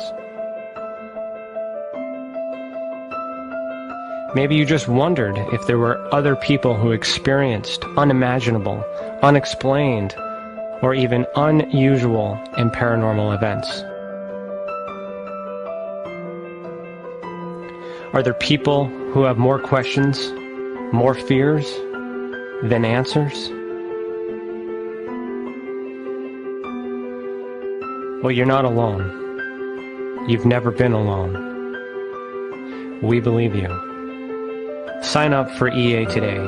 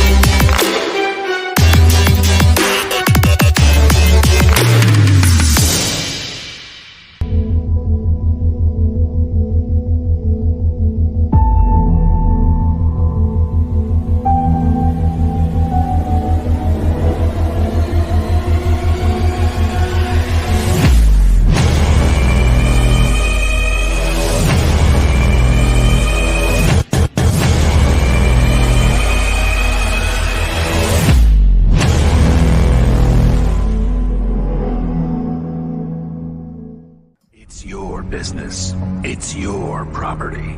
Your assets are worth protecting. Blacklight Investigative and Surveillance Services specializes in patrolling and inspecting residential or commercial property against fire, theft, vandalism, terrorism, and illegal activity. People and buildings are monitored to prevent crime. Keep your property, your people, and your assets safe from threat. Our elite staff are dual licensed private investigators and security guards. Blacklight Investigative and Surveillance Services. Go to blacklightiss.com.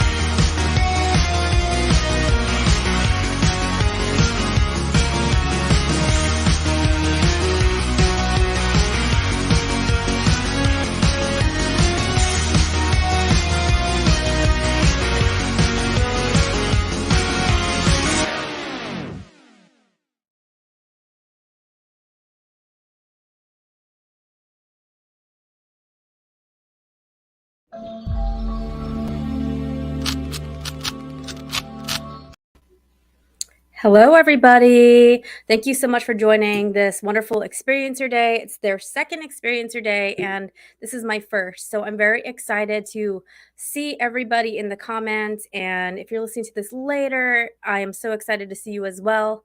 My name is Priscilla Stone, and I am the host of Quantum Witch Cafe YouTube channel. And today I want to talk about finding your direction as an experiencer. But before we dig deeper, I'm going to introduce myself. I already said I'm Priscilla. I have a YouTube channel and podcast called Quantum Witch Cafe. And in addition to that, I am an early and repeat experiencer. I had my first experience at 5. I am a student at ASU in Astronomical and Planetary Science program. I'm a mother, a military wife, a researcher, and a witch. And you might be asking yourself, so I don't care. Why are you telling me all this? Well, because in essence, I am you. And I just wanted to say that I'm all these things because we are all these things. It's not just the pilots that are considered witnesses to this phenomena and experience to this phenomena. So I wanted to make sure to let you know that everybody, has their stories and everybody is valid. And I'm just like you guys here. So I wanted to let you know that I really have been through it in the community. Last year, I came out with my story, and it was very nerve-wracking because, as you might know, as an experiencer, it's kind of scary to just come out and say, like, this stuff has happened to me. So, with a community like this, you're able to sort of start to come out with your story and do it in a place where you feel safe, accepted, and that you're not judged. In addition to that, you will have resources becoming available to you through TESSA. And I think that's great. And it's a beautiful thing what they're doing. So, as I may have mentioned, before I start talking about myself, I'm done, by the way. Finding your direction as an experiencer is my topic today. I started to make a slideshow, and I was like, I'm going to do this really cool slideshow. And then I sort of got into it, and I was like, this does not feel, I don't want to give a presentation per se. I want to talk to the audience like I would in my own channel. I want to get to know people, and I want to look at them and let them know that I am part of this group. Along my journey in this big blue marble, I've inadvertently and now purposefully have become a safe place for experiencers. So experiencers have approached me for a very long time. Before I even wanted to be part of this whole experiencer group and other, just a community of people that are interested in caring about this topic, people would come to me with all sorts of different experiences as long as I could remember. So I didn't know why people were telling me this stuff all the time, but I knew that they had a story to tell and that it changed something in them. When I say experiencer, if you're new to the scene, let me just break it down for you in sort of like what I think an experiencer sort of entails. I'm sure there's like the dictionary version of it, and then there's probably like these YouTube professional people that study experiencers. They probably have their own definition. We have people that have helped experiencers for a long time. They have their own running words for what an experiencer is. But to me, an experiencer is anyone who has experienced anything anomalous. This includes UFO, UAP sightings of all types. So whether you've seen an orb in the sky, an orb right in front of you, or the mothership, you are considered an experiencer. It includes entity visitation. So whether you woke up with some being around you in your room, outside, or you have some sort of recall from your memory of seeing a certain entity that doesn't fit anything known from this world or this plane, you are an experiencer. Spirit visitations. So ghosts, spirits, ancestors, human spirits is kind of what I'm talking about. If you've seen that, you're also an experiencer, because people will go their whole life and not see a spirit, a ghost, or an entity. And then out of nowhere, here's grandpa while you're giving the kids a bath. What actually happened to my friend, she's giving her kids a bath and, hello, grandpa. She turns and he's gone. And it absolutely just jarred her. And then from that point on, she was an experience of all sorts of things. I'm going to include people that have experienced cryptids as well. Now, cryptids to some people are hit or miss, but please tell me, if you have a run-in with Bigfoot, you're an experiencer. If you have a run-in with a Kentucky goblin or a fae or a what do they call, like a werewolf, a dogman, anything like that, it's going to jar you. It's going to change something in you. You are going to become an experiencer of this thing that is known as a cryptid.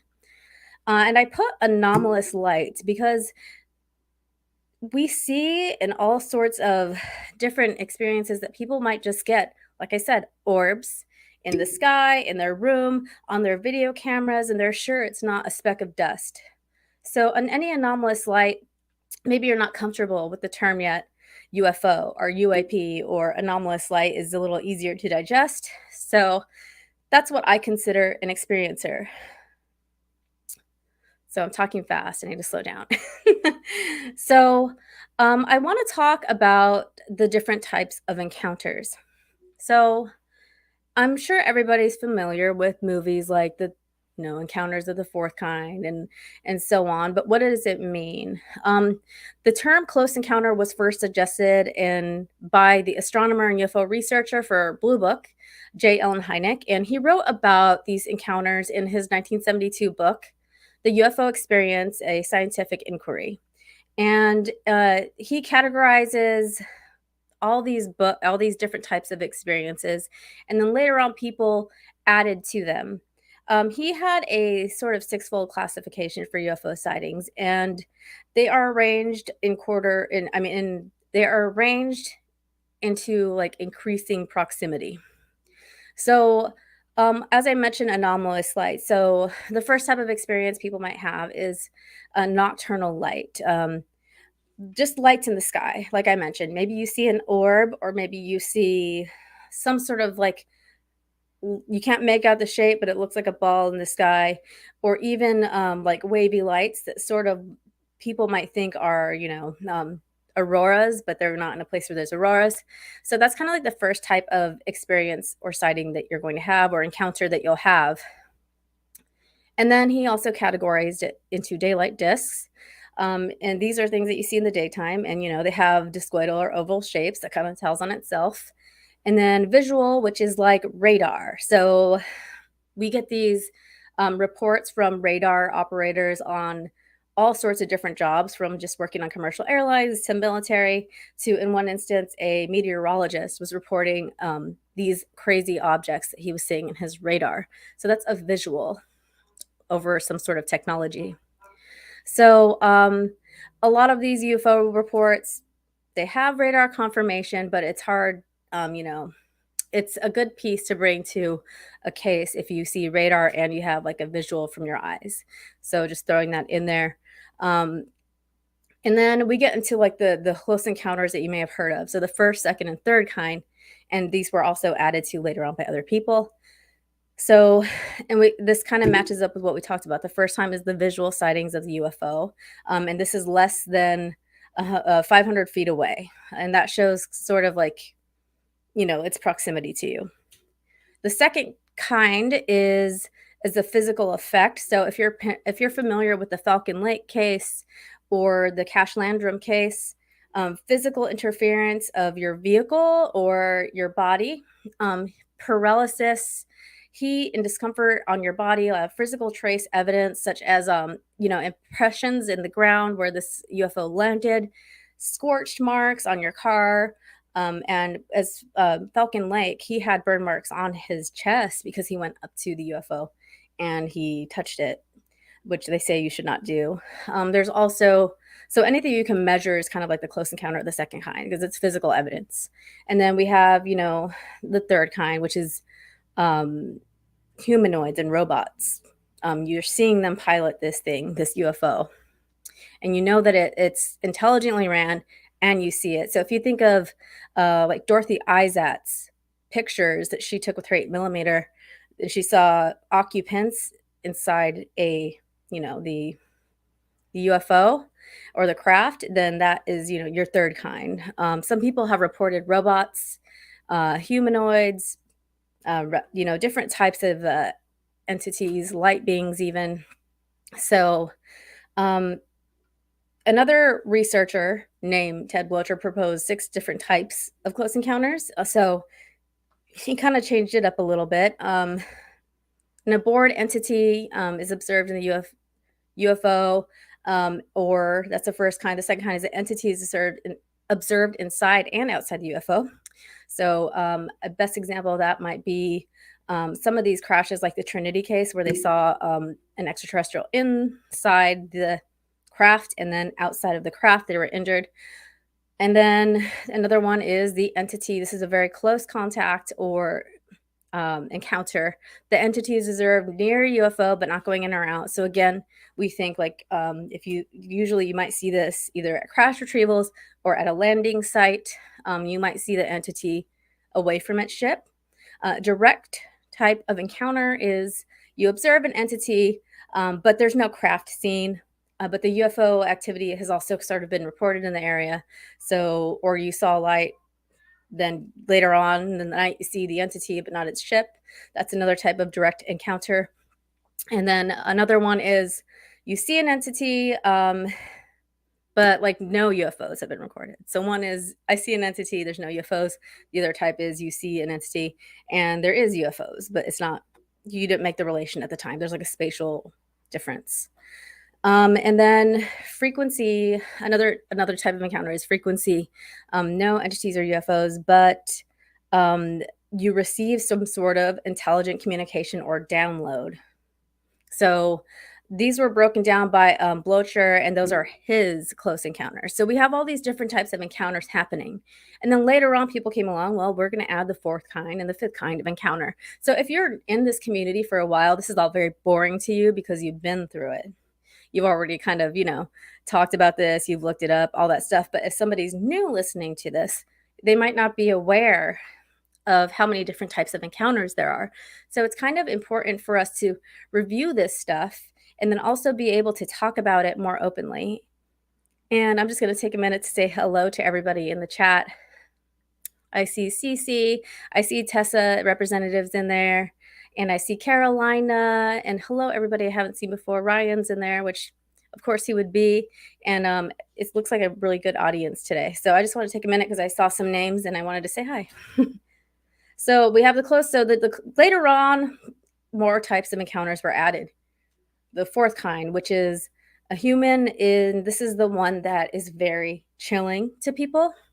This is the one that gives you nightmares as a child, maybe.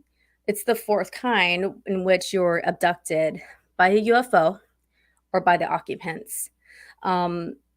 Originally, like I said before, this was not in Hynek's original classifications of encounter 1, 2, and 3. But later on, it was suggested by other researchers, and namely Jacques Vallée argued in Journal of Scientific Exploration that the fourth kind should also refer to cases when the witness experienced a transformation in their sense of reality, so as to include also non-abduction cases where the absurd, hallucinatory, or dreamlike events are associated with UFO encounters. So we see a lot of people having these fourth kinds of encounters in their dreams. And people tend to sort of write that, but I want to tell you, they write it off, sorry. They want to write it off, but a lot of dream recall actually, a lot of recall from people's experiences comes through their dreams. So don't write those off just yet, because they might have information for you. And Jacques Vallée seemed to agree that pay attention to this subconscious part of your experiences as well. And then the abduction, if you're not familiar, abductions are going to be like your Travis Walton incident. You're going to be your bed. It's going to be your Whitley Strieber. Those were all the fourth kind. And then I would say the newest one, close encounters of the fifth kind, which is human-initiated contact. So this is when you go out and you meditate and you make some sort of attempt to contact other beings, and then you get some sort of communication with a ship or an entity or just an invisible presence. Like I mentioned earlier, one of the types of encounters is kind of like a mental telepathy, and nothing's there, but you know that this wisdom or these words are coming from somewhere else. So as you can see, people's experience has all sorts of like degrees when it comes to intensity, and also when it comes to proximity of the beings and the UFOs. But all of them are still considered an experience, because I've met people that's seen a light in the sky. As I said, a lot of people talk to me about their experiences. They come and they say, hey, I saw something weird. I know you're not going to judge me. And they see just an orb in the sky. And some of us that maybe have seen closer things might be like, oh, that's nothing. But imagine, being that person thinking that there's nothing up there but empty space. And all of a sudden there's this orb and it's not flying normal. It doesn't have any plane, lights on it or helicopter lights. And maybe it stops and it does some sort of direction change that is a sudden movement that our technology doesn't do. I've had people just start to think about the universe a little bit deeper. So it's very important for you to, pay attention to even the smallest experience. And some people might have paranormal activity in their house, and that still makes them an experiencer, even if it's poltergeist or one time seeing a spirit will jar somebody and make them an experiencer. And it really jars people when they see an entity that they believe to be extraterrestrial or ultra-terrestrial. And ultra-terrestrial is a kind of an umbrella term that envelopes all the different types of theories out there of where these beings come from. So extraterrestrial, interdimensional, intradimensional, extra-dimensional, and everything in between. So in any event, I've personally observed 3 types of reactions amongst other experiencers that I have met, that I've talked to, and I've listened to. And, I've met a lot of people with different types of experiences, and even more so now that I'm kind of doing this, more often. So I categorize it personally into 3 types because anytime I talk to somebody, I kind of take notes with their permission. And oops, I apologize. I take notes with their permission so I can sort of have their experience. So if they come to me later and they can reference something, or I can reference something if they want to talk about it more. So the type 1 that I'm going to talk about is they kind of just like shelf the event.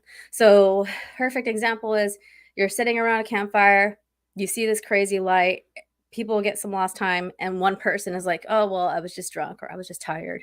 It's kind of like they write it off, or they don't talk about it at all. So they might see, some people do this kind of like they see something on the way home and they just stop talking about it. They just shelve the event. So I say the type 1 just shelves the event. They don't even talk about it really. Maybe to one person, they might mention it in passing. They're not even trying to rationalize it, but they're just like, oh, on the shelf, I saw a UFO, or oh, I saw a spirit on the shelf. Something flew off my shelf, but put it back, So people of the type 1 that I have observed, they just kind of like want to forget about it. Maybe it doesn't process, maybe it just doesn't sink in, or it doesn't make sense, so they're not going to deal with it. And then we have type 2. They kind of write the event off as something prosaic. So they have an event happen and they're like, okay, well, I saw this thing in the sky. It was doing crazy maneuverability.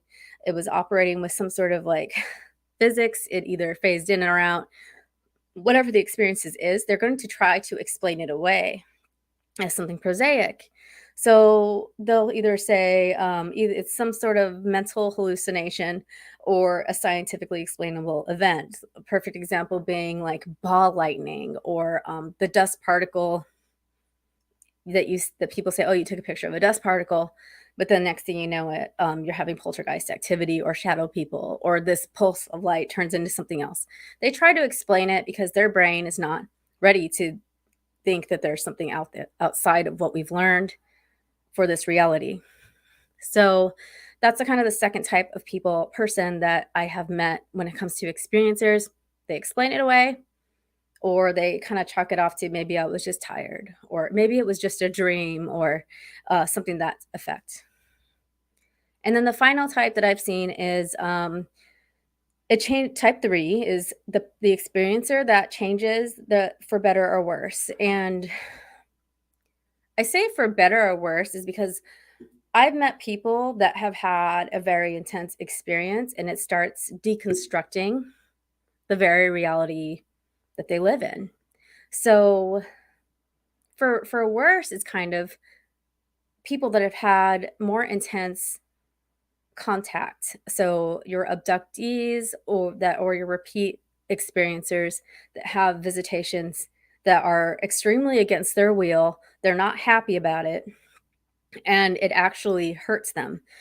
So these are, I'm trying to think, if you think, I keep going back to Whitley Strieber, but his experience at one point seemed to be kind of, it was definitely life-changing, but he lost a lot because he was opening up about his experience. So they might say like, it's changed my life for the worse, or it changes it for the better. So some people have an experience and it really opens them up to psi abilities, or it opens them up to other unexplainable anomalous events. So maybe you see a spirit and then you go outside and you see a UFO, and maybe you're camping and you see a cryptid or something strange you can't explain. And not everybody's going to experience all those. So don't worry if you've already experienced one. It doesn't mean you're going to experience all of them, but it does open some people up. It like blows open their sensory systems and their energetic body to a point where they're perceiving more than they used to. They maybe were just going along life and everything was fine. They have an experience and bam, they're psychic now. I know it sounds a little nuts if you've never heard this before, but it's true. You can ask. I feel like anybody that has had an experience has something that's changed for them. And most people that I talk to actually have some sort of like spiritual awakening through the questioning of the experience. So that's why I say for better or worse. And the worst case scenario is you start to question reality, and it kind of makes you sad or depressed, or you wake up, or it's a repeat experience like I mentioned earlier, like, why does this keep happening to me? It hurts, it's painful, it's scary, etc. So those are kind of like my own types. I haven't read that anywhere. I would like to see, like, maybe I read it somewhere and forgot about it, but I was thinking about it when I was writing this for today, that I kind of felt like people just fall into these different categories.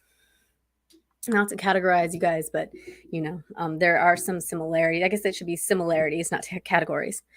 So the life-changing event tends to come from something, called ontological shock. Now, John Mack used this a lot. The word ontological has been around. It sort of just means, changing of your worldview. And that's the short version.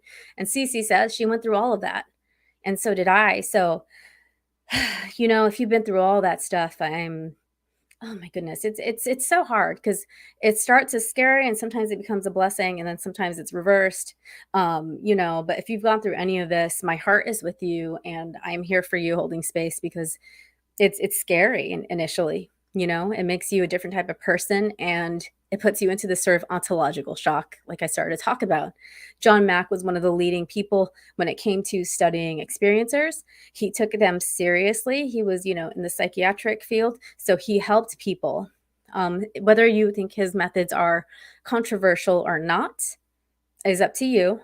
But he did kind of pave the way for experiencers to go talk to people that are mental health professionals without feeling as stigmatized by it. And ontological shock, simply, like I said, is a challenge to your worldview, including the breakdown of your current beliefs and the nature of reality and being. What else can happen besides that? You're cruising along and you have this belief system. There's one God, there's one universe, this is science, whatever you choose to believe in. And then all of a sudden you wake up and there's an entity in your room. Or you start dreaming about these scenarios where you're on a ship, but it's very real, and you wake up with marks, or whatever your situation is. It's going to make you question, like, hey, my pastor told me that there was one God and that there was one, this is how things are. This is how things work. This is how the universe is structured. This is how the science is structured. If you're atheist and you have an experience, it's going to open you up, and sometimes it puts you into shock. And that can kind of paralyze people in their everyday life. There was a point where I remember driving after an event, and I was like, I had an event the night before, and I was like, here I am driving with my kids to the playground. Like, time's an illusion, I was like fine to drive, but at the same time, you start thinking a lot deeper than most people around you, and that can be a very alone place. So another shout out to TESSA for creating this event and creating their association, because now you have a place to go talk about this ontological shock. Another thing that people experience is hypervigilance. I am checking my time. Another thing that people experience is hypervigilance.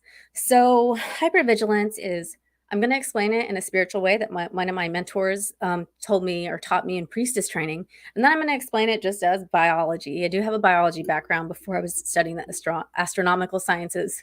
So spiritually, we have these energy bodies. Some people call them chakras. Some people don't. But you are energy, whether you like it or not. And when you experience something, it's almost like, just visualize a zap to your system. And this affects people one of two ways. It expands their energy, and they start getting these gifts and this new way of seeing the world. And they start having more psi abilities. They start being able to lucid dream, astral travel, maybe contact these beings that have been visiting them, that triggered the event, or maybe they get mediumship skills. So basically it blows you open, and it kind of opens up a sixth sense. And then the other way that it happens is you have an experience and the energy sucks in. So if you're visualizing like this big ball of energy around you, which is your energetic field, it kind of pulls in because it's been shocked, and it's kind of like a contraction. So it's an energetic contraction, and this closes people off. It closes them off in a way that makes them fearful, and also overexpansion can make you fearful. So hypervigilance in a more biological sense is when you see something you don't expect, you're going to get scared and your adrenal system's going to kick in. What happens to us when our adrenal system is going to kick in? We get the fight or flight happening. We're going to smell better. We're going to see better. We're going to be faster. More motor neurons going to be engaged. We're going to be ready to go to survive. Some people never come out of that state. they stay in this hyper vigilant state. And I know a lot of experiencers are terrified to go to sleep because most of their experiences are at nighttime. So they tend to go to sleep, but they still continue to listen to everything going on around them. So they're kind of not ever going into that deep sleep. They're hyper vigilant all the time. And they might be easily kind of like, they're going to pick up on things more than the normal person because they are constantly in fight or flight. This can lead to anxiety, and it could lead to being overly emotional. It could lead to a lot of things.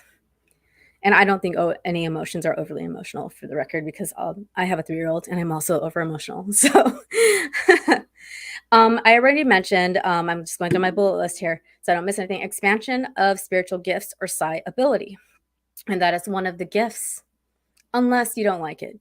I've met people, they're like, I just want to go back to normal. I don't want to see dead people anymore. I don't want to go to sleep and have some dream experience. I think Carolina in here can attest to this. She kind of had her doors blown open and she's just so expanded that at one point where she was just like, Priscilla, what do I do? And luckily she's starting to understand it more. But this can be a beautiful thing, right? It can be something like a spiritual experience where you realize like maybe you're one. I've heard people say, well, I realize that we're all connected through telekinesis with the beings or the entities. It just makes sure that we're more connected. And if we're all connected through our thoughts on this earth with each other, and I'm connected with this other being, we are connected to everything. And the whole we are one thing takes on not just a woo-woo affirmation, but a form of reality that you're experiencing with your whole energetic body and your biological body.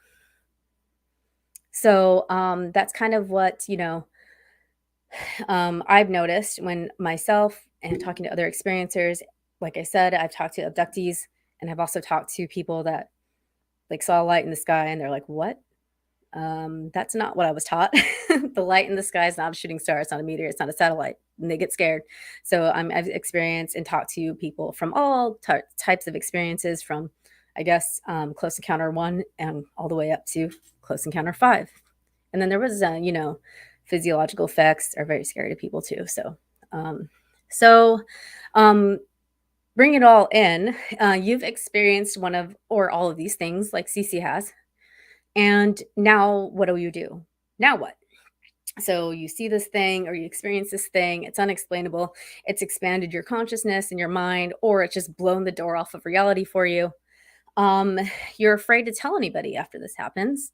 And this can stem from many different reasons. Stigma, everywhere we look, there's some stupid little green alien. I mean, they're cute when people draw them, but there's this little green alien with an antenna sticking out of its head, or the people with a tinfoil hat, that sort of thing. You're afraid to talk about it because of stigma. You can also be afraid to tell anybody or talk about your experience because the nature of the event goes against what you knew about reality. If physics does this as we know it, then why did that craft do that? Kind of like with the Tic Tac and the gimbal. Weird things happened. I'm sure if you're a scientist or an atheist, that definitely gave you a little bit of goosebumps. It goes against your religious or spiritual beliefs. Again, that's very scary to have everything you believed in kind of break down. There's the fear of being deemed mentally unstable. Like Whitley Strieber, I just saw him speak. He was saying he was afraid to tell his wife because he was like begging her, like, just divorce me because I know you're going to think I'm crazy. And she never left him, of course, but that's a big fear of my own. My husband is military, and I was afraid to tell him some of the stuff that I'd been through or experienced because I was like, oh my gosh, he's like, if one of his bosses finds out, or you don't really know, or I have kids, I don't want people to think I'm crazy and be like, oh, she can't have her kids anymore. She's crazy. She likes aliens. Get rid of her. So, and the other fear comes from maybe you're questioning whether it happened or not. Like maybe it was one isolated experience and you're just not sure. It's very fragmented. You maybe have only had one dream recall of the situation, or like I said, it was isolated. You saw grandpa once, you never saw another spirit again. So you're just kind of like, I'm kind of afraid now. Like, did that actually happen? You're going to question yourself at first. So, and you might even try to talk yourself out of it. So in any of those cases, and there's more cases than that, here's a few things that I personally recommend. Now, please know that I am not a professional doctor or anything like that. So this is just my own experience and what I know people have tried to kind of move on from this event. Um, so, you don't have to have everything on the list to be considered the experiencer. Like I said, one thing is enough to be an experiencer. The first thing you should do, though, is write down your experience with as much detail as possible. Date, time, physical symptoms, witnesses, video, or what you were doing before that. You don't even have to have one of those things on the list or anything on that list, but whatever you have, write down. If you're a repeat experiencer, you're getting dream recalls every night or several times a week, please write them down because it's data. It's data for you to start processing, and it's data for other people in the future that might be studying this more and might be able to find ways to help you. So some people find the writing process is helpful by itself. Sometimes people write it down, they feel better, or they tell somebody once, they feel better. But for others, it could be triggering for people, especially if you have prior mental health issues. So please make sure that if you have mental health disorders that you're being treated for, continue the treatment, talk to your doctor. And I'm not saying this because I think that you're crazy and you need to talk to somebody because you had an experience. I'm saying this because it can trigger things like depression or anxiety, and it happens to a lot of people. So you can talk to your healthcare professional without saying, I was abducted or I saw an alien. You can go in with your symptoms alone, like I'm really depressed, and feel it out. So please talk to your person, your healthcare provider. If you have physical symptoms, see a doctor for two reasons. Because, you have physical things happening. It's more data for yourself. And if you decide to move forward with your story and you have these abrasions or marks on you that are unexplainable, you have it documented. You could even take pictures of it yourself. So document any physical things that have happened to you or any physical things that you're feeling. Put them in your journal or your diary. And then lastly, you should find experiencer groups. There's many out there, but today we are here with TESSA. TESSA is great. They've got all of the things crossed, their I's and T's are all done up. So they have, they are really working to bring a network of people to experiencers that is unprecedented. They're having a little bit of everything come into their support system. So find an experiencer group, and one experiencer group might work for you and it might not work for another person. So please, if you have an experience with one that you're not happy with, please keep looking, but TESSA is there for sure. In my own experience to the mental health thing, I saw a therapist because the questions that came because of the experience, it wasn't so much necessarily like I saw spirits and shadow people and possible extraterrestrials. It was because I was feeling crappy after that because of, the whole ontological shock thing. And then the final question might be, where is my place in society as an experiencer? So as an experiencer, people go through all sorts of different things in their life. It's hard to go about your mundane tasks after having the fabric of reality just torn out from underneath you. So you have to, and this is my advice, listen to your intuition. You've been through an event. It's giving you some sort of shock energetically, mentally, sometimes physically, ontologically. But within that shock and that fear and that confusion, there's going to be a little nugget of what you need to do next. So if you have this experience and you want to talk to people about it, like me, and you want to stay in a small group, do that. If you feel like you want to talk and be supportive for experiencers, do that. And that's kind of what happened to me. I just wanted to talk to people that had things happening. And I want to talk to people that wrote books about it. So those are my best advice. But the most important thing is going to be to find a group if you're comfortable. And you could even show up to experiencer meetings anonymous with just listening to other people with your avatar in a group. So there's lots of different things. Normal life after that can be challenging, but just remember you're here in this earth for a reason. And that experience, whether it scared the crap out of you or whether it enlightened you, has made you a different and new person for yourself and for the rest of the world to benefit from. So I want to save the rest of the time that I have left for questions. So please pop your questions into the chat. I didn't want to talk too long. Okay. So yeah, I finished a little bit early because I was talking fast. But we do have some time for questions. I'm going to take a drink of water because my throat's being weird. So in the meantime, I just wanted to talk. I can talk about, I kind of, didn't put it in here, but some ways that memories might start coming back to you. And we have them saying, consider reporting your events to TESSA. You're not alone. We believe you. So I'm over here trying to click it because I'm used to clicking the comment and putting it on the screen. But so I'm going to kind of talk, for the last couple minutes that I have, if nobody has any questions about different ways that this might be recalled by somebody. So a lot of people don't initially put like a sighting and an experience together. The sighting is its own experience, but sometimes if people see something, they'll start getting memory recalls. Now, this can happen a number of ways. Some of the ways that I've noticed it happening, a lot of people will have dream recall, and a lot of people deal with sleep paralysis in the experiencer group for some reason, or in the experiencer community, because a lot of times when they did have an experience, a close encounter, the fourth kind perhaps, they will have full body paralysis and they start dreaming about this and reliving it. So a lot of dreams that come on suddenly, is something you should write down and pay attention to.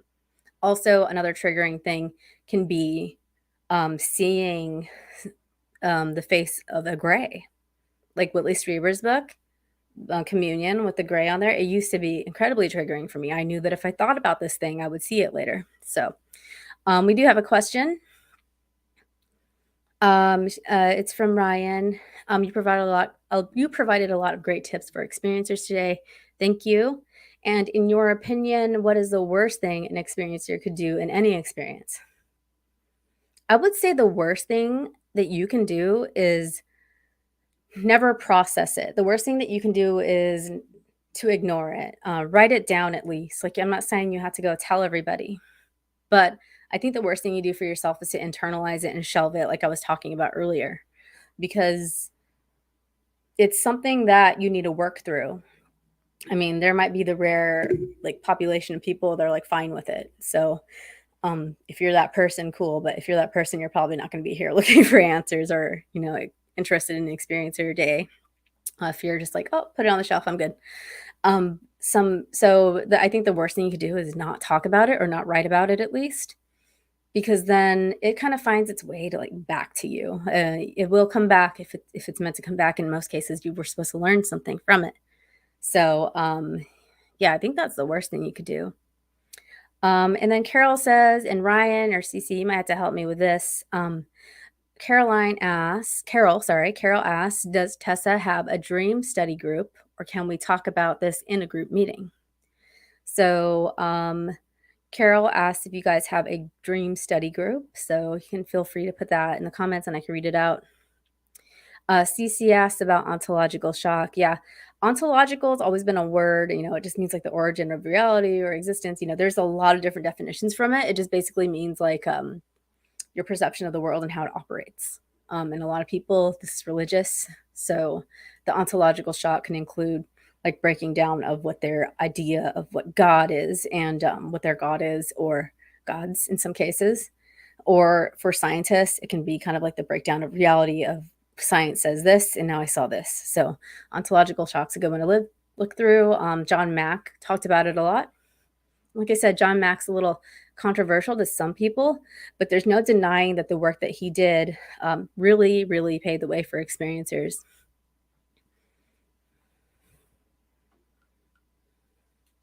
So we got, 15 minutes left. Let me think of anything else. You can start getting involved in communities too. There's online communities. I can only speak for a few, and TESSA is one of them that seems to have everything in one spot for you. So I would stick with that for now. So Ryan has, oh, okay. Ryan's answering Carol's question. He said, at EA, you can talk freely about anything you need to talk about. As for study, you can make a report, and he'll add the events to his study and share the collaborative results in his annual report. Yeah, so Ryan's collecting a lot of data right now, and his method seems pretty sound and thorough. So definitely talk to Ryan. But I personally right now am sort of focusing on the dream aspect of it, because again, people have these bouts of sleep paralysis and they cannot come out of them initially. So they're just kind of sitting there wondering the next day why they keep having sleep paralysis in conjunction with these visitations. So to me, that's the red flag. The red flag is everybody, I've had normal sleep paralysis, and I've had sleep paralysis during or after an event. And the normal sleep paralysis is like, you can work with that through lucid dreaming. Lucid dreaming is a great tool for you to kind of start managing these dream recalls. And it's something that you can practice to do. But for me, lucid dreaming seemed to kind of help me interact in that dream environment. That was the memory. I know that sounds like way out there. So if you're into science, you're probably like, shut up. But at the same time, a lot of experiencers have dream recalls, or they've had the full-on experience and they thought it was a dream, which is common.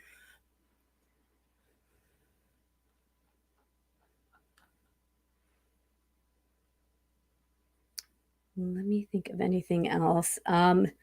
So the dream recall thing can be scary for people. And I tend to go back to this whenever I'm talking to people, because I still haven't found somebody that is taking it seriously. A lot of people that have had like out of body experiences end up being able to do the lucid dreaming naturally. And Ryan asked, what place and time are these dreams coming from? Okay, place and time are kind of strange words, right? When we're dealing with other entities from other places using physics that we don't understand. So the closest thing that I could say and answer that is your dream time is kind of in its own reality. And there's other people that have talked about this. And in your dream time, so I think that Jeffrey Kripal talked about like reality as a waking dream type of thing. And a lot of people have talked about it. But if we're interpreting this reality as solid in our dreams, that's its own reality. So the time in dreams is weird. And that's because when you're in the dream state, you're in a different plane. And that's like the time is completely different. Time here is kind of measured by our gravity, our rotations around the sun. It's measured by the things that pertain to Earth. But if you're an interdimensional being, or a being using a means of interdimensional travel, then who says there's time at all? One of the coolest papers that's on all the declassified documents is the Gateway analysis paper of the Monroe Institute Gateway Meditations, which is essentially a training that syncs your hemispheres of your brain, allowing you to slip into altered states of consciousness, therefore connecting to other realms without time and place. One of the things that they found that physics actually might support for this time and place question is, it's called Planck's distance. And if you think of waves approaching these distances, you got sine, cosine, sine, those waves, when they reach Planck's distance, it's said to approach infinity. But the particle approaching infinity blips out of reality. And when it blips out of reality, it experiences infinity, which is timeless. So even if it's a blip here and you're in a timeless existence, like you are with your dreams or with some of these visitations, is there even time? So there might not be a time or a place. CC says imaginary numbers. Oh my goodness, don't get me started on that. I just finished a lot of schooling, right? Like I'm so happy to not be in school right now till next semester. Spirals forever. Yep. So it's hard to visualize infinity, right? With our linear thinking that we've like grown up with. I am so sorry. I'm running out of things to talk about. I talked way too fast through my presentation. Carol says, collecting the data is good because you can see the similarities and try to make some sense of it all. Yes, because earlier I was saying like categories. I don't think that's the right answer. It is definitely similarities. So when people come to you, I've been trying to refer people to places like TESSA or like other experiencer people that I know that are studying this because they can talk to me. Like I'm a great person to talk to if you need just somebody to listen, but I'm not actively creating a database. So I try to move people or tell people like, okay, you can talk to me, but I really think you should report this to these other people that are actually creating data from what you've been through if you're comfortable with it. So that's kind of one of those things that if we have too many people talking but not actually but their experiences aren't being recorded, we're not going to see the similarities, and that's kind of scary considering how many people have experiences. And then the question is, do we divide these experiences? Do the experiences kind of divide into I've only seen an extraterrestrial versus I've seen a ghost? What is your take on what is your take on synchronicities and numbers? So my thought of synchronicity has changed a lot. After reading American Cosmic, there's a point where Diana Pasuka, the author, is talking about creating a reality. Like our reality is people that talk about like manifesting, right? Or you put it out of the universe and it comes back. We're basically living in an algorithm, and synchronicity is the fabric of reality's algorithm of talking back to you. So I always liked that analogy, and I might be saying it like, in a nutshell, but but my theory is similar to that. My theory is you're putting all this energy out, and at some point it's going to be fed back to you in a way that either you need it or that you've been seeking it. And a lot of people do see numbers. And what I think as far as a lot of synchronicity goes, it goes down to these events speaking back to us in a way that we're going to understand. So if it kind of goes down to why do so many different people see the same sort of being, or why are there so many different sorts of beings? Like in Jacques Vallée's book, Messengers of Deception, he talks about all these different types of encounters people have with beings from other places, and they're all different. You've got one guy getting alien pancakes, and then another guy just, having this blissed out experience with an interdimensional. Why is it always different? You can say that about synchronicity. What I think is that this energy is being presented to us, and our brain's going to put it together the best that it can. And we might not even be able to process the actual existence of this synchronicity or this message. So it appears to us in numbers or songs or something that the universe or these beings know that you're going to pay attention to if you believe in kind of, that we're giving messages. Getting messages, not giving.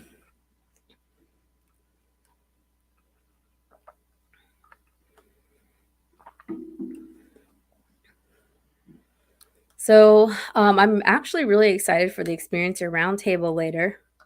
How many people are going to be participating in that are in the chat?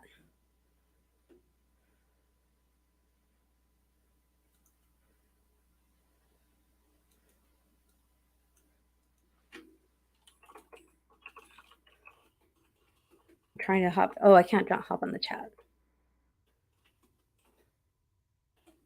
But yes, let's see. Very awesome.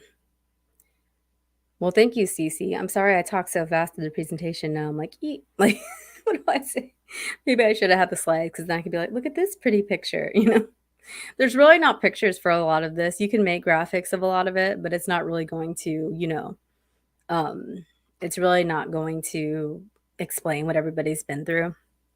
And the best thing that I could say is moving on in the world with an experiencer is just keep doing your research in addition to everything else. Your research is going to be, your own research is going to answer a lot of your own questions or maybe make more questions. And it took me like years to even talk about my experience and start using it to, connect with other people. The next thing that I'm doing is actually tonight. It's going to be the Experiencer group. If people are looking to reach out to me, if you're an experiencer, definitely report with TESSA first. But if you don't want to report and you want somebody to talk to, I'm always there. People can find me on Twitter or on YouTube under quantum_witch. YouTube is Quantum Witch Cafe. And I do a lot of book interviews there with different authors of different types of, I have some occult people, most of it's UFOs. I also hold a UAP book club once a month where we basically pick a book and then we do a panel about it and people hang out in the chat. The thing that's next for me, is going to be, I have a few events coming up. One of them is actually going to be an author who developed this sort of, his name is Tom Matt, and he wrote a book called Jesus Goes to Hollywood. And he had this crazy ride with this like mental breakdown. And then through that, he discovered this thing called Upsight. And the Upsight is a way for him to use to tap into other timelines, essentially, and be clairvoyant or create or experience synchronicities. So somebody had a question about synchronicities. He's a good one to ask. That's going to be on the 16th of December. And then on the 20th of December, the 21st of December, I'm going to have an experiencer roundtable on my channel. So you just find me Quantum Witch Cafe, and that'll take you to that. There's going to be some changes to my show. So if you've been watching my show, I do a lot of author and book interviews. So I interview the authors of books. I don't interview a book, obviously, but I have a lot of people coming on and talking about their books and their work. But right now I'm reading like 3 or 4 books a month, and I kind of want to be able to like savor the book a little bit more. So I'm going to be doing like a featured author, and then another UAP book club, and then just like kind of a solo commentary on something. And the only final thoughts that I have for everybody, if you're an experiencer and you're considering coming forward with your story or your event, is to consider reporting with somebody that is collecting, information on this, because you can probably even do it, or I'm pretty sure you can do it anonymously. But think about other people in the future that are going to be with the same experience as you, or in the same position as you with these anomalous experiences. You want to be able to find help for people eventually. And unfortunately, to do that, we have to collect every piece of data possible. And if your only data is a memory, that counts too. So please get it out. And more than anything, please take care of yourself, and please reach out to people, because without other people, it's very hard for you to find peace and move forward. And the world is going to be a very strange place after an experience for some people. So just be kind to yourself and take care of yourself the best possible. At least journal about it, because you're getting it out and you're processing it. For a lot of people, processing is like the worst and hardest part of it. Well, thank you so much, Ryan. Yep, I got to talk to Ryan on the channel, on their channel, so that was fun. Sorry, I've got things going off. Oh my goodness.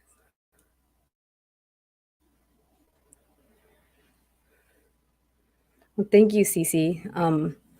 I really appreciate what TESSA is doing with getting everybody together to. It's some people, they're looking for an experiencer group, but I think that TESSA is really trying to collect more help in one spot instead of having to go to different places. So it seems like they're going to be the one-stop shop for experiencers. So I think that they are going to grow from here.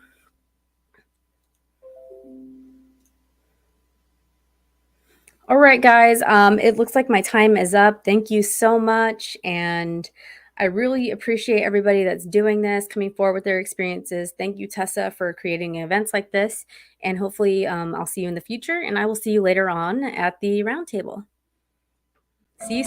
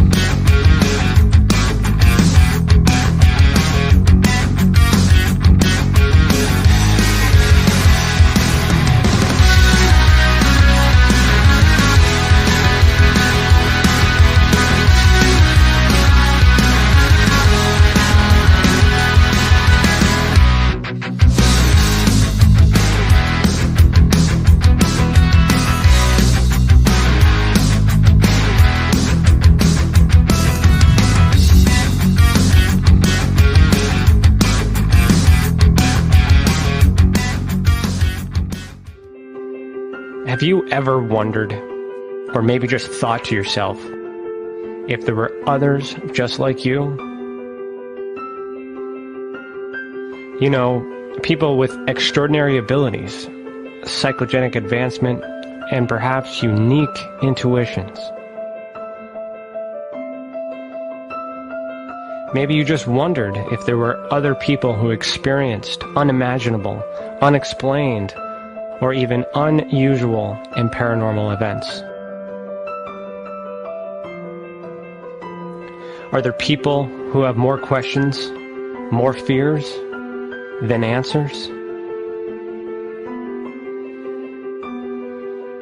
Well, you're not alone. You've never been alone. We believe you. Sign up for EA today.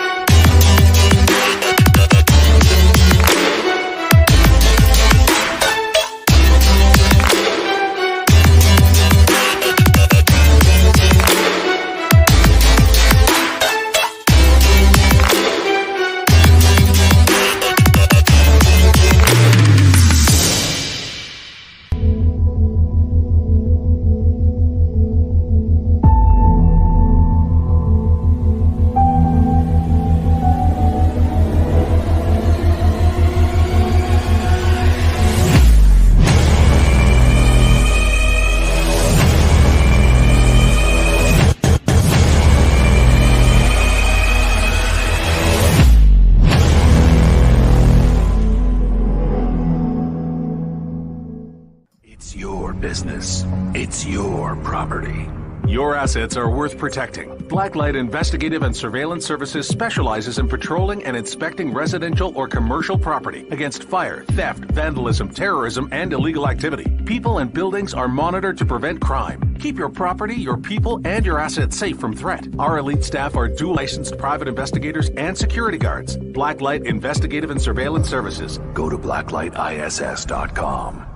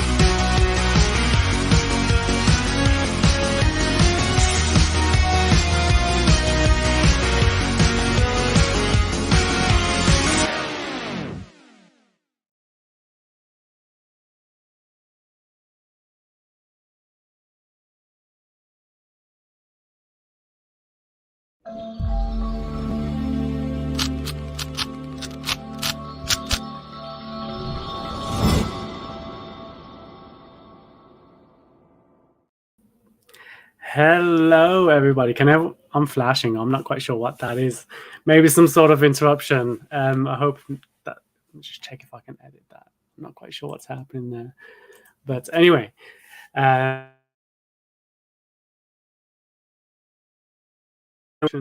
teacher, meditation coach. I work with individuals all around the globe, including experiencers with regards to teaching them meditation and helping them navigate to those higher tiers of awareness.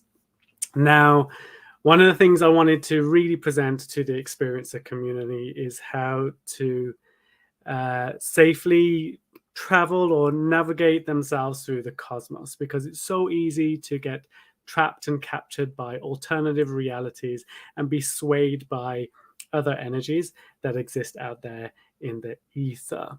And just give me one moment. I'm just checking what's going on with my screen here. Okay, no, we're good. I'm not quite sure. I apologize for the screen. It's flashing on my side. Hopefully it's clear enough on your side. Anyway, so teaching meditation to help you navigate the cosmos safely so that you don't get captured by other entities or swayed in any other direction. Now, one of the core philosophies that I teach with regards to meditation is you can kind of hold on to your own integrity when navigating through those through the cosmic space and moving through the ether through different realms of time and space. And before I get into all of it, I just want to talk a little bit about myself and how I got into meditation, and more so meditation and teaching and working with experiencers in the last couple of years.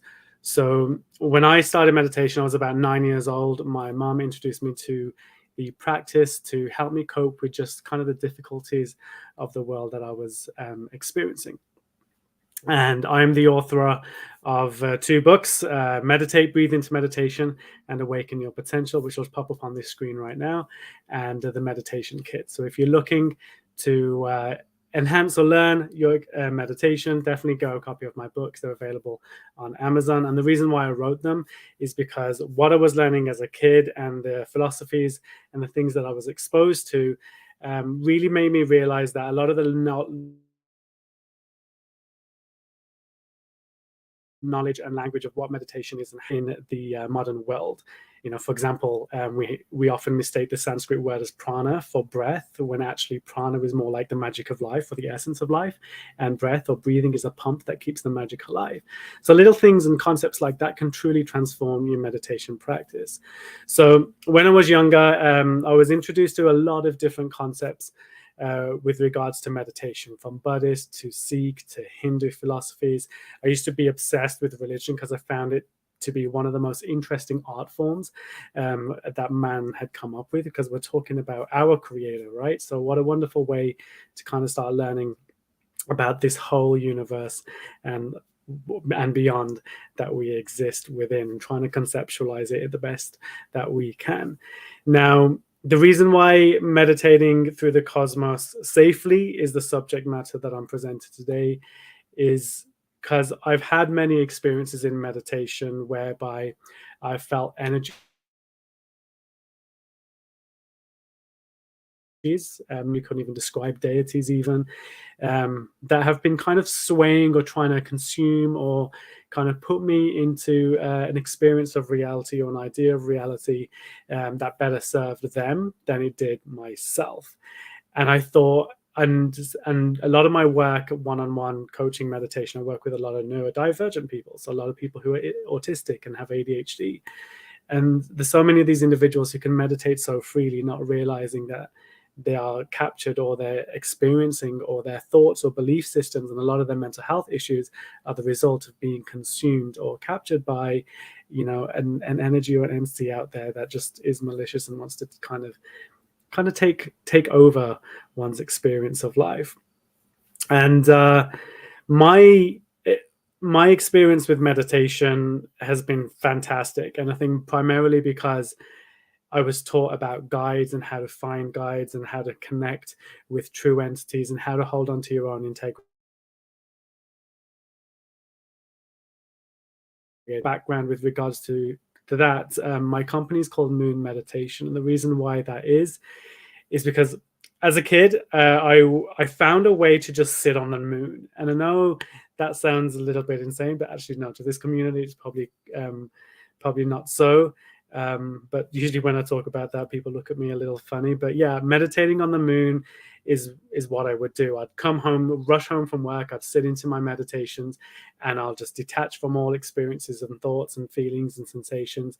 And before you know it, I'm sitting on the moon, completely zoomed out, and my experience of life just kind of sitting there waiting for whatever came to visit or kind of connect with. And doing my meditations, I would kind of get met by all these different energies and entities. It's almost kind of like the moon became this meeting place or this ground for me to sit on. Now, obviously, my body is physically sitting in meditation. It's my conscious entity that is traveling through the ether and sitting around that. And that's what's kind of happening. That's the best way I've been able to describe the intelligence that's at play here. And so I'm sitting on the moon. I'm constantly doing this regularly. It's kind of like my safe space for several years. And then I started exploring symbology in Hinduism. And I started looking at how the Om symbol depicts the atom. And I won't go into that today. But if you ever want to connect with me on that, definitely check out ways to connect, and we can talk more further. Maybe we can bring it into the round table.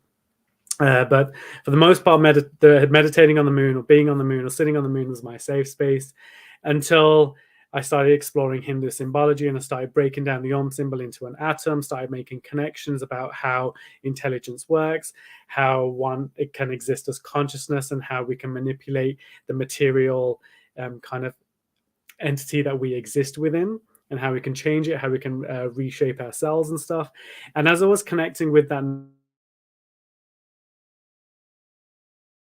knowledge and access, I started noticing entities started visiting me in weird and peculiar ways. It's almost kind of like Krishna would come visit me on the moon. And, at first it was kind of like Krishna was meditating on the far back of the moon and slowly getting closer and closer. And I think it was because I had access to material that enabled me to, oh, my background is blurred. Maybe that's what's happening. Ooh, let me see if I can change that.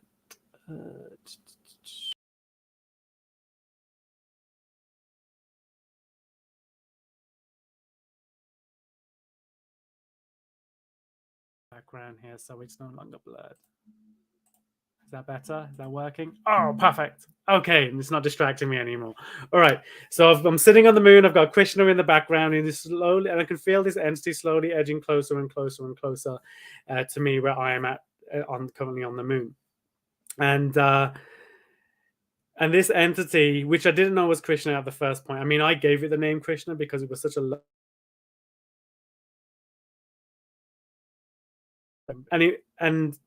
and all I remember is this entity saying, hey, did you know that you can do so many things inside this space? You know, you don't have to just sit on the moon. We can go visit that planet over there, and we can go travel on that star, and we can jump into this black hole and that and do this. And I was completely amazed by what this character was saying. And I remember coming out of those meditations always scared. It was kind of like, when you get that random person from school or something saying, hey, do you want to try this, or do you want to play here? And you're like, I'm not sure. That was kind of the energy I was approaching it with. And then as I spoke to my mum about it, and my mum, by the way, was the person who introduced me to meditation, if I didn't mention that earlier, she said, find your own integrity first. Figure out a way for you to come back to your own center, because you don't know where this entity could take you and where it could lead you. You know, if we think about, I mean, going on a side note, if you think about mental health, especially when you have those restrictive belief systems, I work with a lot of people who have severe mental health issues and PTSD from childhood states of schizophrenia, depression, and severe states of anxiety and acute paranoia. So you start realizing that, you know, you have this conscious entity which your body exists within, and then that conscious entity can get essentially trapped by a reality, can get trapped by a belief system or an idea or an ideology. And no matter how great of a meditator you are, if you're not in charge of your own integrity, if you don't know how to be true to who you are, if you don't have like a base form of self, you are very vulnerable in that ether out there. You're very vulnerable in that space. You know, someone could be posing as Krishna, or I could be believing that the entity is Krishna, but that could be a higher form of intelligence that's completely realizing that me, in a vulnerable state sitting on the moon, can be taken and swayed into one direction or the other. So this is kind of why I put this talk together with regards to exploring the cosmos safely. Now, before I dive in,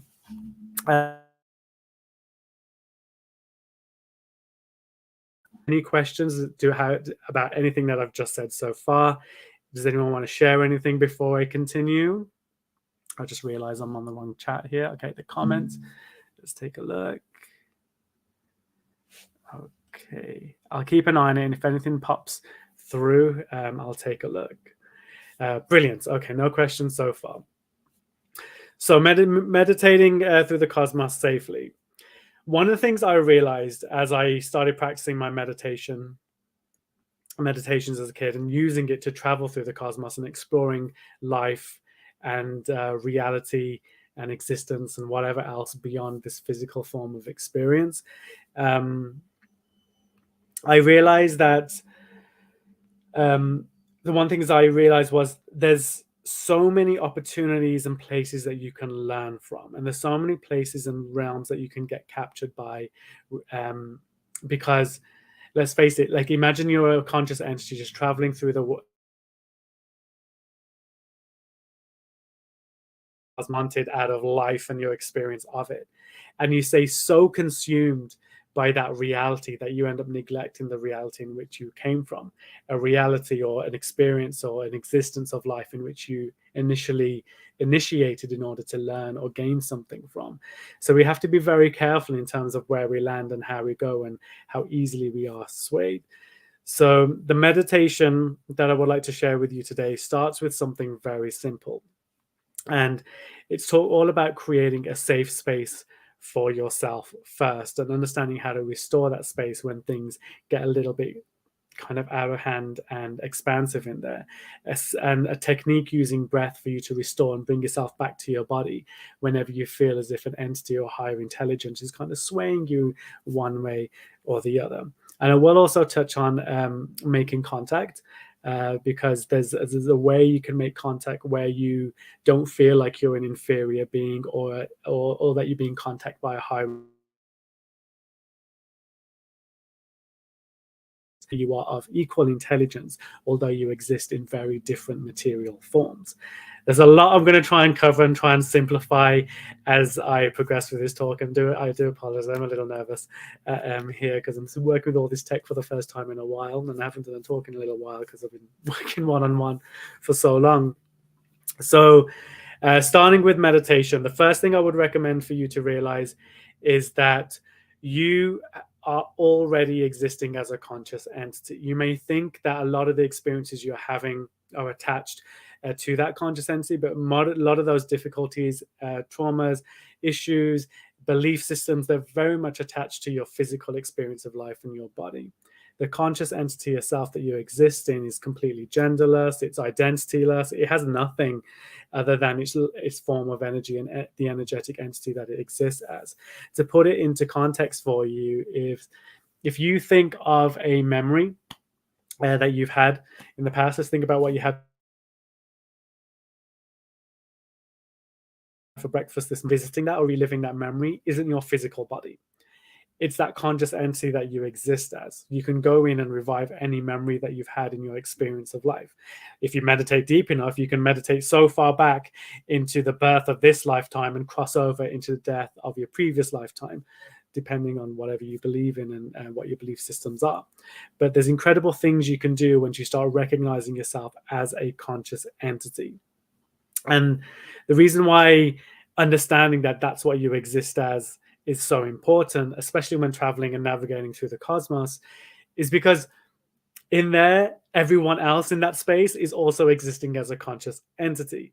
However, there's certain levels of awareness and naivete that can occur in that space. For example, experiences when I talk to people who have experienced significant childhood trauma, a lot of them transcend into that space, into that ether, into those higher states of awareness unknowingly. And then in those moments, other entities who completely reshape and alter that person's experience of reality and understanding of life. So there's a lot to learn. And I think the reason why I'm so gung-ho and taking every opportunity to speak about this is because I think this stuff should be taught in schools. We don't have to talk necessarily about the fantastic navigating through the cosmos stuff, but just understanding oneself as a conscious entity and putting yourself into an equal standing as anything else that you can experience in that higher space. In meditation, that is the kind of one of the first key rules that you want to learn in order to expand and improve your meditation practice. Because if you're meditating as a body, if you're taking your identity and everything else with you inside your meditation, you are carrying hang on, let me just read this here. He said they didn't want to say anything can take you good of a Krishna. Oh, I see. Okay, we'll get to that question in just a moment. So, as it exists, navigating into that space with equal standing gives you the opportunity to observe whatever it is you want to experience. You have equal right to be in any part of any experience of any possible reality and timeline that exists out there. You're not necessarily an alien, so to speak, and any aliens that come to visit and experience this reality as a conscious entity, not in physical form, as conscious entity, again, has equal standing and right to observe and experience in their meditations this state here.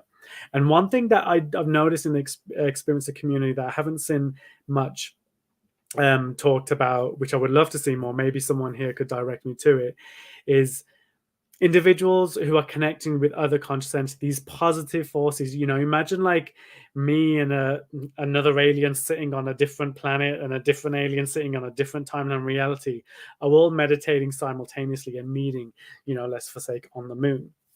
There's these wonderful, beautiful communities that can be built when existing as a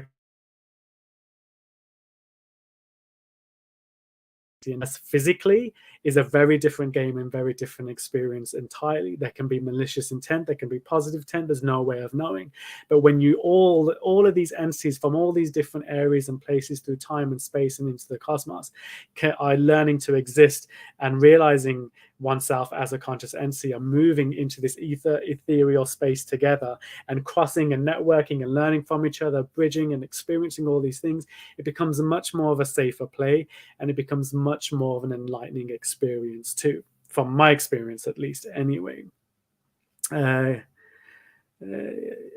Seen a vision. So don't know. I'm just going to answer this question very late before I continue. So don't know where this alien can take you. It could be Krishna, or it could have been someone else. This entity. But I'll get to that. In just a moment as well, with that meditating on the moon, because the way I found out and how I realized it was Krishna, or it was a depiction. That how I felt as I was connecting to it. And so the first thing we mentioned was existing as a conscious entity. So if you think about what you had for breakfast in the morning, you exist as that conscious entity. If you think about what you're going to have for dinner tomorrow night, you're traveling through into the future, but you're not taking your body there. You are taking yourself as a conscious entity into that experience of reality. And that is just one tier of awareness, moving through time and space in that sense, where you're moving through your experiences. So the experiences you once had in life, moving through the subconscious mind. And then you've got the other way where you can move through the superconscious mind, or the future states and alternative states and states that you can create that can project out onto your experience of life. So already, just by thinking about memory and thinking about the future, you're already learning to move that conscious entity through different realms of time and space. And for the most part, for most people right now, without having any sort of transcendental experience, and you can create and exist in and experience alternative states of the future, which you can create yourself, and it's forever changing based. I mean, that's a whole different talk altogether. But you already can move as a conscious entity, and I highly recommend in your day-to-day meditation practice, if you have one, or if you can develop one, is to learn any thought, feeling, or sensation that you're having, to really recognize in what realm and time that thought, feeling, and sensation exists in. Recognizing, are you experiencing and living in a reality that is coming from the past? Are you really here with your 5 physical senses in the present moment? Or are you traveling? Are you in a future state of being where, maybe you're getting anxious because of a thought about the future? And once you can start mapping out your mind like that, you're really starting to learn to exist as that conscious entity and move through time and space as such. And that is kind of like the prerequisite or the training you need in order to move into those. One thing you need to learn. So the first thing is the conscious entity, recognizing yourself as that. The second thing you want to learn is basically how to keep your body healthy and safe. It's I think it's not talked about enough in this community, and of course in other communities as well, how important the body is and how much intelligence is stored in there. Now, in my book, Meditate, the first one, Meditate, Breathe into Meditation and Awaken Your Potential, in the last section, I talk about chakras. And the reason why I'm talking about chakras is because each chakra can teach you so much about your experience of life, and it can help you build kind of like a baseline level of truth before experiencing anything else beyond in transcendental states or within your mind or anywhere else that you can possibly go. It's almost kind of giving you a sense of fundamental grounding. For example, the root chakra, it's located at Uranus, and what's coming out of your body in your body should you feed the earth. It's a beautiful cyclical connection. Your next chakra, your sacral, it's all about how you interact and play with the world. So your chakras really teach you how to fine-tune your body and how to live in this world in the most perfect way that you were supposed to live, in the most ideal state you can possibly live in. And that's what the chakras teaches. And as you progress through each chakra and move your way up from the throat to the third eye and out of the crown, you start realizing how much your chakras prepare you for what you're about to experience out there. It's almost kind of like the moment, like for example, that entity, that Krishna entity, the moment that entity wants to take me far away from my center, my body would feel it first. And my body is the first thing that would trigger me to come back into my physical experience of life. Without that baseline understanding, without your chakras intact and balanced, accessing those higher states, meeting these other entities is always going to feel like a challenge. It may feel it's so easy to get gripped and consumed by it. And your body can be like its own antenna, its own signal, its own receiver, its own safety net. You can feel so at home and so safe inside your body that you can be warned that you won't need any signal out there to remind you to come back, because your body will just pull you back straight away. And that's the first probably integral things I learned from my mom, from my culture, from Hinduism, from the ancient Vedic sciences, from Buddhism, from Sikhism. I learned this over and over and over and over again, the importance of body and connecting with those chakras, really awakening them so that you can navigate through the cosmos safely. So just to recap, the two things we learned so far: existing as a conscious entity and recognizing one as such, and listening to your body and repairing and restoring those chakra imbalances. Because chakras, all they are, think of them as little knowledge centers at every part of your body. And the way I talk about chakras, I take the color and the symbology out of it, because that's not going to make sense until basically every key point of those bodies, like what's coming out of your body in terms of fluid and waste, what are you putting in your body, the things that you say, how your heart experiences. Like, for example, when I talk about the heart chakra, I always tell people, imagine if you existed in a world that was in complete darkness and you could only communicate with each other by the beating and the sense of each other's hearts. And it's beating and the energy of each other's hearts. So if you have that power within your body already, you can only imagine what you can access in that higher state. So breathing and then chakras, once you've got those two intact, the next step is for you to then use your breath as a tool to detach. Now, the reason why I'm going through these prerequisites first, because as we start moving into that higher space, you're going to be glad you knew what these three key elements were and why they're so useful and important. Remember, this whole topic is about safely navigating through the cosmos, and I wouldn't be doing my duty to the people of this world. There's some things I've seen and experienced in that space, again, which I'll go into a little bit later. But without these elements intact, I don't think I would have been able to be here to even talk to you about it today in the same voice and tone and manner that I'm able to. So the third thing is using your breath. So conscious entity, restoring balance in your body, and using breath to detach. So the breath to detach is very simple. If anyone wants to try this with me, is just to inhale and exhale through your nose.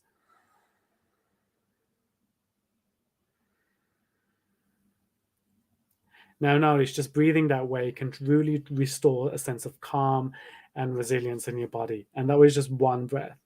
If you can understand that that's the motion of breathing that you need to sustain when navigating and traveling through the cosmos, then you now have a form of measurement. Because when anything in that space decides to take your breath away, or when you're so far detached from your emotions and you are completely observing things as a conscious, feel off straight away. Think about it when you get anxious or when you get scared or when you feel vulnerable. Your breath or rate of breathing or pace of breathing changes. Your heartbeat starts beating a different way. If you can restore and enter your meditation and ensure that controlled breathing, that gentle inhale and exhale, is sustained throughout your meditation practice, you can then navigate through the cosmos into those higher tiers of awareness. Okay, so those are the safety measures: breathing, knowing your body, your chakras, and recognizing yourself as a conscious entity. Those three are the fundamentals for you now to start accessing those higher states of awareness and entering the cosmos. So let's go back to me on the moon, and this entity kind of edging a little bit closer to me as I'm sitting there and doing my meditations and ready to observe. I'm going to take a little sip of water here. Okay. So the first time I connected with this entity, I could feel it. It was almost kind of like sat right now. Balls of energy. I'm one ball of energy, just like this tiny little flame, if you will, or just tiny little ball of energy just sitting on the moon, doing my thing or connecting with whatever force is out there. And this bigger energy starts beaming and growing next to me, really trying to make contact and connect with my little ball of energy. And I can feel it radiating and feel it connecting, trying to connect with me in ways in order to kind of pull me in and kind of show me. And it's almost kind of like when you're trying to make a new friend and you just kind of approach them very carefully. I was a kid at this time. I was a kid at this time, so it really scared me a little bit. So I came out of my meditation and started running down to my mom. I was like, "Hey, what's happening here?" And then and then she taught me about like deities and how these used to work in ancient Hindu times. I was like, okay, maybe I'm connected with entity. And she, again, going through this format, you'll know when something is leading you astray is when the moment you can sense that, which is one thing I was taught in my formal meditation lessons, if your body and your breathing is being interrupted, affected negatively, if you can't sustain a sense of conscious clarity, then you're realizing the entity that's connecting with you is not being mindful of that, is not being aware of that, is not coming at this with conscious clarity. But this entity was. I was learning to breathe. I was learning to connect with my body. My body was settling down as this energy was approaching closer. And the first thing this entity did, which was really creepy, and I didn't really put it into context until a little bit later, was it reminded me of a recurring dream that I had when I was about 4 years old. And to this day, I don't really pay much attention to it. But as I started navigating through the experiencer community, I feel like there's much more to it than I initially thought. So when I was about 4 years old, I would have these crazy, wild dreams whereby I felt like I was waking up out of my bed, and I would open up the door, and in my door there would be my entire family history, all my ancestors, everyone in the living room, like unzipping their skin and revealing some sort of Godzilla reptilian like being. And it was creepy to me. I mean, as a kid, that would really freak you out. And that's the first thing this other entity on the moon, which I call Krishna now, which I know as Krishna now, was showing me. It was like, hey, remember this dream you had of this energy of like this of these skins and of the skins peeling away and revealing these very interesting Godzilla-like characters. There's something to that in DNA in the human history. There's something to that within the way humans navigate through the world. I mean, even in psychology, there is actually a term called the reptilian mind, and so. That was one of the first things where I realized, like, oh, there's something here that's going to pique my interest. And so this Krishna character is making my mouth twist and turn. So Krishna would then start teaching me things and started teaching me how to meditate in all sorts of different ways. And then started taking me to all these different planets and seeing all these different realities and timelines of where, and I didn't even realize this until I was shown how, I always thought that as a conscious entity, you could only exist in one body at a time. But what Krishna taught me was all these other lifetimes that I was existing in simultaneously, but I was either sitting in meditation in one or passed out in another. And that in my sleep in this lifetime, I would wake up in that one, or I can navigate to that one, or when I'm meditating, I'm experiencing the other one. And he made me realize that no dream or no imagination or no anything is necessarily just hearsay and just random creation. There's actually a lot to those contexts and those realities. And then the next thing he started teaching me until a lot later in my meditations was this Krishna entity, this deity has been with me for many, many lifetimes in this particular timeline, and has constantly reconnected me to my meditation lessons, my teachings, and all the other experiences that I was able to do with meditation. And what brings me to the experiencer community specifically is the one lesson, or the few lessons that I had with regards to extraterrestrials. And extraterrestrials, I mean, there was not much of an interest or enthusiasm as a kid for me to connect with anything that was higher. I just wanted to explore what was out there in the ether. Like everything that I'm talking about, my body is literally just sitting like this in meditation. What I'm experiencing is completely on the inside and within.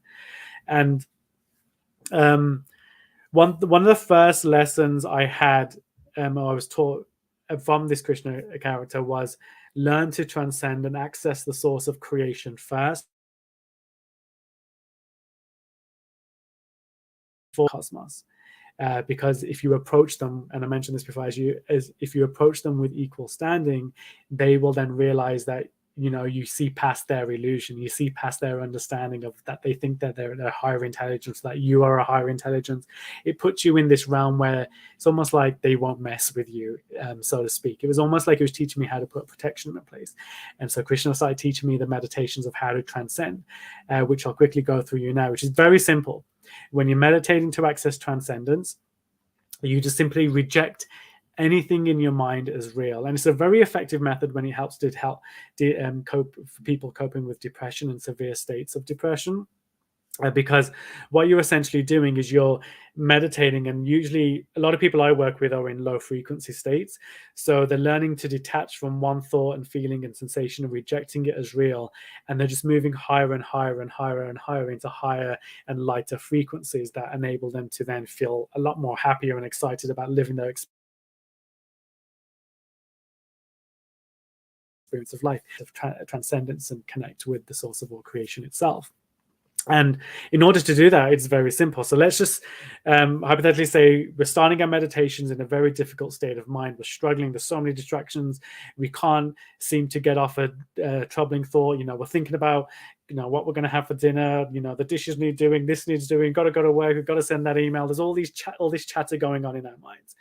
So the key to transcending is accepting Maya, which is basically to reject or to accept all reality as an illusion. Now, it could be an extraterrestrial communicating with you. You may feel as if you're sitting in the middle of Neptune. It doesn't matter. If you reject everything as an illusion, you begin that journey into transcendence. And the reason why I'm teaching you this is because in the role of meditation, you only have two roles. You're either existing as a creator or existing as a creation. Now, most experiences I've connected to, they're describing experiences. They were describing creation. The memory that you have of what you had for breakfast yesterday or this morning, again, is a creation. Every thought, feeling about the future is a creation. Every literal extraterrestrial that you see in the sky is a creation. And so when you start realizing that everything is either a creation or a creator, you now have to decide which role you're going to play and exist in. And that gives you an incredible power over any entity or extraterrestrial that's trying to make contact and trying to manipulate or change your thought patterns and way of thinking. Of course, there's these beautiful connections to be had. There's this beautiful community we can build. But in order to build a healthy, safe community with these external forces or extraterrestrial forces, we need to make sure that we all feel we are on equal standing, no matter what level of physical intelligence we have access to. And that's why I'm teaching this, I'm giving this talk in this seminar today. And it's kind of something that I've always been wanted to do, but never really had the platform or the opportunity. So now when you're rejecting all reality as real. So what will happen is, let's just say you're starting at a low frequency, difficult thoughts to detach from, depressed states, anxious states. And let's say you're rejecting those realities as real. You can even, sitting in meditation, this isn't real. It's almost like you're challenging your mind to create something or show you something far greater than what you're currently experiencing.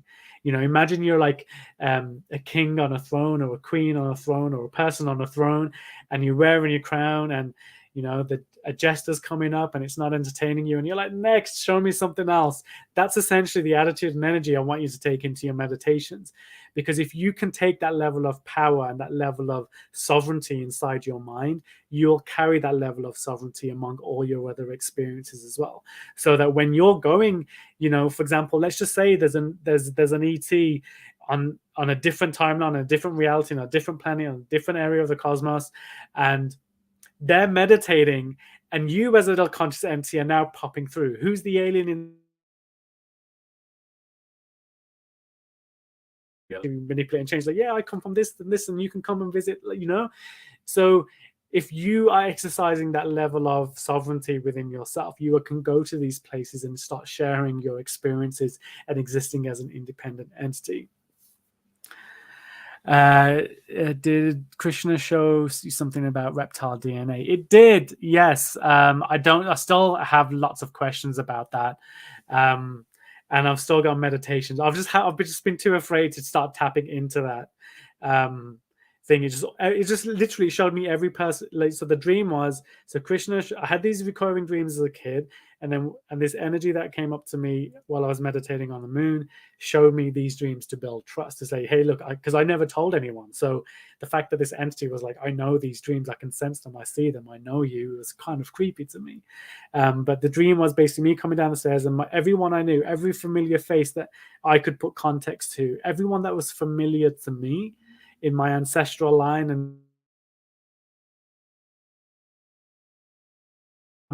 and I walk out the house, and like this dream would eventually keep expanding, and it was literally all people were like taking off their skin, and like they were like Godzilla on the inside. It was really, really bizarre and creepy and quite scary for a while.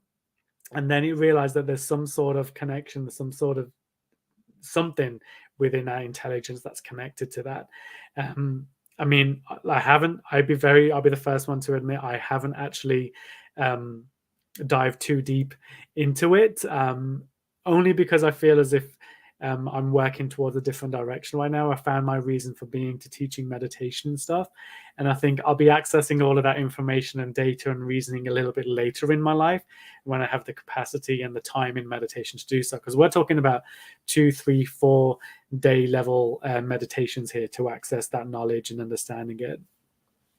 Can you actually levitate while meditating without being a sadhu or a monk? Can you actually levitate while meditating?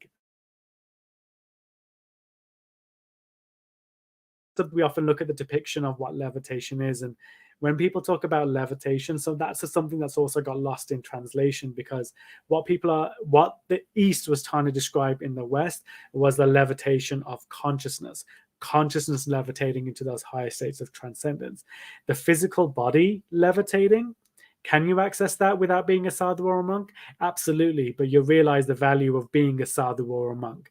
If I talk about monkdom, for instance, if I did tomorrow decided I want to become a monk and live that way of life, the reason why I'm doing that is because, again, I've committed to my state of transcendence. I'm relinquishing my attachment to all physical reality to the best of my ability. Like, imagine the best way to get away from the reality that we live in and existing in the world and society that we have is to literally go into escape on a mountain, shave your head, shave all your hair, remove your identity, put on a robe, and exist as one. Like, that's the closest form of existing as a conscious entity, as a form of energy, than anything else, is just to exist in uniform with.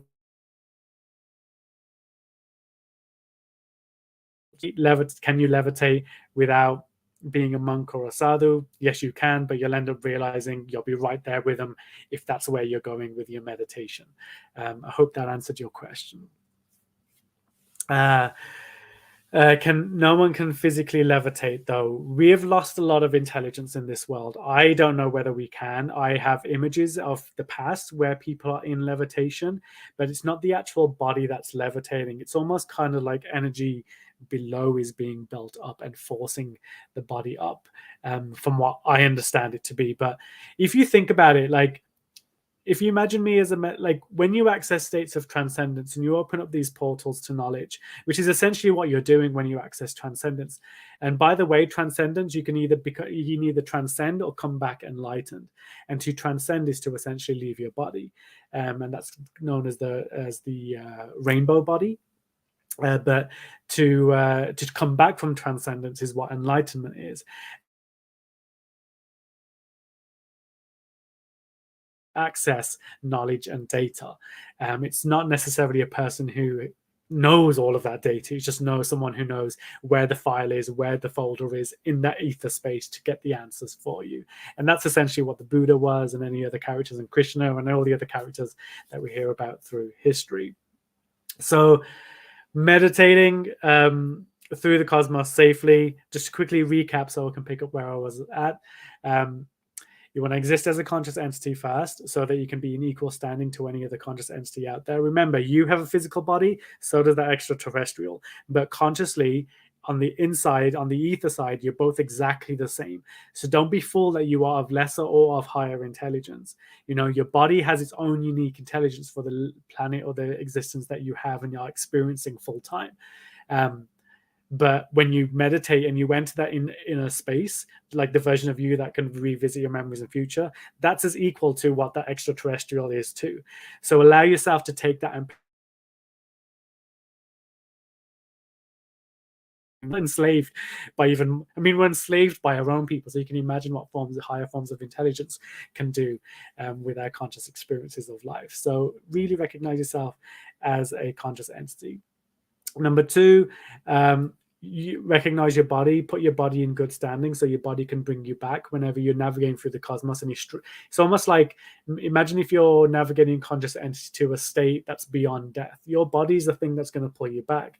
The key to meditation and yoga is carrying one breath into transcendence. So you inhale all the way in one inhale to the peak of transcendence. You detach from your breath, experience transcendence, and your body pulls you back down.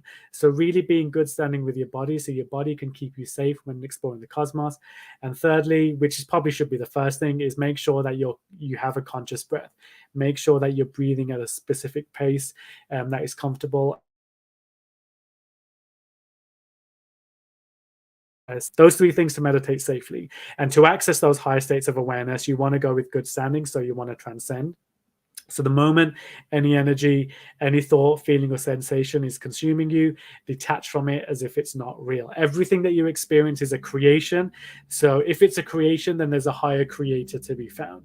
If you apply that to every thought, feeling, and sensation, everything that you experience on the inside, if you attach that philosophy to everything, you will access higher states of awareness and move along the frequency scale into those higher frequencies and higher energetic frequencies until you get to the point where you've gone beyond what your physical body and what you can experience in this lifetime today.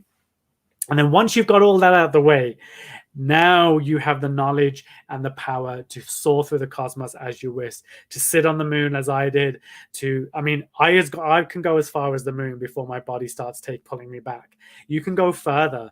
I mean, I know someone who is much fitter than me, and if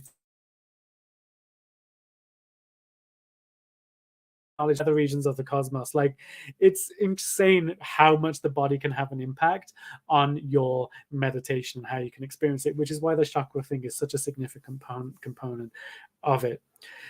So get those things in place. And so when you're navigating through the cosmos, you've got all your safety measures in process. You are carrying a sense of self where you realize that you are on equal standing with anything you experience, whether you're experiencing a rock on Mars or whether you experience a higher entity, like a deity or an extraterrestrial of higher intelligence. All things in the ethereal space are one and equal.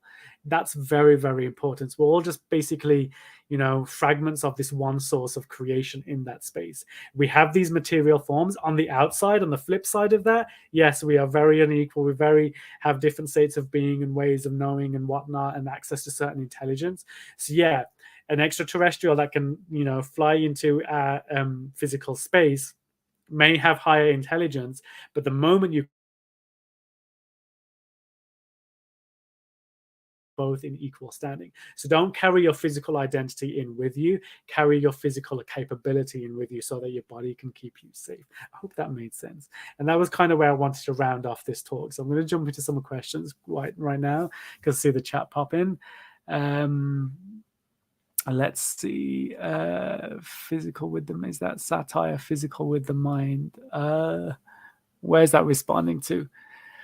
Lift from the chair and slide a paper underneath, seen it happen.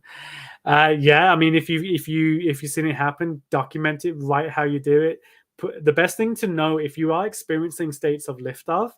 I've felt sensations of it, but physically I don't think I could document it. But if you have, I highly recommend you measuring exactly what you ate that day. This is why chakras are important, because your chakras aren't just about living blissfully in life. It's about really fine-tuning what you're experiencing. And it's the chakras that are into different parts of your body to do these things. So find out what you ate during the day, what you did, how you slept, how much sleep you got, anything that you consumed, what you were thinking about, how you did it. Really document these things now, because if you look at ancient texts, especially ancient Vedic texts, they were constructed out of these universal experiences that people were having in that day and time. And then from these universal experiences, the rishis put together these Vedic hymns to activate these sensations. I wouldn't be surprised if there's a Vedic hymn that can help you lift off and take off too. I would not be surprised if it's out there. It's just a matter of searching through, the records and finding where that piece of knowledge exists. And then also, there's a certain level of collective density or lack of collective density that needs to happen in the world too. And this comes down to my theory as well as to why a lot of higher intelligent entities are trying to access our Earth space, and why they're trying to access our global community. CCA, I've mentioned this. What I learned in my meditations is that the human brain is like a network. So all of our physical brain, like if you imagine a network grid and all those points of light, imagine each one of those as a physical human brain. So we're all connected through our brains. So if we really wanted to and tap into that network of brains, we could access like 1,000, 1,000,000, 1,000,000,000, 8,000,000,000 brains worth of intelligence. Like we can do so much with one brain. Imagine a small collective of 5 people learning how to network their brains. Now you've got access to 5 brains worth of intelligence. Now, we may not know that knowledge, or that knowledge may be lost in the world, but maybe there's other entities know that the unique thing about planet Earth is that there are intelligences networked. We can harness a lot more intelligence because we're operating as a collective, and that's what gives us, Earth, our superior collective power amongst the cosmos. As one person, as me, as Terry, standing against a higher intelligent beings, I have no chance. But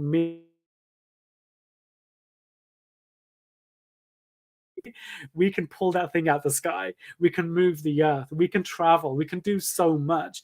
And I think that's, in my belief, is what a lot of extraterrestrial beings are trying to do when they're trying to make contact. They're trying to tap into a network of intelligence.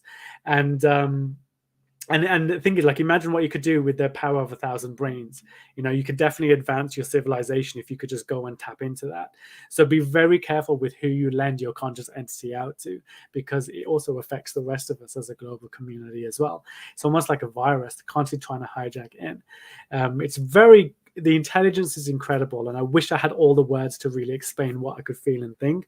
I just need to read more to have more context and more words to actually express it. Probably why I should start learning Sanskrit. So yes, please be careful when exploring through the cosmos. If such a thing were possible, it would be headline news. I agree. However, I also think if, like, roaming the planet than ever before, especially when you're looking at bringing in the realms of psychedelics and the kind of the psychedelic renaissance that's occurring right now. I've spoken with many people. I mean, when I first started dabbling into teaching meditation and connecting with teachers, it's amazing how much universal knowledge was accessed within. I'm speaking to someone on the other side of the planet in Australia, and they're talking about their experiences in meditation. I was like, they're mine, and we have no cultural connection or any sort of kind of experience with each other outside of this one conversation we were having. So it's incredible to know that occurs. So I do believe there's more enlightened beings. So would it be headline news? Probably not, because it'd probably be a hoax. And there are also forces at play. And one thing about going back to the reptilian mind, if it is part of our DNA, the reptilian mind is more the primitive mind. Power, hunger, strength, those kind of primitive actions. It's not the higher intelligent mind. the reptilian mind is very physical and DNA is very physical. It's very much part of the material world that we exist in. When I talk of meditation, I'm existing as a conscious entity which transcends all of that material state. So there may be entities and powers that be that would want to restrict and suppress the information that I'm sharing, for example, and others like me are sharing. I mean, they put Jesus on a cross, that whole story of this character sharing love and peace and unity in the world. The first response was nail him to a cross. Buddha was offering healing instead of offering any sort of ideas on creation for the majority part. So I think that's where there was more positive light shed on that. But for most energies, like it's if you think of it like this, you are existing as either creator or creation. If you are existing as a creator inside the creation is going to fight back because the creation no longer has sovereignty. And in the material world.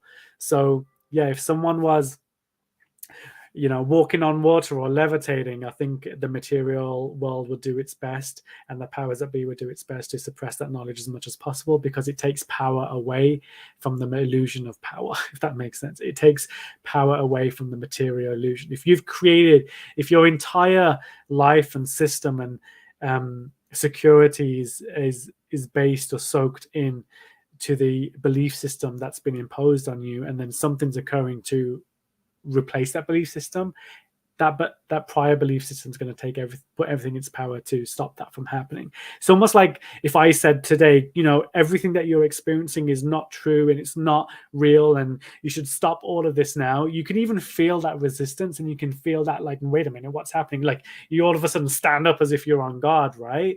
So it's the same the other way around. So I think it wouldn't make headline news.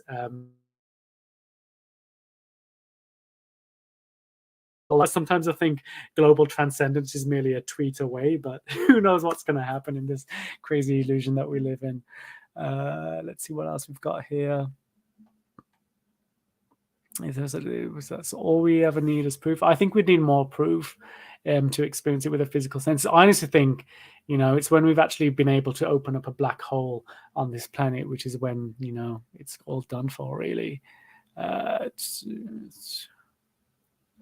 If $1 million prize that anyone can claim if they can simply show such an ability, that prize is yet to be claimed. Well, the thing is, that's a stupid way, no offense to that statement, but it's just a silly way of accessing that intelligence. The desire for $1 million won't get you to meditate. If anything, if you're meditating, you transcend all material desires, and you could probably make $1 billion yourself, because you'll have the knowledge and know-how. If I'd be claiming that money again, that's the version that the ego suppresses all this higher intelligence. Why you have to accept Maya, accept all experience, thought, feeling, and belief as an illusion. The need for $1 million or the desire for $1 million is just as much of illusion as what we're experiencing right now. Reject them both as illusions and move into higher states of awareness, and you realize that the ego itself will start being transcended also, and then you can access those higher states of knowing. Would it be hard enough just meditate quietly to achieve the vibrational frequency needed to levitate? Good luck in the atmosphere and bright lights and noise. The vibrational frequency needed. I'm going to move away from levitation just because I think I've spoken a lot about it. But if you want to levitate, I would say the best thing to do is start your transcendental journey first. From all the things I've read from ancient texts and stuff, and the little passages I've read about anything that I've read about levitation, I've often seen gurus and sadhus talk about it, but never exactly prove it. And about a little bit of trickery. Remember, all the people talking about levitation are also humans with human desires as well. So there is a little bit of ego involved there. So unless you have not seen it, but until you've experienced it with your own self, and from my understanding, it's consciousness levitating, not the body. But if you can, please do let me know. And remember, document every aspect of what all the variables and attributes in place that occurred when it happened.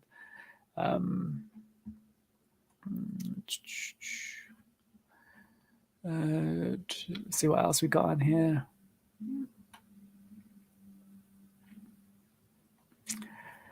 CC, that's why I fear humans sometimes. If you could let me know what you're referring to.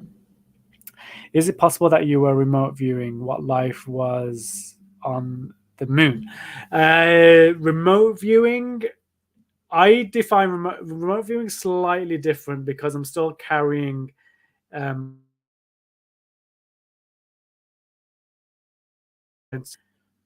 like when I say energy on the moon, like don't imagine, like I talk about my sitting on the moon and meeting Krishna, like, but realistically, the better visual the more accurate visual we'll see, just imagine one ball of energy, which represents the energy of the moon, another ball of energy, which represents me, and another ball of energy that represents his Krishna characters.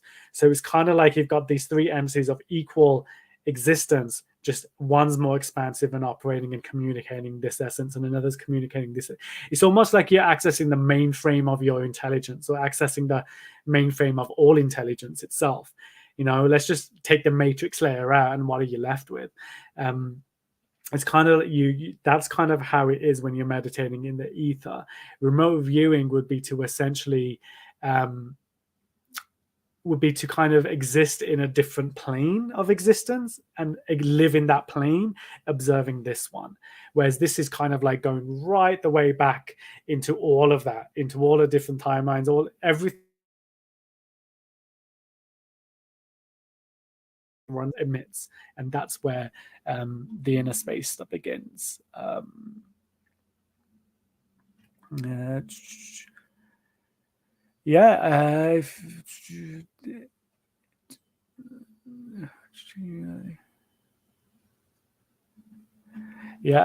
realize that you are indeed powerful. What do you do with this knowledge, the duality of humanity? This, the human intelligence is powerful, but I always sometimes think the reason why a lot of us here are human, and the reason why we've come to incarnate into this lifetime, and these are just my own thoughts and conclusions based on what I've accessed so far. I mean, we're talking about an infinite amount of knowledge here, so I've got only a limited amount of words to express it. But I often think that the reason why we often incarnate in this on this plane specifically is to learn to work with one another again, to learn, because it's so easy. Like, look at those extraterrestrials. Can't have fun with the humans. That's ego and getting in the way. I bet in that extraterrestrial's next lifetime, they'll be coming back to Earth as a human to learn what it's like to be in community and exist as a collective consciousness, and to access higher intelligence as that collective. It's almost kind of like all of us are sent here because we either need to relearn or yearn for, or need to remember, or exist as a community, as a collective. Like, I don't think any human has truly survived on their own. I think every human, some form of fashion, has literally you have to rely on the earth to survive, whether it's another human or whether it's another entity that exists out here. You can't exist on the planet as is. And so there's something to that when it comes to incarnating on this planet. Where can people find me? We have a minute left. I've been talking for an hour. Jeez. Yes, you can catch me on my Instagram or TikTok, moonmeditation.io. If you type that into your web browser, you'll find how you can book a session. Starting with the book, just type in meditatethebook.com and that will direct you to all of those resources. Thank you so much, and I hope I didn't take too much of your time. Take care. Bye-bye.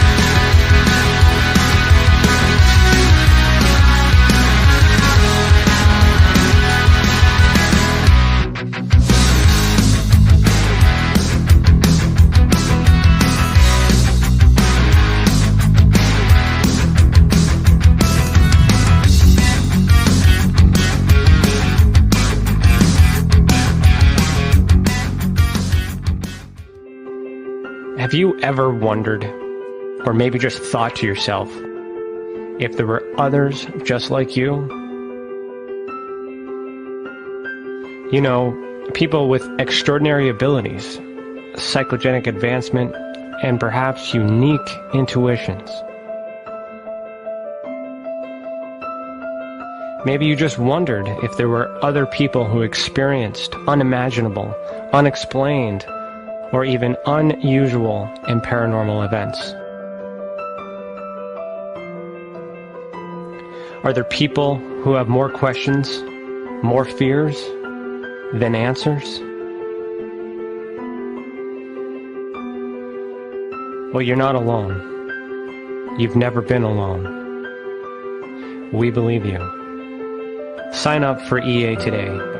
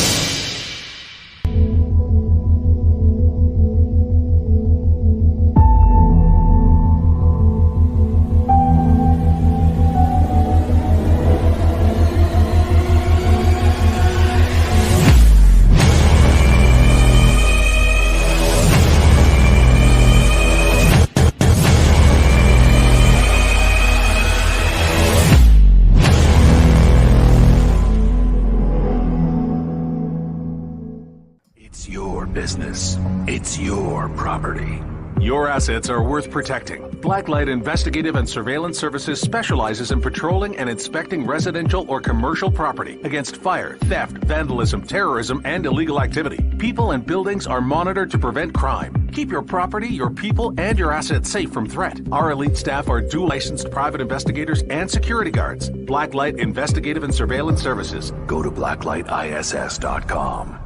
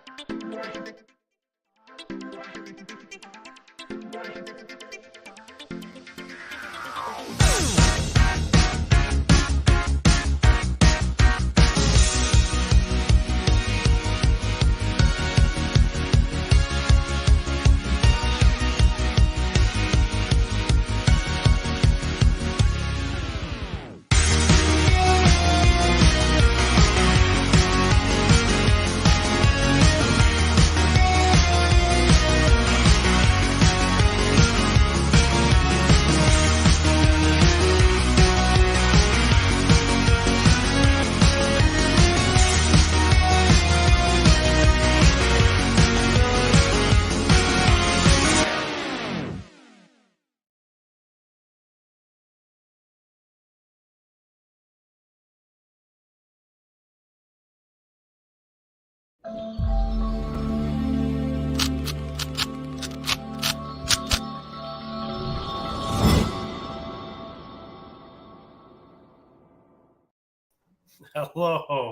Hello. How you doing? I'm good. I feel like we should add bloopers, the very start, the opener, to the very closer, see the difference, compare photos, stills from those moments. The excitement we had in the morning versus the lack of enthusiasm we have now. My eyes hurt. I'm staring at the screen for so long. This is the round table. We're just waiting for the peeps to show up. All right. I was backstage, so I didn't know. That's a surprise to me. Yeah, so far I got Terry in the back. If Terry gives me a thumbs up, I'll bring him in. Okay, perfect. Hello, Terry. Hello. Welcome. So I think Priscilla said she was coming. Who else said she was coming for this? Michael said they're coming, and Michelle's maybe gonna be able to pop in for a bit. Okay, cool. It's kind of a pop in, pop out thing for some people, I think. We'll see. Okay. And Sylvain can't make it because he's in Thailand. So 10 a.m. for him was actually, or 10 a.m. for us was 10 p.m. for him. Oh, wow. Good for him. When did he move to Thailand? I'm not sure. So that was the first time he mentioned it. So fairly recently, I would imagine. Terry, how you doing? How was that? That was great, by the way. Thank you. You're muted. Can't hear you, bud. Hit Can you hear unmute. me now? Yeah, I can hear you now. How do you unmute? Yes, I'm well, thank you. It's been a busy year for me, and so it's nice just to close off being able to talk freely more so. Yeah, you know, well, it's fresh in my mind. It was, for me, for the whole day, having interviewed you, all of you, with the exception of Michelle, because she interviewed me. That's the only difference because of the time zone. To sit back and actually see you guys in your element, talking about the things that I was asking questions about, was, you know, like it was impressive. It was great. It was amazing.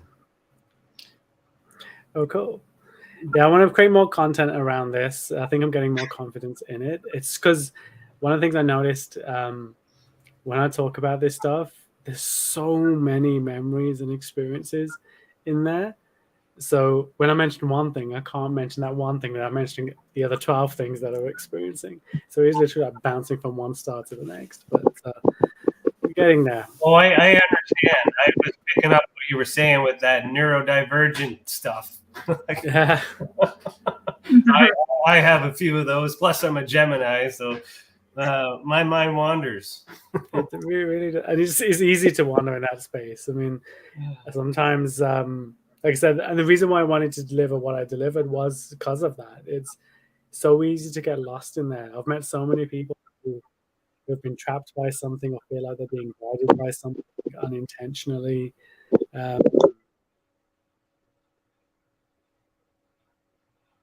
Some have their soul contracts, and now extraterrestrials are after them, and demons are coming for them and stuff. And so, giving them that sense of empowerment was so important, and which is something I would love to, emphasize more in this community, is that kind of self-sovereignty, because it really helps.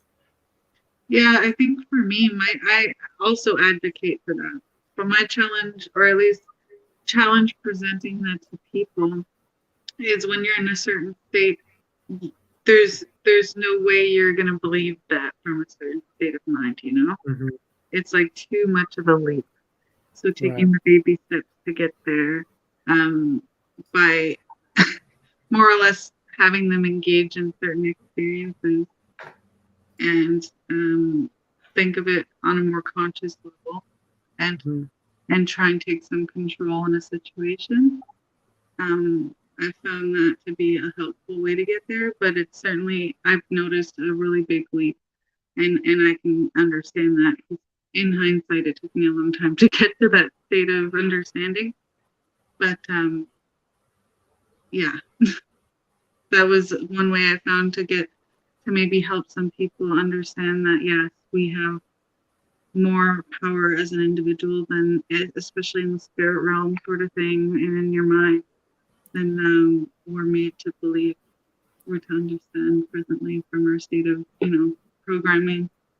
Yeah, and I think like ETs or other energies and deities definitely want to approach you differently, approach the conscious entity that you exist as differently when they know you have access to transcendence, when you know how the intelligence works and how to detach.